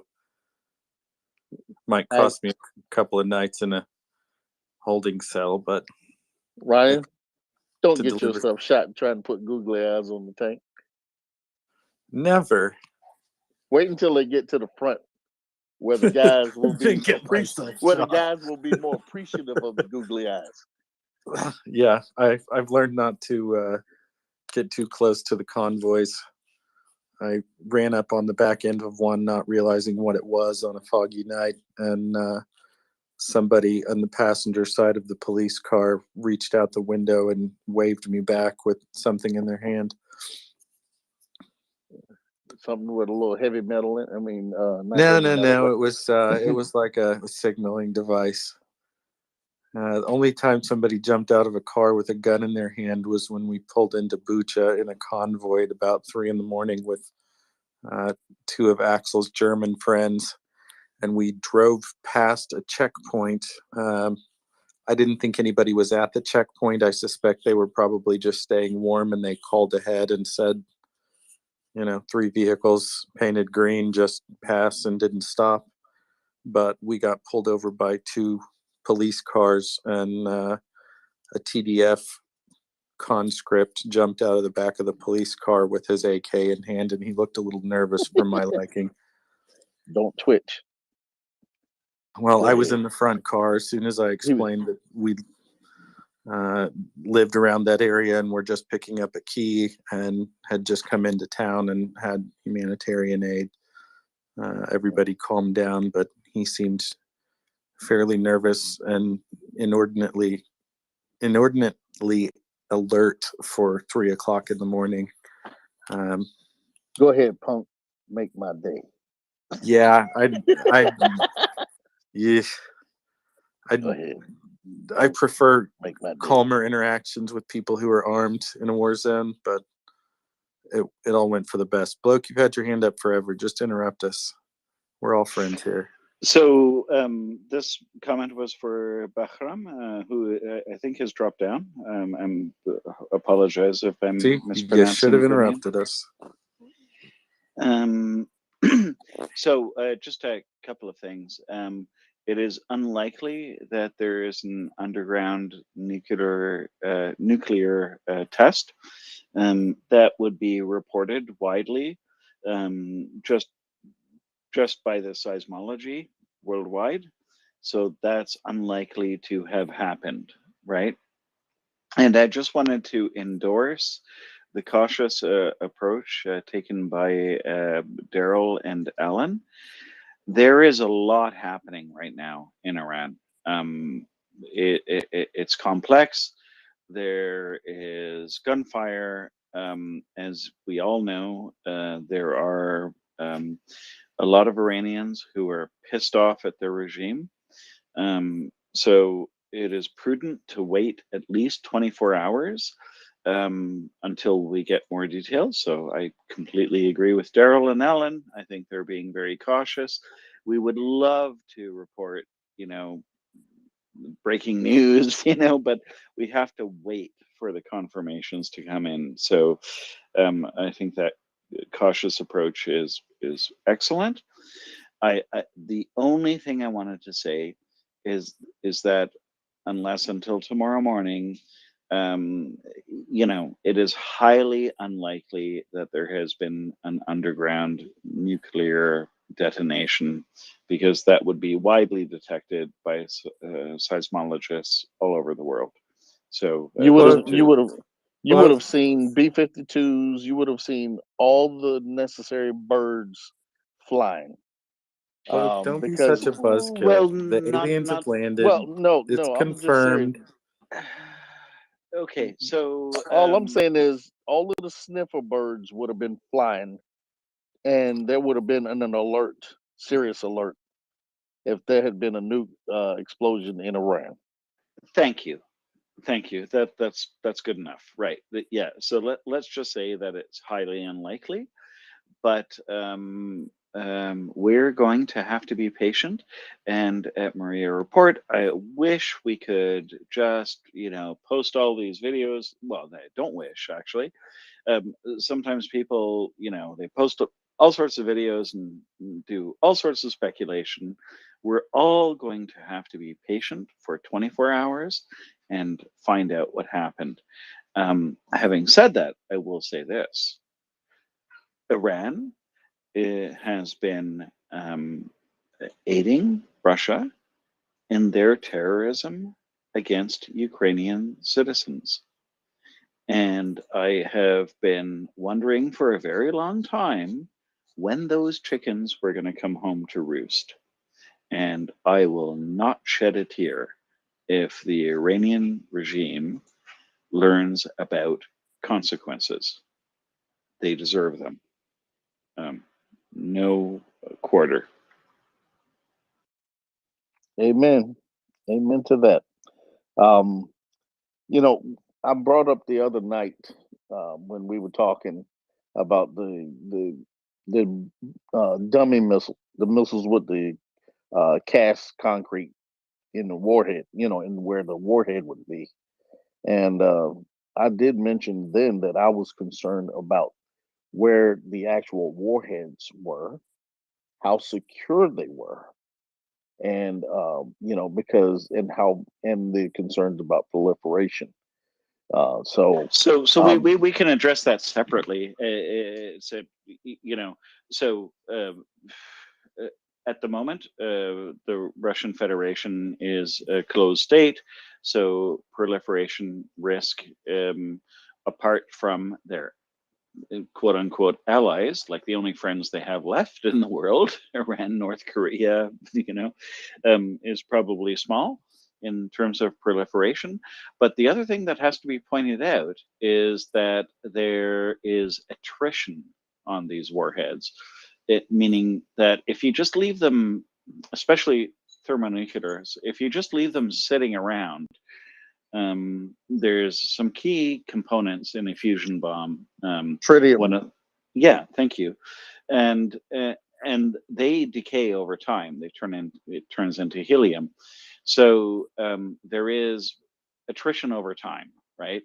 So look, basically the Russians were using these cage, whatever, I forget the designator. They were using them as decoys. They stuck some concrete plugs in them. They were trying to use them to confuse or waste Ukrainian anti-aircraft fire. Doesn't matter. The Russians have failed. They are failing, and it's not going to work. And they are gradually degrading themselves, militarily in almost every possible category. They've already lost strategically. Let's just put that out there and make it clear to everyone that Russia has already lost strategically. Meaning that Finland, who are armed to the teeth, are now in NATO, right? So it's just, they're just losers. And they should just actually pack up, go home, and try to get running water and sewage into rural communities if they wanted to do the right thing. Let's not count on that. Let's help Ukraine just defeat Russia in Ukraine, kick them out, get them sent home, and we'll deal with the rest later. And I will stop babbling because my guest tells me that the borscht is declared ready. I'll stick around just in case. Thanks, bloke. Dr. Nick, good evening. Hi. Hi, Brian, Alan, everybody. Hey, Dr. Nick. How are you? Sweet cookie. Splendidly well. Daryl. Crash. I don't know if you guys mentioned this because I just came in on the tail end of that guy who was speaking previously from who was talking about the Iranian situation, but did he mention that they believe that they were suicide drones? That state TV was saying that it's suicide drones that were attacking. Shaheeds on the Shaheed clan. That would be That ironic. would be poetic. Yeah. Dr. Nick, he didn't mention that, but I have seen those reports, and I think that's actually one reason to step back and watch this story develop. No, you're right. And so, we always have to be careful whatever Iranian TV says, whatever the official, whatever the Iranians say. So that's what I was actually going to say, because I didn't know if he had said that or not. So, or what was said or not said, because that was something that just like on a report that I had just seen that just dropped like 15 minutes ago. I think from Reuters, or 20 minutes ago, or whatever, right? So I just wanted to say, even if the Iranians are saying it right now, right, we need to be careful to let the dust kind of settle before, we make those kinds of claims, because that would be convenient for them if it was true. Maybe it is true, right? But at the same time, we still need to let the dust settle from all of that, right? I mean, we remember when unfortunately that Ukrainian plane had crashed, the passenger plane, right? And they had said that it had been attacked, and it ended up being, that they shot the plane down themselves by mistake. Right. So, you know, it's an authoritarian regime, and we always have to remember that they aren't the best uh, purveyors of truth and information, regardless. So we just have to be careful what they say, even if it's, this is their official statement at the moment. So it's just careful. We need to be careful with that. So just thought I would just throw that out there too. But regardless of what it is, I agree with what Daryl said because I did hear him say that part. Whatever it is, it's good, and we're happy that they're being blown up, that they're all going splody. So, but yeah, let's wait for those official reports to kind of come out. Yeah, breaking news in 2023 is a lot different from breaking news in 1963.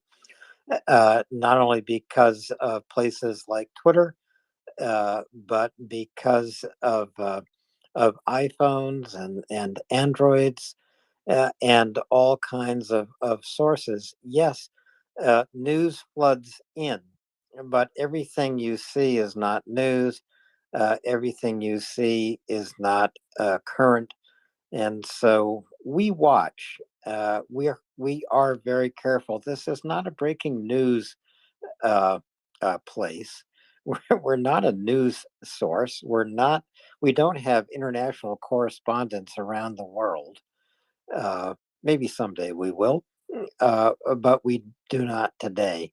And so we watch. We do have sources we trust, and we are careful Right. The because other thing you have to remember too is to consider the source, right? I mean, and the source right now that they're quoting is the Iranian government itself, and they aren't exactly reliable. So we have to wait and see what what happens as the investigations unfold from all sides. So you have to consider that as well. But anyway, I'm sorry, I didn't mean to cut you off, Alan. not at all, Dr. Nick. Yeah, if the official source of of a drone attack in Isfahan is the Iranian government itself, you need to close one eye and take a look at that with some skepticism. It seems an unlikely place for a drone attack to occur. But as I say, yeah, we're going to watch this story because it does affect the war in Ukraine. And hopefully, we'll have more news tonight or first thing tomorrow morning. But sometime soon we will. Dr. Nick, do you want to follow up? No, I think that's good. I think, well, no, I think the only other thing I would add is just, supporting fires over there to Daryl, who said that, that the the birds would be up, if it was something nuclear, and you know, Israel, um, for sure would be one that would be, checking out the situation and everything too, because they have definite, interest in something like that, right? So I think that, Israel, the US, whoever else, that would be something that would, you know, that would definitely be happening. So I just thought I would just say that too. But that's it. But thanks, Alan. Thank you, Dr. Nick. And we do have two hands up. I'm going to go to George, then to the shipmate. George, go ahead, please. Yeah, so there is no internet in Iran right now that has been cut off, and 11, uh, 11 different sites have been hit. So Iran, went on the F around and find out graph, and they found out where the breaking point is for whatever country or countries just had enough of their shit. So, oh well. But 11 different sites have been hit, and all of them include some kind of industrial or military target. Thanks, George. And again, breaking news. Yes, I am seeing a lot about what's happening right now in Iran. There are multiple explosions in multiple cities. There are reports about jets overhead in some parts of Iran, but again, this is news we wait to see, and we are watching it as closely as everyone right now, and we're going to be up to date on it too. As I say, we're not a breaking news organization. We are not. The New York Times or the Washington Post or the BBC. We are a group of volunteers with lots of contacts all over the world, and lots of folks we know are looking up and sending us information. So we're Like just going to videos keep of watching. Iranian oil refineries that are on fire as well. This is a very interesting development. If all of this is happening, it's going to be a really, really interesting night. A really interesting night. The shipmate, go ahead, and then we're going to circle back to other speakers. Maybe you shouldn't subjugate women and impose your religious authoritarian viewpoints upon a very highly educated and diverse society for And maybe you few should not decades. align yourself with a country committing genocide, Absolutely. So, yeah, maybe you shouldn't do all that and then align yourself with a very, well, they used to be a secular country. Now they're I don't know what you would call them, fascist orthodox. Anyway, Russia. Yeah, you lay down in bed with the devil and sometimes you'll get burned. You lay down in bed with the devil, you wake up with a dozen devil dogs. The shipmate, or a dozen of your refineries and Shaheed drone factories on fire. Either way. There you Potato, go. potato. Shipmate, your hand was up and you were next, so please go ahead. Awesome, thank you. Yeah, all the above, right? We should punish those who sponsor terrorism and attack synagogues, especially on the anniversary. I thought that was pretty pathetic and disgusting. This simultaneous drone attacks, I find it pretty interesting. Given the timing of the synagogue attack. But then I put myself in the perspective of Ukraine, right? Like if Iran is producing these weapons that are being utilized on their territory, right? I'm not saying Ukraine is doing this, but I know if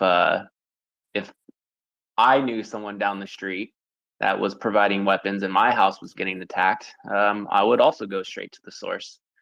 So I think this new, I mean, of course they're not new, but now they're really popular, these suicide drones. I would even go so far, we don't even know the origin of these drone attacks because of, kind of how, I don't want to say it's easy, but conspicuous they could be. So we don't know what country did this.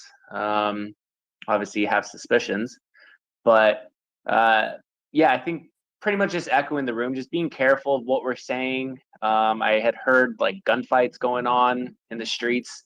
I think that, is it gunfights happening or is it maybe AAA that's being utilized to, maybe shoot down drones that maybe those kind of sound alike. So yeah, just a reminder for everyone to just be cool. We're going to figure out what's going on, but 100%, I think it's really interesting times that we're living in. Dictators are crumbling. People around the world are uniting against evil. And I'm just so grateful for this space, this 24-hour space that is speaking life into the world and bringing people together and fighting against all that's evil. What's happening right now is unprecedented, and it's just encouraging to be a part of the right side of history. And for anyone who's out there listening and is on the supportive side of evil, it's just a matter of time before you're crushed too. So just keep that in mind. There's more of us than there are of you, and you guys stand no chance. So that's all I really wanted to say. Drop the mic. Just drop the mic on. Drop mic drop. Yeah, thank you. I try.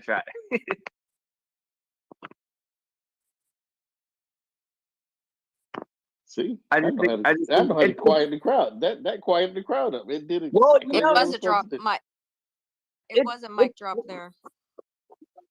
It's important, right? It's important to understand the situation of our world and society, right? And it's been occurring for a little while now, right? Like, obviously the genocide that's occurring in Ukraine, I think that brought together the world in many aspects, reunited the West, and got a strong response from NATO. And being in the US, and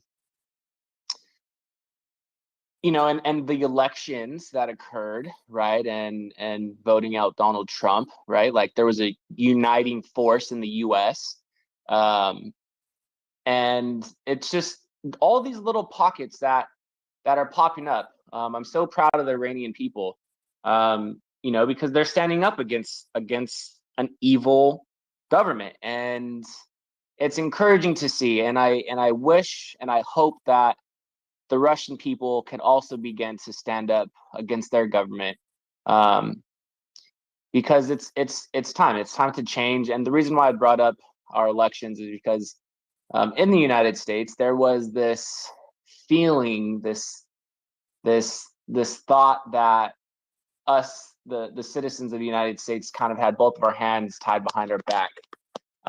But during times of crisis, like we were in, because of our elected representatives turning the back on our world and turning the back on U.S. citizens, we came together and we voted that out. And that came from I would say the uniting of Black Lives Matter, and maybe not as an organization, but simply that phrase of Black Lives Matter. And I think it was that moment that brought our democracy together to vote out the evil that we had. And I don't think it was necessarily a vote for Biden, but a vote to get someone else out. And I don't want to go down into politics. I'm just trying to say that, it's very encouraging seeing everything that's occurring right now. And, once again, everyone on this space, I'm just so proud of everybody for sticking with it, and all the panels and Yehuda, and it's just amazing to be a part of. So that's just about all.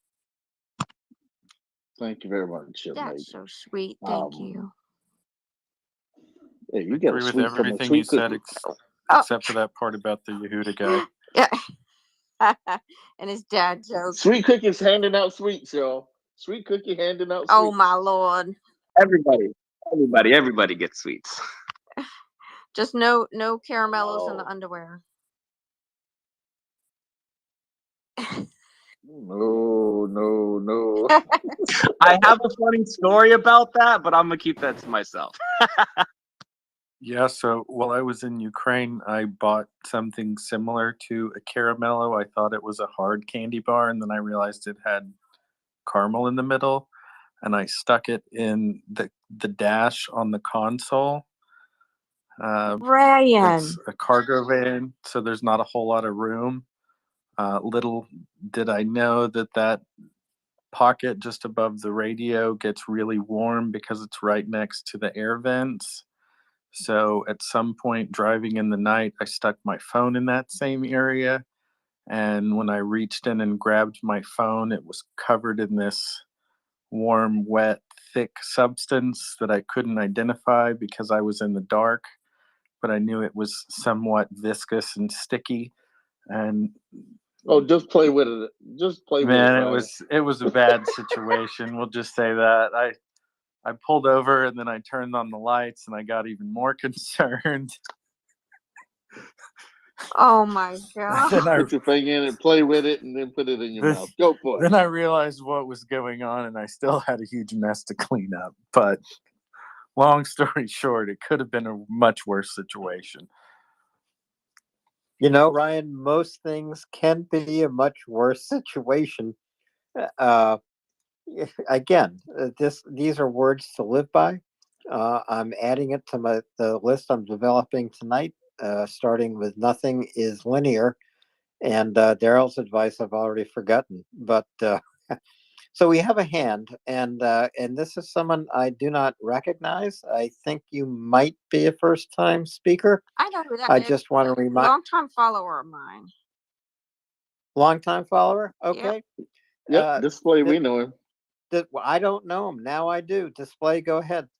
Hi, Alan. I don't think I've ever asked to speak while you were co-hosting, but I've been on the space since February 23rd of last year. I just wanted to clarify one quick thing. Shipmate brought it up a little bit, but I just wanted to say the whole story. Yesterday was National Holocaust Remembrance Day, and some terrorists decided to kill 7 Israelis who were praying in a synagogue. So today's events may have something to do with that as well. It may not necessarily just be Ukraine related. And one other thing, I'm gonna have to disagree with Shipmate. The Russian people, they're not gonna step up and protest against their regime. You know how I know this? Because the Iranian women and men have more bravery and courage in their pinky finger than a Russian man has in their entire body. And I can say this because I'm a native Russian speaker. I was born there. I'm a US citizen now, and I've been living in the US for a very long time.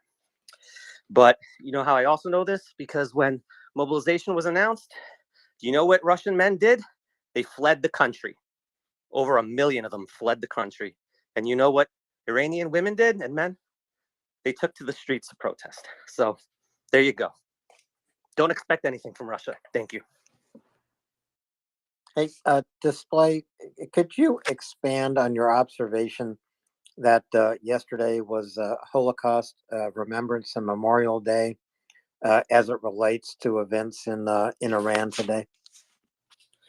Well, I'm sure most people know that, you know, Iran and Israel don't have the best political relations. And in fact, Iran would probably say that Israel is their mortal enemy. And I guess some Israelis would also think the same. Well, I'm assuming they refer to the regime, not the Iranian people. I know plenty of people in the U.S., plenty of Jewish people who are friends with many Iranian people. But when it comes to governments, that's a whole different story. I think what he's saying is that, and you can correct me if I'm wrong, Display, but that, you know, Iran is known to support, you know, various Palestinian or, you know, other terror groups in the region, right? And so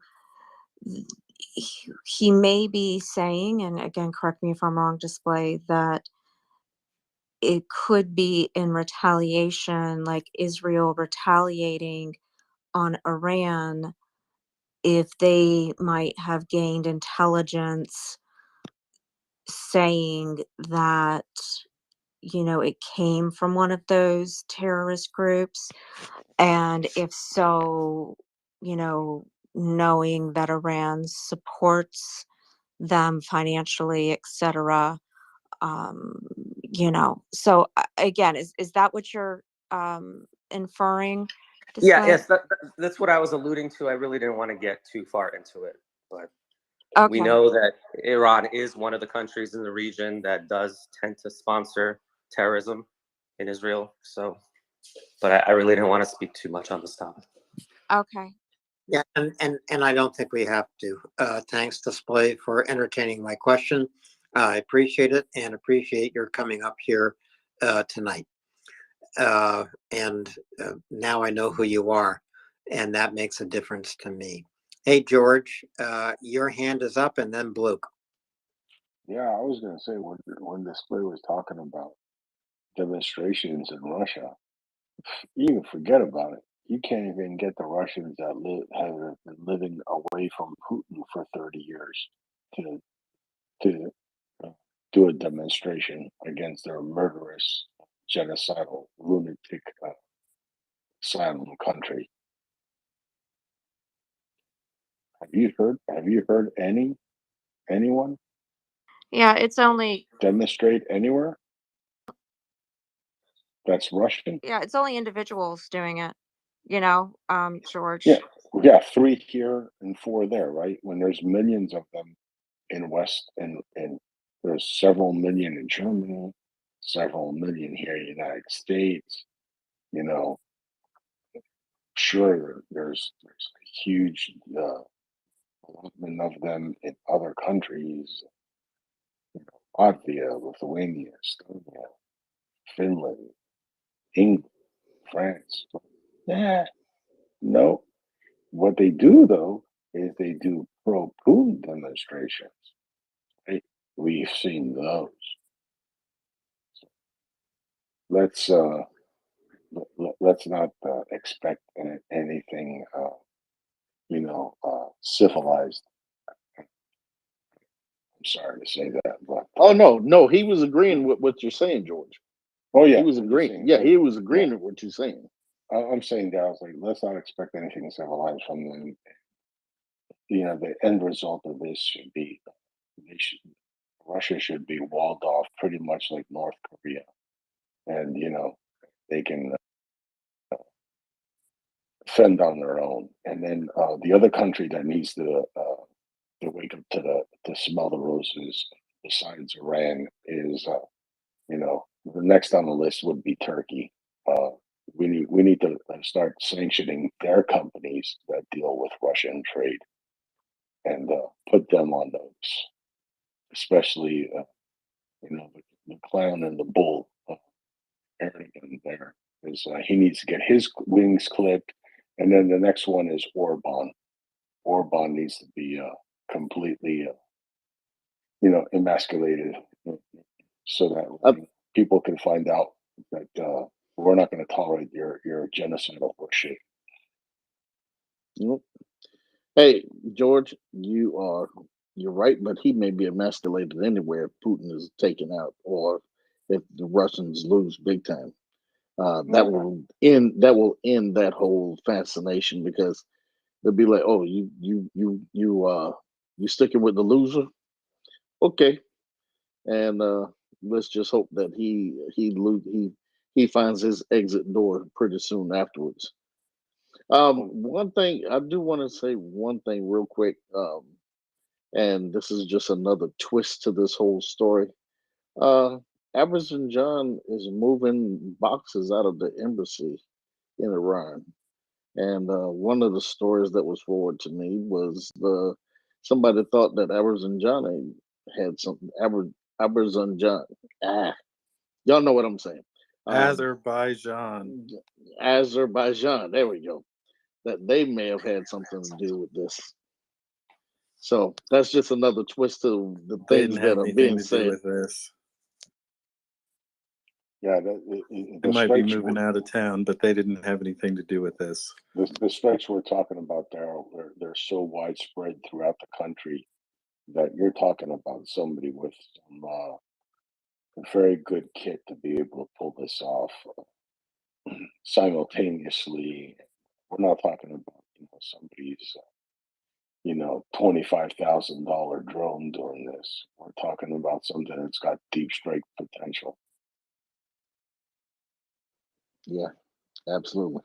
And actually, somebody sent me one that was actually quote unquote a picture of an aircraft, and from the picture, it was blurry. And the way it looked, that plane the light gleaming off of it and whatnot. It just was. I couldn't. It wasn't something I would confirm as a bird, because typically those things don't have metal on them that shines or would reflect light and things of that nature. So I kind of talk. I'm kind of skeptical about that one. Yeah, we're looking through the fog of war here, and the first thing that happens in breaking news is the addition of rumor, and that's why we wait. We always wait, and we wait a minute longer than we have to uh, until the fog of war clears. So we do have some. Daryl, go ahead. Then we've got some hands up. Oh no! I was getting ready to say, let's go ahead to the hands, Alan. So I think we should go to Dr. Nick, to Bloke, and then to Mark. Dr. Nick? George had mentioned North Korea, and that reminded me of, you guys probably have talked about this at some point today, about how Kim's sister um, mentioned that North Korea would always be in the same trench with Russia. And so, and I remember when I read that, I thought to myself, what amazing company to be keeping there. It's just mind-boggling that and then TASS, the Russian information, one of their news agencies, the official state agencies, uh, put a little blurb out about that. And again, I was thinking to myself, and you're proud of this? Like this is something to, wear on your shirt, like some gold star. It's just mind-boggling to me, that this is where Russia is. And it's, again, it's just inevitable. It's the inevitable situation of their, you know irredentist colonial BS mindset, that they've put themselves here, that somehow they thought that that would still work out in the 21st century. Not 21st, gosh, what are we? Yeah, we're in the 21st century now, aren't we? Yes, we are. Gosh, see, I'm like all screwed. I can't math right. You're just 100 years Yeah, advanced. That's all. I know. Good Lord. But anyway, so you know what I'm saying. It's just like, how are we in the year of our Lord 2023, still dealing with this feudal colonial type mindset. But such is Ruski Mir, and we are all getting to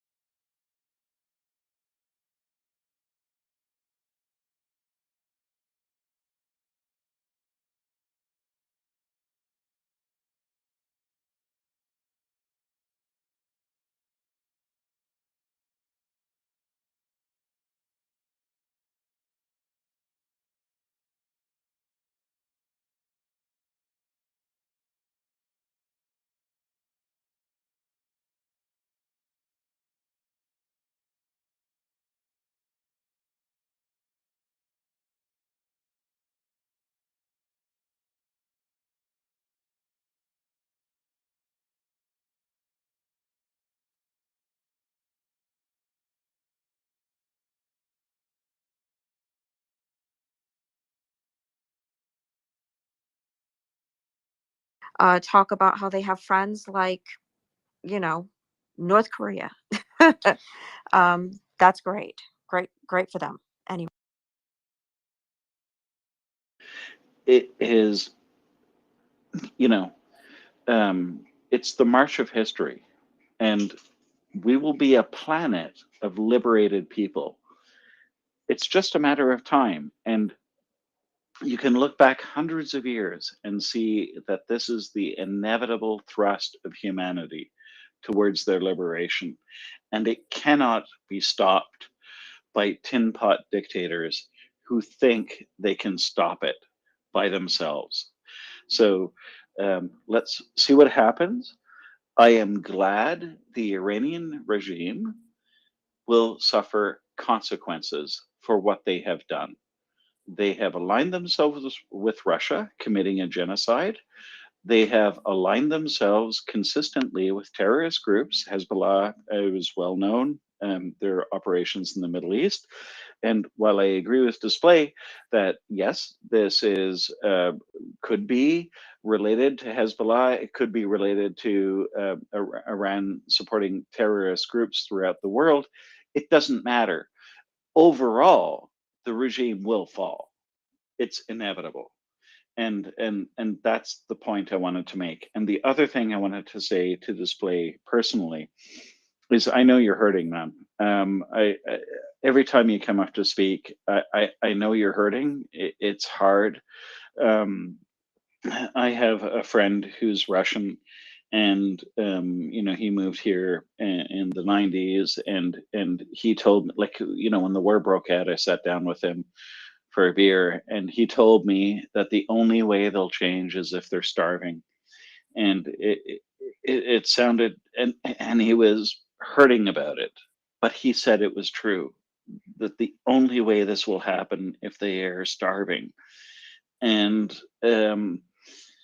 I know that you don't want the world to be this way, but you're always here, and you're always here trying to help and trying to be on the right side of history. I feel for your brother, and I just wanted to say I appreciate you coming up here, even though I know it takes an emotional toll, and your presence is appreciated. And thank you. Thanks, bloke. And now I know him, and that makes a difference to me too. And as often as I'm here, I don't know everyone, and it will be months, if not years, before I do. But as we do approach the top of the hour, I want to ask folks to please retweet this space. It's Maria Report. You can visit us at MriyaReport.org and listen live if you are not here on Twitter. But it does make a difference when you bring more and more people here. One of the things we've seen just today are listeners and speakers here making connections that will make a difference for Ukraine, make a difference in terms of delivering humanitarian aid to Ukraine, in delivering medical care to Ukraine, in all kinds of ways.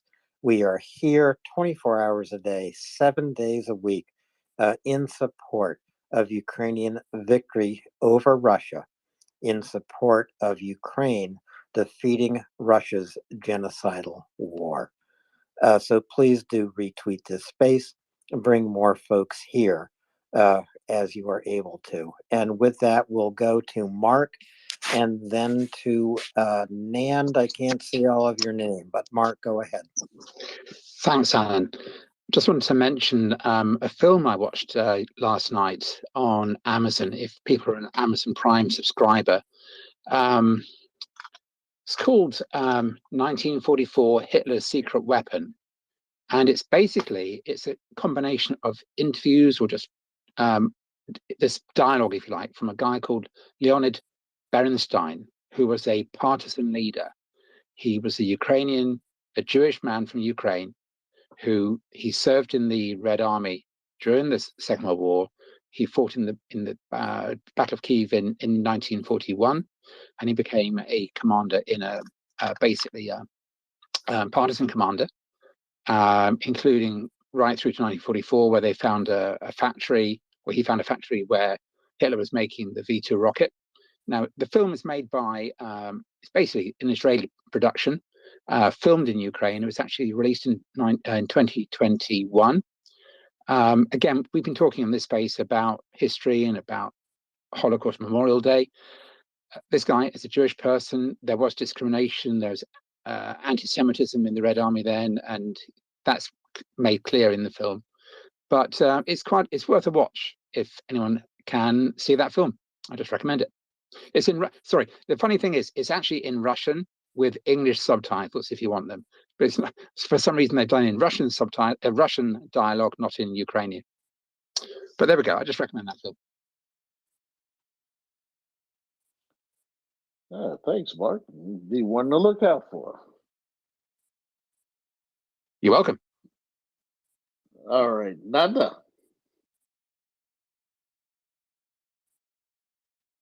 Hello, Nanda. Yeah, I forgot to put on my mic. Hi, everybody. Daryl, and I'm Dr. Nick. It's very good to be here again and listen to you guys. And I just want to share something, and I wonder if people recognize this. But I feel like I'm the only one in my bubble or my area that is this involved in the Russian war against Ukraine. And I feel like my friends and the people I know are getting tired of me talking about it sometimes. And I know, like my mom, she works for the church and she helps Ukrainian refugees, but she isn't really bothered about the whole thing behind it. And then today I was doing groceries and there was this guy before me in the line and he asked me, "Are you happy?" I thought that was quite inappropriate question. And I was like, "Why? What do you mean?" And then he said, "Well, I can see you're doing groceries scarce. Do you don't have enough money?" And I was like, I'm happy. I'm satisfied. I have enough for me. It's fine. And then he started going on about our government and how they're spending billions on dollars or euros on Ukraine and leopards and training and stuff like that. And I was just so I was like, how can this be happening here? And I was like, well, I have a whole different opinion about this, but I don't think we should get in there here. And he was like, oh, are you one of them? Are you one of the woke people? And he found someone that agreed with him, and they started talking. And I looked around, and all I saw was people looking away or holding on their shoulders or saying, "Well, I don't really follow it. I don't know." And then the cashier said, "Well, maybe this is not the place and time to talk about this." And I was just so angry and phew, I can't even explain, and maybe I don't have to explain. And it would be nice to hear how people cope with that, because it's really difficult for me. I can't wait to be home at the end of the evening and put on the MriyaReport so I can feel like. Oh, Nanda, I so sympathize. I'm sorry for the interruption, but I No, I'm waiting for one. yeah, no, I so understand where you're coming from. Yeah. So forget about the guy in the line. He's useless, right?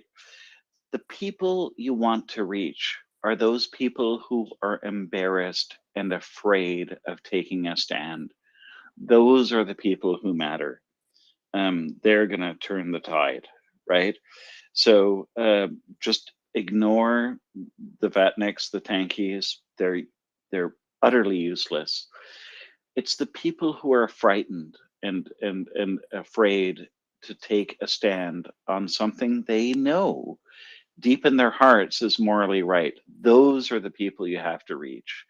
The rest of them are useless. They're just noise. You can ignore them. That's the only thing I can say about that. I hear you. But sometimes they tell me that I'm fear mongering when I say we have to support Ukraine because they're like the border of Europe. They're fighting our fight. And then they're all like, oh, Nanda, you're overreacting again. You shouldn't be watching the news so much. It's not that bad. You know, Nanda, they're the ones that's watching the news too much. They're the ones that's watching the wrong news. While you are getting yourself informed of what's going on in the world, they're shuddering away from it. And the reason I say that is, while they say you're looking at the news too much, what are they looking at? Okay.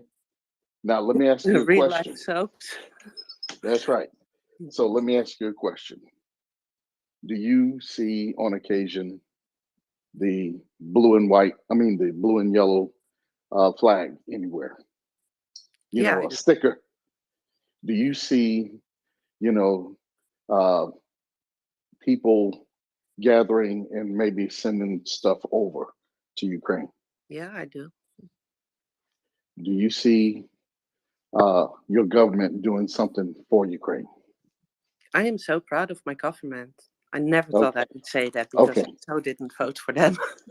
Okay. So what I want to do is give you a word of hope then.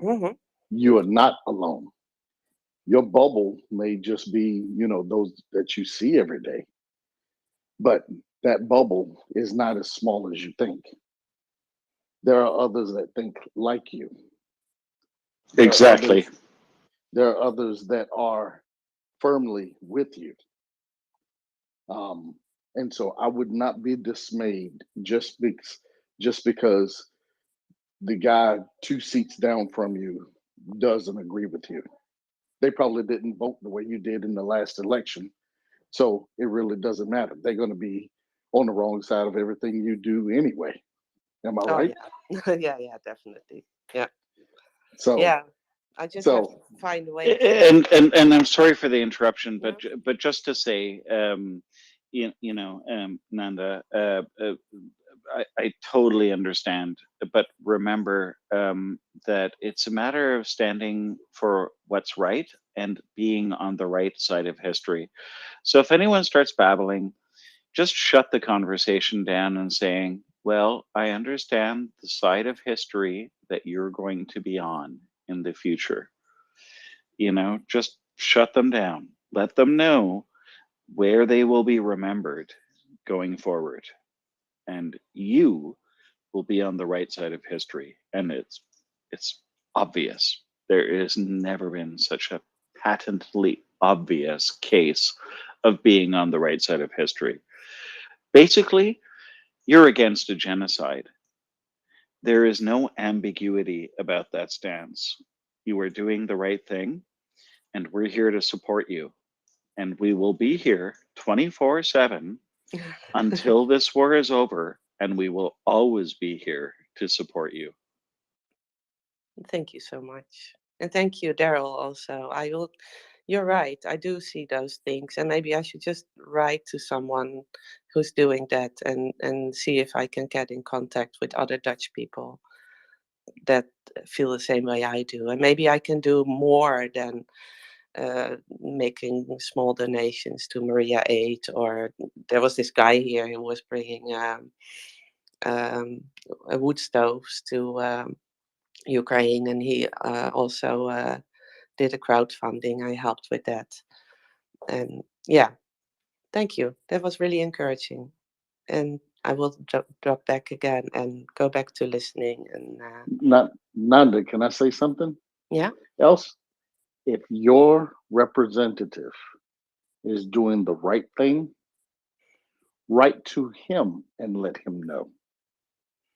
That type of support is also important for governors to know that the people see them doing the right thing and they aren't acting alone.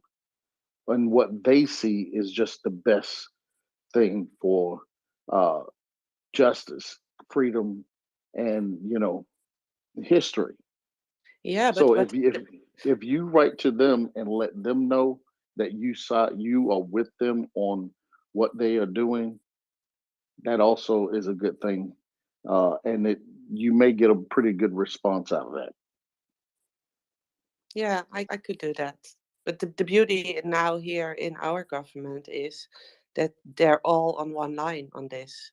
From the whole left to the right, there's only this one really silly, crazy party that denies the genocide in the Second World War and thinks Yeah, that. But that's apart from that yeah, party, all the parties, and we have like 18 parties here.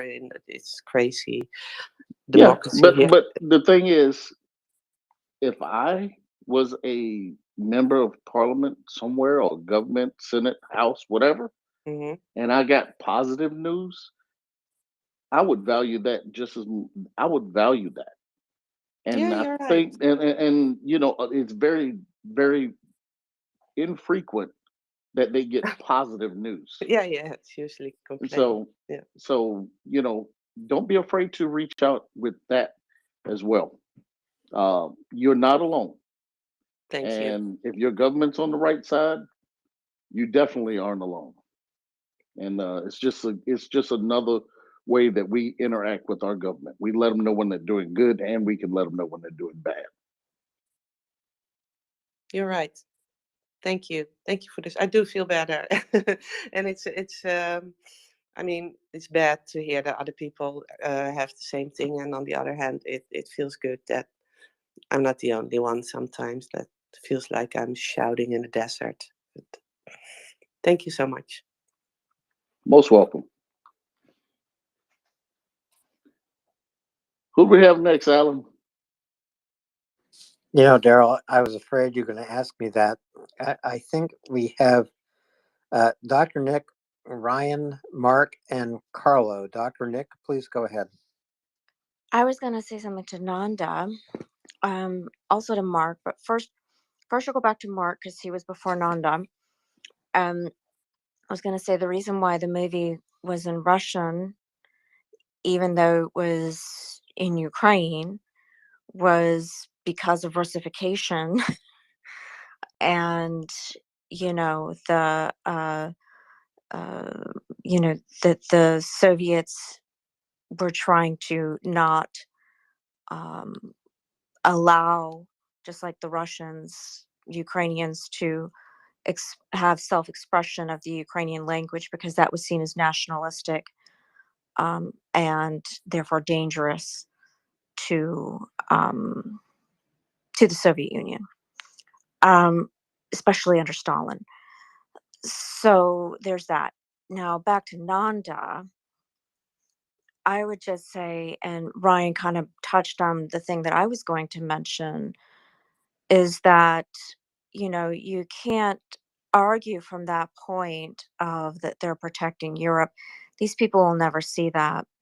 I think that the thing that you really need to just mention is that this is genocide. And, you know, tell them, go look at the UN definition of genocide. Google it. You know, Russia meets they are ticking off literally every marker of genocide. The only thing they aren't doing is sterilizing people that we know of, right? They are meeting every single marker of genocide in Ukraine. And, you know, it's black and white. It can't be any clearer. And that's what I would mention to these people. You know, do you support genocide or not? It's really that clear. You either do or you don't. And just say, I don't support genocide. So that's why I support Ukraine. You know, of course, there's all these other reasons too. But if for no other reason, genocide should be people's threshold, even if you don't support these other things. Do you or do you not support genocide? I just don't think that that should be a question for people who are not authoritarian who are not fascists. Um, it shouldn't be that difficult. It's ironic. I was talking about this with my students yesterday. You know, um, and it happened to work out really well because the day before we were talking about science and political science and what is science. And one of the things we talked about the myths of science, and one of the myths is that science is value neutral, and it absolutely isn't, right? That the point of science is that science is supposed to make the world a better place, right? If you're a cancer researcher, you're supposed to find a cure for cancer, and you're not going to both sides cancer. If you're a environmental scientist, you're not going to both sides like the climate debate, right? Just stuff like that, right? If you're an astrophysicist, you're the whole thing. And I said it's the same thing with political science. We aren't going to both sides fascism in this class. And then somebody was talking about the Ukraine war yesterday, and I brought it up, and I said, and I said just what I said just now. This is genocide, and I said it's quite clear. You're either for genocide, right? And you either are going to stand with the country that is committing genocide, or you're not. I said, so that's the way it is. And I said, in this class, we will not be standing with a genocidal despot, and it's just that clear, you know. But anyway, so I that's just a thing that I would say, that I would just say to people, because I feel that we do need to make it that clear, and it sounds trite, but it's true. If people think to themselves, what would I have done in the 1930s, 1940s, early 1940s, you're doing it now. Fascism doesn't have to look like gas chambers. Fascism also looks like the deliberate bombing of civilian centers. Fascism looks like the deliberate bombing of cultural centers. Fascism looks like the deliberate deportation and kidnapping of children, and sending them to the colonizing, warring, genocidal country for adoption.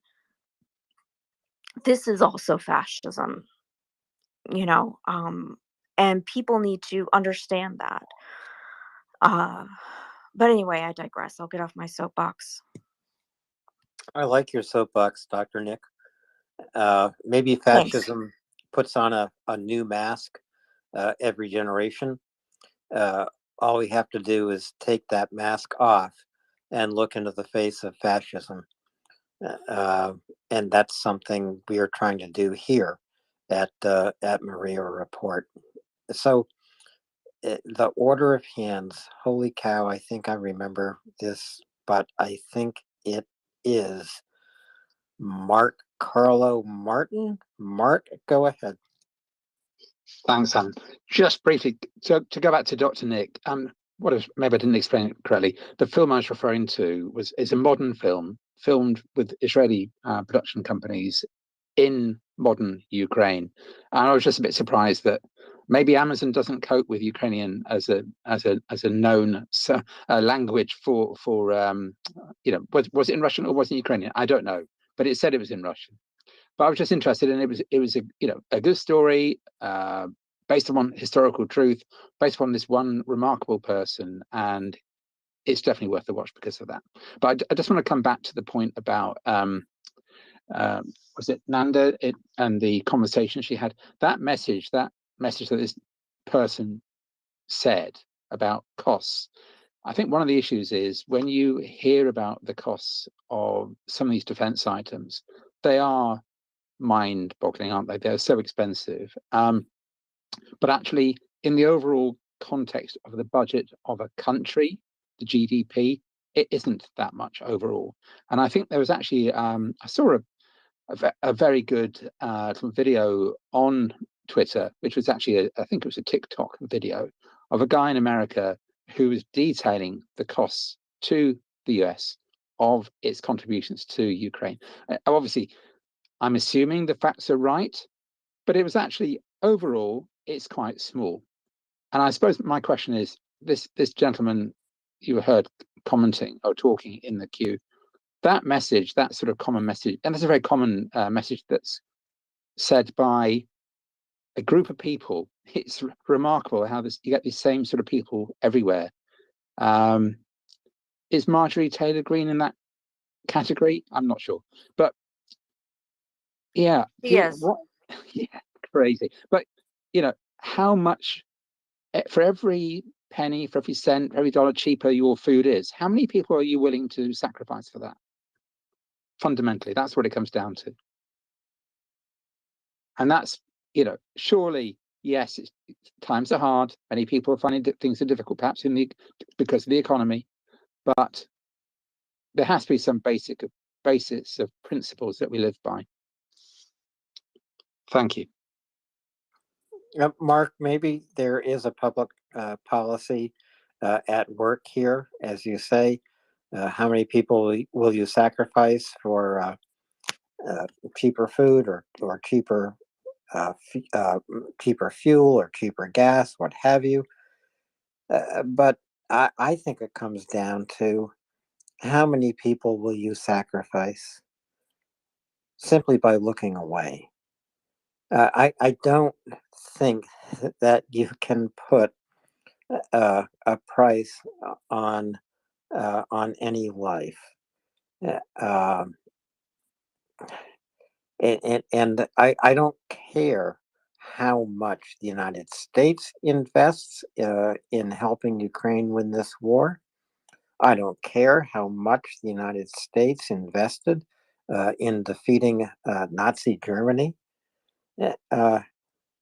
Because years ago, when my father was alive, the American investment in winning World War II actually gave me the life I have had. It gave my father opportunities when he came back from Europe.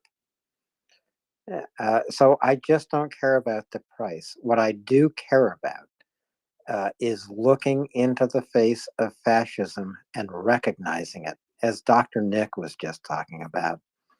I don't want accountants tallying up the cost of war, because if accountants tally up the cost of war, what they are really doing is telling us the cost of peace. And the cost of peace in Ukraine comes only with victory. And it is the Ukrainians who are paying a terrible, terrible price every single day, losing lives that make a difference in Ukraine's future and in our future, And so, I don't like lawyers. I don't like accountants. Mark, I think you make a good point, but I just have kind of a different view. And so I'm going to get off my soapbox, and Dr. Nick and I have side-by-side soapboxes here on the corner. And if I remember the order of hands, I believe it is Carlo, Ryan Martin. Let's go with CRM. Martin Ryan. Carlo, Martin, Ryan. So CMR. Carlo, go ahead. So go ahead, Carlos. Yes. Thank you very much. I want to actually go to Nanda. I had a question for you. You've been from the Netherlands, right? If you live in the Netherlands, what I understood? Carlo, I don't think Nanda is up on the speakers panel any longer, but I do hope she's listening. So in that case, if you want to come into contact, however, with Dutch groups, I can invite you in a closed WhatsApp group. That is actually a group that brings humanitarian goods to the Polish border and usually brings refugees back on their way. So maybe there is a way, if you want to do something actively, Maybe that is a good connection for you to have. It's a chat group with about like 800 people. Yeah, maybe that is something helpful. And I actually today had on a professional platform a similar discussion with a fucking Russian troll as you had. And to be honest, it also hit me quite hard. Happily, I have also outside of this platform people on LinkedIn that I been communicating quite a lot.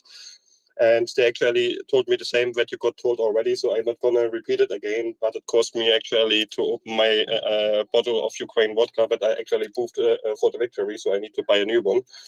But anyway, if you wanna help, you can come in contact with me. Feel free to write me a message, and you find me under the same name on LinkedIn. Feel free to connect, and I've been happy to bring you in contact with the Dutch groups.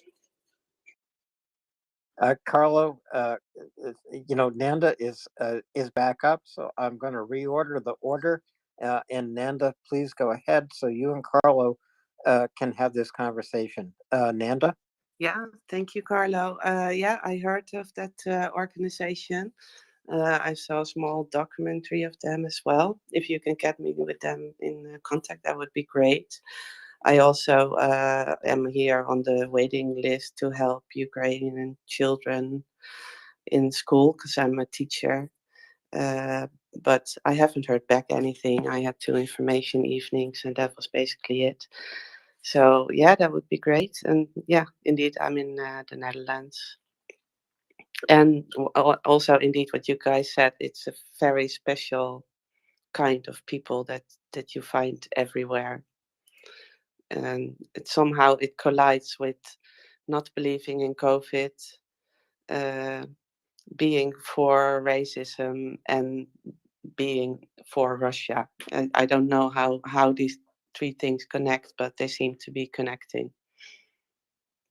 Well, I could tell you how it connects people that actually have a lack of knowledge.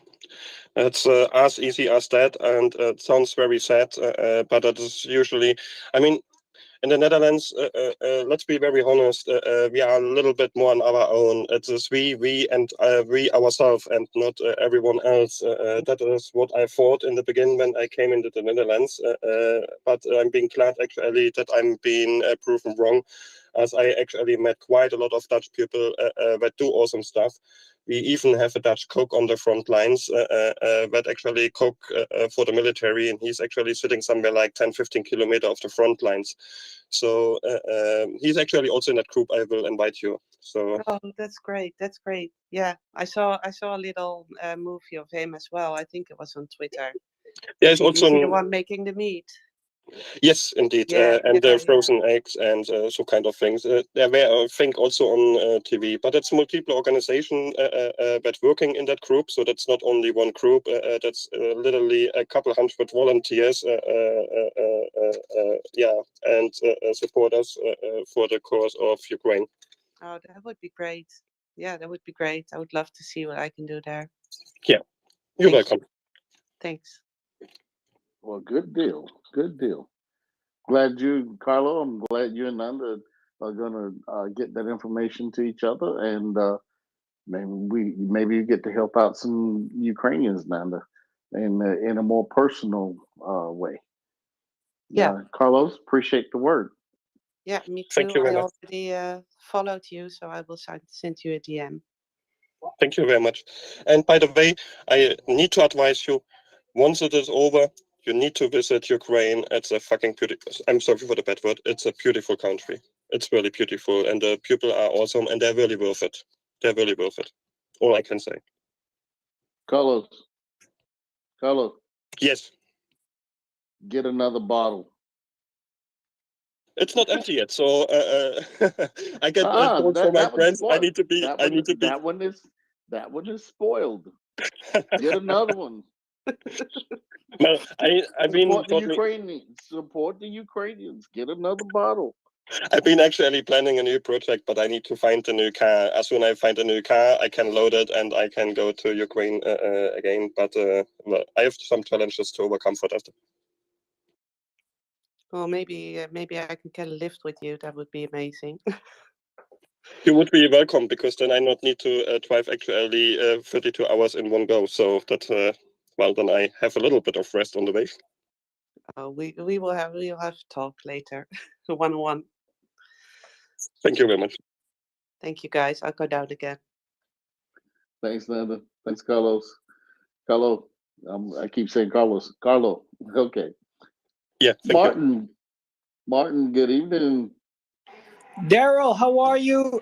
Alan, how are you? Slava Ukraini. Wonderful. Slava. Great. Wonderful discussion. And hello to the rest of the world who's listening to this wonderful Maria report. Please retweet it. It's here's my mantra. It's the one indispensable source of accurate 24/7 news about Russia's illegal war of aggression, its genocidal war against democratic Ukraine. So please, the least you can do is retweet it and let people know. You know, I don't have much more to add to this discussion, but I was quite taken with what Nanda was saying. I actually sent her a DM just saying, don't words to the effect of don't despair, because there's all sorts of naysayers around and negative, cynical people. And, you know, like Oscar Wilde said, a cynic is someone who knows the price of everything but the value of nothing. So, you know that you are right in supporting Ukraine. And listen, I'm not one to back down from, you know, a fight. I've been on a couple on Twitter, not physical fights, but you know, going back and forth. It's often useless, but it gets some heat off my back. And you know, all you have to tell people is Putin's mafia are killing people in the thousands, the tens of thousands in Ukraine. And you know, the hypocrisy, the irony is that they say Putler, don't even like to use his real name, let's use the combination, Putler, is running this war to, as he says, to what? Protect people's lives, and yet they destroy Ukrainian towns, claiming that they're protecting Ukrainians from the aggression of the West. You know, it's a farce, as we know.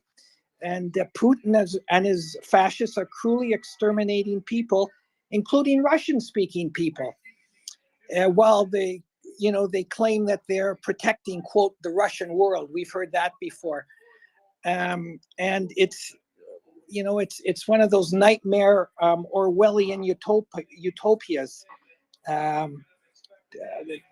turned to real life and implemented in full by Putin and his fascist band. So, you know, that's what I would say. That's what I do say to people. Let's not pull any punches. And of course, we don't on MriyaReport. But yeah, we got to strike back at some of these naysayers. Nevertheless, I'm blabbing. I just wanted to say that. And also, I retweeted a number of really good articles that I was reading today. So people, if they have the opportunity, should go and look for them, including from the Times of London, and there was one that was in the Hill by the title is Mitt Romney, of course, defends U.S. aid to Ukraine. Quote, "We care about human life." I would really encourage people to look for that and read that article, because it just shows the decency, the courage, and the rightness of the words that Mitt Romney is saying, and that the man has the courage of his convictions. So I'll leave it at that, but I just wanted to say that. And Slava Ukraini again, and MriyaReport, the top site, absolutely the top most useful site. So I'm going to drop back down to listener, and thank you, Daryl and Alan and everyone else for listening to me. Slava Ukraini. And Slava. thank you, Martin. And you know, I don't know who's winning the game, but hey, I hope your team's winning. Ryan. I just wanted to point everybody up to the Bad Baltic Takes tweet I shared in the Nest. Estonia has an annual startup awards. I have no idea what that is. It's probably nothing, but instead of them awarding a specific startup company or an individual who started up a company, they picked NATO as the startup for largest social contributor. So we're in the Estonian Startup Hall of Fame. We're in whatever alley that is in Estonia. We're famous. You can tell your parents you became a cartoon dog on the internet for a good reason. It was for the internet version. For the karma. Yeah, no, Even it's though like they don't this. have karma on Twitter. I know, right? So like they give like awards for like various types of startups, and they got so.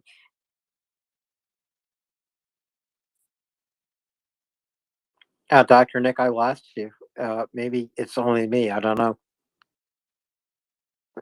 No, I lost her as well. I think she got a call. She got a call or something. Well, Dr. Nick tried to come back, but you know, Ryan, until NAFO, the only dogs I knew were Underdog. And Are you Underdog. knocking on something? Well, Underdog would have been a NAFO dog. You never learned about Mr. McGruff? Oh, Mr. McGruff is no Underdog. Yeah, the cartoon dog that wanted everybody to snitch on their parents. Oh, well. I'm sorry, did I say that? I'm not going there, but we have a couple of more hands up, and Rox, and then Luca. Rox, please go ahead. Hi, thank you. I have a question for Carlo, if he's still here. Yes. Yeah, because Dutch too, and I would like to join that group too. Because I go in March or April, depends on when I have my license to help Renegade Relief. But I would like to do more meanwhile. So, yeah, I can DM you. Yes, you can. Give me a second. So you know, Daryl and Ryan and Bloke and Axel, everyone listening here, this is what happens more and more on MriyaReport. People connect. They connect so they can make a difference in how to support Ukraine. They connect all over the world. They connect in Europe. They connect in North America. They have even connected in Africa and Latin America. And that's why it's so important for you to retweet this space. Bring more people here, because the more people who come here to MriyaReport, the more people will connect with ideas and strength to support Ukraine. This space is unique. There's no other space like this on Twitter. There's no other space like this that I know of anywhere else. This is an organically grown space of people who care about Ukraine, who care about Ukrainian lives, who care about Ukrainian victory and the future of this country, who have a moral stance, solid on the ground, shoulder to shoulder. And that's why it makes a difference when you bring people here. And that's why it makes a difference when you go to MriyaAid.org and when you bring friends to MriyaAid.org. Here at the more or less bottom of the hour, a little bit past it, I've done my pitch. Daryl and Rox and Carlo, if you need to carry on the conversation, please go ahead. All right. No, it should be good now. Thank you. I'll drop down. All right, thanks, Rex. Luca. Yeah, the following up on the discussion of people believing the BS that like Russia is spreading, and maybe our Dutch fellow being incredulous about it. My analysis of that, it's simply it's not necessarily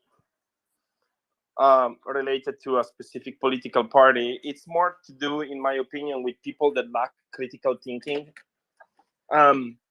You guys were talking about like being not believing in COVID or something like this, or other correlates to that way of thinking that enables or makes people fall in the Russian propaganda dragnet. Lack of critical thinking. It's the number one feature, in my opinion, who has the lack of critical thinking that makes him believe that, I don't know, like Bill Gates invented COVID to sell vaccines and 5G networks. And at the same time, thinks that Putin is the savior of,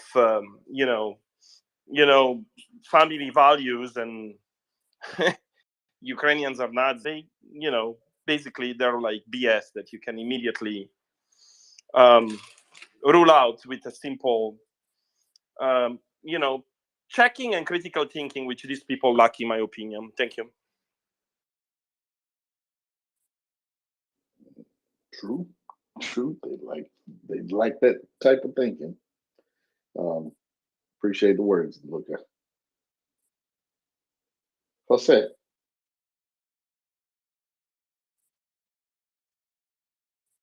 Jose, you got the mic.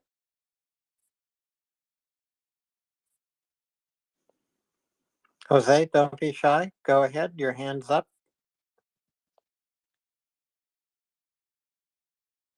Well, maybe Jose is having audio problems. We don't know. But I do want to follow up on some of the conversation here tonight, Daryl, and I'm going to look for something. Maybe I'll throw it up on the nest. I don't know, but it's how all of us can protect ourselves from BS. That does not stand for Bachelor of Science. Beers and Sunshine? Does it stand for Beer and Sunshine? No. It stands for bull, and a 4-letter word. But Shiggity. Yep. No, I'm not. No, I said bullshiggity. Yeah, that's exactly what it means. So, what do you do to protect yourself from propaganda? Well, I myself, information. One of the things I learned when I was working around the globe and overseas and everywhere, you don't always get your news from one source. And so, in doing that, you learn to listen and look for other sources so that you're not led astray by just a silo. You're not putting yourself in that type of silo. And I think that's real important for people to do. Yeah, you may not like a certain news source. Look what they're saying. And then go somewhere else and look what they're saying. You know, you can be skeptical always, but it's just like on a test when you have multiple answers. There's the one that's absolutely false. There's the one that sounds close. Yeah, and then there's the one that is almost right, but there's just like something, just one word off from it, and then you have the right answer. typically most of the places that you go, there'll be those last two. There'll be the one that has the right answer and the one that's really, really close. And that is about as good as you get unless you got first hand account. And the one that sits and says something that's absolutely false, that you know is false, there's no no question. That's that propagandist that you want to stay away from, and because they're spewing something for a crowd for people that aren't aware of what they are listening to, and that's how I do it. And that's how I do it too, Daryl. So you know who we have with us now is, God, I hope, the real Will T, because we have had some fake Will T's here earlier today. Will, your hand is up. Do you know about the fake Will T's who are out there using the soundboard, something that should be squashed? Will, go ahead. G'day, Alan. G'day from Perth. Yeah. And others notified me of that overnight. And, from going, I've been on Twitter since, I don't know, 2011 or something like that. And I didn't even know how to find out how many users I had till a couple of years ago when somebody asked me about it. Because, Twitter for me has always been the place where I shout my ideas into the dark void rather than at my staff who have to listen to me. Because, then they're looking for other jobs. And yeah, I mean, so what this means to me is that the little bit I'm doing is having an effect because I've attracted followers that, these I guess we'll call them admirers, won't we, Alan? And imitators, but there's really only one obnoxious dickhead from Perth that carries a crocodile and that's not a knife. So yeah, I mean, to follow on from what Daryl said, look, I'm a scientist, and I have always been a person who's interested in engaging in debate with people. But what I've learned, and if Nanda's still around, this is an important thing to recognize here that I this is why I joined the fellas, right? Because these people who are sometimes hired, sometimes brainwashed, sometimes a little bit diluted. The people who are pro peace at any cost are. I appreciate their viewpoint in the world, but as you've said before, Alan, there has not been since World War II a more clear-cut case of right versus wrong. And as Dr. Nick had said, the manner in which Russia is carrying out genocide in all of its recognized form, depopulation, rape, killing people, deportation of children, so I try to have an argument with people on the basis of fact and ideology. But here's the other thing you can do exactly what Daryl said. Get up in the morning and I read the Washington Post, I'll read the Australian news, I'll read the Guardian. I'll try to find samples from around the world, including those that I don't really disagree with or that I don't agree with, because I want to see what the other side of the world is. But once you start engaging with people and you find that you are not going to make any difference, or they keep changing the goalposts in the argument and the whataboutisms come up and stuff like that, then this is what being a fella really taught me. You can start to dive into that and see if you can have a reasoned engagement with him. But if you can't, you just hit him with the most puerile meme you can come up with because you're not going to do any good there, and all you're going to do is waste your time and aggravate yourself. And I tended to, so avoid myself a level of aggravation. I basically started taking the route and learning this, just meme them, some puerile 13-year-old garbage that everybody can laugh at, and that's what that means of attacking disinformation, folks, with the fellas is all about.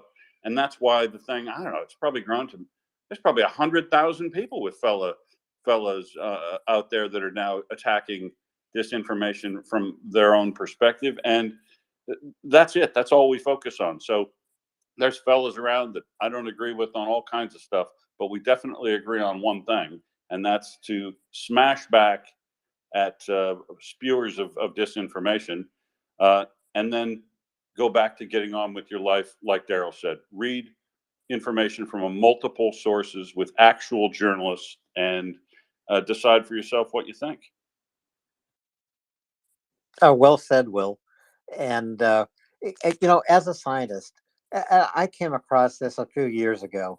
Carl Sagan, who was a popular astronomer because he had a great series on public broadcasting here in the United States, but he was a hell of a guy. A professor at Cornell. His wife was a poet. He was an extraordinary individual, and he has a BS filter, which is worth everyone looking at. And I think the very first question he asks in his BS filter, how reliable is the source of the claim? Well, that's something we look at all the time here at MriyaReport. And we look at all kinds of sources here. We grow familiar with them, so we know who's reliable and who is not. And we bring the reliable experts here to MriyaReport. We listen to them, we engage with them, and we question them. And by questioning them, we learn just how reliable they are. But that's the very first question everyone has to ask. How reliable is the source of whatever claim you are looking at? How reliable is it? And there are lots of ways to find out if it's reliable or not. Dr. Nick is in the space of disinformation. And Dr. Nick, your hand is up. Educate us, please. Alan, thanks. You just hit on, excuse me, something that I was just about to say, and it was also something that I kind of mentioned earlier when we were talking about Iran, right? I mean, remember, Iran had said that it was these drones, and if you recall, I said, but this is the Iranian government saying it, and they aren't the most reliable source. So that's was the first thing I was going to mention, right? You have to, yes, you need to look at multiple sources, but we need to, um, you know, think about what those sources are. You need to curate yourself a list of sources that are reliable. They Reliable sources tend to be those that are, um, like news outlets that rely on journalists. Now, why is that important? That's important because journalists are held, at least in the United States and in most democracies, to certain standards of ethics. So that means, for example, if they were to do a report and it turns out to be wrong, depending upon what that story is, what the report is, they are held to a whole list of possible sanctions, right? That could mean anything from being written up to being fired to being completely blacklisted from the profession, right? Depending upon how serious the thing is that they got wrong. So that's different from those who are on, say, 24 news stations that are actually listed in the fine print as being entertainers. So that could be people like I don't really watch TV at all, like that, but who I can just think of off the top of my head. There used to be somebody on MSNBC, Ed, somebody, and like Sean Hannity. I'm just trying to go both left and right here, right?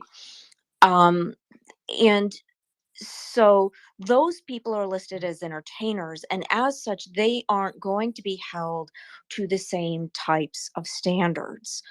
Um, and so if they say something wrong, they really can't necessarily be sued in the same way as a journalist can.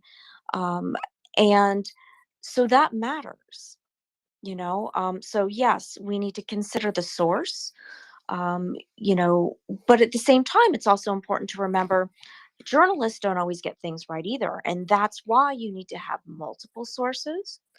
You also need to curate and find, and this is one reason why Twitter is really great, because you can, whatever it is that you're interested in, right now, let's take Ukraine, for example.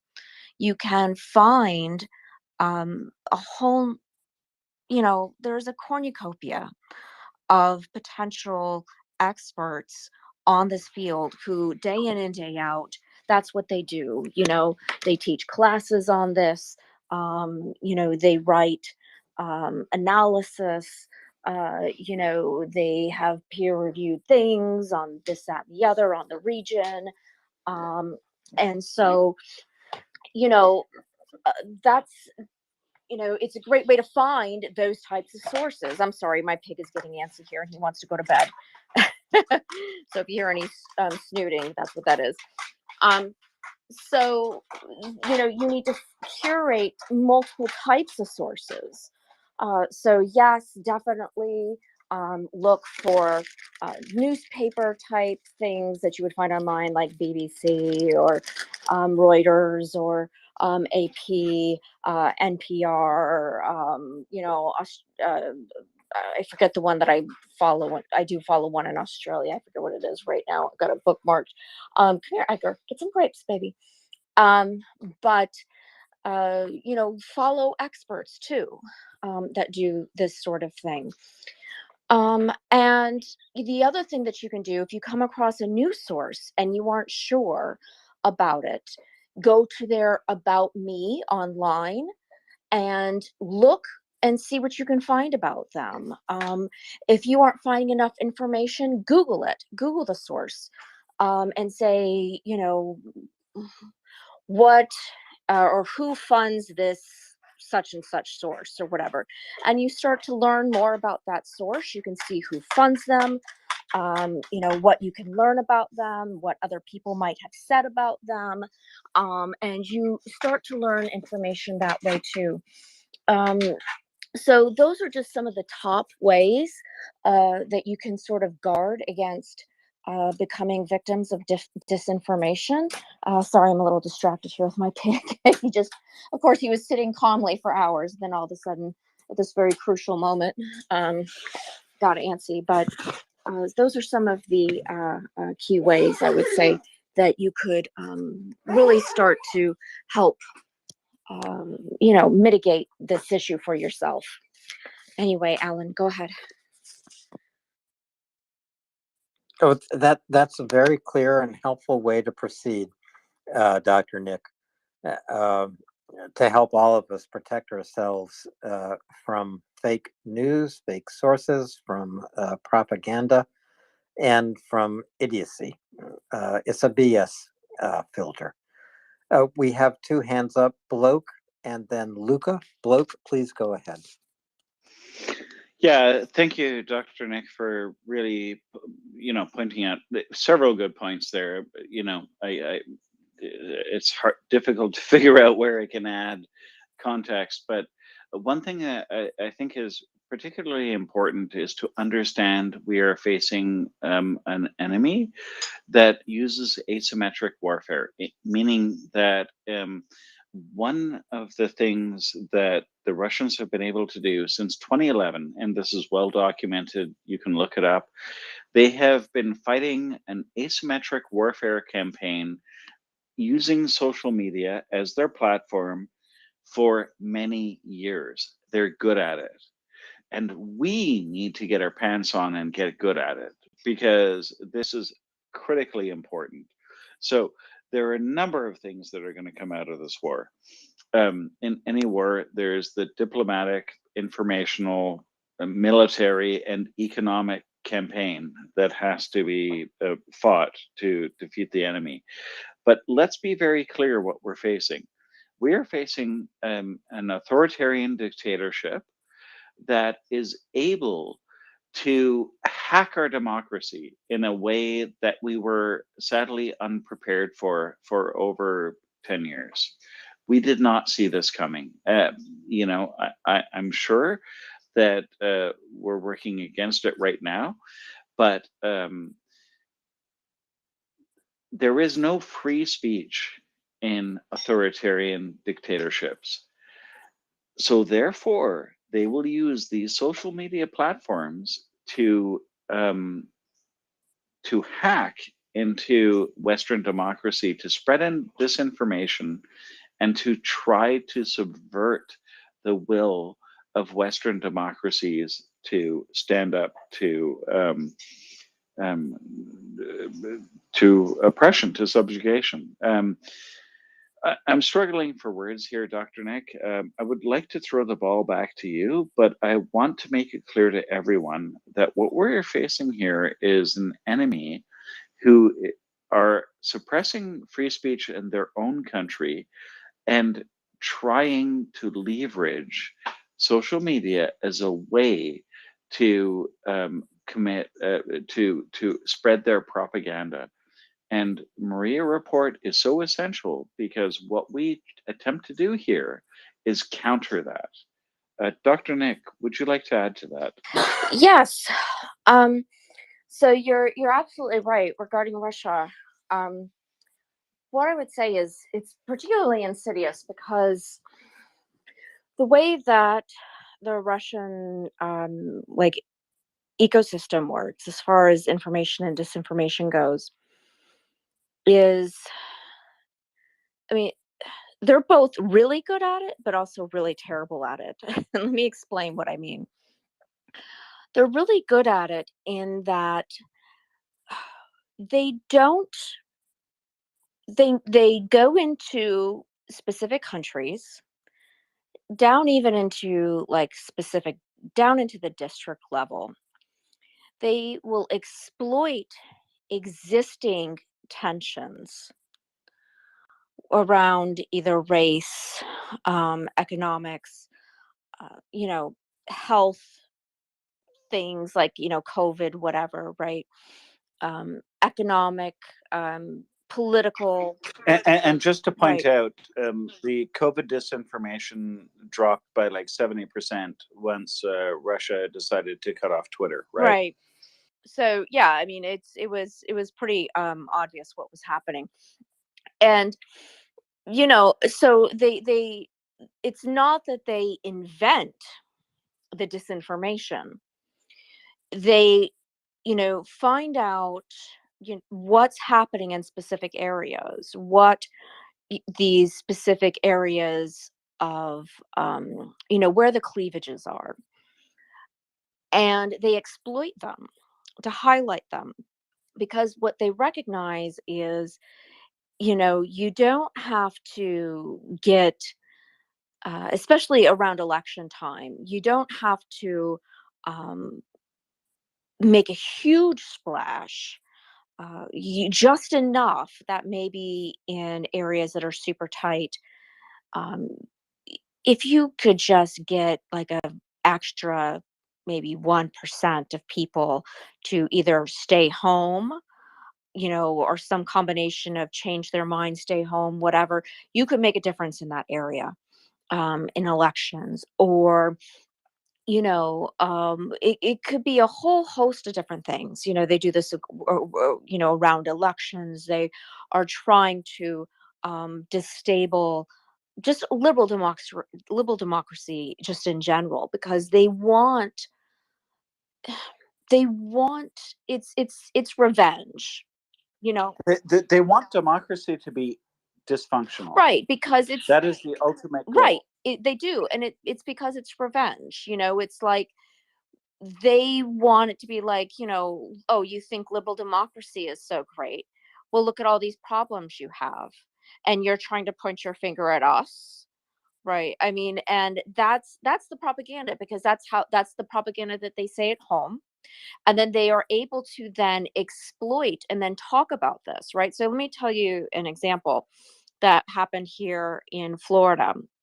Um, so there was this far left African liberation, I can't speak right now, liberation group, the Urdus, not Urdus, that's Pakistani language. The Uruhus. Yeah, I was getting ready. I I was know. like, I say, what? yeah, it's the wrong word. The Aruhus or something. I can't believe I can't remember their name right now. It's something like that.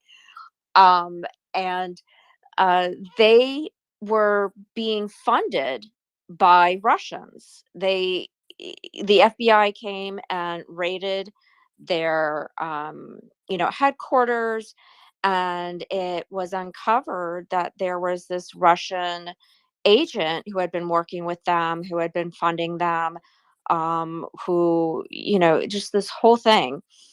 And they do this, they fund both people on the left, they fund people on the right.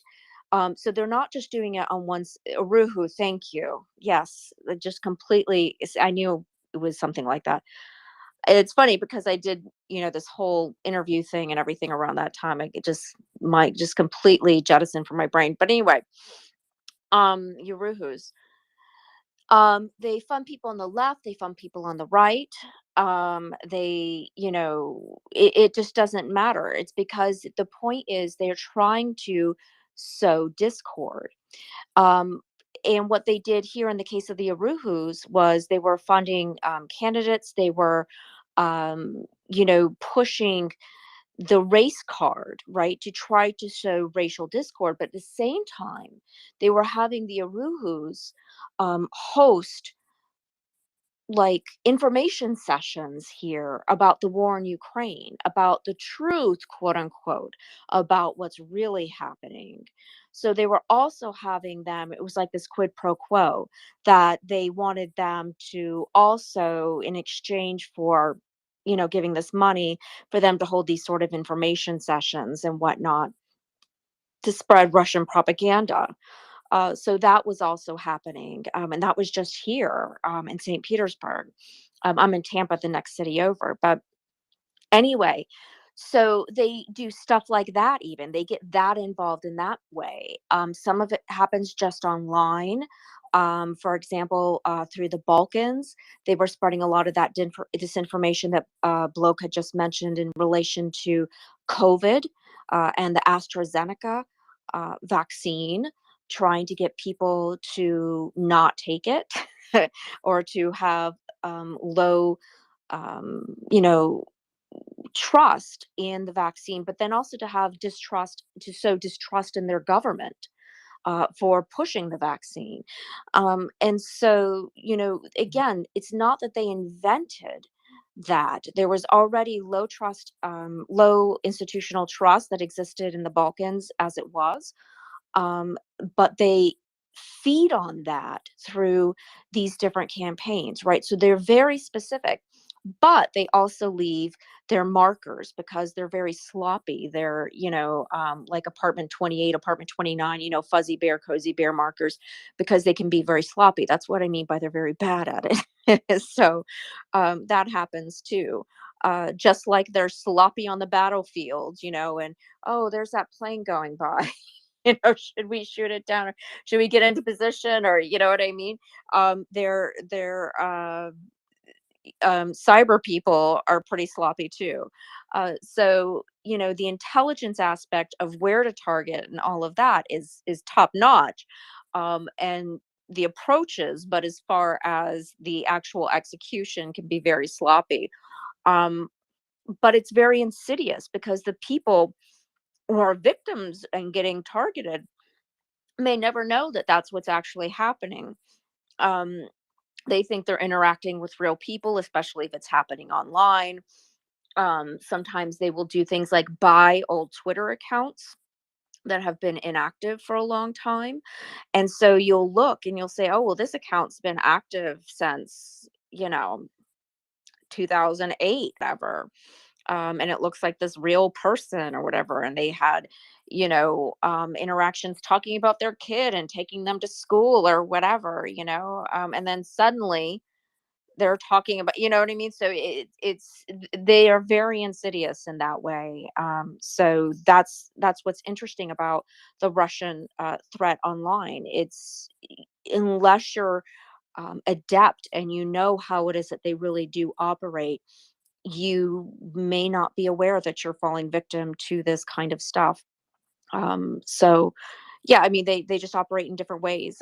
They also local media will sometimes repost or retweet things that they don't realize are Russian propaganda as well. And it's just it's pretty intense. So it's very important to be mindful of who it is that you're retweeting, who it is that is even if it's coming from a local news source, what it is that they're retweeting, who, where is that information coming from? So yeah. And Dr. Nick, because basically we're just pushing buttons. I've Right. retweeted things I shouldn't have retweeted. I've retweeted things I didn't verify, and then they get retweeted and retweeted and retweeted again. This is the problem. It's that you very innocently push a button, you use your thumb, and then all of a sudden you're part of a disinformation campaign just because you liked a tweet, retweeted a tweet, and did so thoughtlessly because you didn't take Right. the extra step. And the extra step just means looking at the source, looking at who else is interested in retweeting it, and looking at the performance of that source over time. I mean, Right. we've all fallen victim to this. Right, right. I mean, everybody has at different points in their life, and it's just important to recognize that. And sometimes it's even, I mean, and sometimes it's not even about Russian misinformation or, I mean, disinformation. There's a big difference. First, let me just make that one thing clear. There's a difference between misinformation and disinformation. Misinformation is somebody, very innocently, misspeaking or misremembering or something like that. That's misinformation. Disinformation is the willful intent of spreading information that is incorrect. Okay. Those are two totally different things. So like for example, um last night, sometimes I when I am way too tired and I plus I had a migraine, I shouldn't be on Twitter. And or no, it was the night before. I misremembered something regarding one of Navalny's videos. And then I started to think about it and I was like, you know what? Maybe that wasn't it. And I went back and watched it. And I fast forwarded to this one part and I was like, oh, yeah, that's right. That's what it was about. And so it's really important when you do say something and you thought that it was one way, because it was from, geez, what, like 5 years ago, this video. And as we all do that, sometimes we think that we just we honestly misremember how something occurred, right? And what I did was I deleted my post, right? And then I made a new post and I said, look, I misremembered what happened. This is what happened in that video, oops. Okay. That's the important other thing. It's important for us that when we make a mistake, that we own up to that mistake and we correct the record. Because you can't, none of us are perfect. Sometimes, we may honestly do something wrong by mistake. I mistakenly offered misinformation, being tired and just not, thinking clearly or whatever. Um, and so I was conflating two different stories. I mean, how it happened doesn't matter, but the point is that it happened. And the important thing is when it does happen, is that you own up to it and you say, you know what, oops, my bad. Here, let me correct the situation here. That's the important thing. We all have to remember and do that. But anyway, I know there's a bunch of hands. Yes, that's really important, Dr. Nick, because that's like washing your hands with soap, or always owning up to a mistake you make, especially in the information world, is very important because people will come back to you and see what you've done, and they will rely on you then. They will begin to trust you as they should, because it means you're doing your job. So yeah, we have some hands, and I believe I know Will wants to get back into this conversation, but Will, I'm going to hold you off till we hear from Luca, and then the Poe. That's all I can read of your name right now, and then back to Will. So Luca, please go ahead. Yeah. Alan, Yeah. Hi. hold on, Luca, just a second. I just want to say good night to everyone, or good morning to those in Europe, and I'm gonna say good evening at this point, and Slava Ukraini. Herom Slava. And thank you so much, Daryl. It is too early for you to go to bed. I hope you have plans. 7 languages. That's all I'm gonna say. 7 languages. I know what that means. Thank you, Lord. Daryl. Good night. Good night, Good y'all. night, Crash. All right, sweet cookie. Good night. Good night, and see you tomorrow or the next day. I depend on you, as you know. Love to be here with you. So all right, I'll be back on normal schedule next week, Alan. So Monday, I'll see you on Monday. See you Monday. Keep the trains rolling. Thank you, Daryl. Here we go. So Luca, go ahead. Yeah. Okay. So this conversation about the media space and disinformation is very interesting. Thank you, Dr. Ford. So I think one thing I realized, because you spelled it so clearly, but I had heard it before, but now it kind of crystallized in my mind, this idea that, you can have, what did you call them? Like actors, or like some people call them opinion people, sitting in a news in a news station.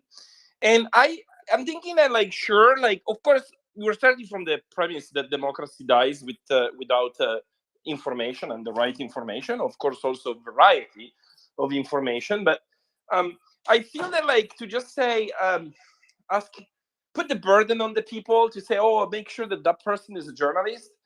I don't think is enough. What I just realized now, and I want to engage in this discussion with you, is that, and I'm going to give you a parallel, right?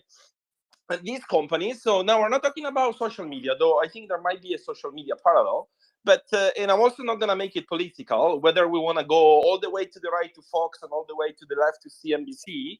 Now you have opinionistas sitting there and effectively talking about things that are not news, and they're not held to the same standard, and they're not, like, legally obliged, but they're sitting in a news network.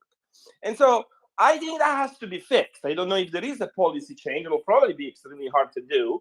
But, like, if we think from the 100,000 feet view, it kind of makes sense. That should not be allowed. I'll give you an example. I'm an engineer. Okay, so say that there is an engineering firm that designs a bridge, and actually the dude works there. He's not an engineer. Oh, well, your bridge fell, but look, I'm not liable because the guy was not an engineer. You could have, like, checked. Well, wait, he was working for an engineering firm. That's not gonna fly.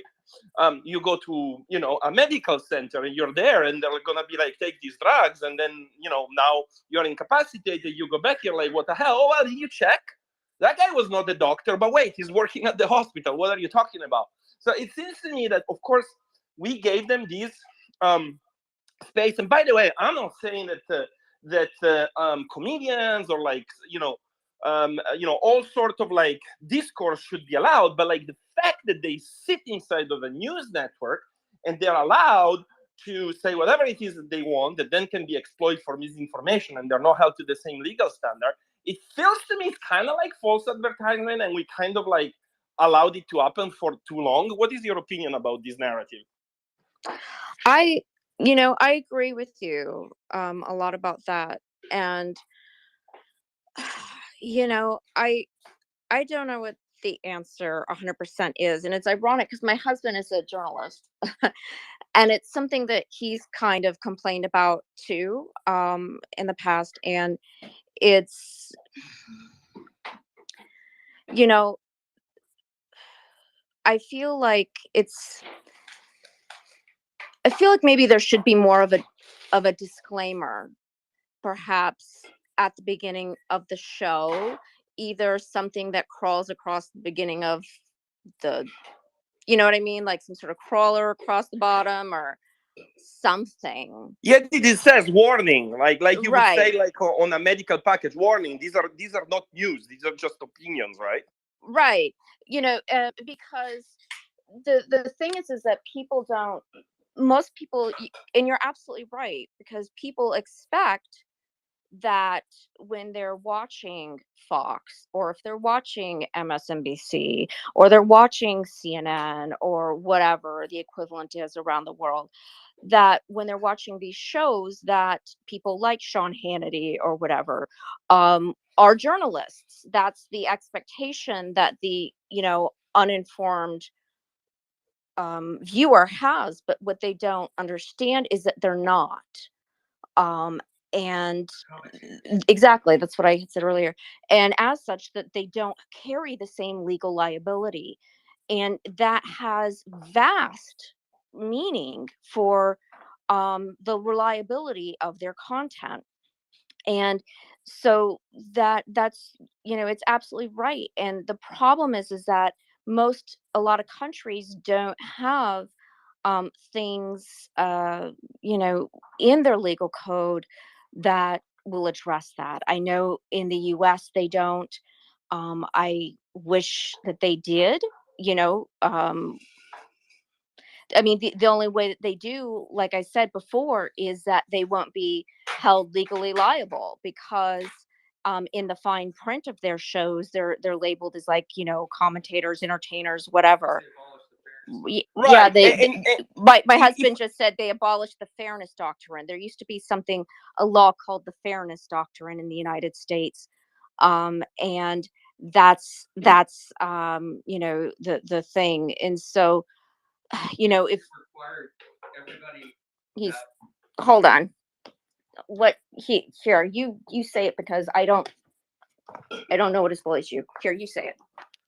The fairness doctrine required that if you were to allow partisan commentary to appear on your network, broadcast network, cable network, radio, anything, that you provided an equal amount of programming of the other political end of the political spectrum. So when they eliminated the fairness doctrine and that requirement, then it basically took all the safeties off, because part of what broadcasters, for-profit broadcasters, found daunting was the idea that if they produced something for one side, they would have to produce something for the other side, and they couldn't be assured that they would make the same amount of money on those things produced from the other side of the spectrum based on wherever people already perceive them to fall on the spectrum. So when they eliminated the fairness doctrine, it basically removed the safeties so that there was no more government enforced mandate of balance. Can I ask when that was? When was that, Chris? He just asked. That happened during the Bush administration. So, okay, George W. Right? George Yeah. W. Bush, 43, President 43. Yeah. And Dr. Nick and Dr. Nick's partner, the FCC, the Federal Communications Commission, actually had authority and power, yes, to punish or to, well, yeah, to punish those broadcasters, particularly on TV and radio, who did not observe and adhere to the fairness doctrine. That's correct. They could even take away their license. Well, let me just add something. You're absolutely correct, and let me just expound on that just a little bit. As somebody who's been in broadcasting for 32 years, we were required to maintain logs that the FCC could ask to see when our license went up to renewal, to demonstrate that we had made an effort to have partisan balance in our programming. They could ask that at any time. They could audit you, and they could ask to inspect that. That no longer exists. So if I can just follow up on this, because okay, this is great discussion. You know, of course, okay, of course we should ask the people to be informed. And then of course, like another thing is that like we'll hear people getting like really mad at the Murdochs, and I'm sure there is the equivalent on the other side of the spectrum. And don't get me wrong, I do get mad with them because you know I think their approach is destroying the information space that we need for a functional democracy. However, we also need to realize that we are in a capitalist system, and this company will play by the rules. And at the end of the day, someone like Tucker Carlson has like one of the most like views and profitable shows on earth, and it feels to me that it's happening under these guys that you know Dr. Ford just said. He's like, well, watch me. I am a news person, but really I'm really just an entertainer. And how do you beat that if you need to counter it with real news? Suddenly you're gonna be boring, and Tucker Carlson makes a bunch of money, and it's gonna compound and compound and compound. Right? Do you want to say something? I would just say that listen, the United in journalism, particularly most journalism, obviously, as the fourth estate in the United States, we occupy a unique space in public life in the United States, in that most journalistic organizations, but not all, are for profit. So your point about Tucker Carlson is not lost on me, and is definitely valid in that one might argue, and I'm not saying this is your argument, but one might argue that the market will bear that people are interested in that, and therefore they should be allowed to seek that out.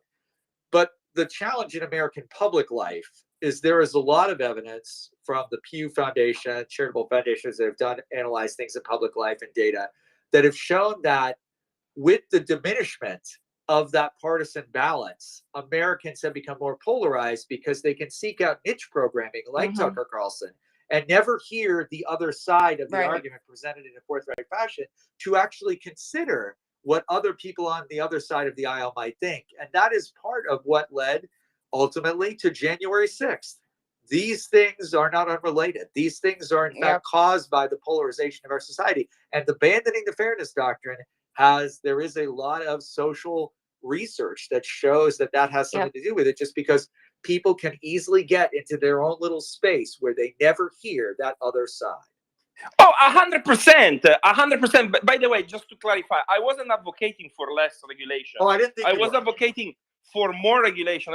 I'm not advocating to shut up Tucker Carlson like you would do in a regime. Right. But I am advocating to like the fairness. I didn't realize that was gone, and also making sure, whether it's the disclaimer or something, that it's at least clear in people's mind that this is not news. And I don't know, maybe like with enough time that could have some dynamics and to change and improve the information space. Thank you very much. Yeah, it's good you brought that up, Lucas. And I just wanted my husband to at least mention or say something on it, because I know about this stuff. He's the expert and on the journalism aspect of it. And I do talk to my classes about this, and I teach about this stuff. But I thought that since he was standing right, he just came home from a movie, just thought that I would let him chime in on this, because this is something that I know just absolutely grates his nerves as well. And we've talked about it many times over the years. But you're right. And it's frustrating to me as well. You can imagine the conversations that we have, a political scientist and a journalist in the House, Emmy Award-winning journalist, let me just add to that. But it's, it's mind-blowing, and it's frustrating that we've allowed this to occur in this country. And I don't know the answers except to try to bring back the fairness doctrine, except to try to come up with also other avenues, like putting these types of warnings on shows, to ensure that that these types of commentators do get held to account for the things that they say. I think that if anything positive came out of the whole Alex Jones thing that happened recently, him being held to account for what happened. And even if I don't know how probable it will be that the victims will see much of any of that upwards of $1 billion that he was being forced to pay, that they'll ever see. But it's a precedent that I think is being set, that those types of commentators are being held to account finally. And hopefully that is the start of something, at least in this country. And I don't know. We'll see what happens. And I share your frustration. Yep. Well, Anyway. thank you, Dr. Nick. Thank you, Luca. We will see what happens. If it's the start of something, it will take a very long time for it to turn into something. But I know that Will wants to get into this conversation. Will is talking to us from another continent, and please join in. Thanks again, Alan. Yeah, I mean, obviously I grew up in America with this accent, but I've been an Australian for 30 years, and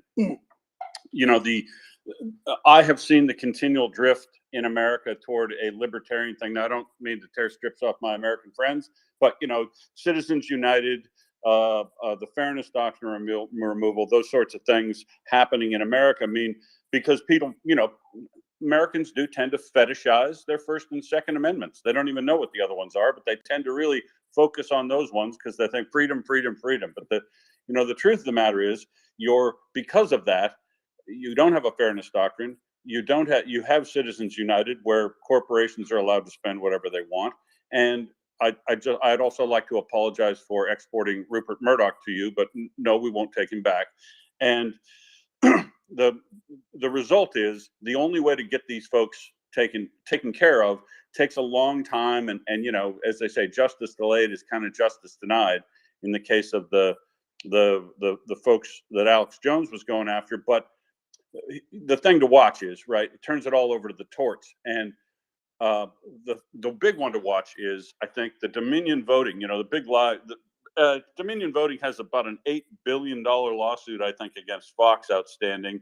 And what'll happen is the Fairness Doctrine will be applied to them, because in an enforceable order as a result of that court case, they may have to put a chyron on any programming they put up that announces that it's just entertainment commentary. It's not Comedy Central like Jon Stewart was back when, and I don't think the folks who are watching it recognize that it's just entertainment, and they may be forced to do that, plus a large cash settlement, which might end up changing their ways and chilling the behavior to allow people to get up. Now, the beauty of the internet and the system that we've got is you can expand in, and everybody can get involved in the conversation that nobody ever could before. But what that means is you get a proliferation of things like Joe Rogan and these folks, these people I haven't even heard of, that are just vapid twits like, who is this Hinkle guy? But they get a voice, they get some following, they offer simple, pat answers, the way that people on the right tend to typically do. Simple answers to complex questions, and other people go, yeah, right, that's exactly it. We got to take care of the whatever. This is the problem, right? So the way, and this was my top tip, right? If I forgot to say, Will's top tip for countering disinformation is, when you're responding something on Twitter, if you see something that you find highly objectionable, the more you object to it, the more you should apply this standard. Don't re-quote it, or don't retweet it and quote tweet it. Take a snapshot of it and plug it into your own tweet and respond to it that way.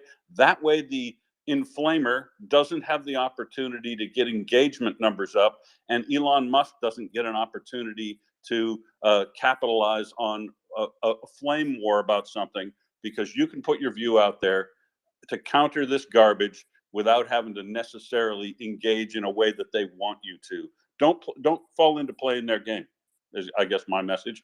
And I look forward to what's happening in the United States, so that you guys can move back to the place where the journalists, I don't know how we find this, but where actual journalists, independent journalists, can make a living and be valuable sources for people around the world, without having to rely on it all being funneled through a very small number of corporations, but with the backup validity and veracity of somebody who knows how to do research, present evidence, and tell news in a way that that it's supposed to be told, which is, you know, the Edward R. Murrow way. You got to put things in context, and you've got to recognize that sometimes there is right and wrong, and you've got to state your story in a manner that presents the evidence in a context so it's fully understood rather than just read as fact. Yep, that's fantastic advice, Will. And I hope everyone here listening heard what Will said. Don't retweet, don't quote tweet suspect sources. Take a screenshot and construct your own tweet around that. This protects you.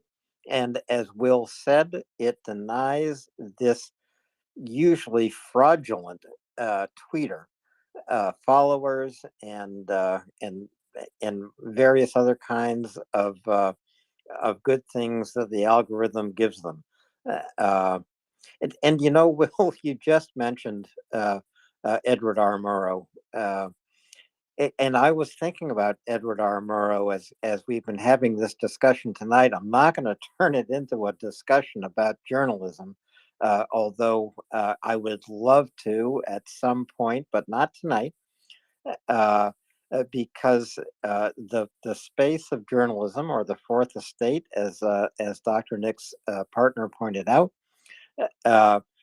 is sacrosanct in the United States, but it's also a shrinking estate. It is an estate that has shifted. Journalism has changed so much in my lifetime, and I started out as a reporter in 1978. That is a long, long time ago. We did our jobs completely differently in 1978. We conducted reporting face to face on a rotary dial phone. I was not just a reporter, I was a photographer with, with a Rolleiflex camera that was given to me. I was instructed in it by my editor. And it's just, journalism is not face to face anymore. I mean, Twitter is not face to face, really. Although here at MriyaReport, we all know one another, and that is one of the amazing things about this space. But you know, I admire Edward R. Murrow. I think he is amazing. I've watched his shows. He was trained in radio, of course, first before television. But even Edward R. Murrow was something of an entertainer in his day, depending on the guest he was interviewing. He could be interviewing Marilyn Monroe. That show with Ed Murrow was entertainment. It wasn't really journalism. Of course, Ed Murrow did journalism. He did great journalism. Uh, and and Murrow's boys moved into radio and then into television. They were all trained journalists. Some came from newspapers, then through radio, and then they all went through the crucible of the Second World War. They knew what they were doing. And there was a whole host of these reporters who knew what they were doing. They knew how to ask questions, they knew how to conduct interviews, but it was also a different world. There were lots of questions that they would never ask. There were lots of stories that would never ever be broken. These would be stories about sex, sexual innuendo, drinking, what have you. uh, uh, you know I know what those stories were. I was close enough to that time, both as a reporter and working on Capitol Hill. Uh, there was plenty to write about that was never written about. But in any event, not turning this into a discussion of journalism, highly important discussion. It started out with the BS filter. whether you rely on Carl Sagan or, rely on Dr. Nick. She knows what she's talking about. Be skeptical, be suspicious, do your own investigation. How we behave in today's world depends more on us than ever before.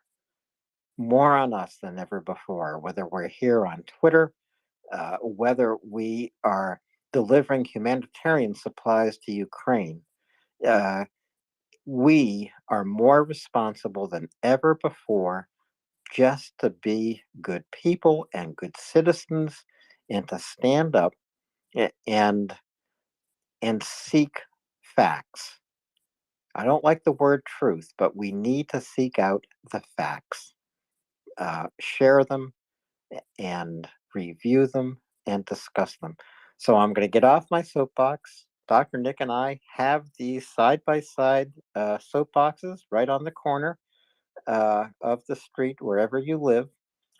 And with that, I'm going to ask folks to please retweet this space, bring people here.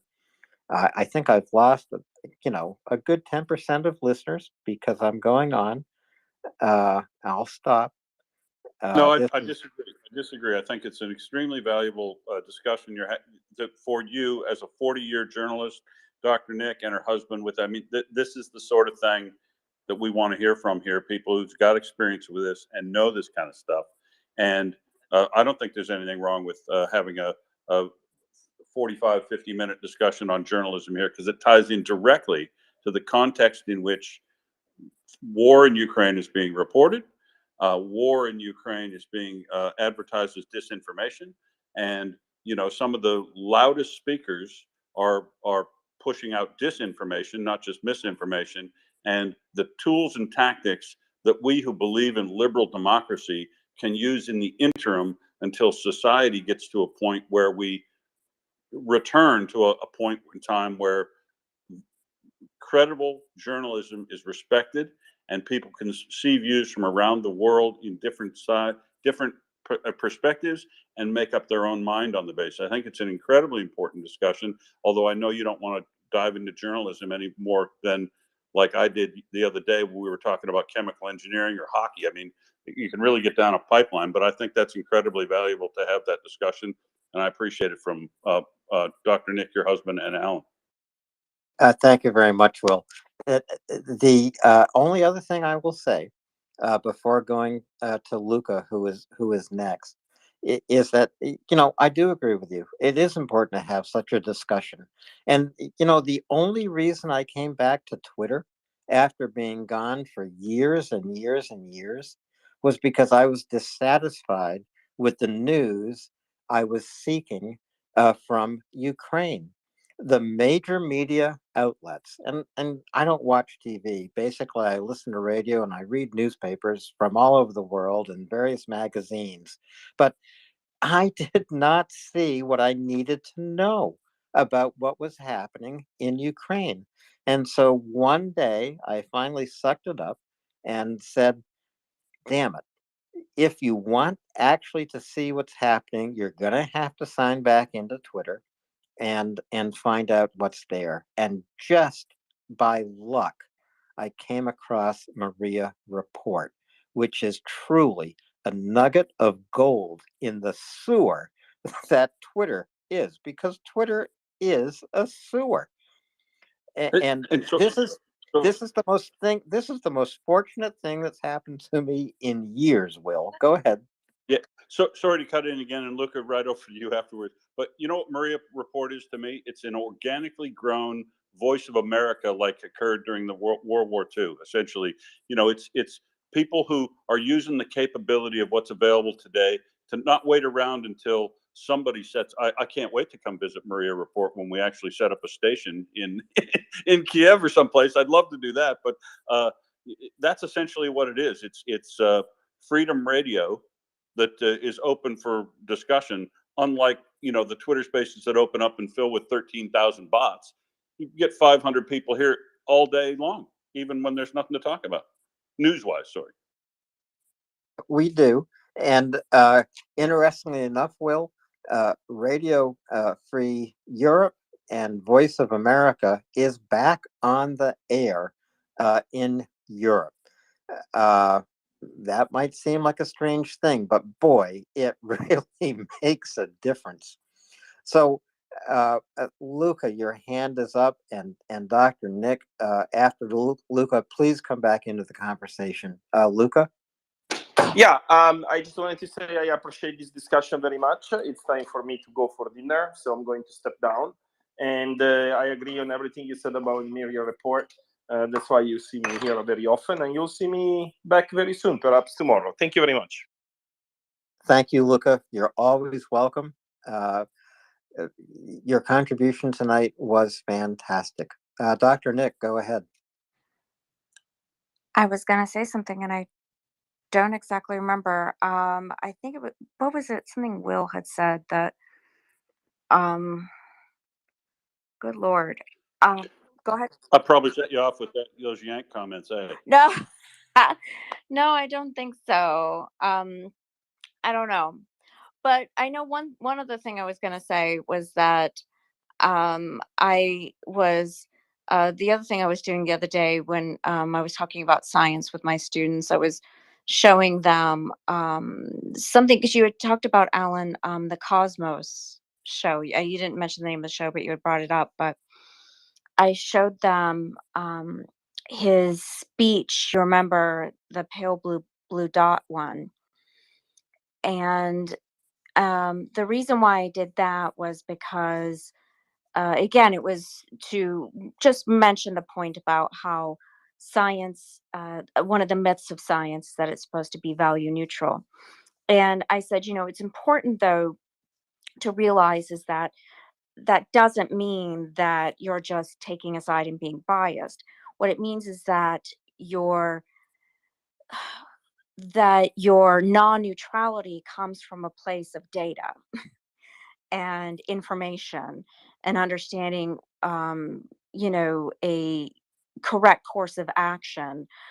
um so in political science, what that means, for example, is that we understand that fascism is bad, and we know that because we see the evidence. We have the data, we can measure it, and so we will not support it. And we will not support it very vigorously, because of that.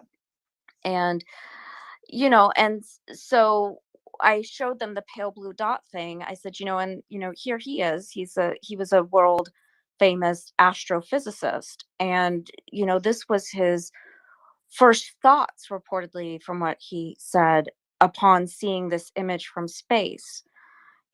And this was his informed opinion, um, based on that. And you can see that it crosses into uh, topics that would be considered the domain of political science, as well. But you know, still, it's comes from a point of data, right? He's talking about how tiny this little spot of dust is, floating in space, right? And how tiny it is.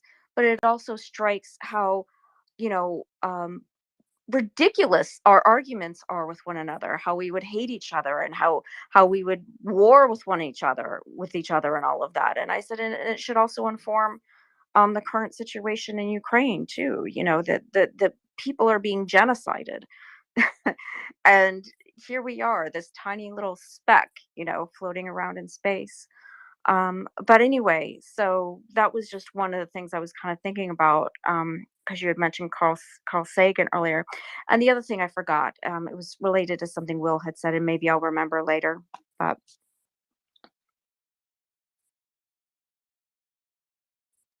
I lost your audio, Dr. Nick. oh Are yeah, you no, still I'm here? done. Yeah, I said I'll try to remember it. So go back to you. Okay. I'd love to come and sit in on one of your classes. Oh, Uh, thank you. just just to listen to you and also to your students. I would just love to hear how your students engage with you, because you know, they are the ones who are going to be journalists in the future, who are going to read news in the future, who are going to participate as citizens. I always care about what young people think, how they express themselves, what they do, especially college age students, and because they're curious, they are on the threshold of what we hope will become a lifetime of learning. That to me is what college can ignite in anyone. That's what happened to me. Only recently I've grown so tired I really can't I can't keep going. But you know, that's what college is all about. You should exit college with a diploma. These days, you've paid a tremendous amount of money for it. But the most valuable thing you can leave college with is curiosity that will stay alive for the next 50 years, and keep it alive with books and with reading and with movies and with music and art, and just engagement with everyone, especially with people who are smarter than you, different than you, and bring you a new perspective so you can open your eyes and actually pause and wonder again. Well, I don't know if we do that here at MriyaReport. Maybe we do on our best nights. I have no idea. I sure hope we do, because we need to. Uh, and you see, Dr. Nick, I have I've sent speakers down, and Oh now no. we have Will, just listeners. Will, your hand was up. What happened? Oh no, I'm just falling back to listening. I was hoping you had, in case you had another question for me, but no, I would be rambling on if I said anything more. Well, you know, Will, I actually do have a question for you. How similar is Australia to the United States when it comes to watching news and using news to participate in civil society in Australia? Is it the same or is it different? It's quite different, and that's because we have we have essentially two public broadcasters, right? Imagine if WKRP or sorry, WGBH in Boston, some of the best public broadcasters, the WTTW in Chicago that I used to listen to. Imagine if you amalgamated all those into a public broadcaster that was federally funded, and then had a fairness doctrine, and had programming these days online, on television, on radio, that is 100% feedback oriented. That, nothing. I don't care if you're listening to the cricket on ABC radio. You can SMS the commentators in the box, or if you're watching one of these Q&A type programs, we have a lot more public affair programming that's on in prime time than what we used to have in America when I was growing up. But you just don't see that anymore because, like Edward R. Murrow said, right? It doesn't make any money. You have to, the move into news as entertainment, or news competing with entertainment, was something that Edward R. Murrow faced way back in the 50s. And that march has gone on as concentration of media has continued. But so because we're godless communists down here, and we have a lot of socialism that you guys won't abide in America, we have things like public broadcasters, and we fund that to the tune of about $1 billion every year, and we even used to pump it out into provide it for free all through South Pacific until the conservatives here decided that was of no value. So we continually fight this battle back and forth, and but I think the infrastructure of having a reasoned debate in and amongst the population is much more solidified. And boy, do the Murdoch press complain about the ABC. All of the Murdoch press and all the right wing press continually want to shut and defund the ABC because it's full of left wing bias and stuff. Because as Dr. Nick would well know, facts have a well-known left-leaning bias. Oh my lord, yes. I mean, let me tell you, I hear that a lot, and it gets really frustrating. That's one of the things that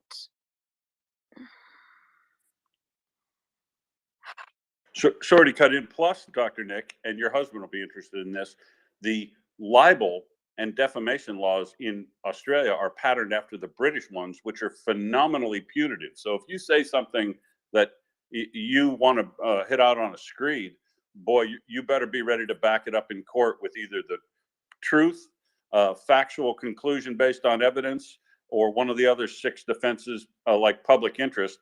And I know all those, unfortunately, because I've been threatened for defamation 3 times. So, and I'm still here. We could use such laws in the United States, frankly. We really could.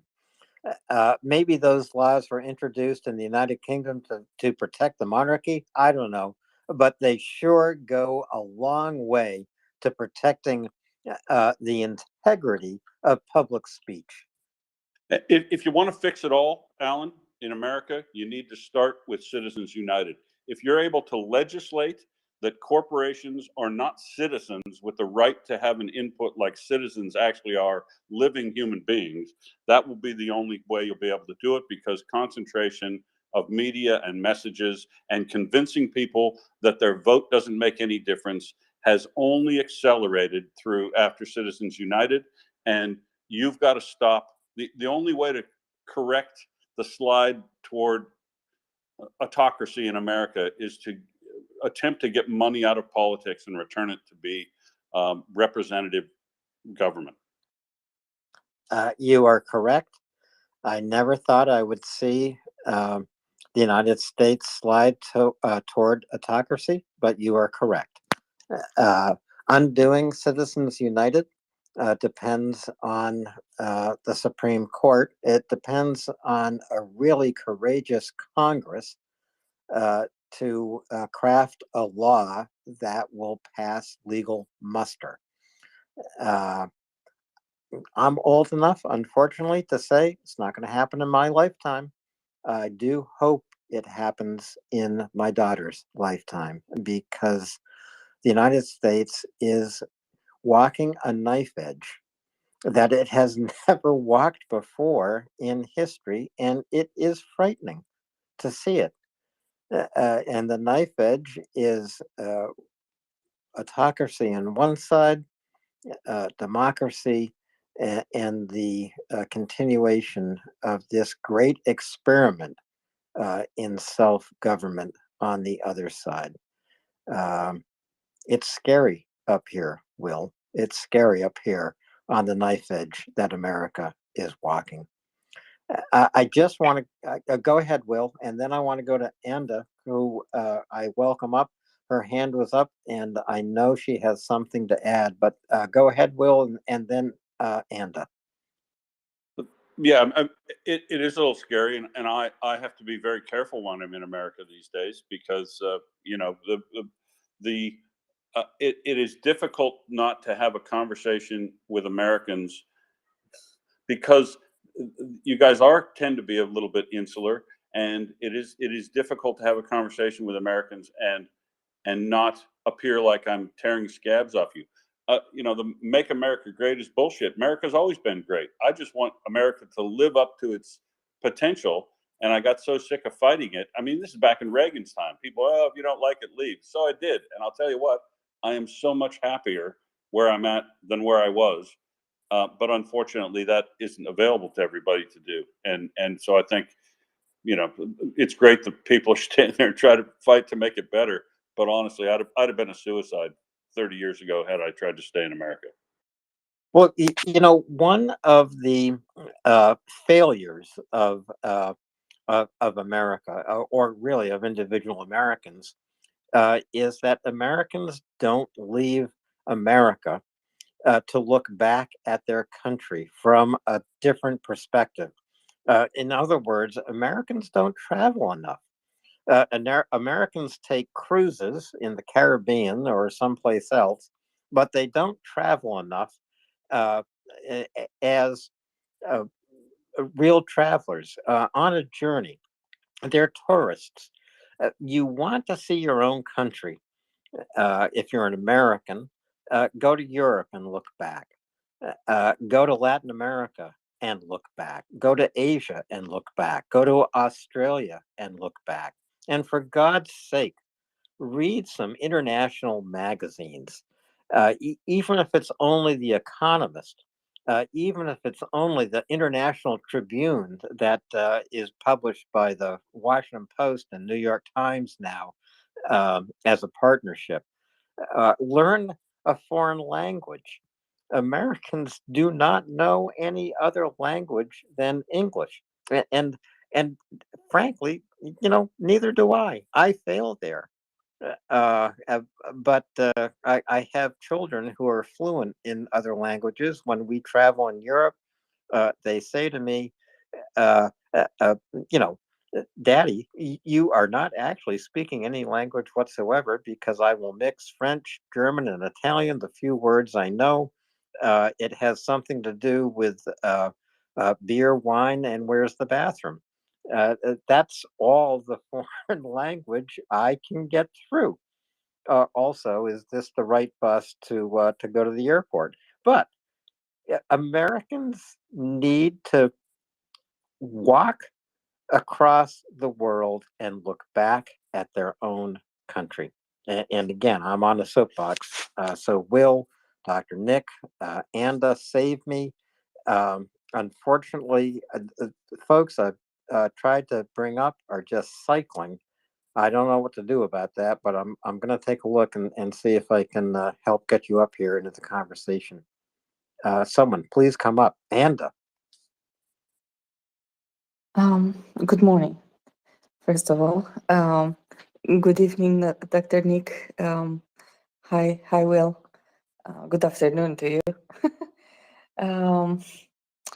I was listening to the conversation, and extremely engaging and interesting. And I wanted to put a spin on it, on the effects, right? So you have the on one part you have the media, right, which is let's not say biased. Let's say like Dr. Nick's husband said, they are companies for profit, right? And they will use every availability or loop in order to shift, let's say, from one to stick to one narrative, which is bringing them money in, which brings advertisement, which brings audience, right? Because you need to have both. Without audience, you lose the advertisement. So it's important for you to have a steady audience, and that steady audience gets used to you, to your voice, to your program, to because we are creatures of habit, right? My father still listens to the same news programs in the morning that he used 30 years ago. So he wakes up at approximately the same time, and he opens the TV on the same channel, and he will listen to them, because he decided years ago that is the channel that is least unbiased from his point of view, and delivered the news in a way he saw suited, right, for him. So this was common in our home.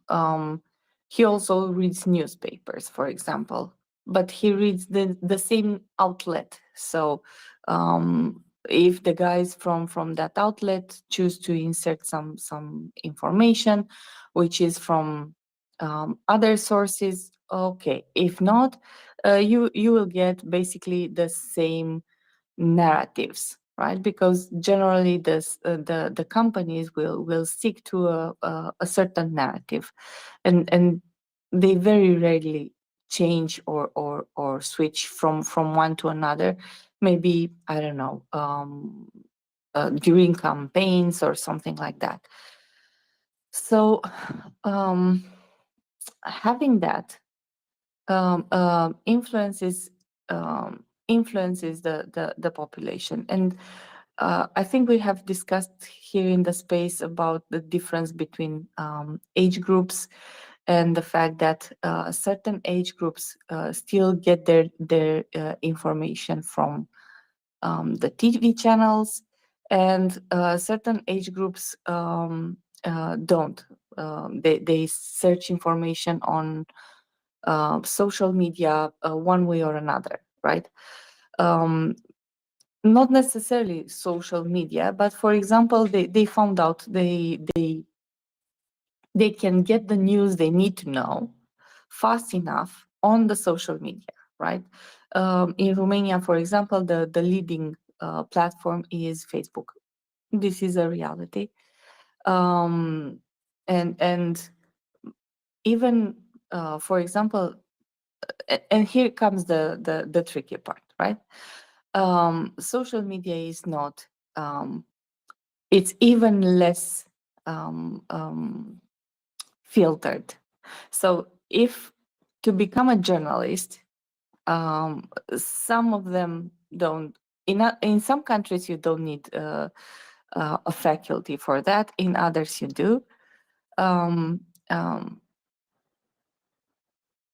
Basically, you have some filters. There are some chances that behind the scenes or in front of the screen, it doesn't matter, you will have people who actually went, better or worse, through a university course on journalism. So they have learned how to phrase, they have learned at least the maternal language. I'm not talking about other languages, but at least to correctly speak your own language, right? And third, how to ask questions, how to look at problems, how to address a situation. So you're looking at something. What are you looking for, right? When you look at, it doesn't matter. For example, some politician won yesterday. It's the new president of the Republic of the Czech Republic, right? Peter Pavel. Yes, the general, right? Yes. So when you look at that, you ask yourself as a journalist certain questions. Who is he affiliated with? Who paid him? Paid money, right, for his campaign? What is his platform, and so on and so forth. General public doesn't have the time, the patience,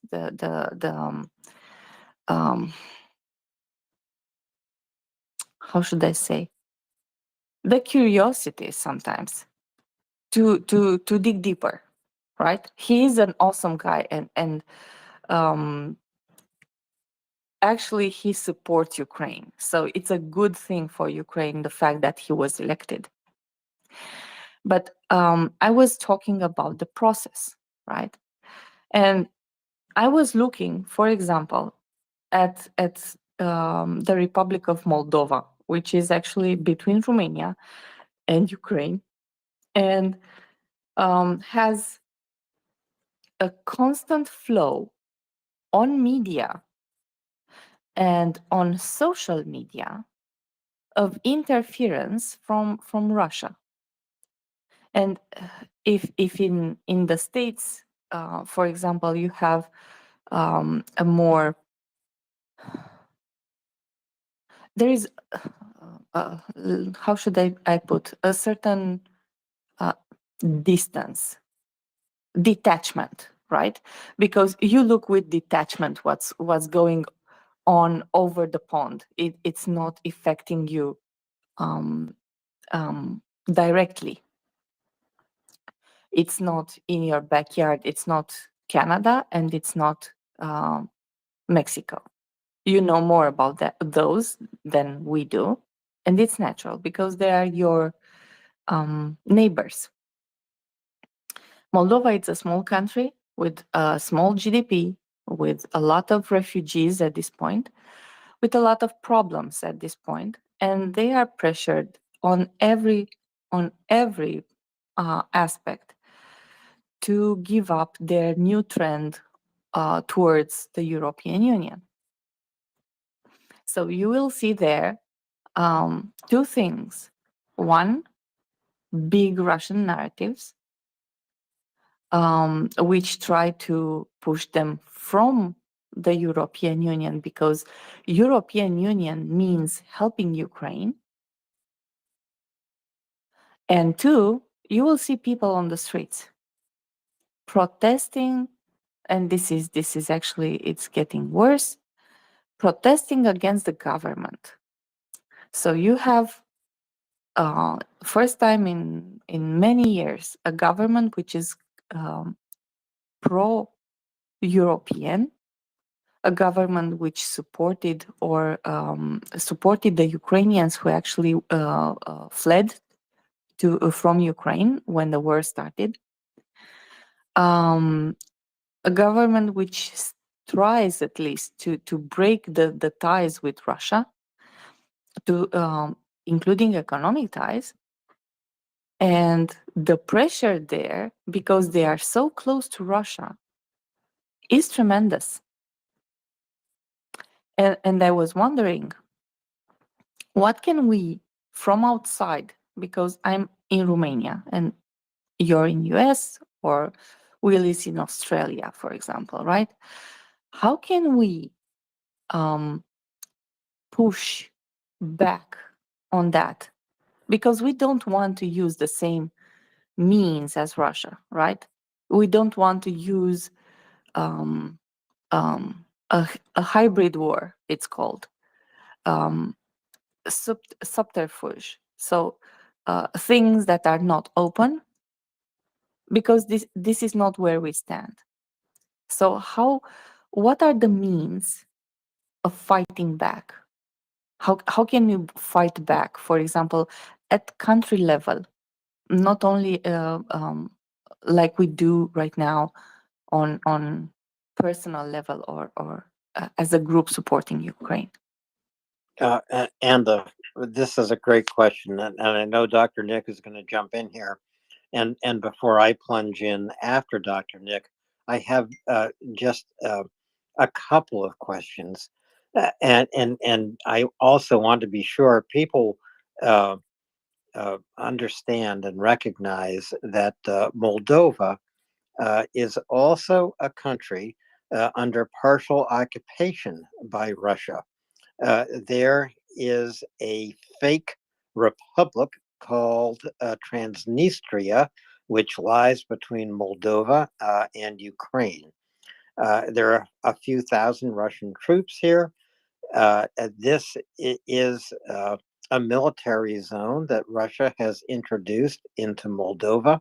And as Anda has just pointed out, there is tremendous propaganda from Russia pouring through Moldova media. And now Anda is asking how to combat that. Is that accurate, Anda? I've summarized and I've probably lost a lot of your commentary here. But and Dr. Nick, I think much better than I, will have an answer for you how to combat this. But have I been fair, Anda? Yes, indeed. Russia, when Moldova break through from USSR, Russia pushed, tried to basically invade. This was in 1991, and they got a small sleeve of territory in which Russian troops remained for the past 30 years, basically. There are 1,500, something like that, soldiers there, and some armament. So they have a ammo depot. What we want to see, someone smoking near. A smoking depot, right? This is what we want to see there. But yeah, you're perfectly correct, and that is my question. So they have this sleeve of territory, the Russians in Moldova, and they also have a big influence in the media. So the question was, how can we from outside fight that? Dr. Nick, you have the answers. Please go ahead. Well, I would point to, and I know it's not exactly the same, there's no way to perfectly replicate the way one country has combated disinformation and, perfectly take a cookie cutter and put it on another country's situation, because there's different circumstances, historical, cultural, etc., that you have to consider. But Finland, I think, is a really good example of where this has happened, and they decided that it was a very serious problem that they were encountering, and they took it seriously at the level of the state and instituted, you know, educational programs. And because of that, they are the least known, they are known to have the least problems with disinformation. And I think that it's not something that would be able to be dealt with overnight. What they've done is, again, they've instituted educational programs starting in basically elementary school, where they teach children how to spot disinformation, um, using things like TikTok videos and all of that. They put like information about the same types of stories next to each other, even stories that look benign, that may seem like they're not in any way, like stories that wouldn't even be a big deal, right? That don't have any major political implications or something like this, right? But they still pull those out to show that it starts this way. You can start with something that may seem benign, a story that may seem benign, but it can snowball into something else. And so they start that way, and it develops from there. And so I think that it has to start with education. It has to be something that the state really invests in. um, and Finland did it without, um, you know doing any serious banning campaigns, um, because they didn't want to infringe on people's freedoms. They figured that people would still get the information from other places, one way or the other.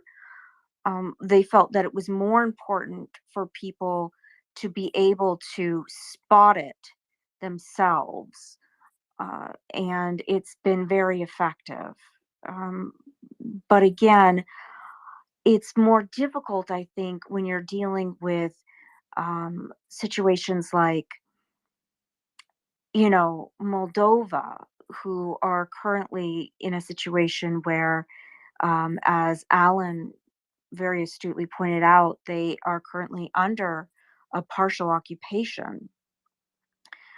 It wouldn't be necessarily unreasonable. They did ban recently, in December, 6 Russian affiliated television stations, or news outlets. I think in situations like that, I don't think that it's necessarily unreasonable for them to do something like that. So, it can be difficult to know where that line is. Um, I would argue that when you're in a situation like that, when you are in a situation of war, um, you know, it's possible that that kind of severe action may be required in order to protect the state. I mean, you're looking at a situation where Russia was also talking about that they may need to go into Moldova. They were saying that in the summer. They've said it multiple times through different, avenues, and it's it can be very tricky when you're talking about people's freedoms. But at the same time, war is war, and you know, I don't know. It's difficult, but I will say you do have to have that educational component, and I would point to Finland as a definite starting place in how to combat that type of problem. Um, And, and and just before going to Will and then back to Anda to continue this conversation, I just want to emphasize one thing Dr. Nick pointed out. It's up to the individual. So our governments can help us spot the propaganda and spot the disinformation and to adopt a skeptical outlook, because that really is what is needed. To begin with skepticism and begin with questions, uh, and not accept answers. The way I look at things, the question is much more important than the answer. And questions that cannot be answered are the most important questions of all. And so, as Dr. Nick points out, again, more responsibility is falling on our individual shoulders. We need help. We do need education. I think Finland is a great example. And what Finland is doing is trying to be replicated in some other countries around the world, and even in some school systems in the United States. But here in the United States, this kind of education is adopted school district by school district. You're talking about thousands of school districts in the United States. It's not something that the U.S. government can do on its own. It is a local issue, and it's a local initiative. So it's a patchwork here in the United States, whereas in Finland, it is something that can help every Finn become personally responsible for identifying propaganda and disinformation and knowing how to respond to it. This is a much more complicated world. Dr. Nick, go ahead. Then we'll go to Will. Then we'll go to Anda. Dr. Nick. my husband actually wanted to say something. Go ahead. Oh, thank you. I appreciate you letting me add something here, but something you were just saying really resonated with me. In journalism, there is an old saw in American journalism, a phrase that we use, which is to say, if your mother says she loves you, check it out. And that's actually not the exact quote. It was a quote from a guy named Edward Eulenberg, who was a editor for the Chicago Daily News. And the actual quote that he says is, if your mother tells you she loves you, kick her smartly in the shins and make her prove it. And while that's kind of a funny way of saying that skepticism, healthy skepticism, is important in a democracy, in public life, it is absolutely critical for the survival of a democracy. And the opinion of journalists, and I think a lot of people who are on this call, which I think is really wonderful. My grandfather was a police beat reporter for the Boston Herald American, and he used to say to me when I was growing up, skepticism, not cynicism. They are two different things. Healthy skepticism is what preserves rational thought. Cynicism, where you automatically condemn things, creates a negative frame of mind where you're not willing to honestly consider the facts that are in front of you.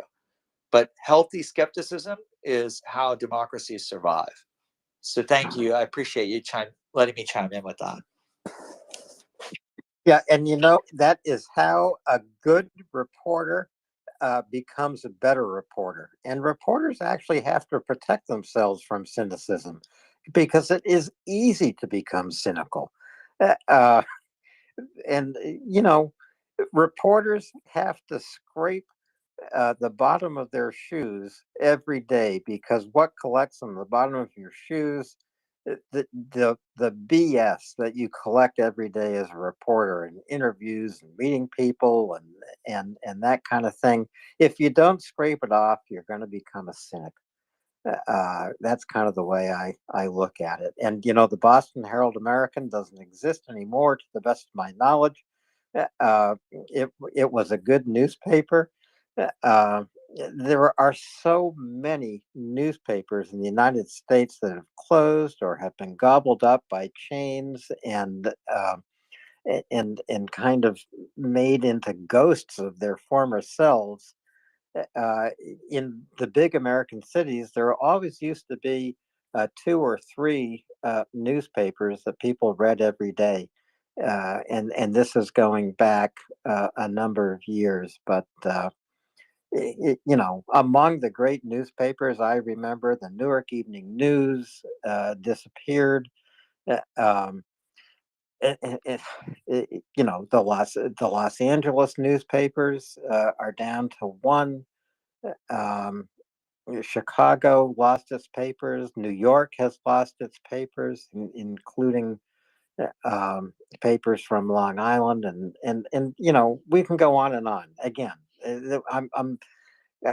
it would be very easy for me to turn this into a discussion about journalism. That would be a wrong thing to do, because this is the Maria Report, and we are here 7 days a week, 24 hours a day, to support Ukraine and to bring people here to learn more about Ukraine, to learn more about the genocidal war that Russia launched almost a year ago, and to bring people here to take action by going to mariaaid.org and making a contribution, sending humanitarian supplies to Ukraine.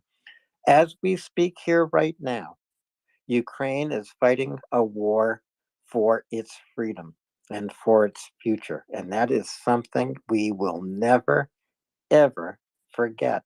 We will be here until Ukraine wins. We will be here after Ukraine wins and rebuilds its country. I guarantee you, we will be here watching Ukraine become the nation it wants to be. We're not going to go off the air. We're not going to go off the air ever. Will, your hands up, and then I want to get Anda back in, please. Will, go ahead.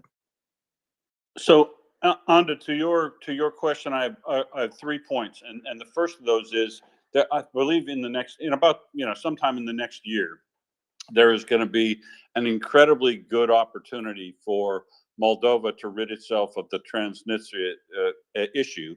And because I think that, the folks that are stationed in Transnistria, which is the standard Russian modus operandi, carve out a bit of the place, occupy it, and then say, here, we're just here to protect these local Russian speakers and the Russian culture, and then try to use that as a wedge to get further into the country. So I suggest to you that those folks are going to be phenomenally nervous in the next year, and Russia will become more concerned about withdrawing all of its troops into Russia Central to prevent the breakup of that country and potential loss of territory from, say, the Chinese down in Harbin and Khabarovsk area. And so that's the first thing. There will be an opportunity, and I think all the things that Dr. Nick and Alan were talking about from a personal space is a great way to go. However, and I don't know anything about Moldova, the legislation, the culture, or anything, and unfortunately, I don't know anything about Romania or the legislation and culture there. But I would suggest you look at the lessons of the past that you would yourself would know. There has to be lessons you've learned from the transition from Romania being in part of the Soviet bloc into how you got to where you are now and what you like about what you have now, because some of those very same things might work in the places next door to you, which I'm not familiar enough, but I know from working around the world that the best way to influence people's sort of deprogramming in the way they are is to get into those countries, be empathetic and sympathetic to the things that motivate them, and find the things that trigger and motivate them to make things a better place. And I'll give you a good example, but from a terrible location. I started working in Russia in 2002, and they had a road safety record that is one of the worst in the world. And one of the things that my company helped them do was define in Sakhalin Island some things to make the world better for them.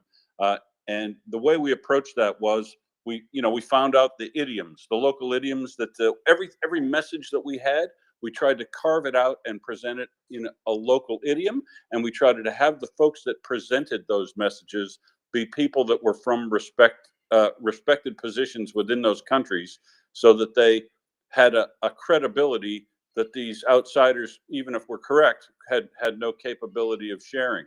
So I'd look at the legislative structure of Moldova and find out what tools you can use to cut off, sue, do whatever to counter the propaganda coming from Russia. And the other thing that they will do is, or that's possible, is they will then be surrounded.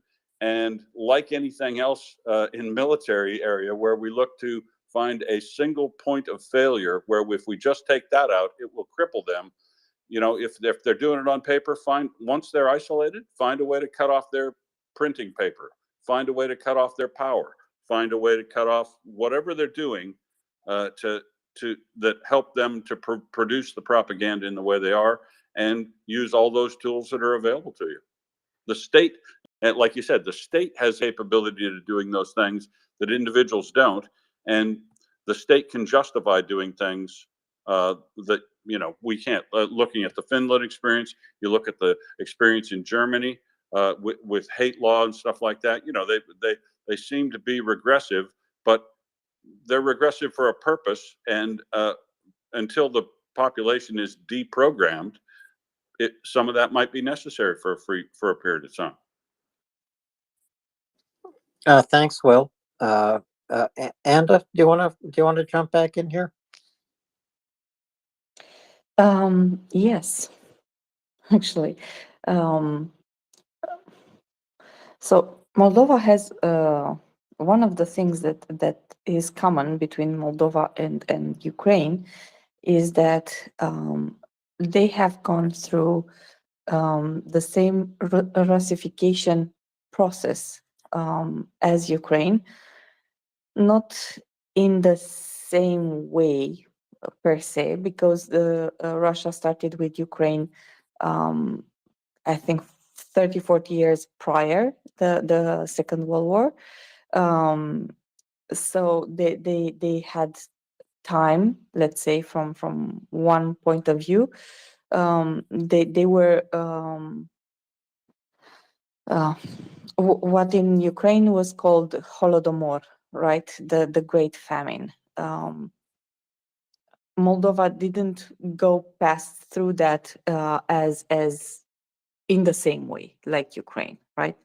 But what Russia still did was to take people from Moldova, send them. They are currently in Kazakhstan, most of them. So a part of them were sent to Kazakhstan and another part to Siberia. Some of them came back, most of them don't, or didn't, right? So one of the things that is present there is you have Romanian native population mixed with Russian population. They have brought in Moldova during the years 80 years have passed, unfortunately, since Moldova was taken, and they had 50 years to basically make a population exchange. So bring in a Russian population, especially not necessarily retired, but people who did good in other parts, but were not necessarily, how should I put this, useful there. So they sent them to Moldova, where it was sort of a retirement, let's say. They fulfilled two roles. One, they were loyal, and two,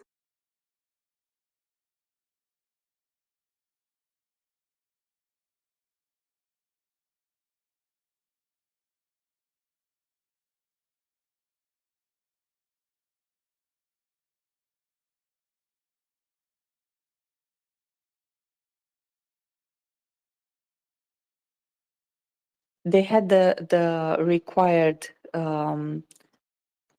training.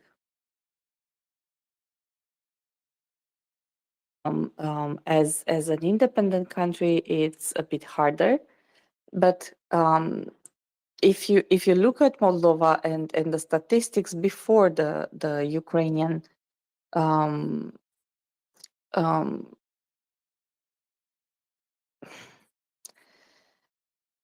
how should I put, before Russia invaded Ukraine, not necessarily now in 2014, but let's start with 2014. So they saw what's happening, right? They saw the writing on the wall. They were not in European Union. They were not in NATO, and they don't have an army. Moldova, right? So you see what's happening in your neighbor country. You know you have some part of your territory is occupied, and what they did was at first be like Belarus. So they chose pro-Russian presidents, which actually were appeasing Putin, and they changed some laws during the last 30 years, which were not all of them are in Moldova's advantage, right? So those were some of the events that happened in the last 30 years. So they have a mixed population of Romanian, Romanian population and Russian population. They have also a mix of other populations, for example, Ukrainians, because they are bordering in every country in Europe on border has some mixed population, because it's natural. You meet people from the other side, right? It's not like it's a fence or something. So mixed population, which means mixed narratives. Moldova didn't. If you look at the polls, if they want to reunite, for example, with Romania, the answer was no.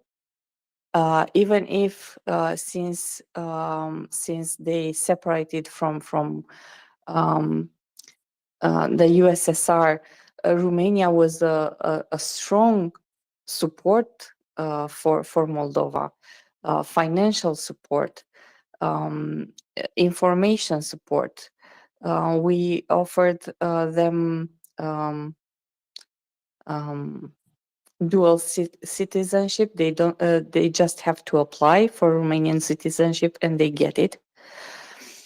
And this allows them to work in Romania, to learn in Romania, and to basically send back home whatever they want, right? It's like you have two yards, and you have a gate between them, which is always open, so people can get from one state to another. And still the response always in the past 30 years was, no, we don't want back to Romania. And actually there are people in Romania who are like, why are we even helping you? Like, you're so ungrateful, you know? We keep helping you with everything. So if you need anything, from money to work to I don't know, help, there were for example, there were a 10-year accord between our countries, and Romania constantly helped Moldova, because actually Moldova doesn't have the capability to help Romania. But this economic ties strengthen Moldova's economy, because we imported a lot of products from Moldova, whatever they produced, right? From biscuits to wine. They have really great wines. So there are people in Romania who look at Moldova and they are like, why should we even have this endeavor? You know?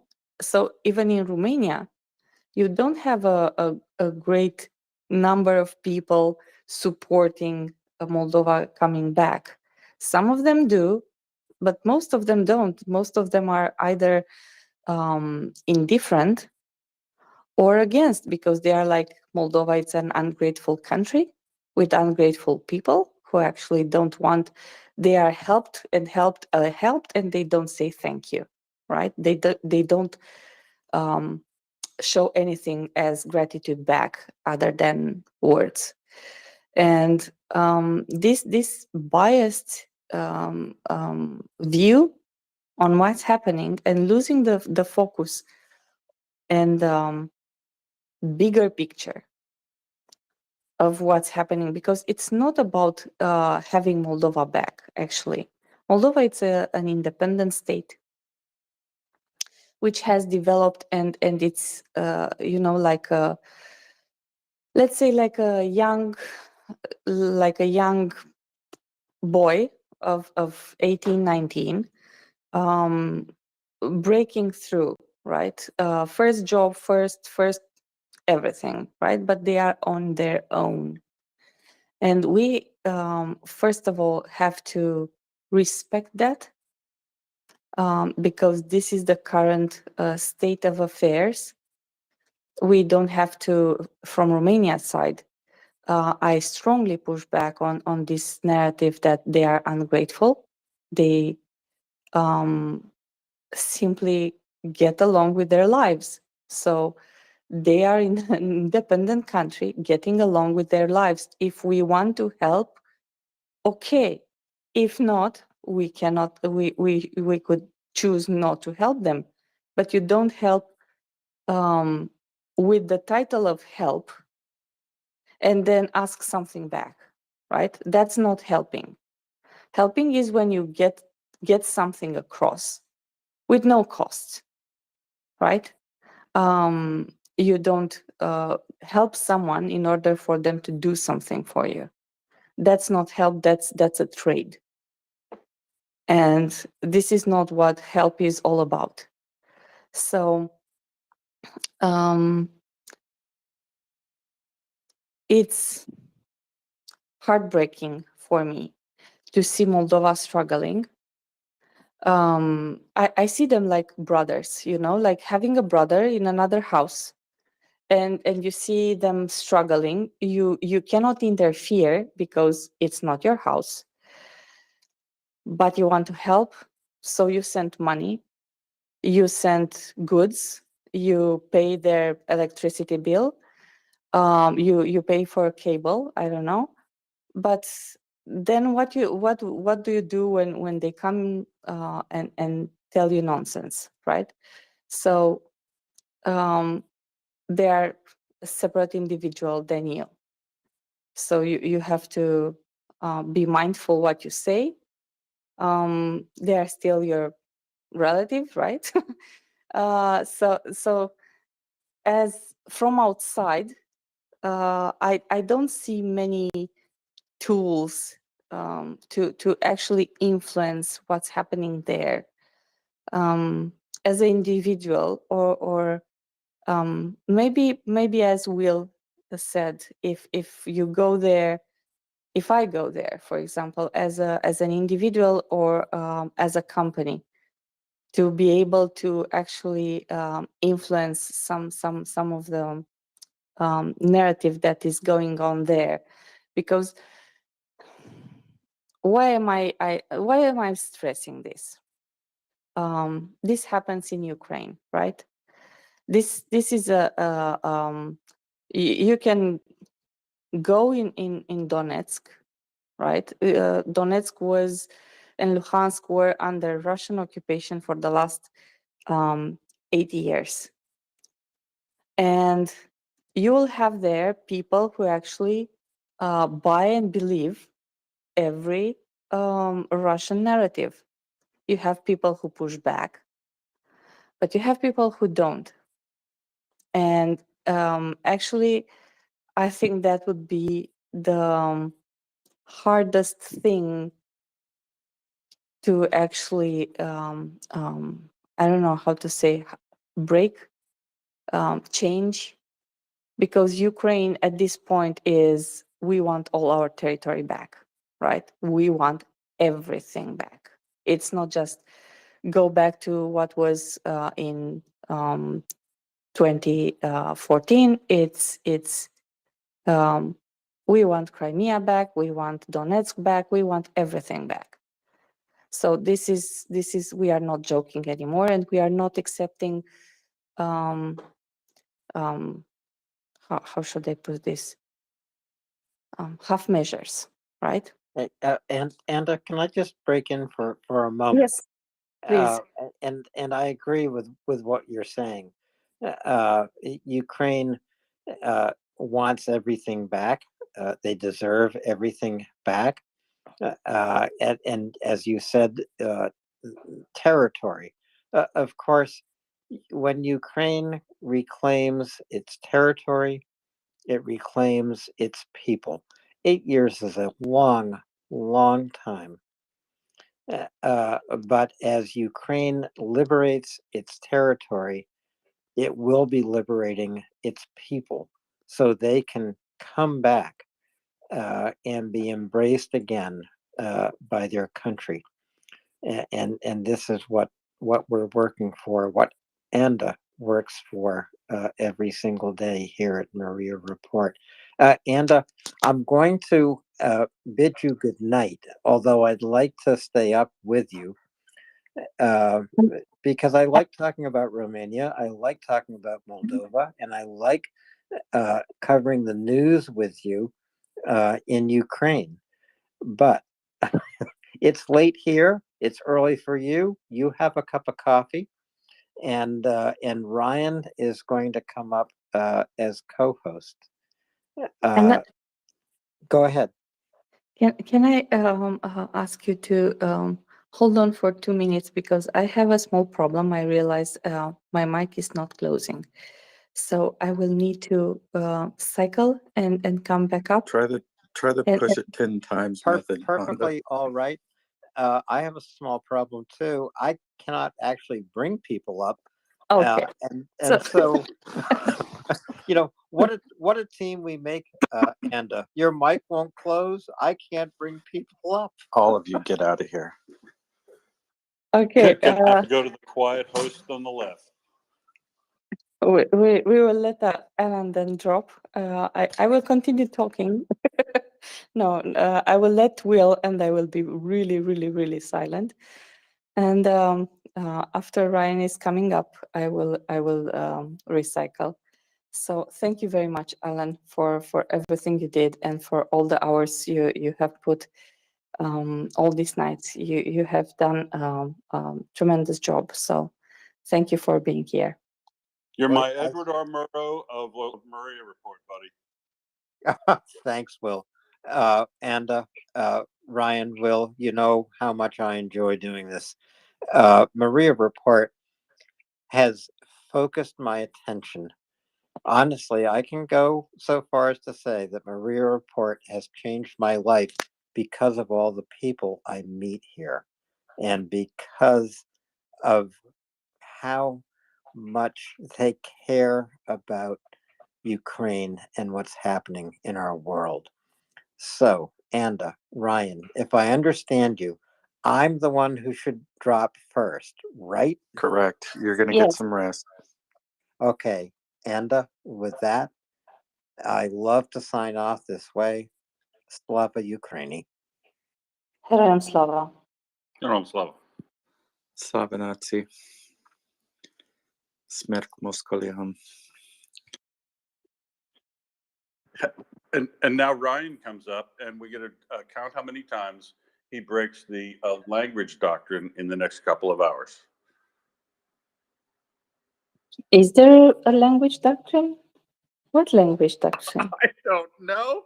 I'm just saying he slips into a spicy language occasionally, and he's not supposed to. I think he said. Yes, he's not supposed to. But what can we do? We are. Anda. I'm actually not cursing. So our rule is we're not supposed to curse because sometimes we get rebroadcast on public radio in the Midwest. Actually, I guess it's the plains, not the Midwest, Montana area.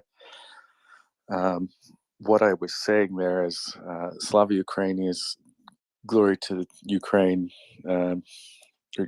It's Heroim Slava is glory to the heroes, Slava Nazis, glory to the nation, and I'm saying death to Moskals, or normally you say death to invaders.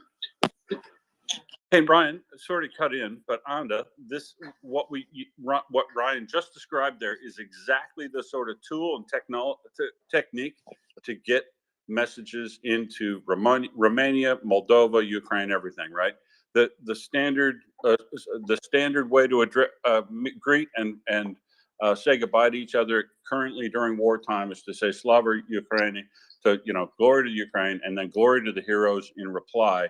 To just note you've got that connection of solidarity with people, like people do during wartime all the time, I imagine, and that's the sort of tool and technique that you want to try to harness. There's when people say something like a little message like that, you want to tie it into the message that you want to get out to them, like whatever it is. Watch MriyaReport or listen to MriyaReport or donate to this thing, where you can tie into those cultural idioms.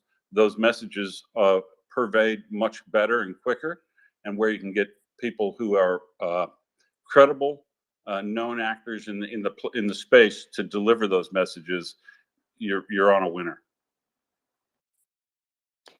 Thank you. I will think about that. I will really think about that. We have an expression. Actually, I will look it up because I don't know where it came from, but it's same as in Ukraine. It's moarte în dușmani, which is basically let the death our enemies, right? Break their ranks, something like that. I will drop and come back up. We have Sojo and Jens up, so I will let Sojo speak, and I will drop down and come back up. Good morning, Sojo. Good morning, and thank you, Anda. Hi, Ryan. I'm not sure what the references were to spicy fucking language, but excuse me. But when are you due to be arriving back in Ukraine? I know that you're going back at some point. What's the plan? I've got about a month to go. I'm not sure exactly what the date is today. Is it the 25th? 28th. Give me 1 second.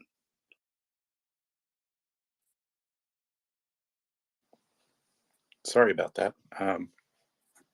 I will be leaving here approximately the 20th and going to DC for some meetings. I think those are the 20th through the 23rd. And then presumably I'll leave on the 24th from the DC area or somewhere on the East Coast to go back to Europe.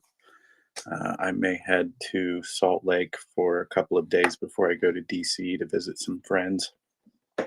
They're going to ski, but I don't have the knees for skiing, so I might just hang out at the ski resort. I'm gonna see if my girlfriend wants to go.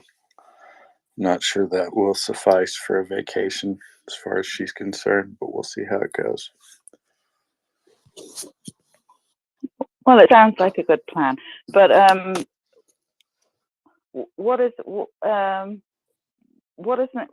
as to going back to Ukraine? What's the next steps? What are you going to be doing when you get there? Do you need any kind of what are you going to be taking with you? Is there any kind of a donation drive that we're talking about with certain things you might be able to take, or what?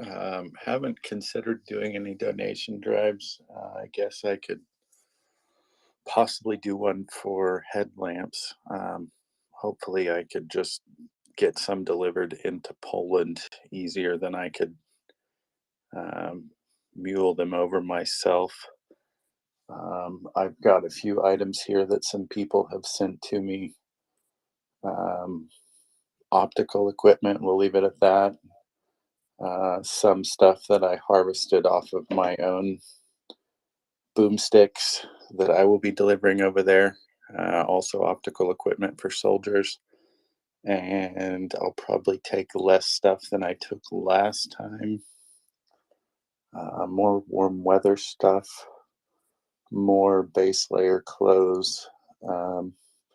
Haven't really thought through doing any donation drives or anything specific like that, just because I'm going to DC prior and I'll be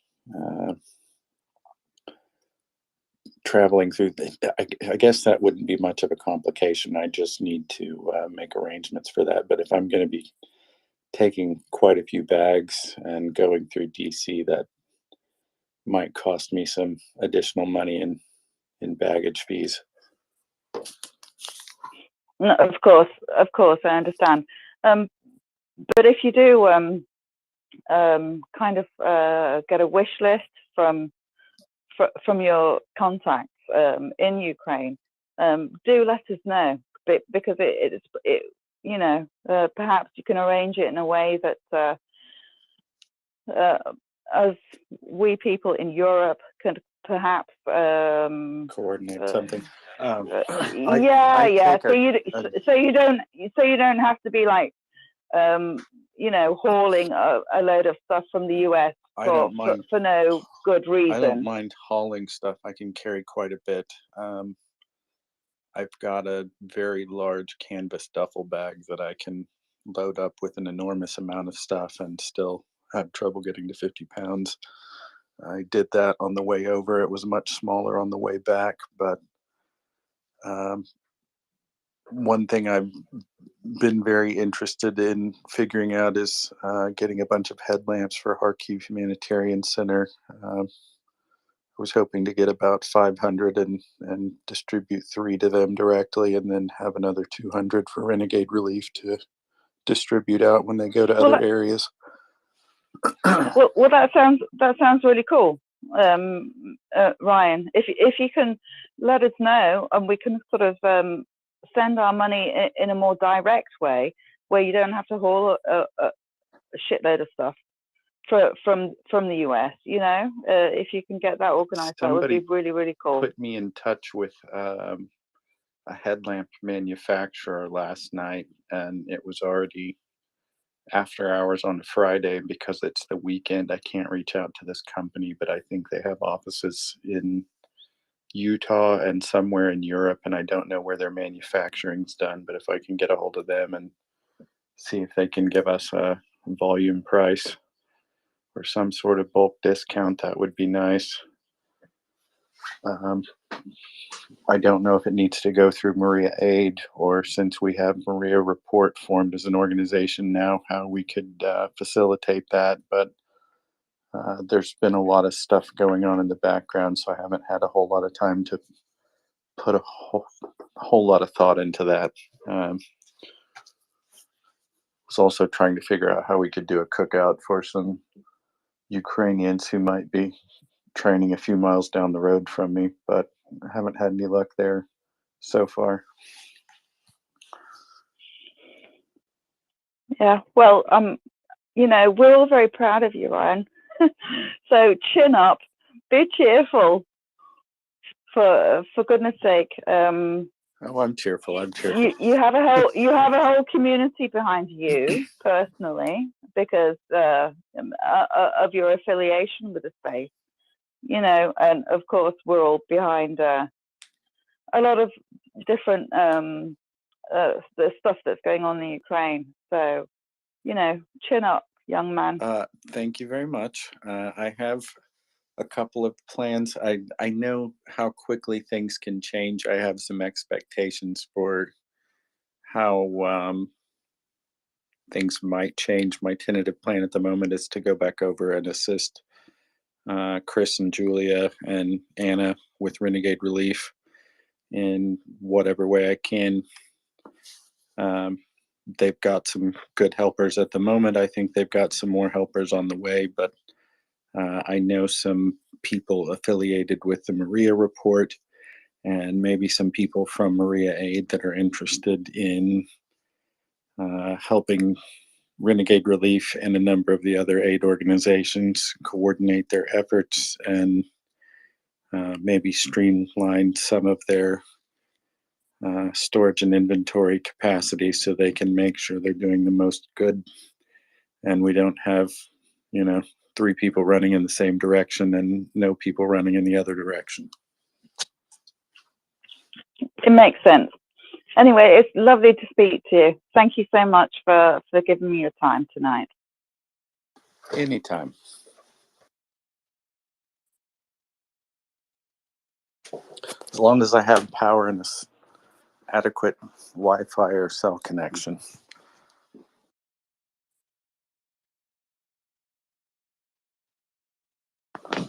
Oh, we have Anda. Did you get a co-host invite, Anda? Let me see if I can talk to the magic fairies that do that. Hopefully you can. I will try to shut up so my mic won't stay open forever like last time.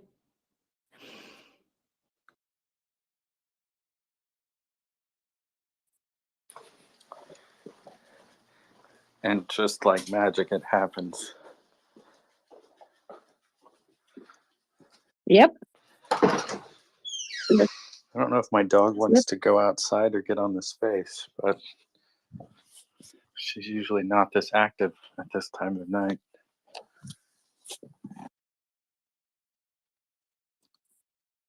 Well, while Ryan is taking care of his dog. We're going to roll the dice with a new speaker. Locked account. Whole bunch of gobbledygook as a Twitter handle and 0 followers. This could be dicey. Well, let's see. Tim, go ahead. Welcome to the MriyaReport.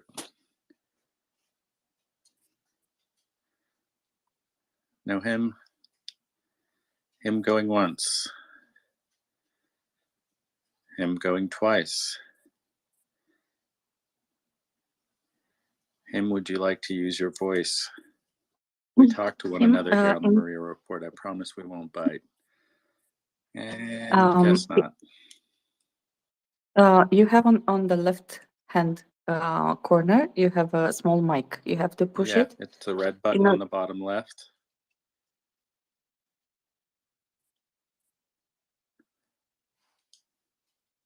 Well, I'm going to go ahead and drop them back down so I don't have to watch the nest.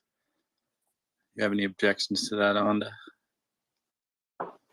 No, if he's not talking, probably there are some cases in which people don't know or don't understand how this works if they are first time in the space, and they push the request button from the left, and they come up, but they don't really want to come up and speak. So maybe he doesn't expect to speak. I How don't do you know. know it's a he? Maybe it's a her that's just named him. It's from China. It's someone from China. So at least this is what they say. So we don't know. Anyway, I missed the discussion with Sojo. I'm sorry I missed her. She was just telling me that I'm her favorite co-host of all the co-hosts. She said you were a solid second. And Doman didn't even make the list, so don't tell him. I won't. Doman makes my list, so same. Same. Which version? There's 3 of them, correct? Sorry, there's three Domans. I thought we've cloned him in a lab in Ukraine somewhere. I guess we did. We have Gary up. Go ahead, Gary. I haven't heard too much. I've been in 3 spaces tonight, and nobody seems to have any information on being Saturday on anything what's going on in Ukraine. I haven't heard nothing coming out of Ukraine. Can somebody give me some details what's going on in Ukraine, please? Yes, I can.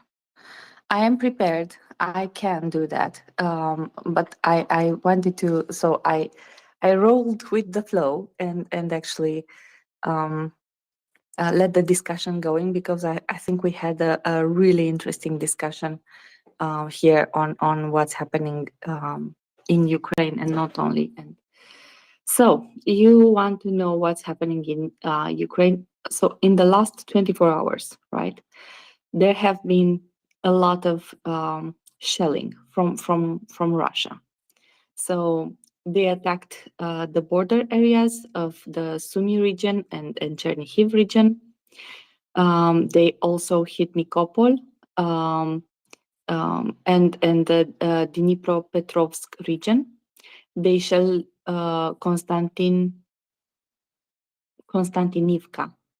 This is in Donetsk region with 15 MRS, and they also hit the inside of the town with 2 S-300. There are 11 injured. There is more than Konstantinivka, that's just to the west of Kherson. No, in Donetsk. So it has to be it's up in the east. Okay. They really need to figure out this multiple names, multiple towns stuff. It's getting old. So they also use a lot of mortar and artillery fire in Kupiansk, also near Kharkiv. They hit a school there. In Liman, which is a bit lower, also mortar and tube artillery. They attacked Makivka, Chernovopovivka, and Dibrovka. These are in Luhansk region. Luhansk region, it's under Donetsk, but also on the east side of Ukraine. In Bakhmut, they hit 18 settlements, and down in the Zaporizhia, Kherson, and Mariupol, They also shelled 15 settlements around Zaporizhia and Zaporizhia itself, where they hit with 2 Iskander missiles, an industrial area. Also in Kherson, they keep shelling Kherson. So after Kherson was liberated, they decided to level it down. So if I cannot have it, nobody will have it, something like that. And unfortunately, there are some gruesome articles. I didn't want to bring them up. There are some gruesome articles because they actually hit maternities, and they hit schools, and they hit some civilian targets, and there are a lot of deaths there. So people actually survived 9 months of occupation to die through shelling from Russia after the town was liberated. They also shelled the area. So 9 settlements around Kherson have been hit. In Mariupol, which is further on the east, but near the Azov Sea, there have been a loud blast. I haven't found any information. Maybe someone can help me with that. What caused this blast? The result being that they are out of electricity. Again, it's not the first time they have went without electricity and water. Most of the summer, I will look further in that to see more. But for the moment, this is what I have. Also, they are resetting the dragon teeth, the tetraedra, those cones with 4 sides, which they Hedgehogs. put like an. Sorry? Hedgehogs, the tank blocks. Yes, there are anti-tank devices. So this is. Sorry. No, go ahead. All right. So this is what Russia did. On the other side, Ukraine fought back. There are not significant advancements on any front. They actually they did two awesome things. 3 actually. One of them is using. They are starting using internal produced UAVs in order to hit Russian positions. So they call them unarmed combat aerial vehicles, and the Security Service of Ukraine used those to hit some positions and produce some casualties in Russian ranks. And this is not all. Yesterday, actually, the Ukrainian defense minister has signed 16 domestic contracts with Ukrainian manufacturers of unarmed aerial vehicles. So they will produce them in Ukraine. Ukraine Defense Ministry will pay for unarmed UAVs, right? Ukrainian produced. The amount of all 16 contracts is 20 billion. 20 billion hryvnia.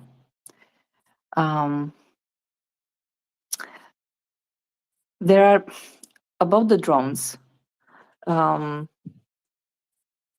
There were reports, right, that Ukraine has contracted and bought almost 1,700 drones up until now, and they have used almost 1,000 of them. So they are in the hands of Ukrainian soldiers at this point. This type of drones, not all of them. So when Ukraine is using drones, they are not using like Shahed drones, which are kamikaze drones. Basically, you send them, they get to the destination, they hit the destination, and that's it. Ukraine has and uses a lot of drones for reconnaissance and for dropping smaller or larger calibers missiles or ammunition on enemy positions. That means, like we saw them, they hide in rabbit holes, right? So you cannot hit them as well with artillery. You can hit them with mortars, but you have to be really precise.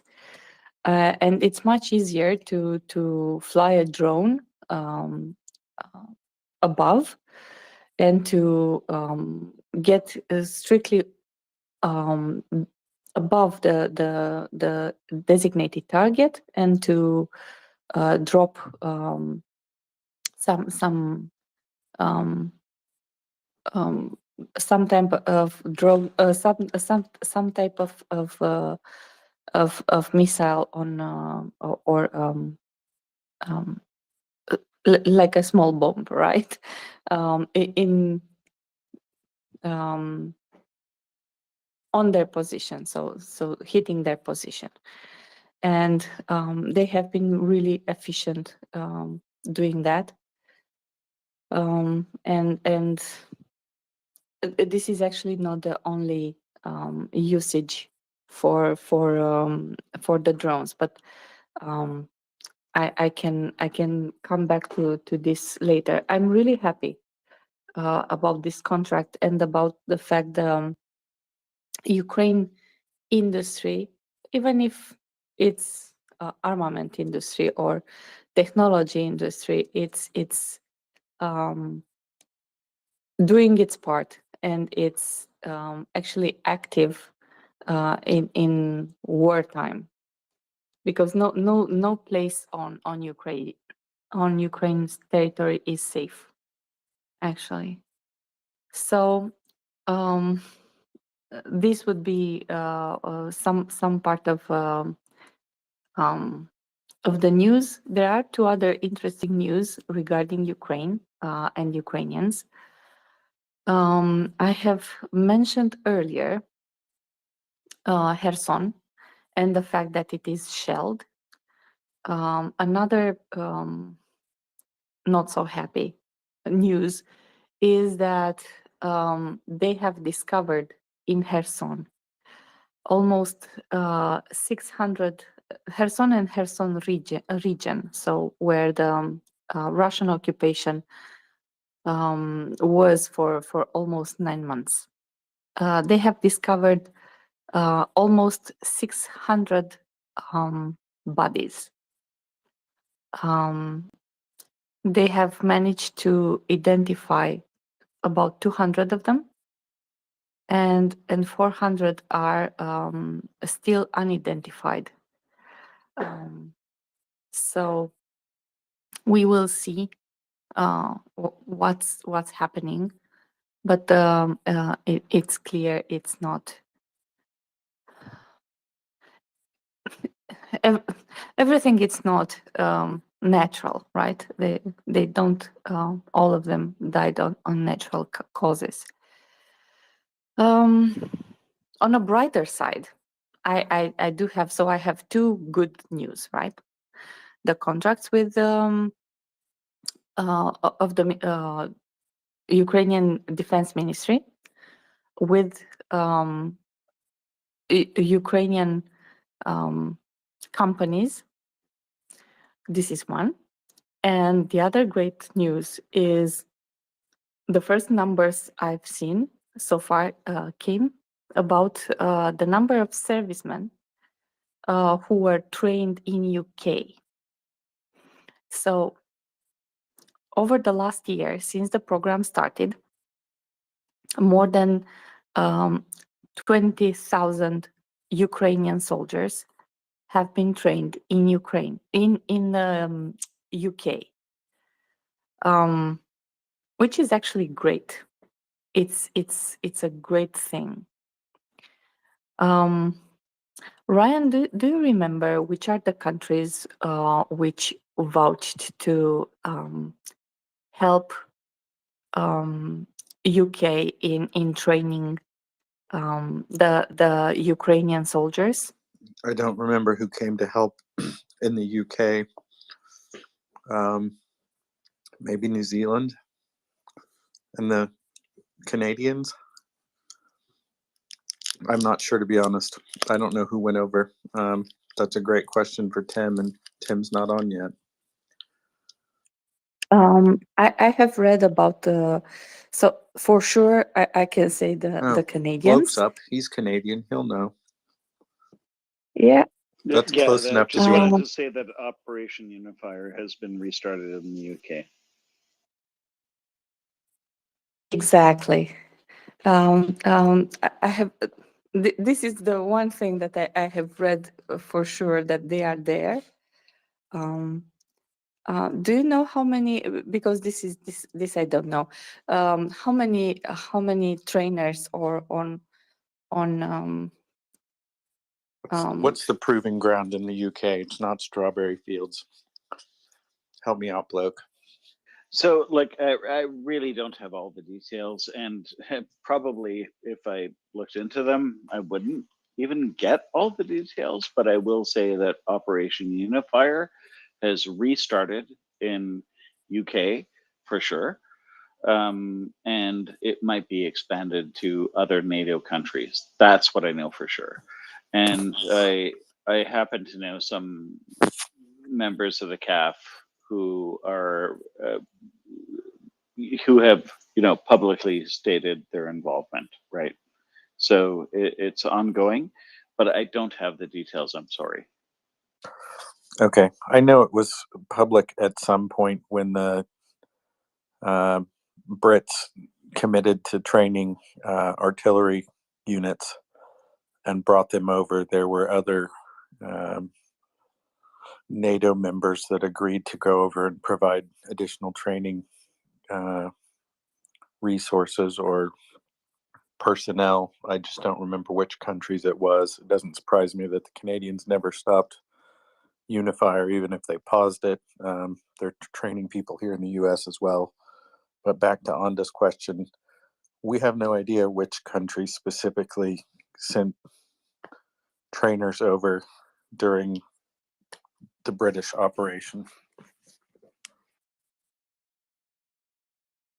Okay, so I put this on the list, and we will come back tomorrow with this information. Domin or Axel can I will answer try this to question. get the details for you. Yeah, I'll try to get I'll try to look up the details. I'm just unprepared right now, but I will try to get those details to you as soon as I can figure it out. Actually, because you're here, I need to say this, that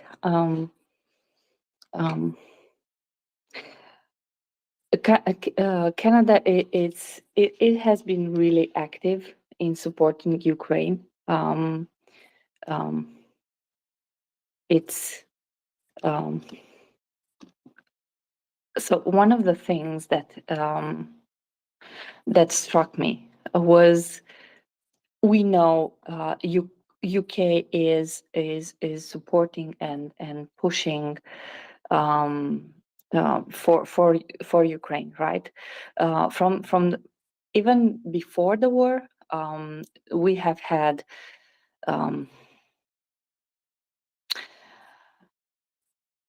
reports, right? UK and US were two of the major countries who announced the fact that Ukraine should prepare because Russia is going to attack. I think the last statements were issued a week prior to the invasion. I've got your answer. So, right. Sweden, Finland, Denmark, Lithuania, Canada, the Netherlands, and New Zealand. So I said New Zealand, and I was right just by luck of the draw. I threw Canada in, and I was technically right there. But I totally missed Sweden, Finland, Denmark, Lithuania, and the Netherlands. So hats off to them as well. It's called Operation... Oh, I read this too quickly. Hang on. Operation Interflex. Operation Interflex. Super They've trained cool. 5,000 Ukrainian soldiers. I guess the French have trained a handful, but not directly in coordination with the UK military. And you can go ahead, sorry. No problem. I wanted to say that Canada actually pushed really hard, and one of the areas in which they pushed was in the information area, and they just issued a statement yesterday saying the fact that there is a hacking group which is called Killnet. And they have actually hit everything that that they thought of value in Ukraine.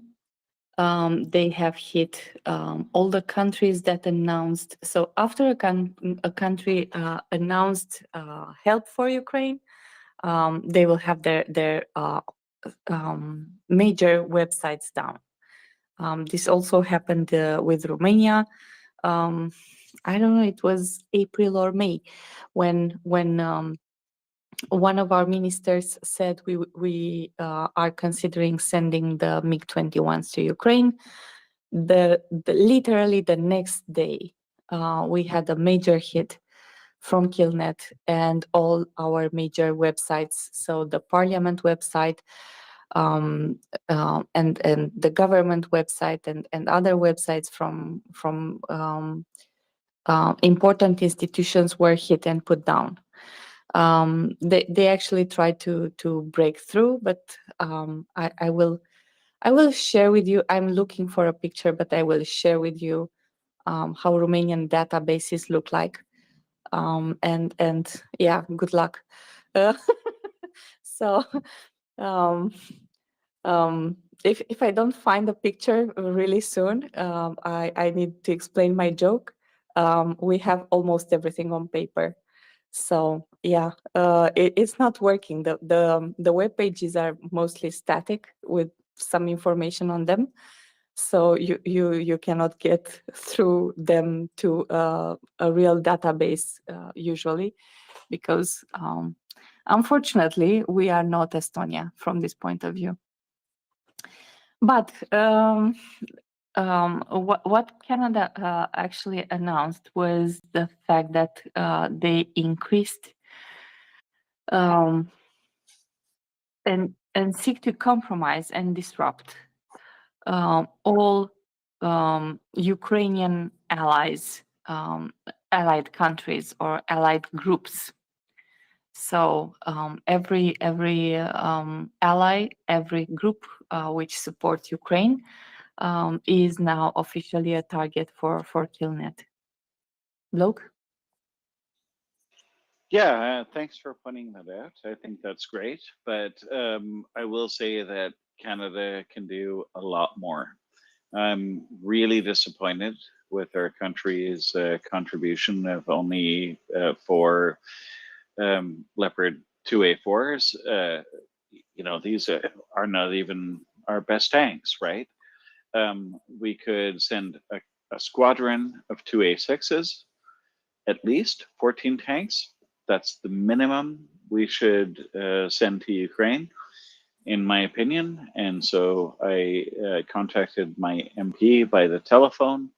Well, I got her secretary. So I spoke to him, and they said that we expect Canada to do a lot more. Now, Canada has a lot of problems with military procurement. Don't get me started, because you'll hear me ranting and raving for hours, but we need to step up. 4 2A4s is not enough. We need to do far more than that. We should, we have 82 tanks, all Leopards, all Leopard 2s, of various, different, different variants, right? But we have at least 20 2A6s, the most advanced with the, and those we should send 14 to Ukraine straight away. I mean, we can deal with the Americans later. Always happy to invade and get the Stanley Cup back, but right now, who needs it more? Ukraine, right? So I just want to shout out to all Canadians listening. Please, please, please write and phone your MP and tell them that you want Canada to do more, because I think some bureaucrat said, well, we'll look at the GDP, and at the GDP of the US, they contributed 32, therefore we're going to do 4. That's in line with the GDP. This is all nonsense, right? Like, just don't put politicians in charge of anything. 100%, 100% with you. Do what's right. We have a huge Ukrainian diaspora here. So let's get going. Okay. We can do much more. We can always backfill later. And by the way, we have like 1,000 Carl Gustavs. We have Harpoon missiles. We have all sorts of stuff that we should be giving. The Carl Gustavs could be upgraded. We can deal with that later, when we have to deal with the Americans, right? But right now, let's just send everything we have to Ukraine. And Literally just a shout out everything. to You all should send Canadians. everything but the maple syrup. You have Absolutely. brothers to the this south. is my We've point. always protected our little brother to the north, except that one time We're we got not in a little fight. brothers. Please don't say little brothers. We take offense to that, and you might find yourself with your White House burned down again if you continue talking like that. But nevertheless, the point being that we have to send everything we have to Ukraine right now, because who's fighting? We're not. They are. Look, let me put it this way. In perspective, I like perspective. I like rounding things up, right? So the question would be, how many tanks does US have? Thousands, right? 1 or 2 more than we do. So with 20 tanks or without 20 tanks, you're really in the same bucket. If you want to come to that So, White House, we'll be your Huckleberry. Yeah, So- but this is precisely the logic I object to, and here's where I have a quibble with you. I don't agree. I think that the U.S. may have 1 or 2 more tanks than we do, but this doesn't matter. We should send all 82 tanks. No, you didn't get my idea. Okay. No, you didn't get my idea. My idea was, your tanks are no use for you, right? Because with 20 tanks or without 20 tanks, you're exactly the same, because if at any point US, which is actually your own single neighbor, wants to invade you with 20 tanks, you're not going to make any difference. So these are just for just to say we have tanks, right? Just for that, because it doesn't help you in a real invasion. With 20 tanks, you don't do nothing. I'm from Romania. I'm sorry. We have double negation as a negation. Uh, so yeah, just to reinforce the fact that it's a no. I'm sorry. So basically, I'm in violent agreement, as Axel says, with you. And I support the fact that you should send the tanks to Ukraine. So now, having said all this, right? Like, not only should we send everything we have to Ukraine, including all our Carl Gustavs. I mean, why we're hanging on to them blows my mind. You know, all the tanks, but we have NATO commitments, and for years and years, the CAF has been underfunded, and politicians have been dithering. That all has to stop. And you know, this war has taught us that we have to get our show together. Sorry, I rephrased to be politically correct. We have to get everything together. You know, we've been neglecting defense for far too long. Don't even get me started on procurement, because it's been something I've been ranting and raving about for over 20 years. But we need to get serious, because this war has shown us then when people aren't serious, bad things happen. So anyway, write your MP, do what you have to do. All the Canadians listening, phone or send physical mail. And if you need to know how Those to are reach the two them, most effective it's ways. the second tweet shared in the nest.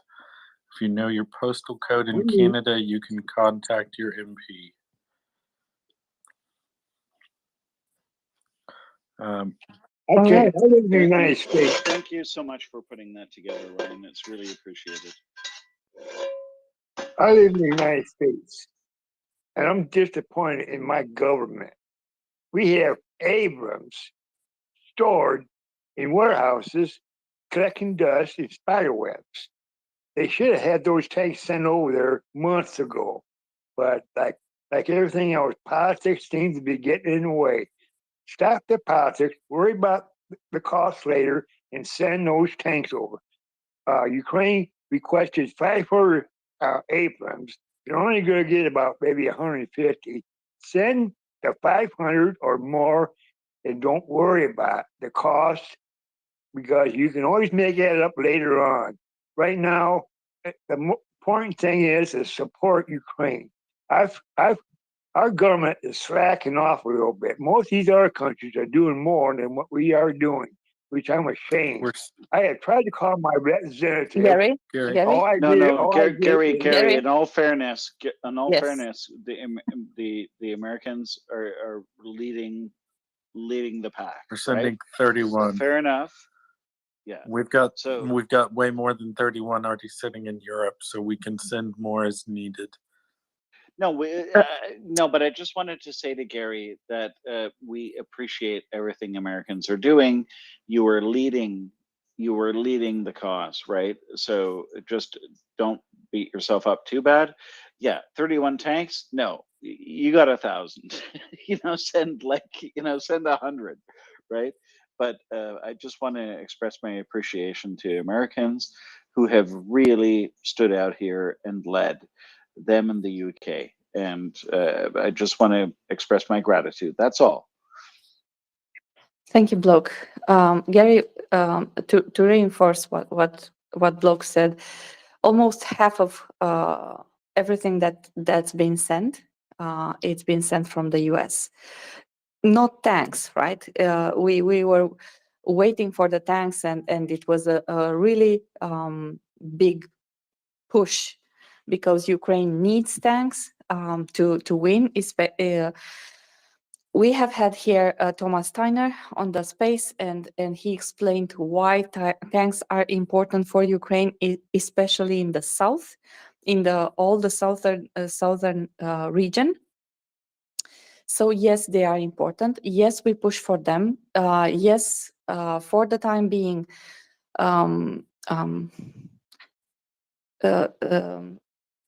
Sojo, did I just lose you? I'm sorry. I will send Sojo or Ryan. Can you send her an invite, because I see her connecting.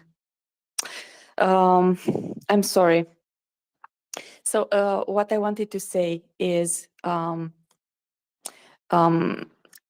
overall, what's been promised up until now from other countries, and this is a statement from the ambassador of Ukraine in Paris, and he stated that overall it's been promised 321 tanks. This is not all modern tanks. Some of them are T-72s, right? Domen has the exact breakdown of all the tanks that are being sent, apart from the 31 Abrams, and the only country which didn't state up until now that they are sending tanks is France. They have Leclerc. They are thinking about it, so it's not out of the it's not off the table. So not US has helped in many other ways.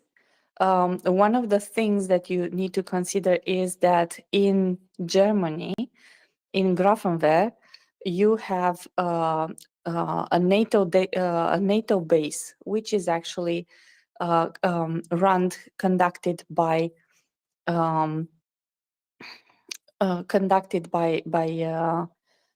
US. So, and there is where you can have the combined training, combined arms training. I'm sorry. So you have there the tanks and the infantry fighting vehicles and infantry and troops moving around, learning how to fight, right?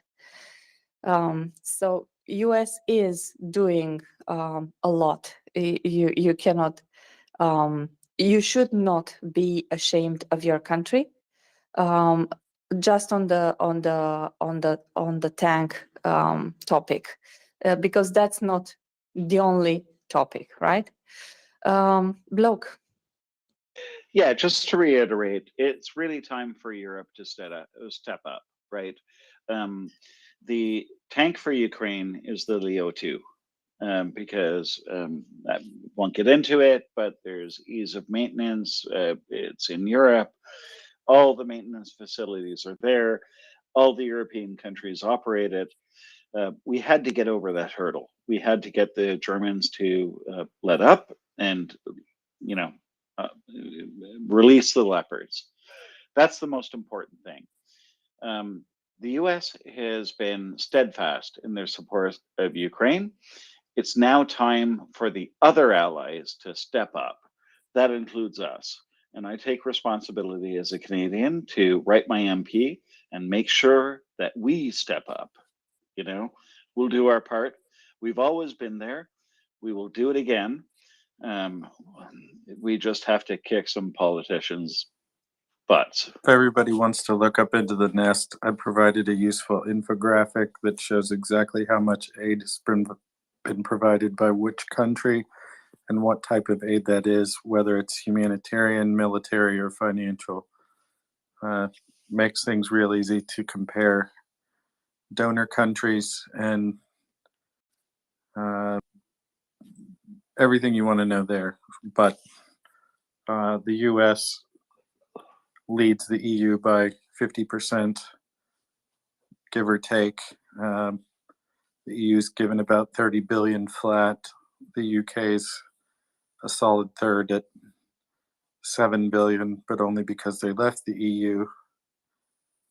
I guess Germany's in here specifically besides the EU. I guess they're referring to EU institutions and not countries specifically, or as a combination, now that I read through this a little closer, but good information. But let's turn all the conversation to, like, there's lots of people listening to the space. You all are in your individual countries. You can write your MP or your member of or whatever you call it. You can write your elected representative and tell them what to do. They work for you. So you tell them what to do. You tell them that you support Ukraine, and you tell them what is expected of them. I, for one, want Canada to make a similar contribution like we did in World War II. We stepped above our weight. We're a small country, but we contributed a lot. And we're not doing that now, so we can do a lot better. So, write, phone, be a pain in the keister. Get your politicians moving. Tell them what you expect and remind them that they work for you. And I will shut up now. Meta, go ahead. Hey, thanks. I'm in the U.S. So Canadians, please no jokes about burning down the White House. We've recently been through some stuff. We're still triggered. But to Gary's point, we actually have around.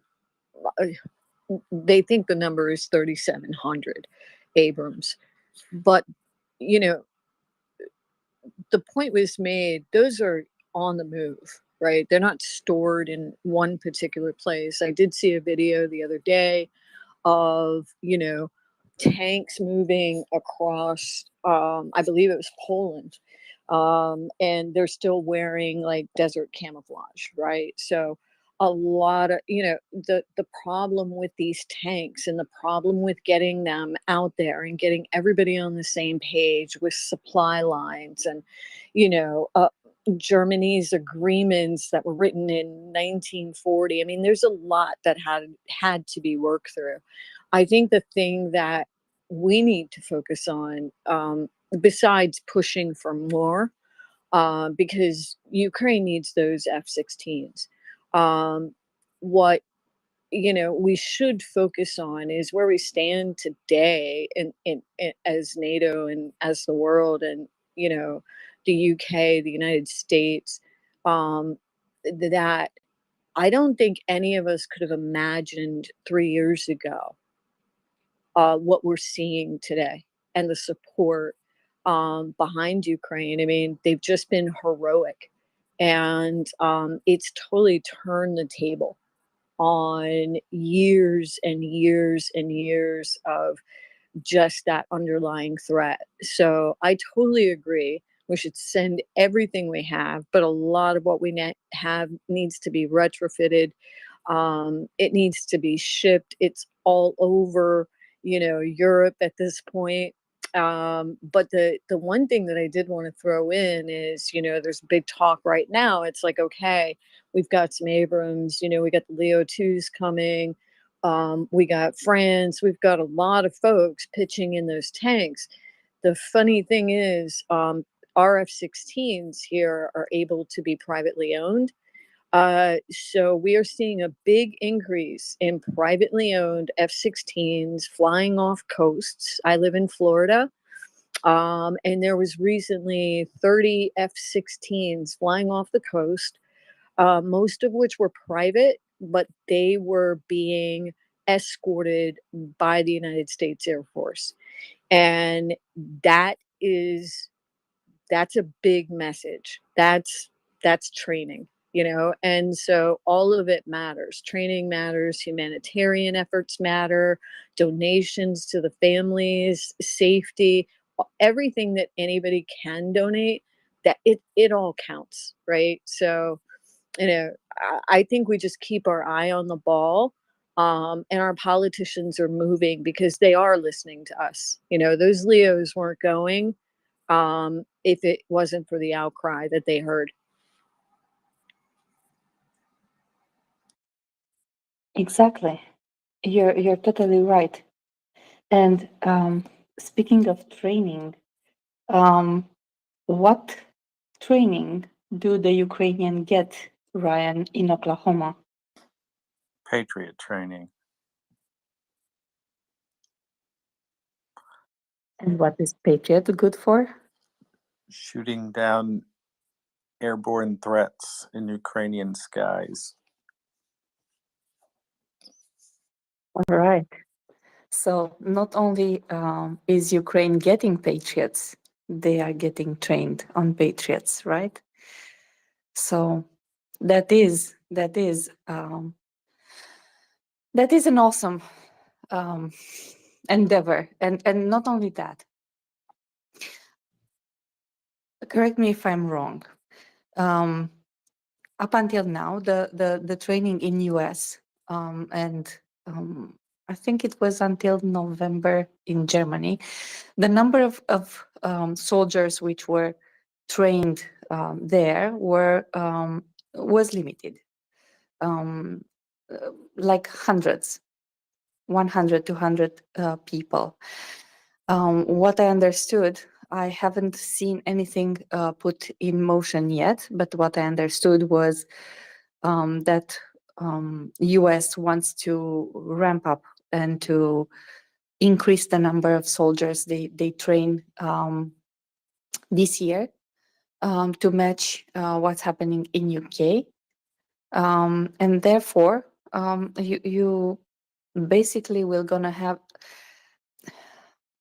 people who will ask themselves, they are here in the room, and maybe they ask themselves, why do Ukrainians need training? They are fighting on the front lines and so on and so forth. Two reasons. One, Ukraine, and as a philosophy, Ukraine is a country which actually cares about its own people, its own land, its own stuff. If you look at Ukraine cities before this invasion, even if the buildings themselves were not glamorous, they were well maintained. They were clean. They were painted. The gardens before the buildings were full with flowers. You had parks with grass and everything neat, right? And this shows an attention to detail and to cherishing what you have, right? So they actually care about their people. And we have had here on the space both Konstantin and another soldier. I completely, the name, it completely escapes my mind. What they said was trained new. So these soldiers which are trained are not from the front lines. They are not pulled from the front lines. Usually are soldiers who hadn't had the opportunity to fight yet. So they are trained and integrated in the current battalions which are on the front lines, and they can pick up what they need to do and work with the team in 2 or 3 days. And it's a very big difference, as they explained, between 2 or 3 days to a couple of weeks or even a month. So these guys don't only come with the knowledge or what they should do, but they are able to integrate and to pick up the pace and to help the team and to actually help Ukraine push faster and better with less losses the Russian invaders.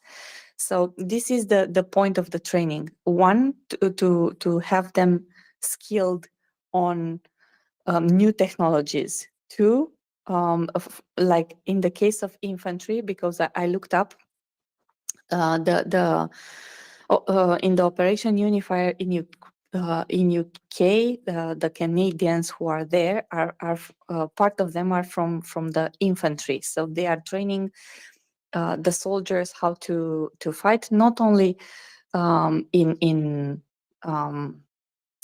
with tanks, with Bradleys, with Mardars, with I don't know, AMX, with a lot of other new gadgets and toys that will come to Ukraine.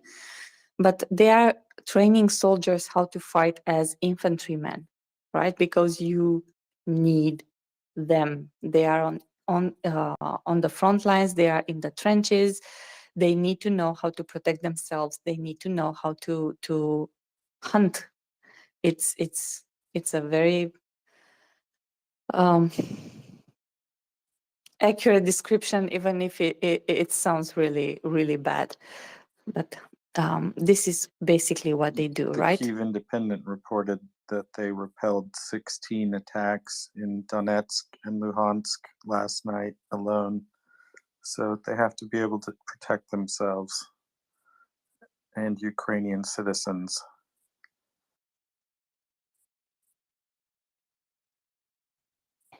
Exactly. So it's actually a really, if you look all around, you have Sweden is giving archers, right?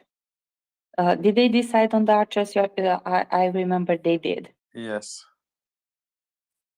So Sweden is giving archers. Finland has excellent marksmen, and not only they know how fighting in cold, what fighting in during cold means. Denmark has given. Denmark it's has a very soft spot. I have a very soft spot for Denmark for what they did. So they bought Caesars. They integrated Caesars, and they sent Caesars. So 19 Caesars will go to Ukraine through Denmark, who actually didn't need them really. They did that only to help Ukraine. So yeah, some artifices, right? Some using some loopholes or doing some strange maneuvers in order to abide the law, but to get what you want. This is what's being done, right? So to wrap it up, Meta and Bloke are right, and we should not banish US for what they are doing, because they did a lot, and more is to come, because land lease was signed, and to my knowledge, none of correct me if I'm wrong, Ryan, and I will ask Domen also, but I don't recall any article saying the fact that the money from the land lease are being spent yet. So this is all extra, right? The last package was promised on the 16th of January, and the previous one was on the 6th. So basically, it's a constant flow of equipment and ammunition to Ukraine, which is exactly what they need.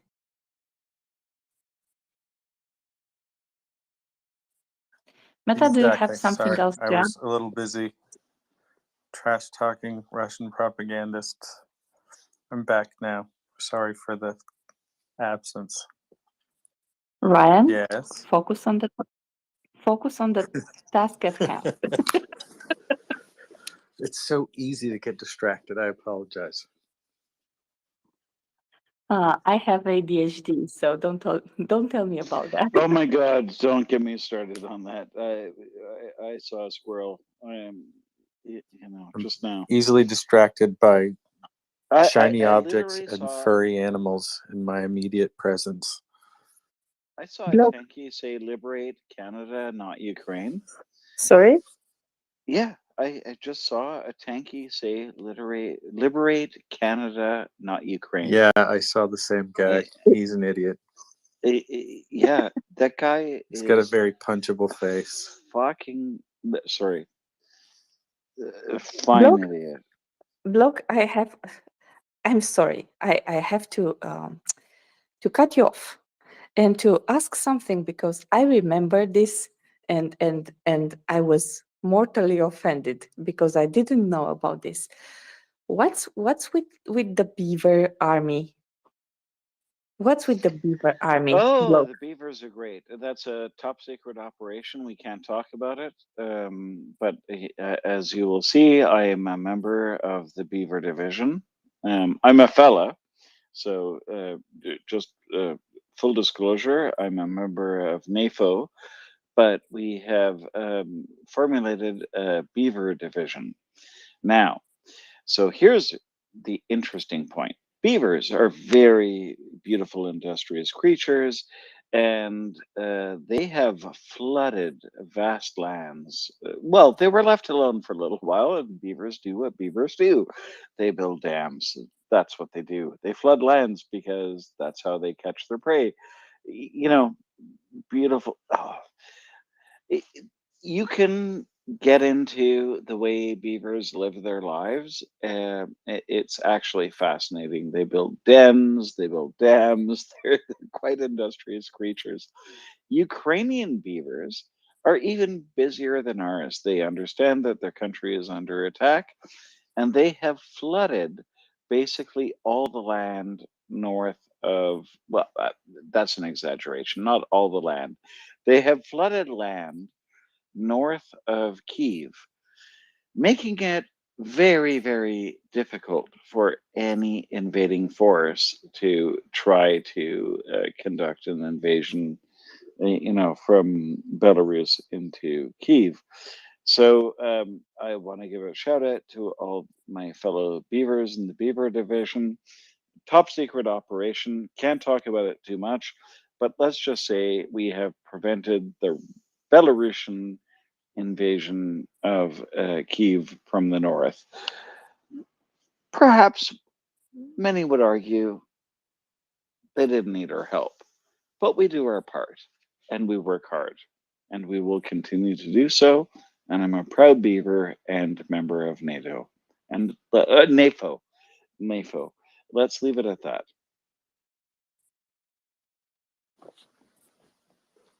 Did that answer your question? Well, yes, partially. He tried to evasively, like a beaver in the water. He avoided avoided a straight catch. He avoided a catch actually. Yes. So basically, what we are Blue, you mentioned the Belarus, right? And I am somehow remiss because I yesterday I encountered a piece of news about, we were talking yesterday about the disinformation at some point, and I mentioned a piece of news which exaggerated and distorted and misplaced and twisted the truth. So I promised to search about that information. I didn't have time actually to go on Telegram because I was, well, otherwise engaged. Let's put it this way. What? You don't have time for Telegram? I have like 40 channels of Telegram. So I promise you, your time is better spent here than on Telegram. yeah, I usually, so I use Telegram. I am on 40 something channels, half. So half of them are Ukrainian, half of them are Russian. I have mentioned here in the space, and I liked very much something that actually Nick's husband mentioned earlier about being skeptical, right? When you read something, to look deeper if it doesn't look right, if it especially if that's something that piece of information comes from news, from social media. So I go on Telegram and I try to see when I try to fact check, but this is actually very time consuming because I'm not there all the time. You have to go through them, and I have thousands of messages which are not read from one week to another. So it's not physically possible to do everything. So I go there and check only when I need to check. I need information, a specific information. So I will search channel which will have, for example, information from Odessa, or from Odessa region, or for Mariupol, or for some other region. I will go on that channel and peruse what's being posted and see what's happening and so on and so forth. It takes time. So this everything, it takes time. So I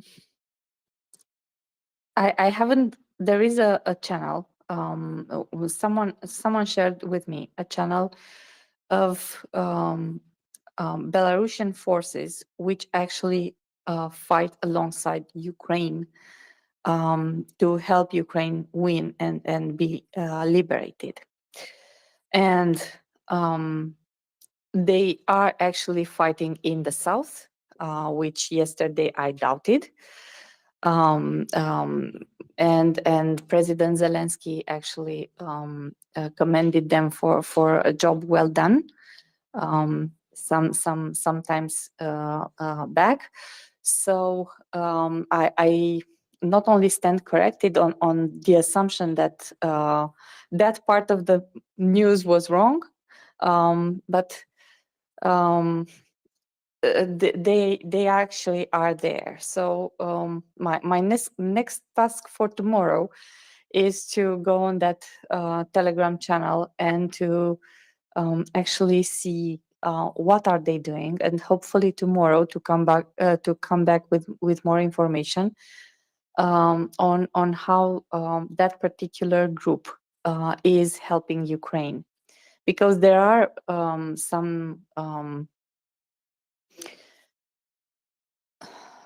other countries, or for example, was it you bloke who shared with me there is a region in Russia. They are a former country which was occupied by Russia hundreds of years ago, and they didn't lost their identity as a country, as a nation actually.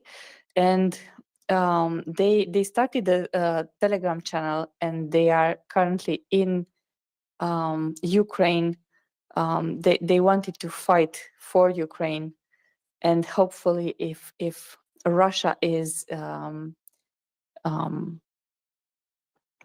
defeated, hopefully that will mean for them a chance to Well, push back. I think those are really interesting points, right? Look, why do you have, you know, Belarusians, Kazakhs, Georgians fighting in Ukraine to liberate Ukraine because they know that it'll mean the liberation of their territories in the future. And that's why they're fighting. They understand. They understand that Russia must be defeated. This imperialist, attempt to, subjugate people must come to an end.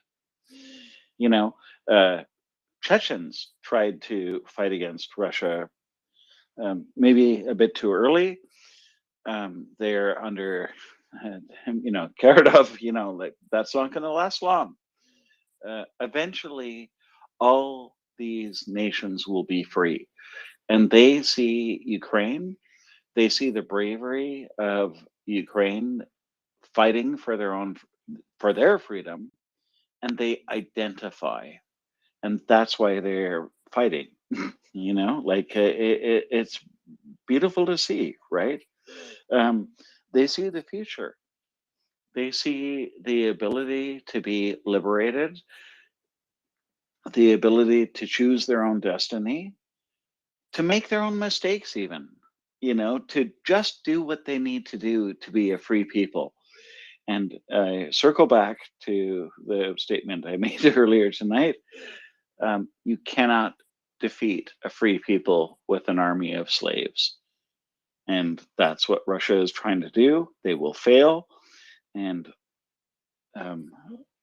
that's why it is so critical to support Ukraine, because it will liberate people all throughout the world, not only, on the outskirts of Russia, but also in Africa, where, Wagner has been, committing all sorts of atrocities and looting African nations of their wealth.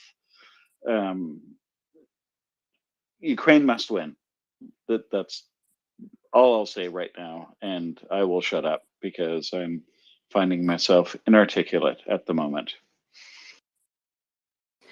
And we will, Ukraine will win. So it's not just the fact that they must; they will.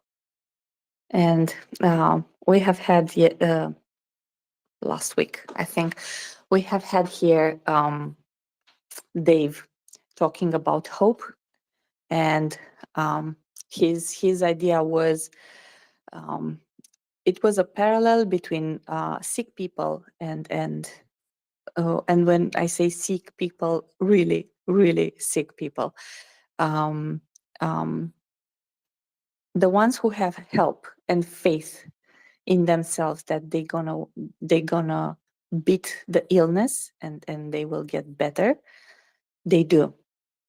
And actually, this is why we are here. Bloke, Ryan, Axel, Domen, all the co-hosts, all the contributors from behind the scenes that you don't see every day and you don't hear them every day.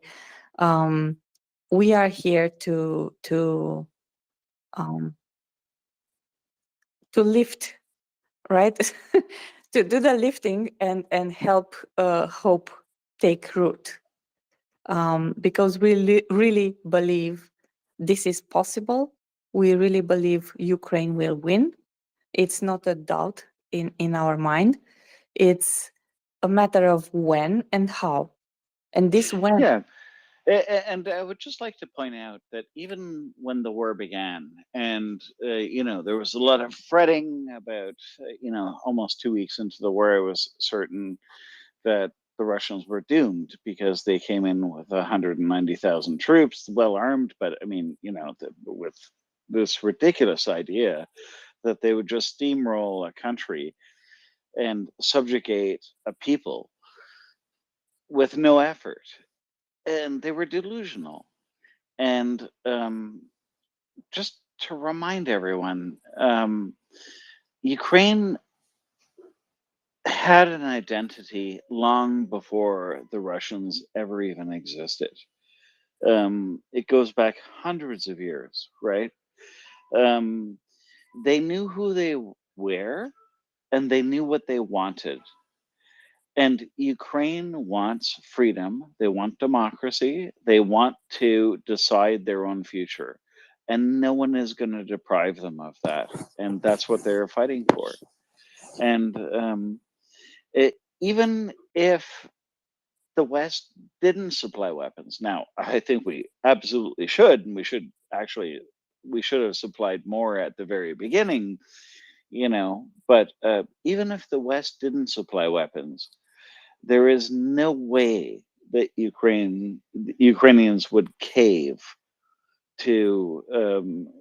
There is no way they would agree to that subjugation. They've been through it before. They've been through, what Stalin did. They've been through Holodomor. They've been through, so many times they have been fighting for their self-determination, and this time they are going to win. The only difference is that finally everyone realizes that, they have this right under international law. Ukraine has the right to defend themselves. They have the right to protect their own borders. They have the right to liberate their country. And finally, the world is waking up. And, Ukrainians are not asking anyone to do it for them. They're fighting for themselves. They will do it. They will do the job. The only thing they're asking for is that we give them the tools to liberate their country. And that's where we should stand. We should give them absolutely everything they need, because it's existential for all of us that Ukraine remain free. We have to send a message to every 2-bit dictator in the world, whether it be Russia, China, North Korea, wherever, Iran, and there's some stuff going on in Iran right now. We have to send a message to every single dictator that you will not get away with this. You will not be able to invade a free people, try to subjugate them without them being supported by the West. Ukrainians will do this themselves. They have not asked for anything other than our help. They have not asked for our troops. They have not asked to be rescued. Zelensky himself said, "I don't need a ride. Give me ammunition." They will fight. That sort of bravery needs to be supported. It is the fundamental point of self-determination, identity, democracy, all the things that we take for granted and have been lazy about for many years. These people are showing us what our parents fought for, and we need to support them. And I will shut up now because I'm pontificating and I'm probably not making a lot of sense, but that's it. This might sound like a bit of self-promotion, but I feel compelled to inform everyone that the googly eyes idea was picked up by the official NAFO account. So I think Operation Googly Eyes is a go, and we need to go ahead and seriously, yeah. Ryan, that's awesome. Yeah. It's a thing. That's awesome. And that was your idea? I don't think it was my idea. I think more than one person had the idea. Actually, a listener DM'd the idea to me. I just turned her idea into a tweet, and I did give her credit. That's great. Yeah. Let's kick the Russians out of Ukraine. That's the only thing that matters. And then we can all go back to our lives. Yeah. Then we will need to help Ukraine rebuild a bloc. Yes, of course, but that will be a happy job. People on Twitter are going to be really bored when I start tweeting about education public education in Oklahoma again. Let's go to Meta. She had her hand up, and then we can go. We can discuss education. Yeah, so the googly eyes was brilliant. I actually just retweeted that not too long ago. Absolutely brilliant. I'm down. I'll donate. But you were talking about like Ukraine, right? And you were talking about how, I mean, how these cities looked. And I remember I followed, some folks on Reddit, and they just used to live stream just walking around or skateboarding or being on the train.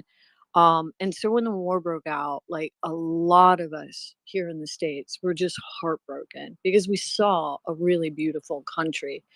And I remember all of us saying, when this is over, when this is over, we're going. And, to see the pictures today, there's still a huge fight ahead of us. Today we talk about, air defense and tanks and, supply lines. And, when this is over, we're going to be talking about rebuilding. And I think, the world is going to be on Ukraine's doorstep. I really do. But that's the next phase of like support. Is getting through this and then taking those photos that are just heartbreaking to look at, and rebuilding.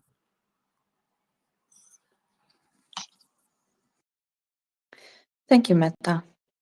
Bloke? I just want to say that Ukraine has everything they need.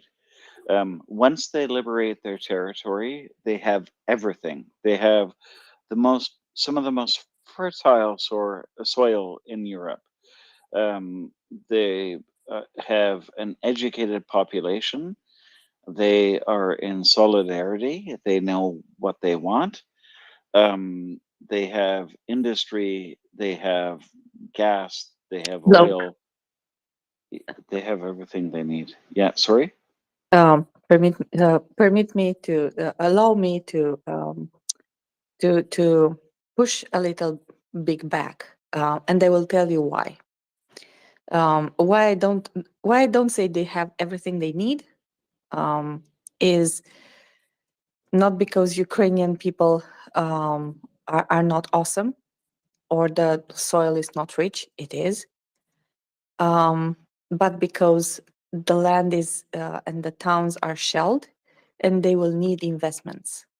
So going forward, Yes, I agree. I agree. they will need a huge vote of confidence. That's one. And second, they will need people determined to invest there, to believe in them. Because in order to give your money to go into a country after Yes, a war, Anda, they already have that. They already have it. They already have the belief, just by what they've demonstrated already and their ability to be resilient and in solidarity, to liberate their country. And I completely agree with you. I mean, to give you an example, the number of mines that the Russians have left behind will take years and years to clear. They will need investment, but anyone who invests in Ukraine after this war will be a very happy person, and Ukrainians will have their country back, and it will be prosperous. It'll be a member of the EU, a member of NATO. It is, going to be an amazing liberated country. And I'm just trying to look forward, maybe 10, 20 years. Maybe I'll be dead by then. It doesn't matter. But the point is that Ukraine will be free. What our job is to make sure that that liberation happens in as short a time as possible. Our job is to help them liberate themselves, right? So, are we in an argument? No, no, we are not in an argument. Um, I put a nuance to, I put a shade on your true colors. So you came with true colors, right? So very black and white. I don't know how to explain this, and I'm just shading a gray there, here and there, basically highlighting the fact that we will have to push. In my opinion, this um, will not be as hard as it is when we pushed for the leopards, but it will still need a push from each and every one of us. We shall cross that bridge when we come to it, Anda. Right now, let's just kick the Russians out of Ukraine and Yes. do everything we can to assist the Ukrainians to do that, because they will do it themselves. And they would anyway. Even if we didn't help, it would just cost so many lives and their best people. We need to save Ukrainian lives, and we need to ensure they liberate their territory as quickly as possible. And that's our job here. Yes, first things first, right? First liberate, then help. I because I have ADHD, right? A trace of it. It's not as bad as it was, but I still have it. My Oh, brain. look at all the icons on your screen right now. I Just don't.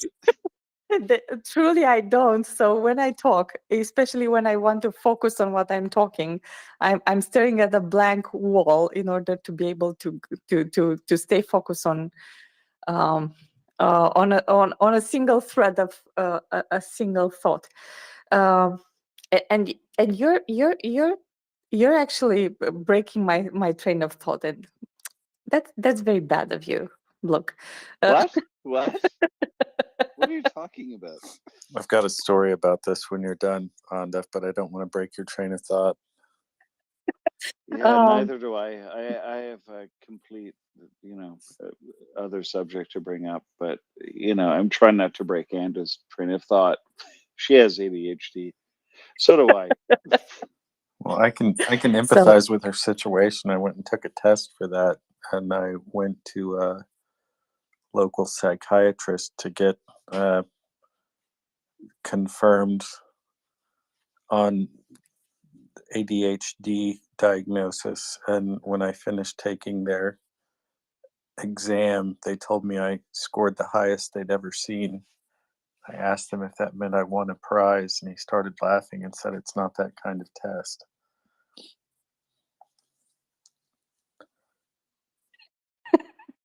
All right. And So you were talking about something? I forgot. yes.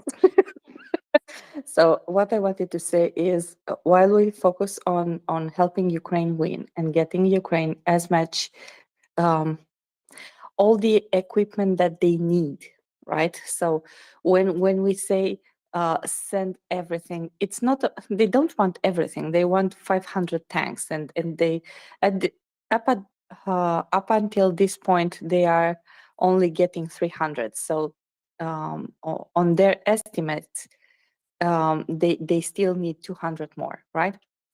So they actually calculated, and they had requested exact numbers of what they need from each country, including Germany. With Mardars, for example, they requested 200 Mardars. And they did that last year, I think in June, something like that. So they know what they need to win. Our job here is to push the governments and our representatives and the general opinion, right?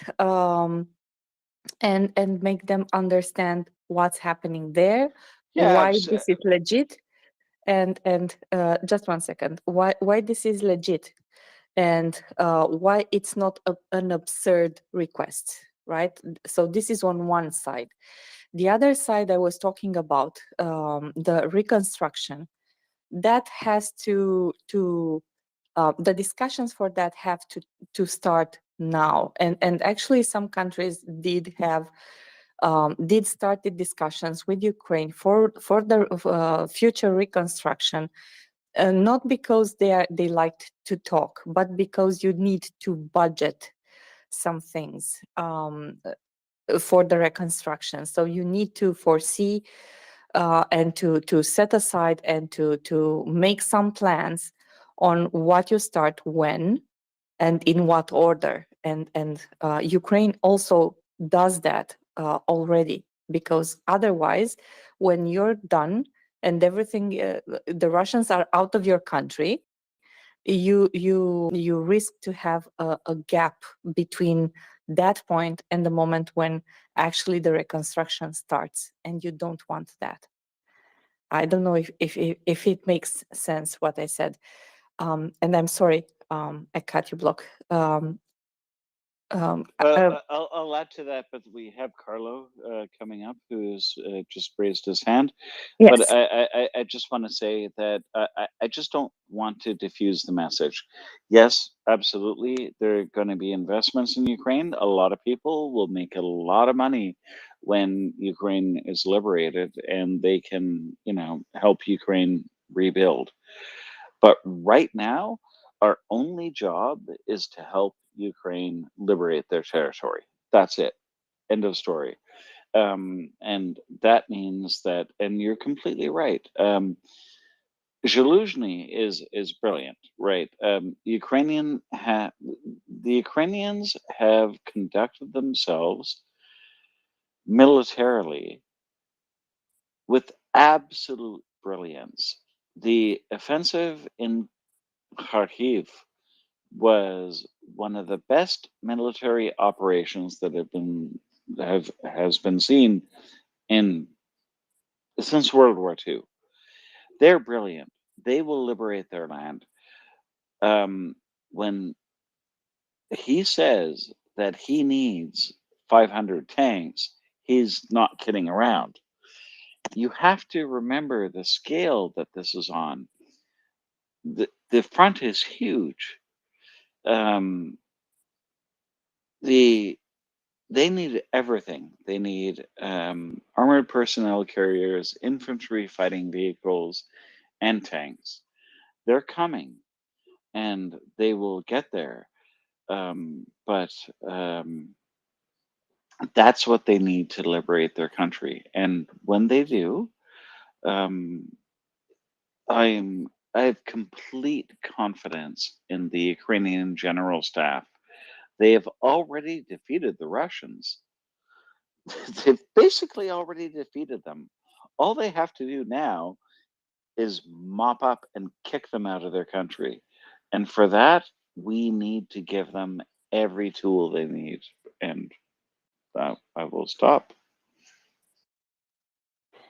All right.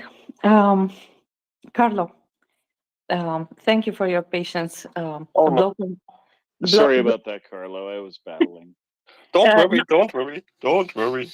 I have time. And that is a little bit off topic anyway, because I'm looking at a report of Ministry of Defense from this morning. And next to the fact that it looks like every day, there's something interesting in it. And I was thinking if I might be allowed to bring it up. Yes, of course. Can you share the tweet, because I don't have the numbers yet. I haven't seen the numbers yet. So if you can see it actually on my Twitter profile already, because my posts on LinkedIn, they come to Twitter as well. The interesting part there is actually that it seems to be that Wagner again have suffered significant losses, up to 300 mercenaries from Wagner Group. And they are actually transported to a city in the Luhansk region. I most likely pronounced that city very wrong. That's somewhere in Yuvelini somehow. I don't know where that actually is. And the thing is they say in that report that those 300s, the most of them are actually carriers of diseases like HIV, syphilis, tuberculosis, and other sickness. That means actually that are actually some of the recruits out of the prisons, and that I think actually is a very good news, because if they not get treated, they cannot fight neither, right? And I just want to bring this up out of the report. I not want to read up the whole report, because that's a quite public thing, I would say.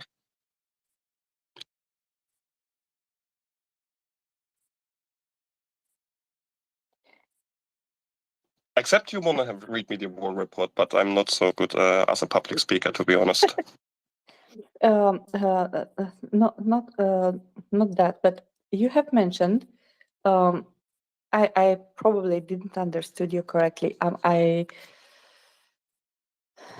You have mentioned disease among who, who has tuberculosis. I missed that part. So you said some of the deceased had tuberculosis. Yes, that's actually the mercenaries of the Wagner Group. And their truth, you can also say that's not the classic standard elite Wagner Group, but actually the recruits out of the prisons, because, well, there you have the people with all those kind of straight sicknesses, right? Like syphilis, tuberculosis. I do not know what pneumonia is. I'm not a medical guy, but I found it very interesting that doctors actually refuse to provide them medical care. That's actually official said in the daily messages of Ministry of Defense on Telegram. So pneumonia is a it's when your lungs during a cold, usually your lungs get filled with it's a bacterial infection of the lungs. yes, with bacteria, and you cough a lot, and you have high fever, and you actually need antibiotics, which the Russians don't have. Bloke? I would like some precision on this, Carlo. So what you're saying is that there is evidence that Wagner troops have a high number of people who are medically incapable of fighting due to where they were recruited from and due to the conditions of the facilities. They were like, so to give you an example, right? Like in a Russian prison, tuberculosis, pneumonia, the medical care must be very poor. That's where Wagner is recruiting. That is documented. We all know that.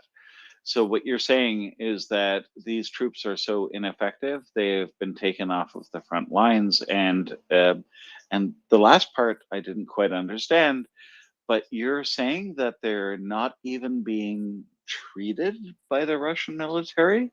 Could you clarify, please, Carlo? Yes, 300 of up to 300. The report says up to 300, so that is not a very exact number.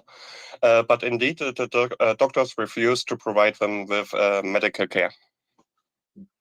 Well, it sucks to be Russian. No point in treating a dead man. It sucks to be a Russian in a Russian prison. Rig. Well, I would have actually said if they would stay in the prison 10 or 15 years, they would have a chance to live. I mean, they make a choice, right? Yeah, they did. Two things, if you remember, Bloke, we have seen. So after the mobilization in September, I think the whole month of October, I have followed Dimitri's account where he focused his work on the life of the new conscripts in which came to Ukraine. What was their life in the ranks what are their reports between them, how are they treated, and everything else. And I think you or everyone remembers a famous video which circulated on the internet at that time, when the brief instruction on how to dress a wound was done by a woman yelling, actually, at conscripts which were in Romanian we call that careu. So when you get out in the yard, you put a line on the soil, on the ground, and everybody is going. All the soldiers or the pupils, depending on where you are, go behind that line, and they stay in line and in order, right? So the soldiers were in front of her, and she was yelling at them how to dress a wound, and explaining to them how to ask. They were not provided by the army, so to ask their girlfriends and their wives to give them tampons, to use them in plugging the bullet wounds. And I have seen videos with soldiers who actually did that. The infection and the gangrene and the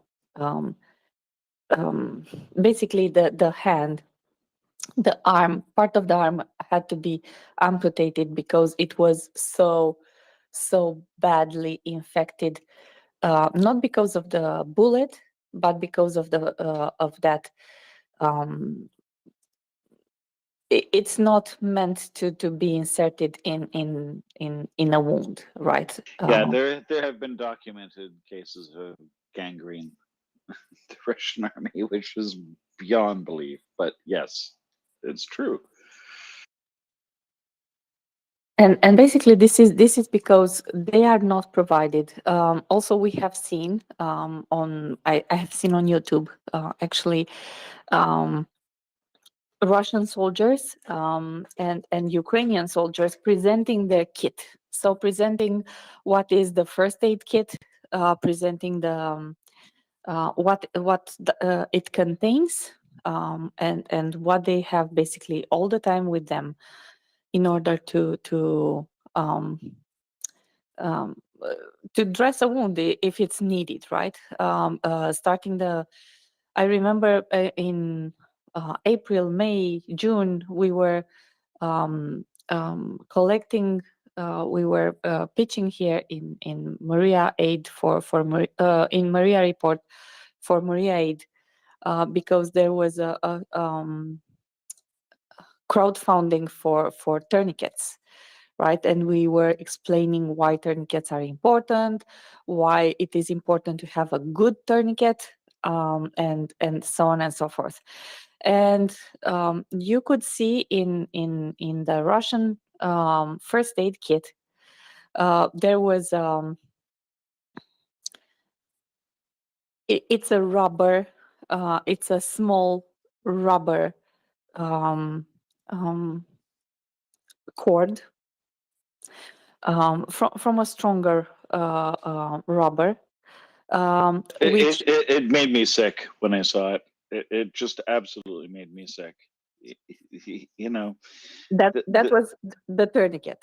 That was instead of the tourniquet, and that is 100 years back technology, like 200 years back technology. I shared a meme Sorry, Ben. in the Signal chat that I can't share here in the space because it's probably not age appropriate for our family outreach organization, but I thought you might appreciate it because it's relevant to the topic we're discussing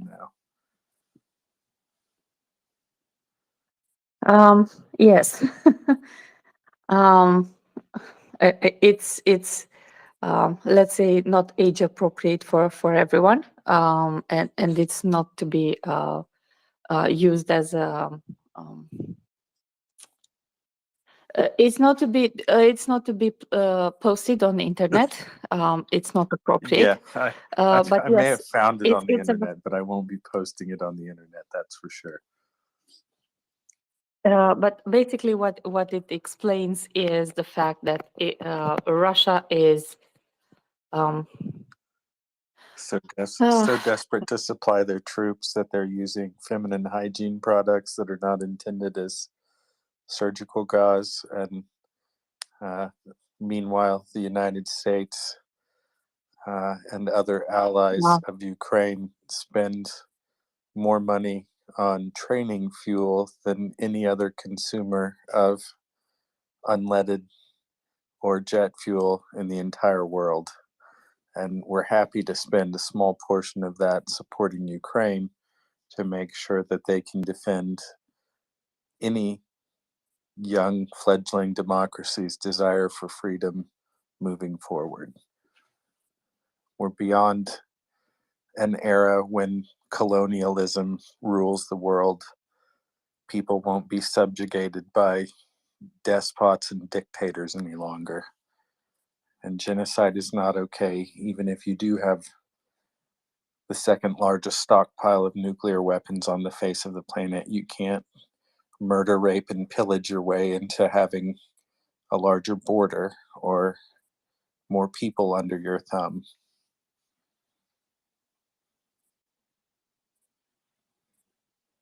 Exactly. And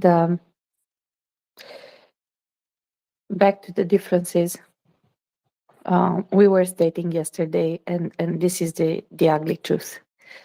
We had a long discussion yesterday with Ryan and Will, and we were discussing about equipment and Ukrainian equipment. They are not rich, right? Ukraine is in the midst of war. They have overturned their government in 2014, and they had the revolution of dignity, followed immediately by an invasion by Russia, which means they didn't have the opportunity to develop economically as they would have been if they would have been left alone. This is one, and second, most important, another important thing is that before 2014, some of the